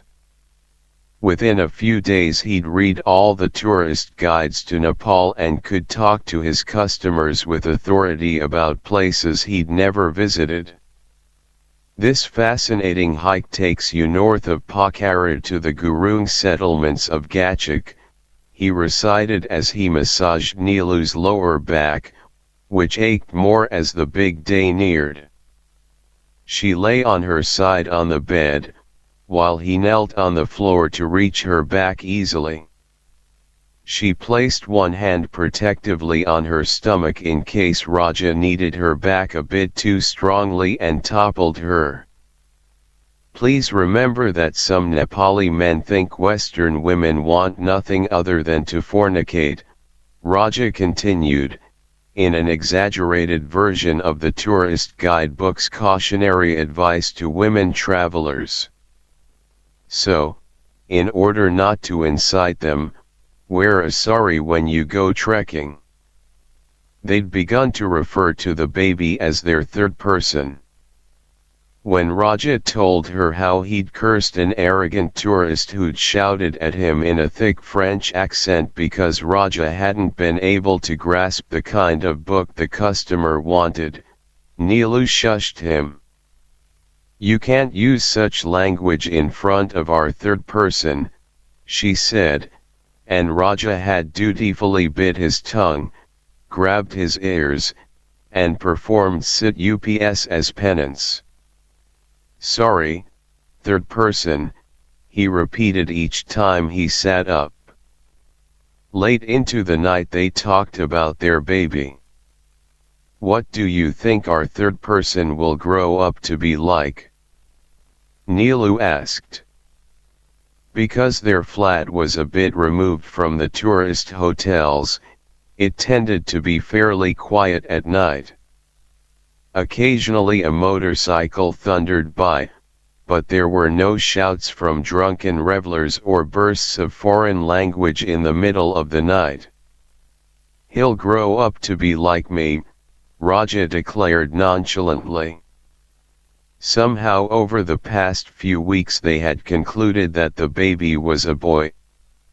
Nilu had told Raja that she'd always felt it was a boy, and Raja concurred, saying that a boy was what he saw when he imagined his child. "Where will he go to school?" Nilu asked worriedly. When Raja said that the Jagadamba school would be the most convenient, Nilu made a face. He laughed. "Why turn up your nose? It was good enough for me, and you too. Remember how you kept saying how much happier you were there than at St. Augustine's? That's because you were with me at Jagadamba. Now you're changing your story. There were things going on at St. Augustine's that you didn't like." "True," she said, lightly massaging her belly. "But the education was pretty good.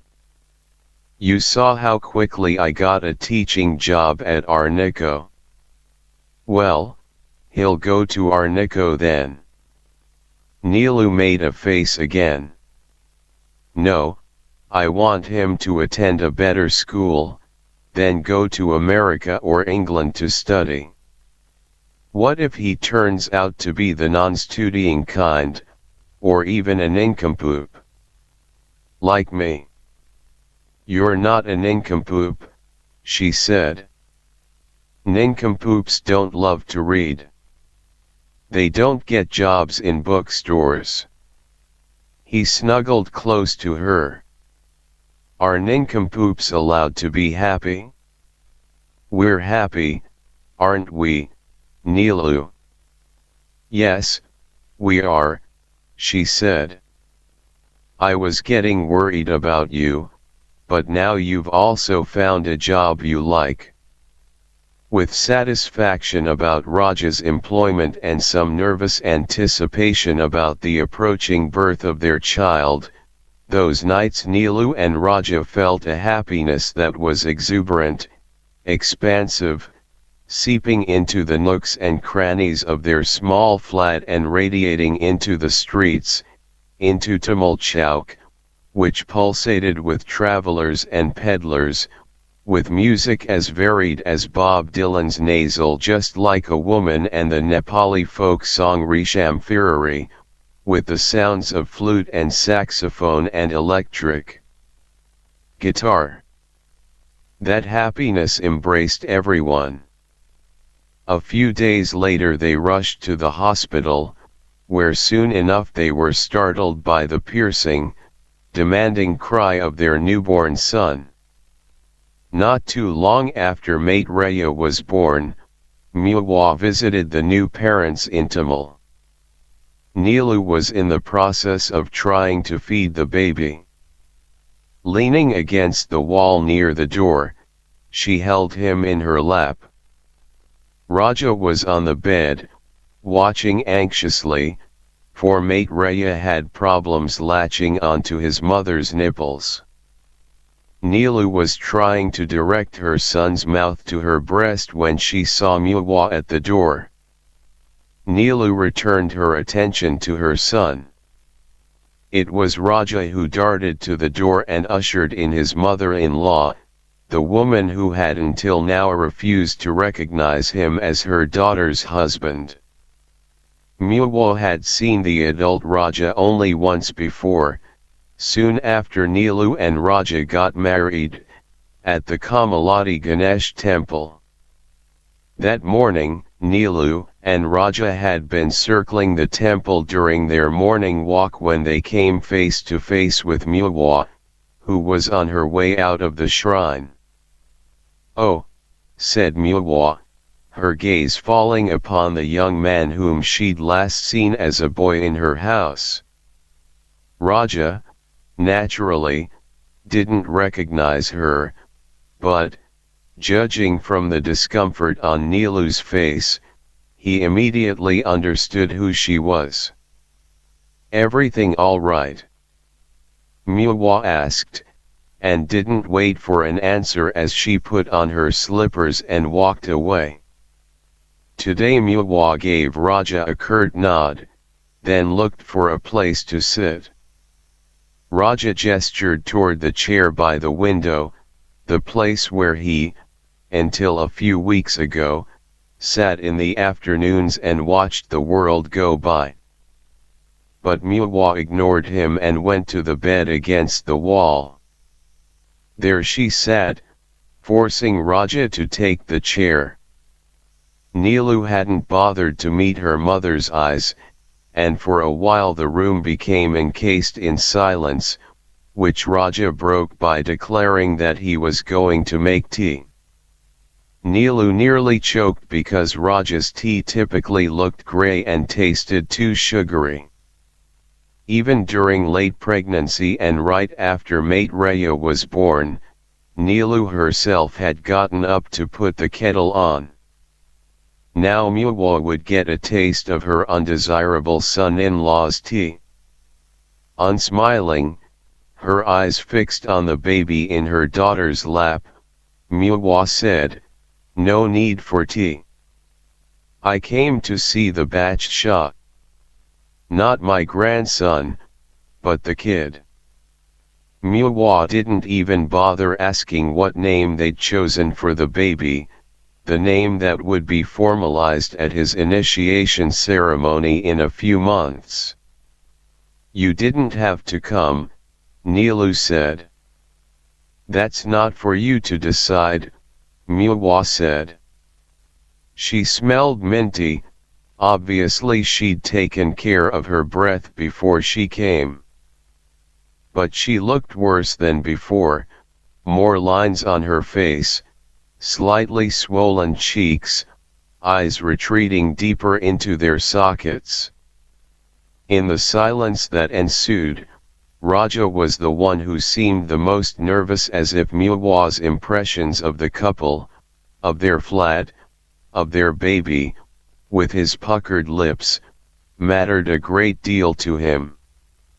Had fatherhood suddenly made Raja promote Muwa to the important role of grandmother, to the category of someone whose opinions mattered, despite the fact that she had ignored him and Neelu for so long?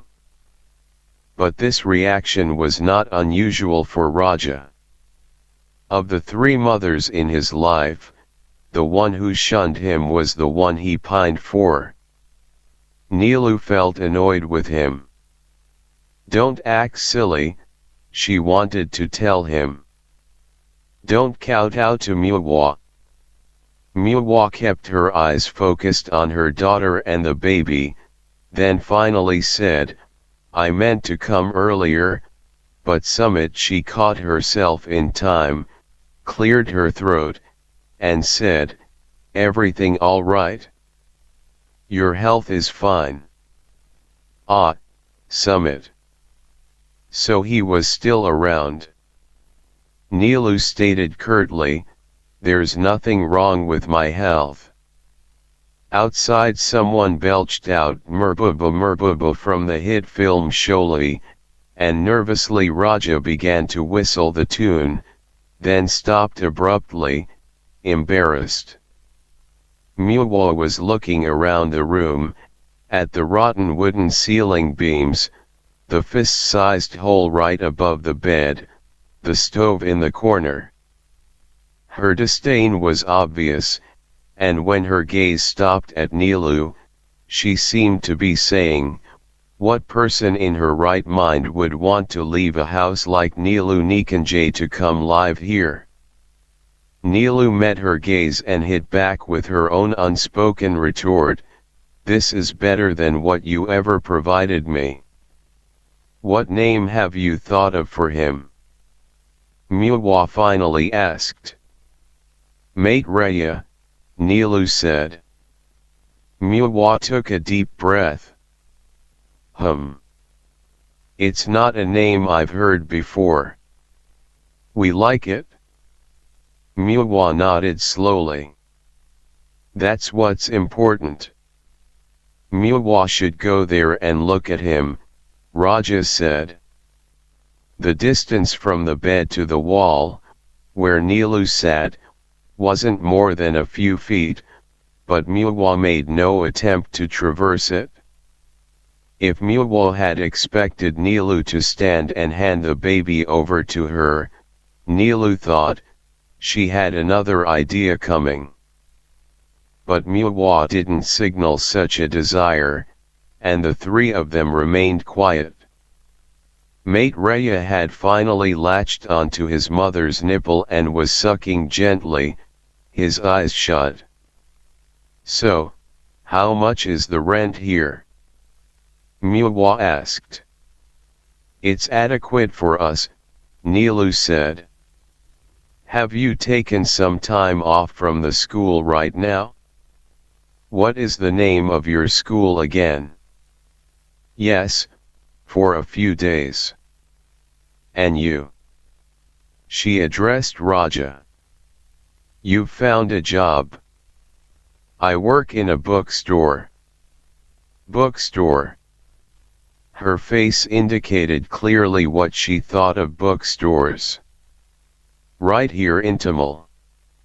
I'm the assistant manager." Neelu wondered if part of Raja's nervousness reflected his desire to prove to his mother-in-law that he was a capable provider. After all, for close to 2 years Raja had remained idle.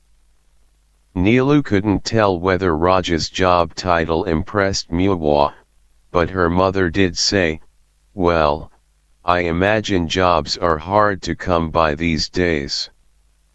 "It's a good job, Muwa," Raja said, then mentioned some of the books popular with tourists and described some of his recent experiences and what Shaikyaji was like. His talkativeness grated on Neelu's nerves, but Muwa, perhaps to compensate for how she'd treated Raja throughout his life, feigned interest. After Raja finished speaking, there was an uncomfortable silence. Muwa finally broke it. "Well, you know there's plenty of room in Nilu Nikanjay. You don't have to. Muawa's eyes surveyed the room. Also, the servants are still there, so you won't need to be with the baby 24. But making the offer had become too much for her, or she'd become afraid that they'd actually accept it, so she abruptly stood. I should be going home now. Sumit will wonder what I'm up to. Muawa's visit didn't affect Nilu so much, for she was convinced that it was only out of some vague maternal duty that Muawa had come. She didn't even hold our third person, her own grandson, she said to Raja. But Raja was silent, and when he spoke, he said, at least she took the first step of coming here. She'll just need some time to come around, that's all. The third person's birth has done it, I can feel it. She came here only because she felt obligated, and even this obligation must be a leftover from her past life. Just this much leftover. She pinched her thumb and forefinger together to indicate how much. You're being too harsh. Nilu was folding some pieces of cloth, cut from her old dresses, to use as Maitriya's diapers.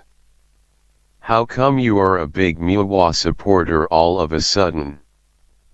Nilu, you can't always dredge up the past to apportion blame.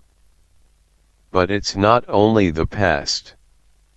Wasn't she laughing when you mentioned your job today? Did you not notice it? Did she even look at her own grandson properly? That's just her personality, and as her daughter you should know this quite well. She's getting old. I think she misses you. Nilu looked at him in wonder. Are you then tempted by her invitation to live in Nilu Nikanjay? No, no, he said, a bit too quickly, averting her eyes. It was just a passing thought. I wasn't thinking about us. Rather, about him. He gestured toward the bed, where the baby, bundled up in an old shawl, was napping. He added, there are moments I feel discouraged when I look around this flat. Look at us. What kind of life am I making you live? It has taken me months to find a job, and even I am not confident that I can hold it. God forbid if I end up losing this one. A knot had formed on Nilu's forehead. I didn't know you were like this, she said. I didn't know you would be willing to sell your dignity for Muawa's bribe. That's what she was trying to do by our affections, by offering a life of comfort, and you have become seduced by it. She picked up Maitreya from the bed, and she left the room. Soon Raja heard her steps on the staircase. When she didn't return in the next half hour, he decided to go fetch her. He went downstairs, then emerged onto the street.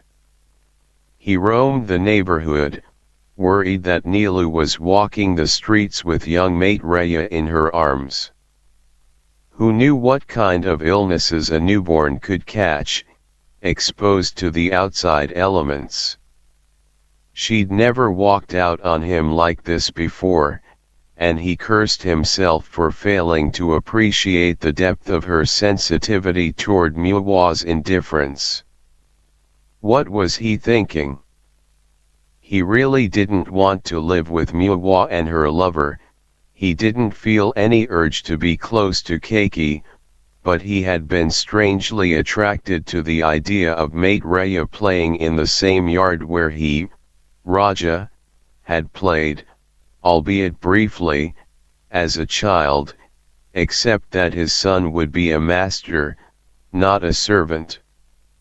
He walked all the way to Tumulchauk, almost to Fishtail Books, which he was supposed to open shortly. Shaikyaji lived right above the bookstore, but he had told Raja that he hated it when he had to open the shop in the morning. For good reason, Shaikyaji smoked ganja late into the night, often with the American and European girls he befriended in his bookstore. At around noon he awoke and ambled down to the shop, where he took an hour to drink a cup of tea and read the newspaper before heading up again to shower and eat, and perhaps smoke another joint, before he emerged in the late afternoon or the evening, when he usually let Raja go. Raja had only half an hour to eat and arrive at the bookstore.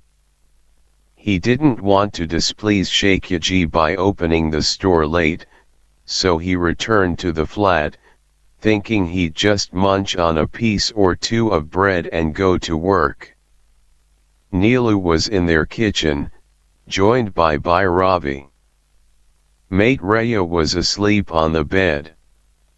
"Where did you go?" Raja asked. "I was getting worried. I was downstairs, at Bhairavi's place." "Why didn't you tell me?" Raja said. "I walked all the way to Tumulchauk looking for you." "Oh, such love," Bhairavi said. "Serves you right," Neelu told Raja. "Who asked you to support Muwa over me?" "I was just giving her the benefit of the doubt, that's all. I have no intention of going to live in Neelu Nikanjay." "Big fight this morning?" Bhairavi asked. Neelu told her what had happened. "How can a grandmother's heart be like that?" Bhairavi exclaimed. "When I have my grandchildren, I'll smother them with love." Her 7-year-old son came bounding up the stairs. He was obsessed with becoming a doctor when he grew up, an ambition that made his parents awfully proud. Now he came running to Raja, a plastic stethoscope around his neck, and asked if he could listen to Raja's heart. Raja lay down on the rug, lifted up his shirt, and allowed the boy to apply the stethoscope to his chest. After Bhairavi and her son left, Raja embraced Neelu and extracted a promise from her that she'd never leave him stranded like that. He couldn't fight back the lump in his throat, and his voice broke as he said, "I don't know what I'd do if you left me, Neelu." She stroked his face. "I'll never leave you, sweetie." When Mate Raya was 2 years old, Neelu and Raja moved to Chabal. The shift came about unexpectedly. As old and crumbling as their flat was in Tamil, they were happy there. They liked the landlady's family and had become such good friends with Bhairavi that they didn't want to think about living far from her. But whenever Gangaday came to visit, he complained, he'd turned into such a complainer over the years, about their living conditions. He pointed out flaws in the flat, a new crack by the window, the electric wires dangerously close an arm's reach, to the window, the ramshackle, unhygienic outhouse in the courtyard. "An outhouse in the middle of the city," he exclaimed. "And that too in an area where Westerners flock. Why can't your dear landlady build a modern indoor bathroom, with a commode and a flush and everything, like the rest of civilization. Raja and Nilu tried to hush him, fearing that the landlady would hear. Raja told Gangata that he and Nilu had no problem with the toilet in the courtyard. It's exhilarating, actually, Raja said. We get to smell fresh air as we conduct our morning business. Yes, yes, keep joking, Gangata said. You're going to let my grandson grow up in this hovel. He was moving his right leg rapidly and twirling his thumbs on his lap. Nowadays he was forced to rush Jamuna Mummy to the mental hospital every few weeks, where she'd get electroconvulsive therapy. He complained that he was getting tired of handling Jamuna Mummy all by himself. Before, while Raja lived with them, she'd sober up when Raja scolded her, but these days nothing seemed to pacify her. She had become physically aggressive and frequently assaulted Gangata. The young muscular man Gangata had hired to help him control Jamuna Mummy had quit after a few days, saying that the job was beyond him. The medications that the doctors at the hospital had prescribed for her sometimes worked, but at other moments they were useless. Often Jamuna Mummy would simply refuse to take them. During one of her hospital stays, the nurses had caught her exposing her breasts to 2 other patients, who were also in the process of undressing. A few weeks after Maitreyya's birth, Raja and Nilu had taken him to Jamuna Mummy in the hospital, where in a general ward crowded with patients she was sleeping in a narrow bed under a photograph of Mahatma Gandhi. The hospital conditions had improved somewhat, but not a great deal, since that first time Gangata had brought his wife here, right after Keki escaped to Nilu Nikanjay with 6-year-old Raja. The floor was cleaner, and the nurses regularly took the patients out to the yard for fresh air and exercise. But cots still served as beds, and patients slept in such close proximity that they had to climb over their neighbors to go to the nurse's room or to visit the bathroom. The wilder patients were chained to corner poles or to heavy chairs. Jamuna Mummy stared at the ceiling, unresponsive to Gangata's exhortations. Just yesterday she'd received her electric shocks, they had learned. Your Nadi is here, Gangata said to Jamuna Mummy. Won't you take a look at him? Look at his cute face, look at that nose. He looks just like Raja. Actually Maitreyya's face was a replica of Nilu's, the same dimpled cheeks, the same small chin. But Gangata was trying hard to get Jamuna Mummy interested, and he wasn't successful. It wasn't until Raja leaned over her and said, Jamuna Mummy, won't you speak to me? I've come to see you after such a long time, and I've brought someone along with me, that her eyes flickered and she turned her head slowly to look at him. She uttered a bunch of words no one understood. Nilu held Maitreya up and said, Jamuna Mummy, look. This time she did look and said, where did this little goat come from? Like a goat he is, isn't he? He's going to grow a beard like a goat, he's going to drop small round pellets like a goat, he's going to go mhae like a goat. Head. Raja said. You can't call my child a goat. Maybe you yourself are a goat.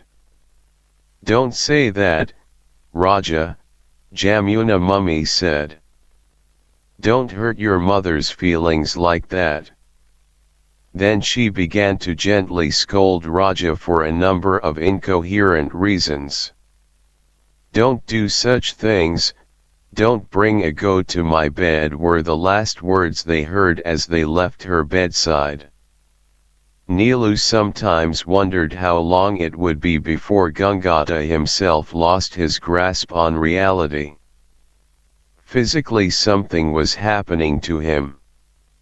His abrupt hand gestures, his incessantly jiggling legs, the stubble that remained unshaved on his chin, his cloudy eyes, all these pointed to a man about to break down.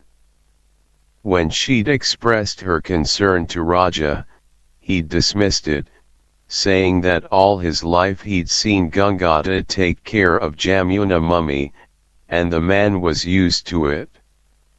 He's just getting a bit older, Nilu, Raja said. He's aging faster because dealing with a crazy wife is finally taking its toll. Once again, she was struck by how casual, how dismissive he was about anything to do with his parents. It was as if nothing about them could require his intervention, or even his thought or worry. Gangata, we're not going to move in with you, if that's what you're after, Raja said one day, after Gangata pointed out more faults in their flat. You already have your hands full with Jamuna mummy, and we simply can't subject mate Raya to her unpredictable behavior. Who said I want you to move in with me? Gangata said. I gave up on that a long time ago. I have something else in mind. Now hear me fully before you say no. He told them that he'd completed building the new house last year, a small, one-story house in Chabal that was now rented to a family. But his tenants were moving because the husband was being posted to Burgunjay. Nothing would make Gangata happier than to have Nilu and Raja take possession of the house. He'd rather let his family live there than have it occupied by more strangers. It doesn't make sense that I have a house in Lankaur, Gangata said, and I have a house in Chabal, but my son and my daughter-in-law and my grandchild are living in a crummy flat where they have to make a mad dash to the yard if they have a diarrhea. But Gangata, Nilu said, we don't want to deprive you of your rent. God knows you need all the extra income for Jamuna mummy's treatment. Gangata sighed. There you go again. Jamuna mummy will always be Jamuna mummy.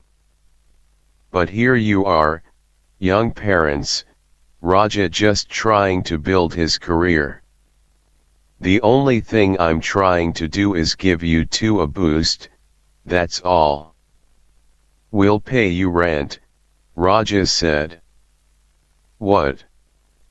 Gangata looked aghast. We'll pay you rent. That's the only way we can stay in your house. See? Gangata said to Nilu. See how he treats me? Your house, he says. Is it not your house? Don't you have any right to my property? No, I can't accept rent from you. The father and the son began quarreling, and before their exchange became heated, Nilu intervened. Gangata, why don't we come up with a compromise? We will pay you rent, but if you wish you can put that money in the bank, in Maitriya's name. Gangata pinched Nilu's cheek. Mike Hori. That's a brilliant idea. Why didn't I think of it before? Addressing Raja, he said, why didn't you think of it before, Lampu? You go around pretending you're very smart, but you're as complete an idiot as I ever saw. And he also pinched Raja's cheek. Then he leaned over and kissed baby Maitriya's forehead, and left. I really don't feel like leaving this flat, Raja said. Everything is perfect for us here. My work is close by. Our landlady is so nice to us. Chabal is too far, don't you think, Neelu? Maybe you shouldn't have said yes so easily. You should have left Gangata to me. I'd have handled him. Now look who's talking, the man who wanted to move to Neelu Nikanjay at the first enticement. I know how you feel, Raja, but I could no longer stand that look on Gangada's face. He's been so unhappy lately, and I feel like we're rejecting him at every turn. I don't want to leave this flat either. Poor Bhairavi, she's going to be crushed, but it's true that the house is falling apart, and it'll be nice for Maitreya to have his own green lawn to play on as he grows up. When they told Bhairavi, she was indeed saddened, pleaded with them not to leave, said she'd speak on their behalf to her mother-in-law for a reduced rent. Neelu embraced her, wiped her tears from her cheeks, and said that it was not as if they were moving to a different town. Chabal was only a bus ride or two away from Tamil, and they'd visit each other often. You have to see Maitreya grow up, Neelu said. You are the only aunt he has. On the day of their move, Gangata rented a truck and helped them shuttle their sparse belongings to Chabal, where the house had already been furnished with brand new furniture, a sofa, a dining room set, a large bed. A priest appeared out of nowhere, chanted a few mantras for an auspicious occupancy of the house, dabbed tikas on their foreheads, pocketed the 30 rupees Gangata gave him, and vanished. A big grin was plastered on Gangada's face, like that of a father welcoming a new bride and groom into his house. If Raja and Neelu had any misgivings about moving to Chabal, they were washed away when, within days, Raja found a new job as an assistant editor at Nepaliyatra, a travel publishing company based in Goshala, within walking distance of their new house. Like the house, the job too was unexpected, for he had no writing or editing experience. An old friend, Amit, who was the financial manager of Nepaliyatra, had come to Fishtail Books one day, and as they talked, Raja had casually said that it took him 40 minutes to get to the bookstore from Chabal.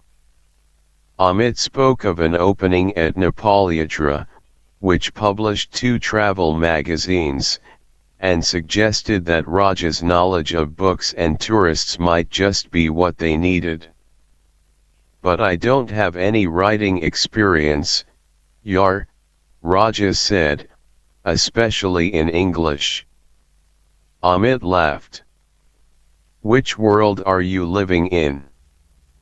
In Nepal you don't need writing experience to be a journalist. Look around you. Every ignoramus is a writer or a journalist now.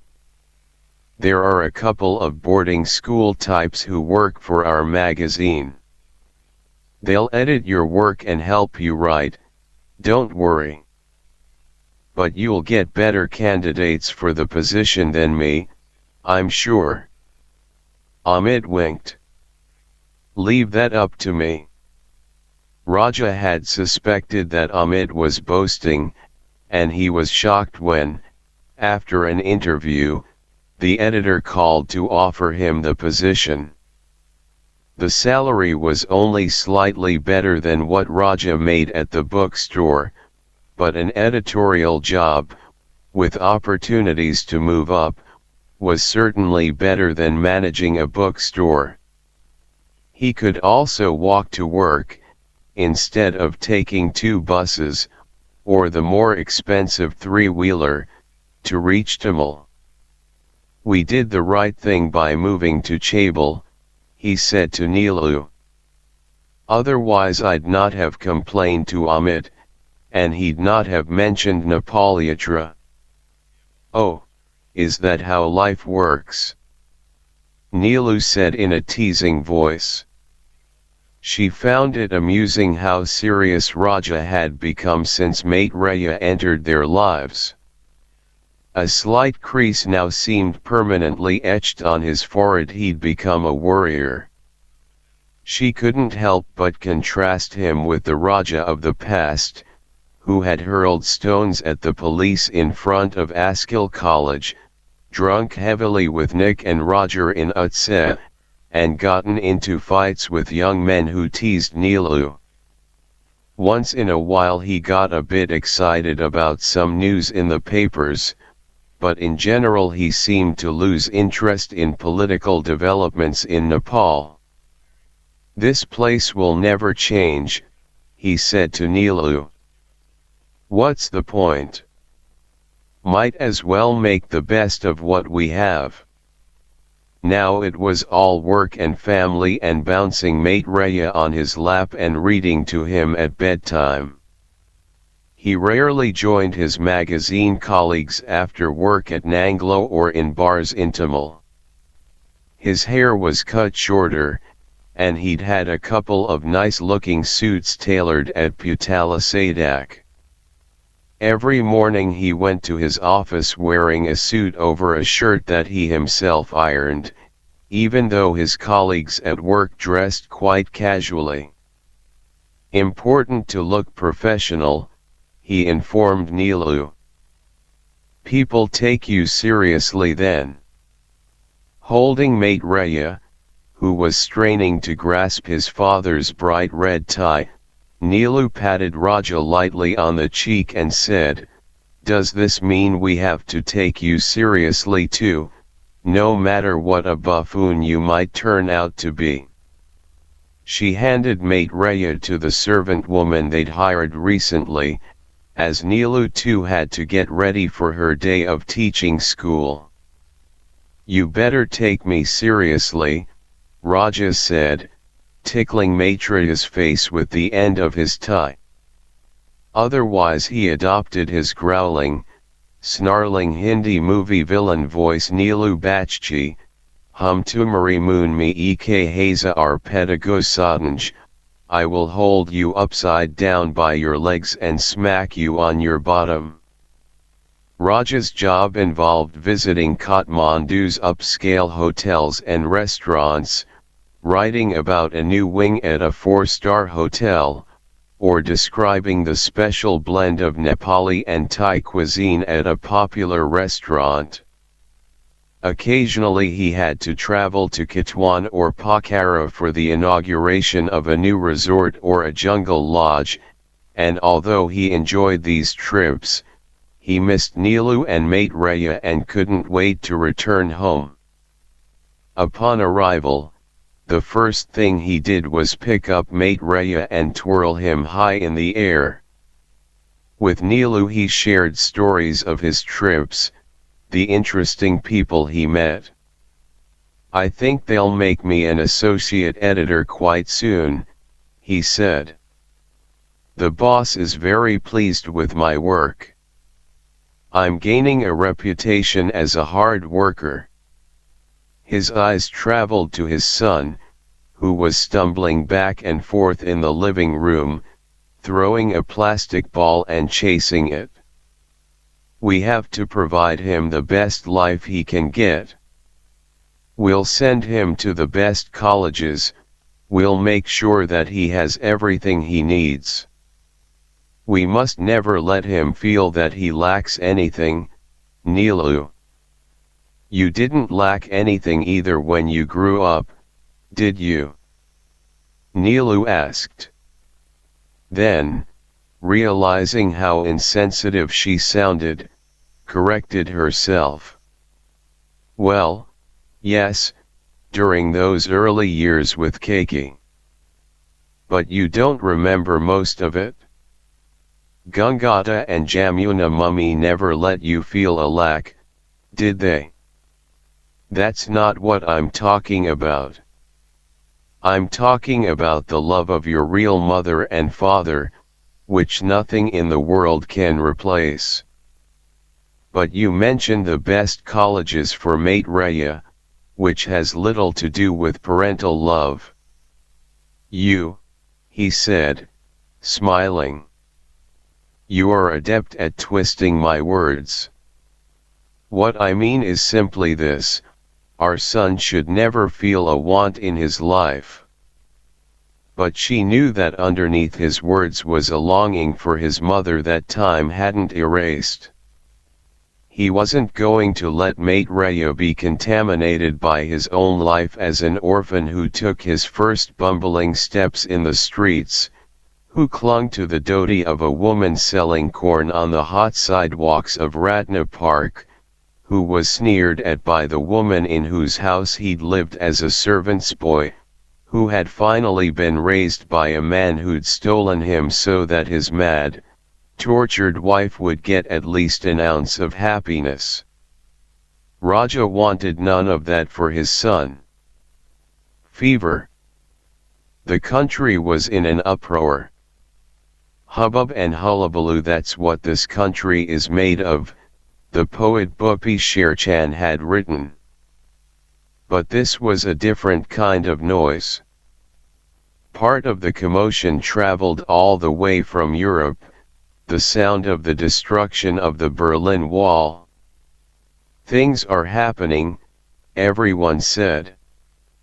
The air turned sharp, pungent, and when people breathed, their lungs felt invigorated. We can do it too, they said to one another as they walked the streets of the city. For centuries we've been ruled like dogs. Who is he?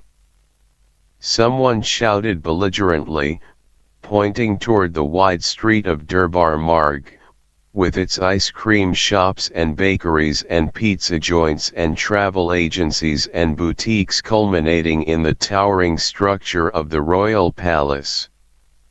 It always looked ugly, someone said of the building. Made by Indians, wasn't it? Others nodded. Even our palaces are designed by outsiders, they said. What do we have to call our own? Something was definitely in the air, and Nilu could sense Raja's controlled excitement. Every morning, over his tea, he read the newspapers carefully. They've declared February 18th the official day of the uprising, he said to Nilu, who was making some toast for Maitreya.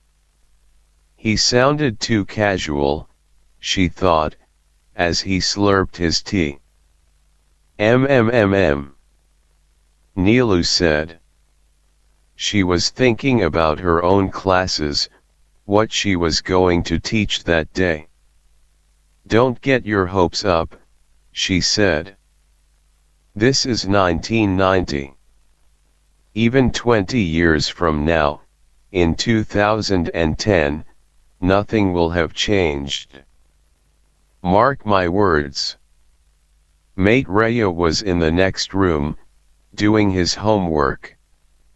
He'd stayed up late the night before, watching The Little Mermaid on video. What's not going to change, Ma? He shouted. Nothing, she said. Finish your homework. The bus will be here soon. Hopes up. Raja said. What do I care about this third-class country's third-class problems? He was clearly trying hard to feign a lack of interest. She switched off the gas, and turned and smiled at him. It's an okay country. It's not the best, but we're living in it, and it's serving us all right. What's your problem with it? Oh, you're challenging me now, are you? He said. It's a horrible country, he said, and it's all your fault. It's a beautiful country, she said. The Himalaya, Gautama Buddha, Kumari the living goddess, no British colonialism, the only Hindu kingdom in the world. What more do you want? Every morning you ought to be touching my feet, thanking me for giving you this country, but here you are, always complaining. Raja lunged at her, and, clasping her in his arms, tackled her to the cold floor of the kitchen, where he began to plant fervent kisses on her face, repeating, "Is this what you want?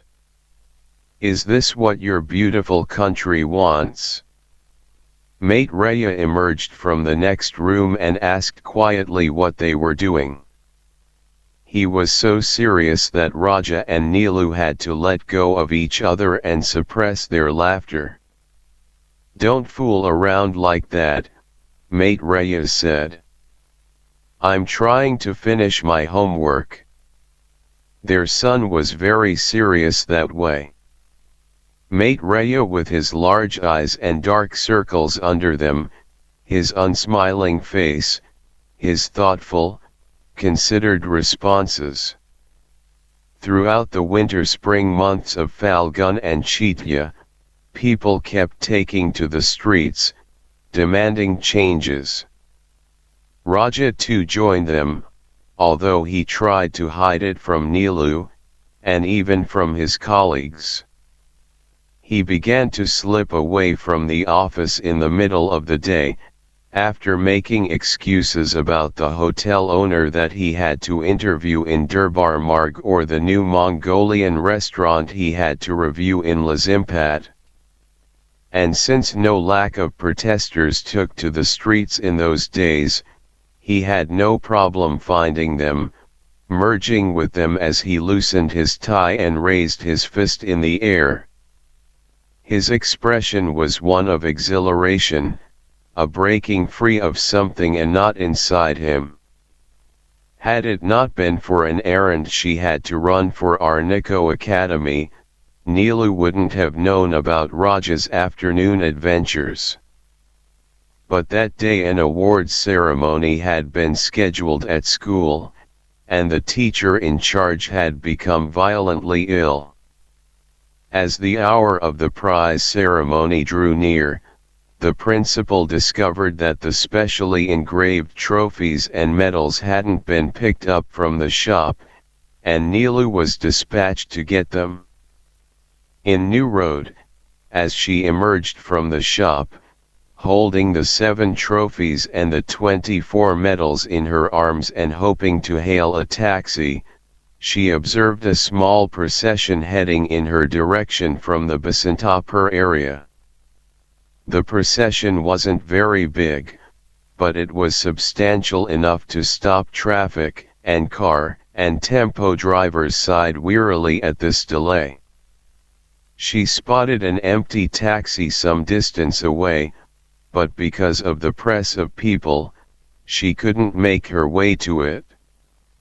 Her arms were killing her. She'd forgotten to ask the blacksmith in the shop for a bag, but if she was to re-enter the shop, she'd have to fight the throng of pedestrians who'd congregated in the doorway, waiting for the procession to pass. She was wondering what to do when she spotted Raja among the protesters, who were now about 50 yards away. He'd taken off his tie and rolled up his sleeves, and he was punching the air above him with his fist. It's not Raja, she thought. But it was. Her arms stopped aching, and the noise around her seemed to recede. Then, as he came near, she felt an instinct to run away. But it was silly, not only because she hadn't done anything wrong but because she couldn't budge. That's how crowded the street had become. Then she wanted to turn her face so he wouldn't see her as he passed, but she couldn't take her eyes off him. There he was, swaggering, as he did early in their Tamil days. He marched at the edge of the procession, getting closer. If he glanced in her direction, what would she do? What if she panicked, and the trophies and medals went clattering to the street? The protesters might very well trample and kick them. What would Raja say? And what would she say? Or would they just avert their eyes, like strangers? What would they say when they reached home in the evening? Would they gaze into each other's eyes to see who'd be the first one to cave in, to buckle, to admit a certain wrongdoing? But she'd done nothing wrong. Neelu had nothing to hide. The trophies she'd picked up, with their engraved student names Raksha Buddhadoki, Milan Karki, Samayukta Shrestha, Harshajat, Salaina Mokhtan, Lisa Sharma, Komal Tuladar, and the medals with no names. She had a reason for holding them in her numbing arms. She was here for an official purpose. But Raja? He passed so close that she could see the sweat glistening on his cheek, the small indented scar on his jaw from an old wound he didn't remember. She saw him, then, at that moment, as the child he might have been in Ratna Park, peering at the faces of women who could be his mother, circling to see if one would recognize him and embrace him. She saw him sitting dejectedly under a stone umbrella at the end of the day, as the sun began to set behind the Nagarjun hill, listening to Keki call him from across the street as she packed her corn grilling paraphernalia, thinking that he'd join her in a moment, thinking that his mother could still appear, perhaps approach him from the very bushes where she'd left him. And when that didn't happen, Neelu saw his expression transforming, gradually, from one of hopelessness to one of anger, a fury that made him want to lash out at the world and the grave injustice it had inflicted on him. Neelu didn't mention to Raja that she'd seen him in New Road. Even during the prize ceremony, held on the lawn of Arnico Academy with the big peepal tree providing partial shade, she had the strong feeling that Raja had betrayed her. The thought tired her, and she began to develop a headache. Then Principal Thupa announced her name, asking her to come forward and present a trophy to the winner of the debate competition, which she'd overseen. It took Neelu a moment to register what he was saying, but then slowly she made her way to the podium, where she declared Samayukta Shrestha the winner. Her tongue turned thick when she uttered the student's name, so it came out garbled. A few students tittered, and Principal Thupa gave Neelu a sharp look. To Samayukta she gave a weary smile, then, before the student had returned to her seat, quickly walked back to her own chair. Pratima, who was sitting next to her, asked, "Are you okay?" and Neelu nodded, saying that it was the sun. At home that evening she was quieter than usual, and when Raja remarked upon it, she said that it was the heat. "It was so hot this afternoon, wasn't it?" she said. He and mate Raya were playing snakes and ladders. Without looking up, Raja said, "I didn't notice. I was inside most of the day, then briefly I went to New Road to that new restaurant." "What restaurant?" "There's a new one, you don't know." "What's the name?" she was going to ask, but didn't. What did it matter? He was hiding his afternoon forays with the protest gang because he was afraid that she'd object to it, as she did during their early days as a couple. He was afraid that she'd criticize him for forgetting that he was a family man now, the father of a 5-year-old son, an office worker with a job that had its share of pleasures. He rode a business motorcycle to interview hotel owners in luxury penthouse offices, where together they sipped port wine in small decorative glasses.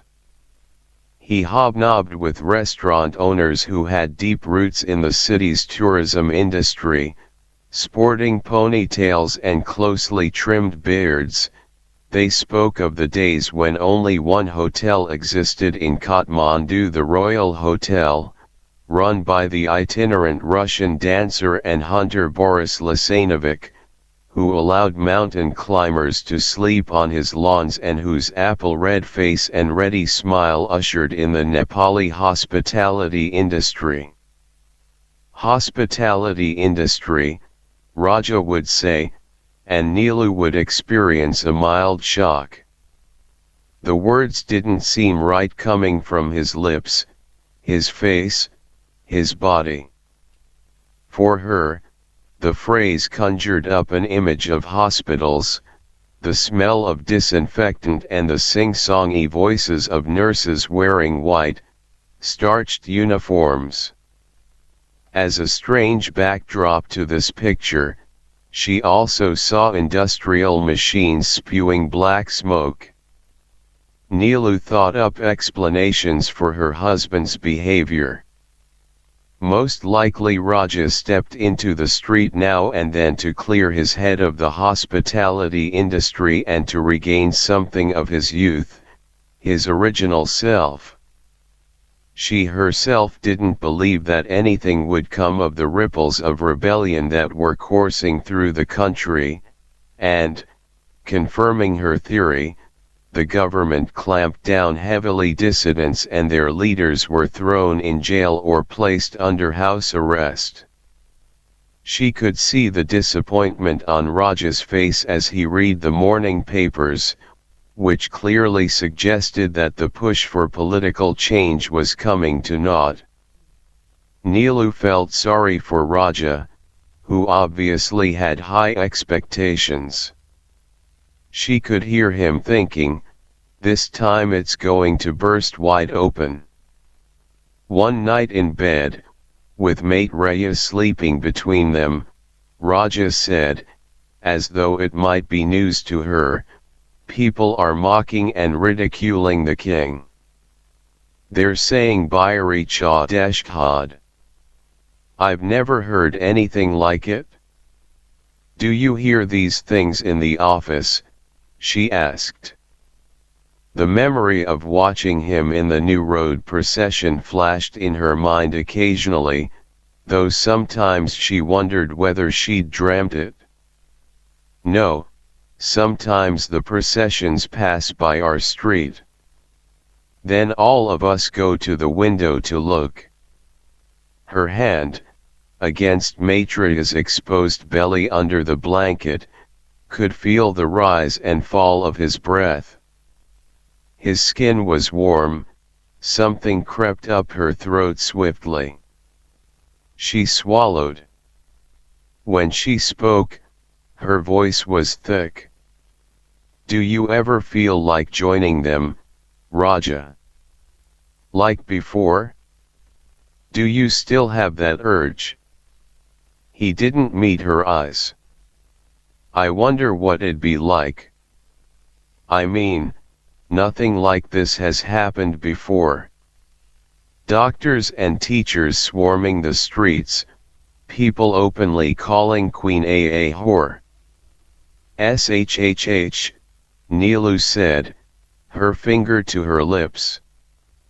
Don't use that word in front of our son. It's not me, he whispered. It's the people on the street who are saying that about the Queen. Did the Queen sleep with men for money? She said dismissively. Do your people on the street have proof of that? Raja smiled. Why does it bother you so? He said. It's just an expression. Like a metaphor. They don't really mean that she's someone who does that for a living.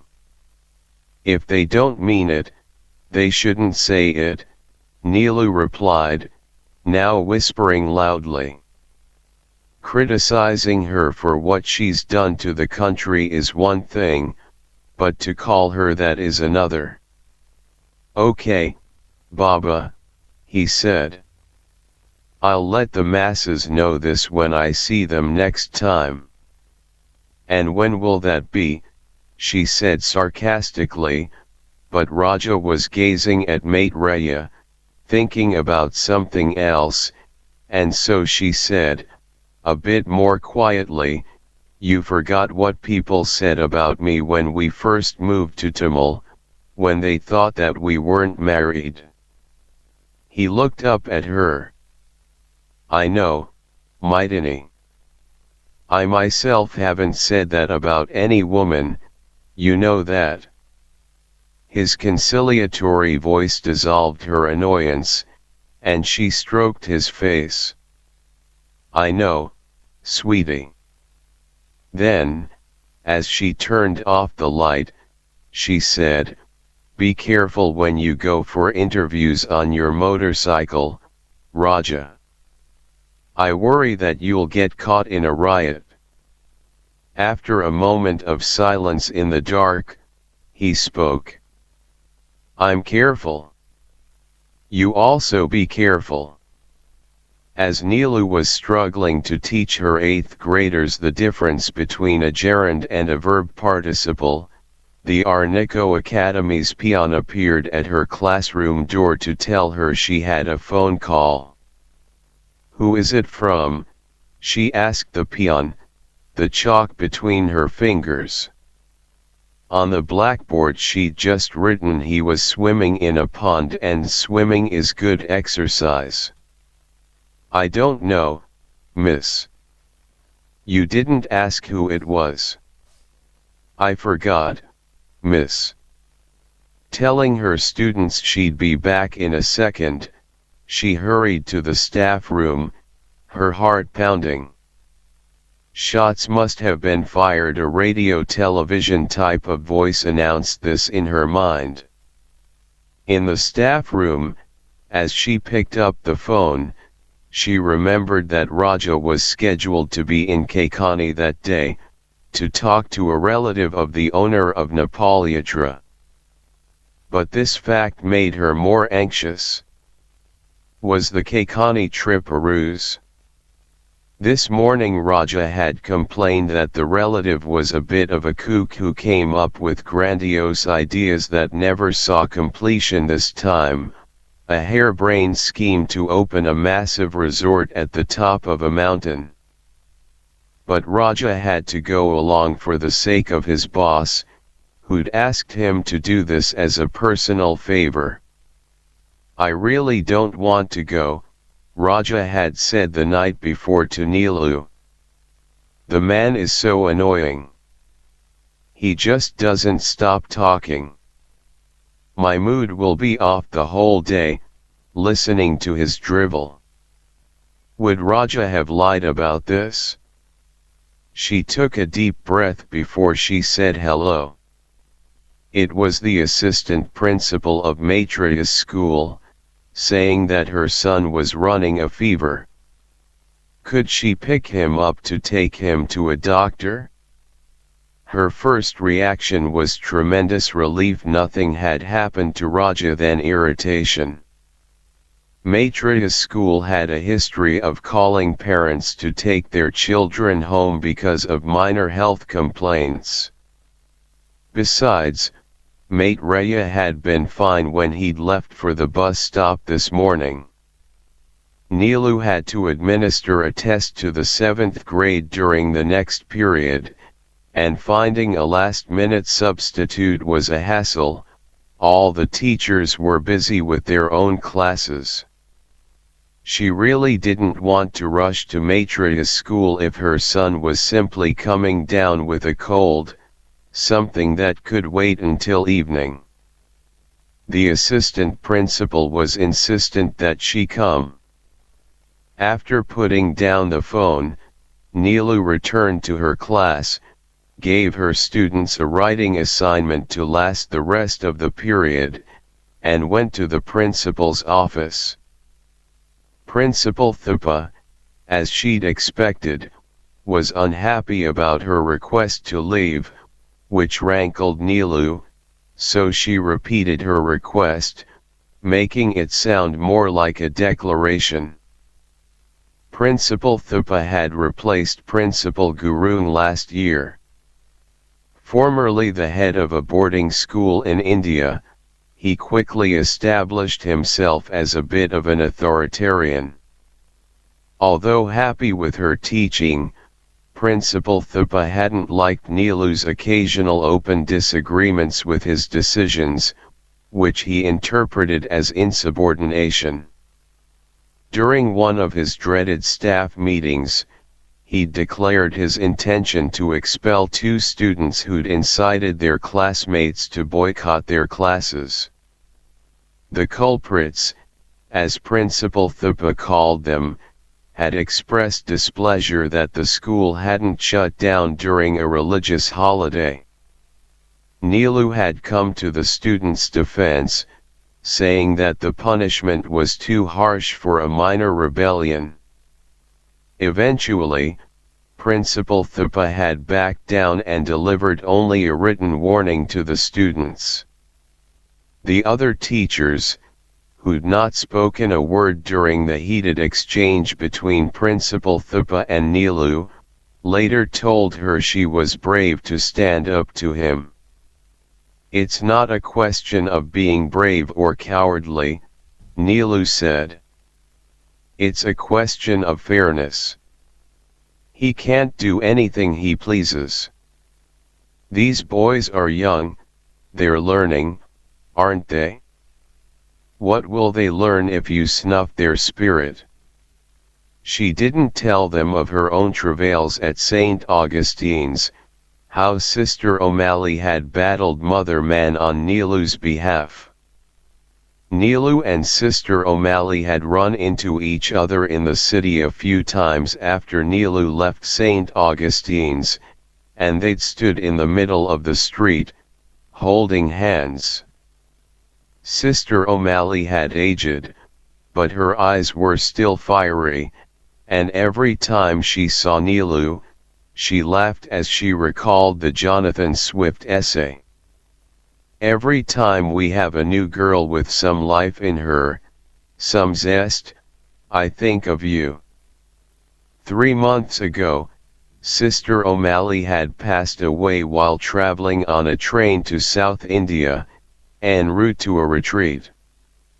It turned out that Pratima was in Principal Thupa's office at that time, and fearing an argument, she intervened and said that she'd be happy to administer the test for Neelu. "But how will you do it, Pratima miss?" Principal Thupa said loudly. "Don't you have your own test to administer?"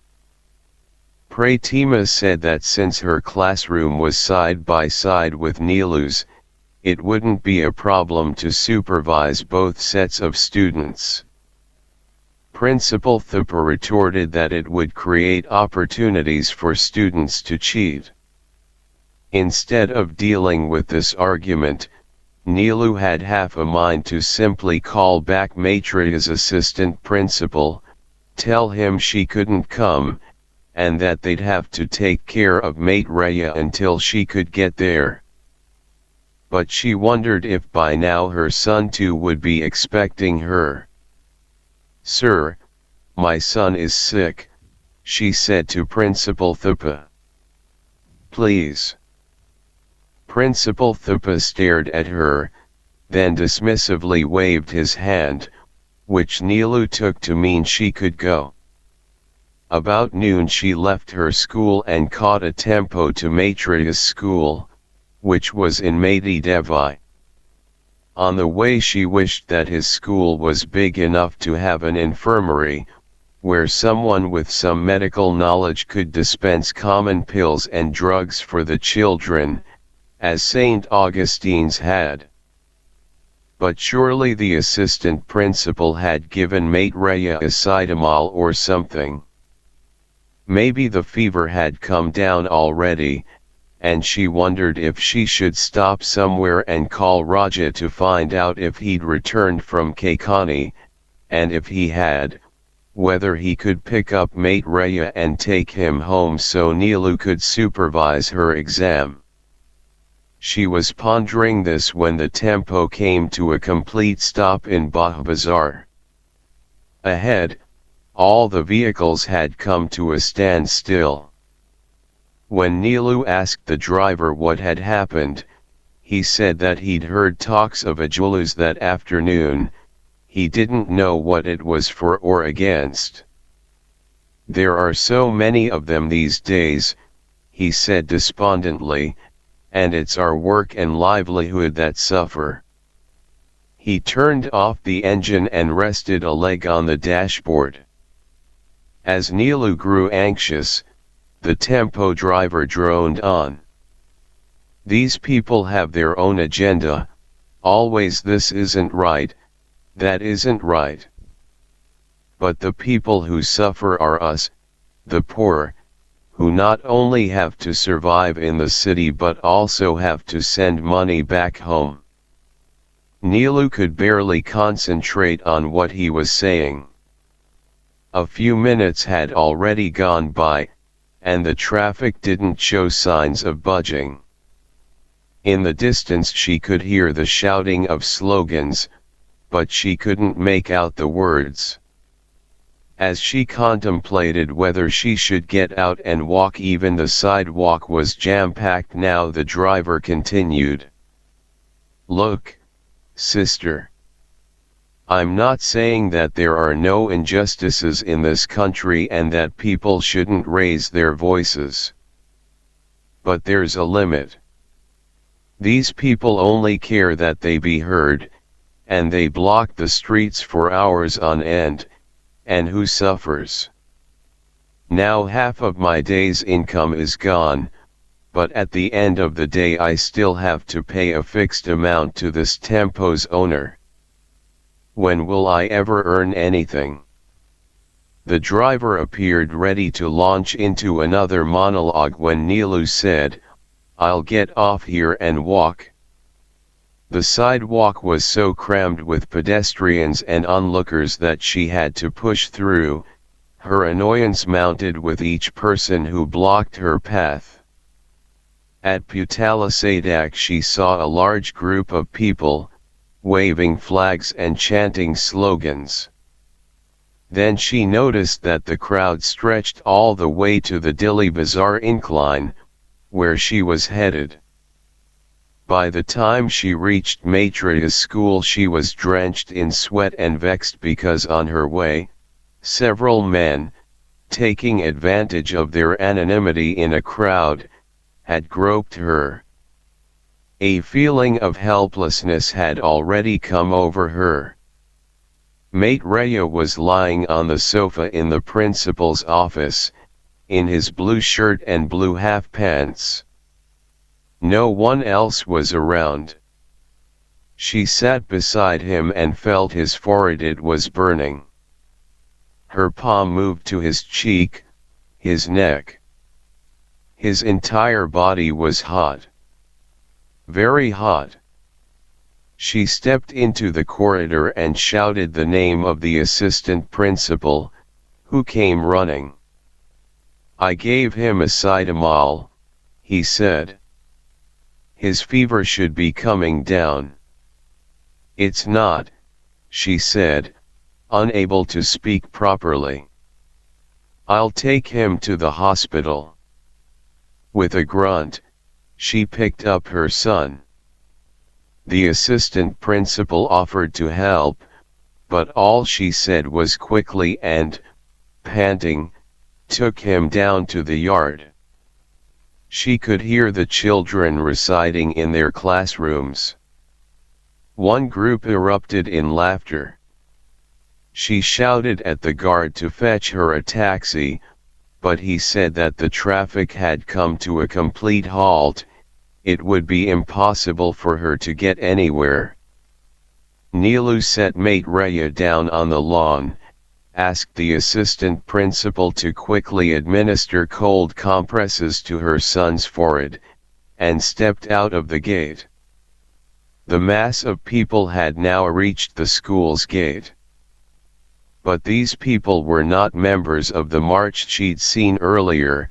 They were pedestrians who'd been pushed back into the school's lane because the main street had been overtaken by the marchers. All the side streets and alleys of Mati Devi were crammed.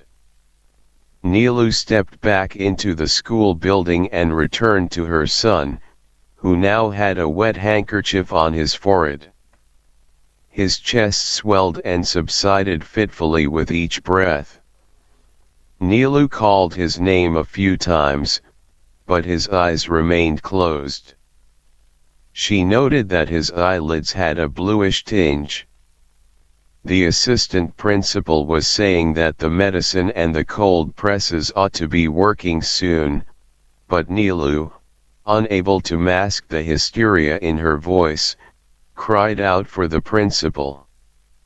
The man looked down from the second floor and shouted at the gatekeeper to run to the pharmacy down the street and fetch the compounder.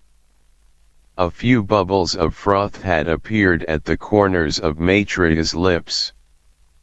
Before he'd boarded the bus this morning, Nilu had demanded a kiss from him, and he'd given her only a quick peck on the cheek, since he was a bit peeved at her for making a fuss about his hair. "Can I get a smile?" she asked, and he'd stretched the corners of his mouth, offering just a perfunctory grin. But knowing his sweet nature, she was certain that by the evening he'd have forgiven her and would be her affectionate son once more. 15 minutes passed. The chanting outside grew louder. She heard someone say that the police and the marchers had reached a standoff. Glass shattered somewhere close by. But the guard didn't return. Maitriya's head was on Nilu's lap. She kept dipping the hanky in a bucket of water, wringing it, and pressing it on her son's forehead, watching the water trickle down his temples. A bead or two streamed to the corner of Maitriya's eyes.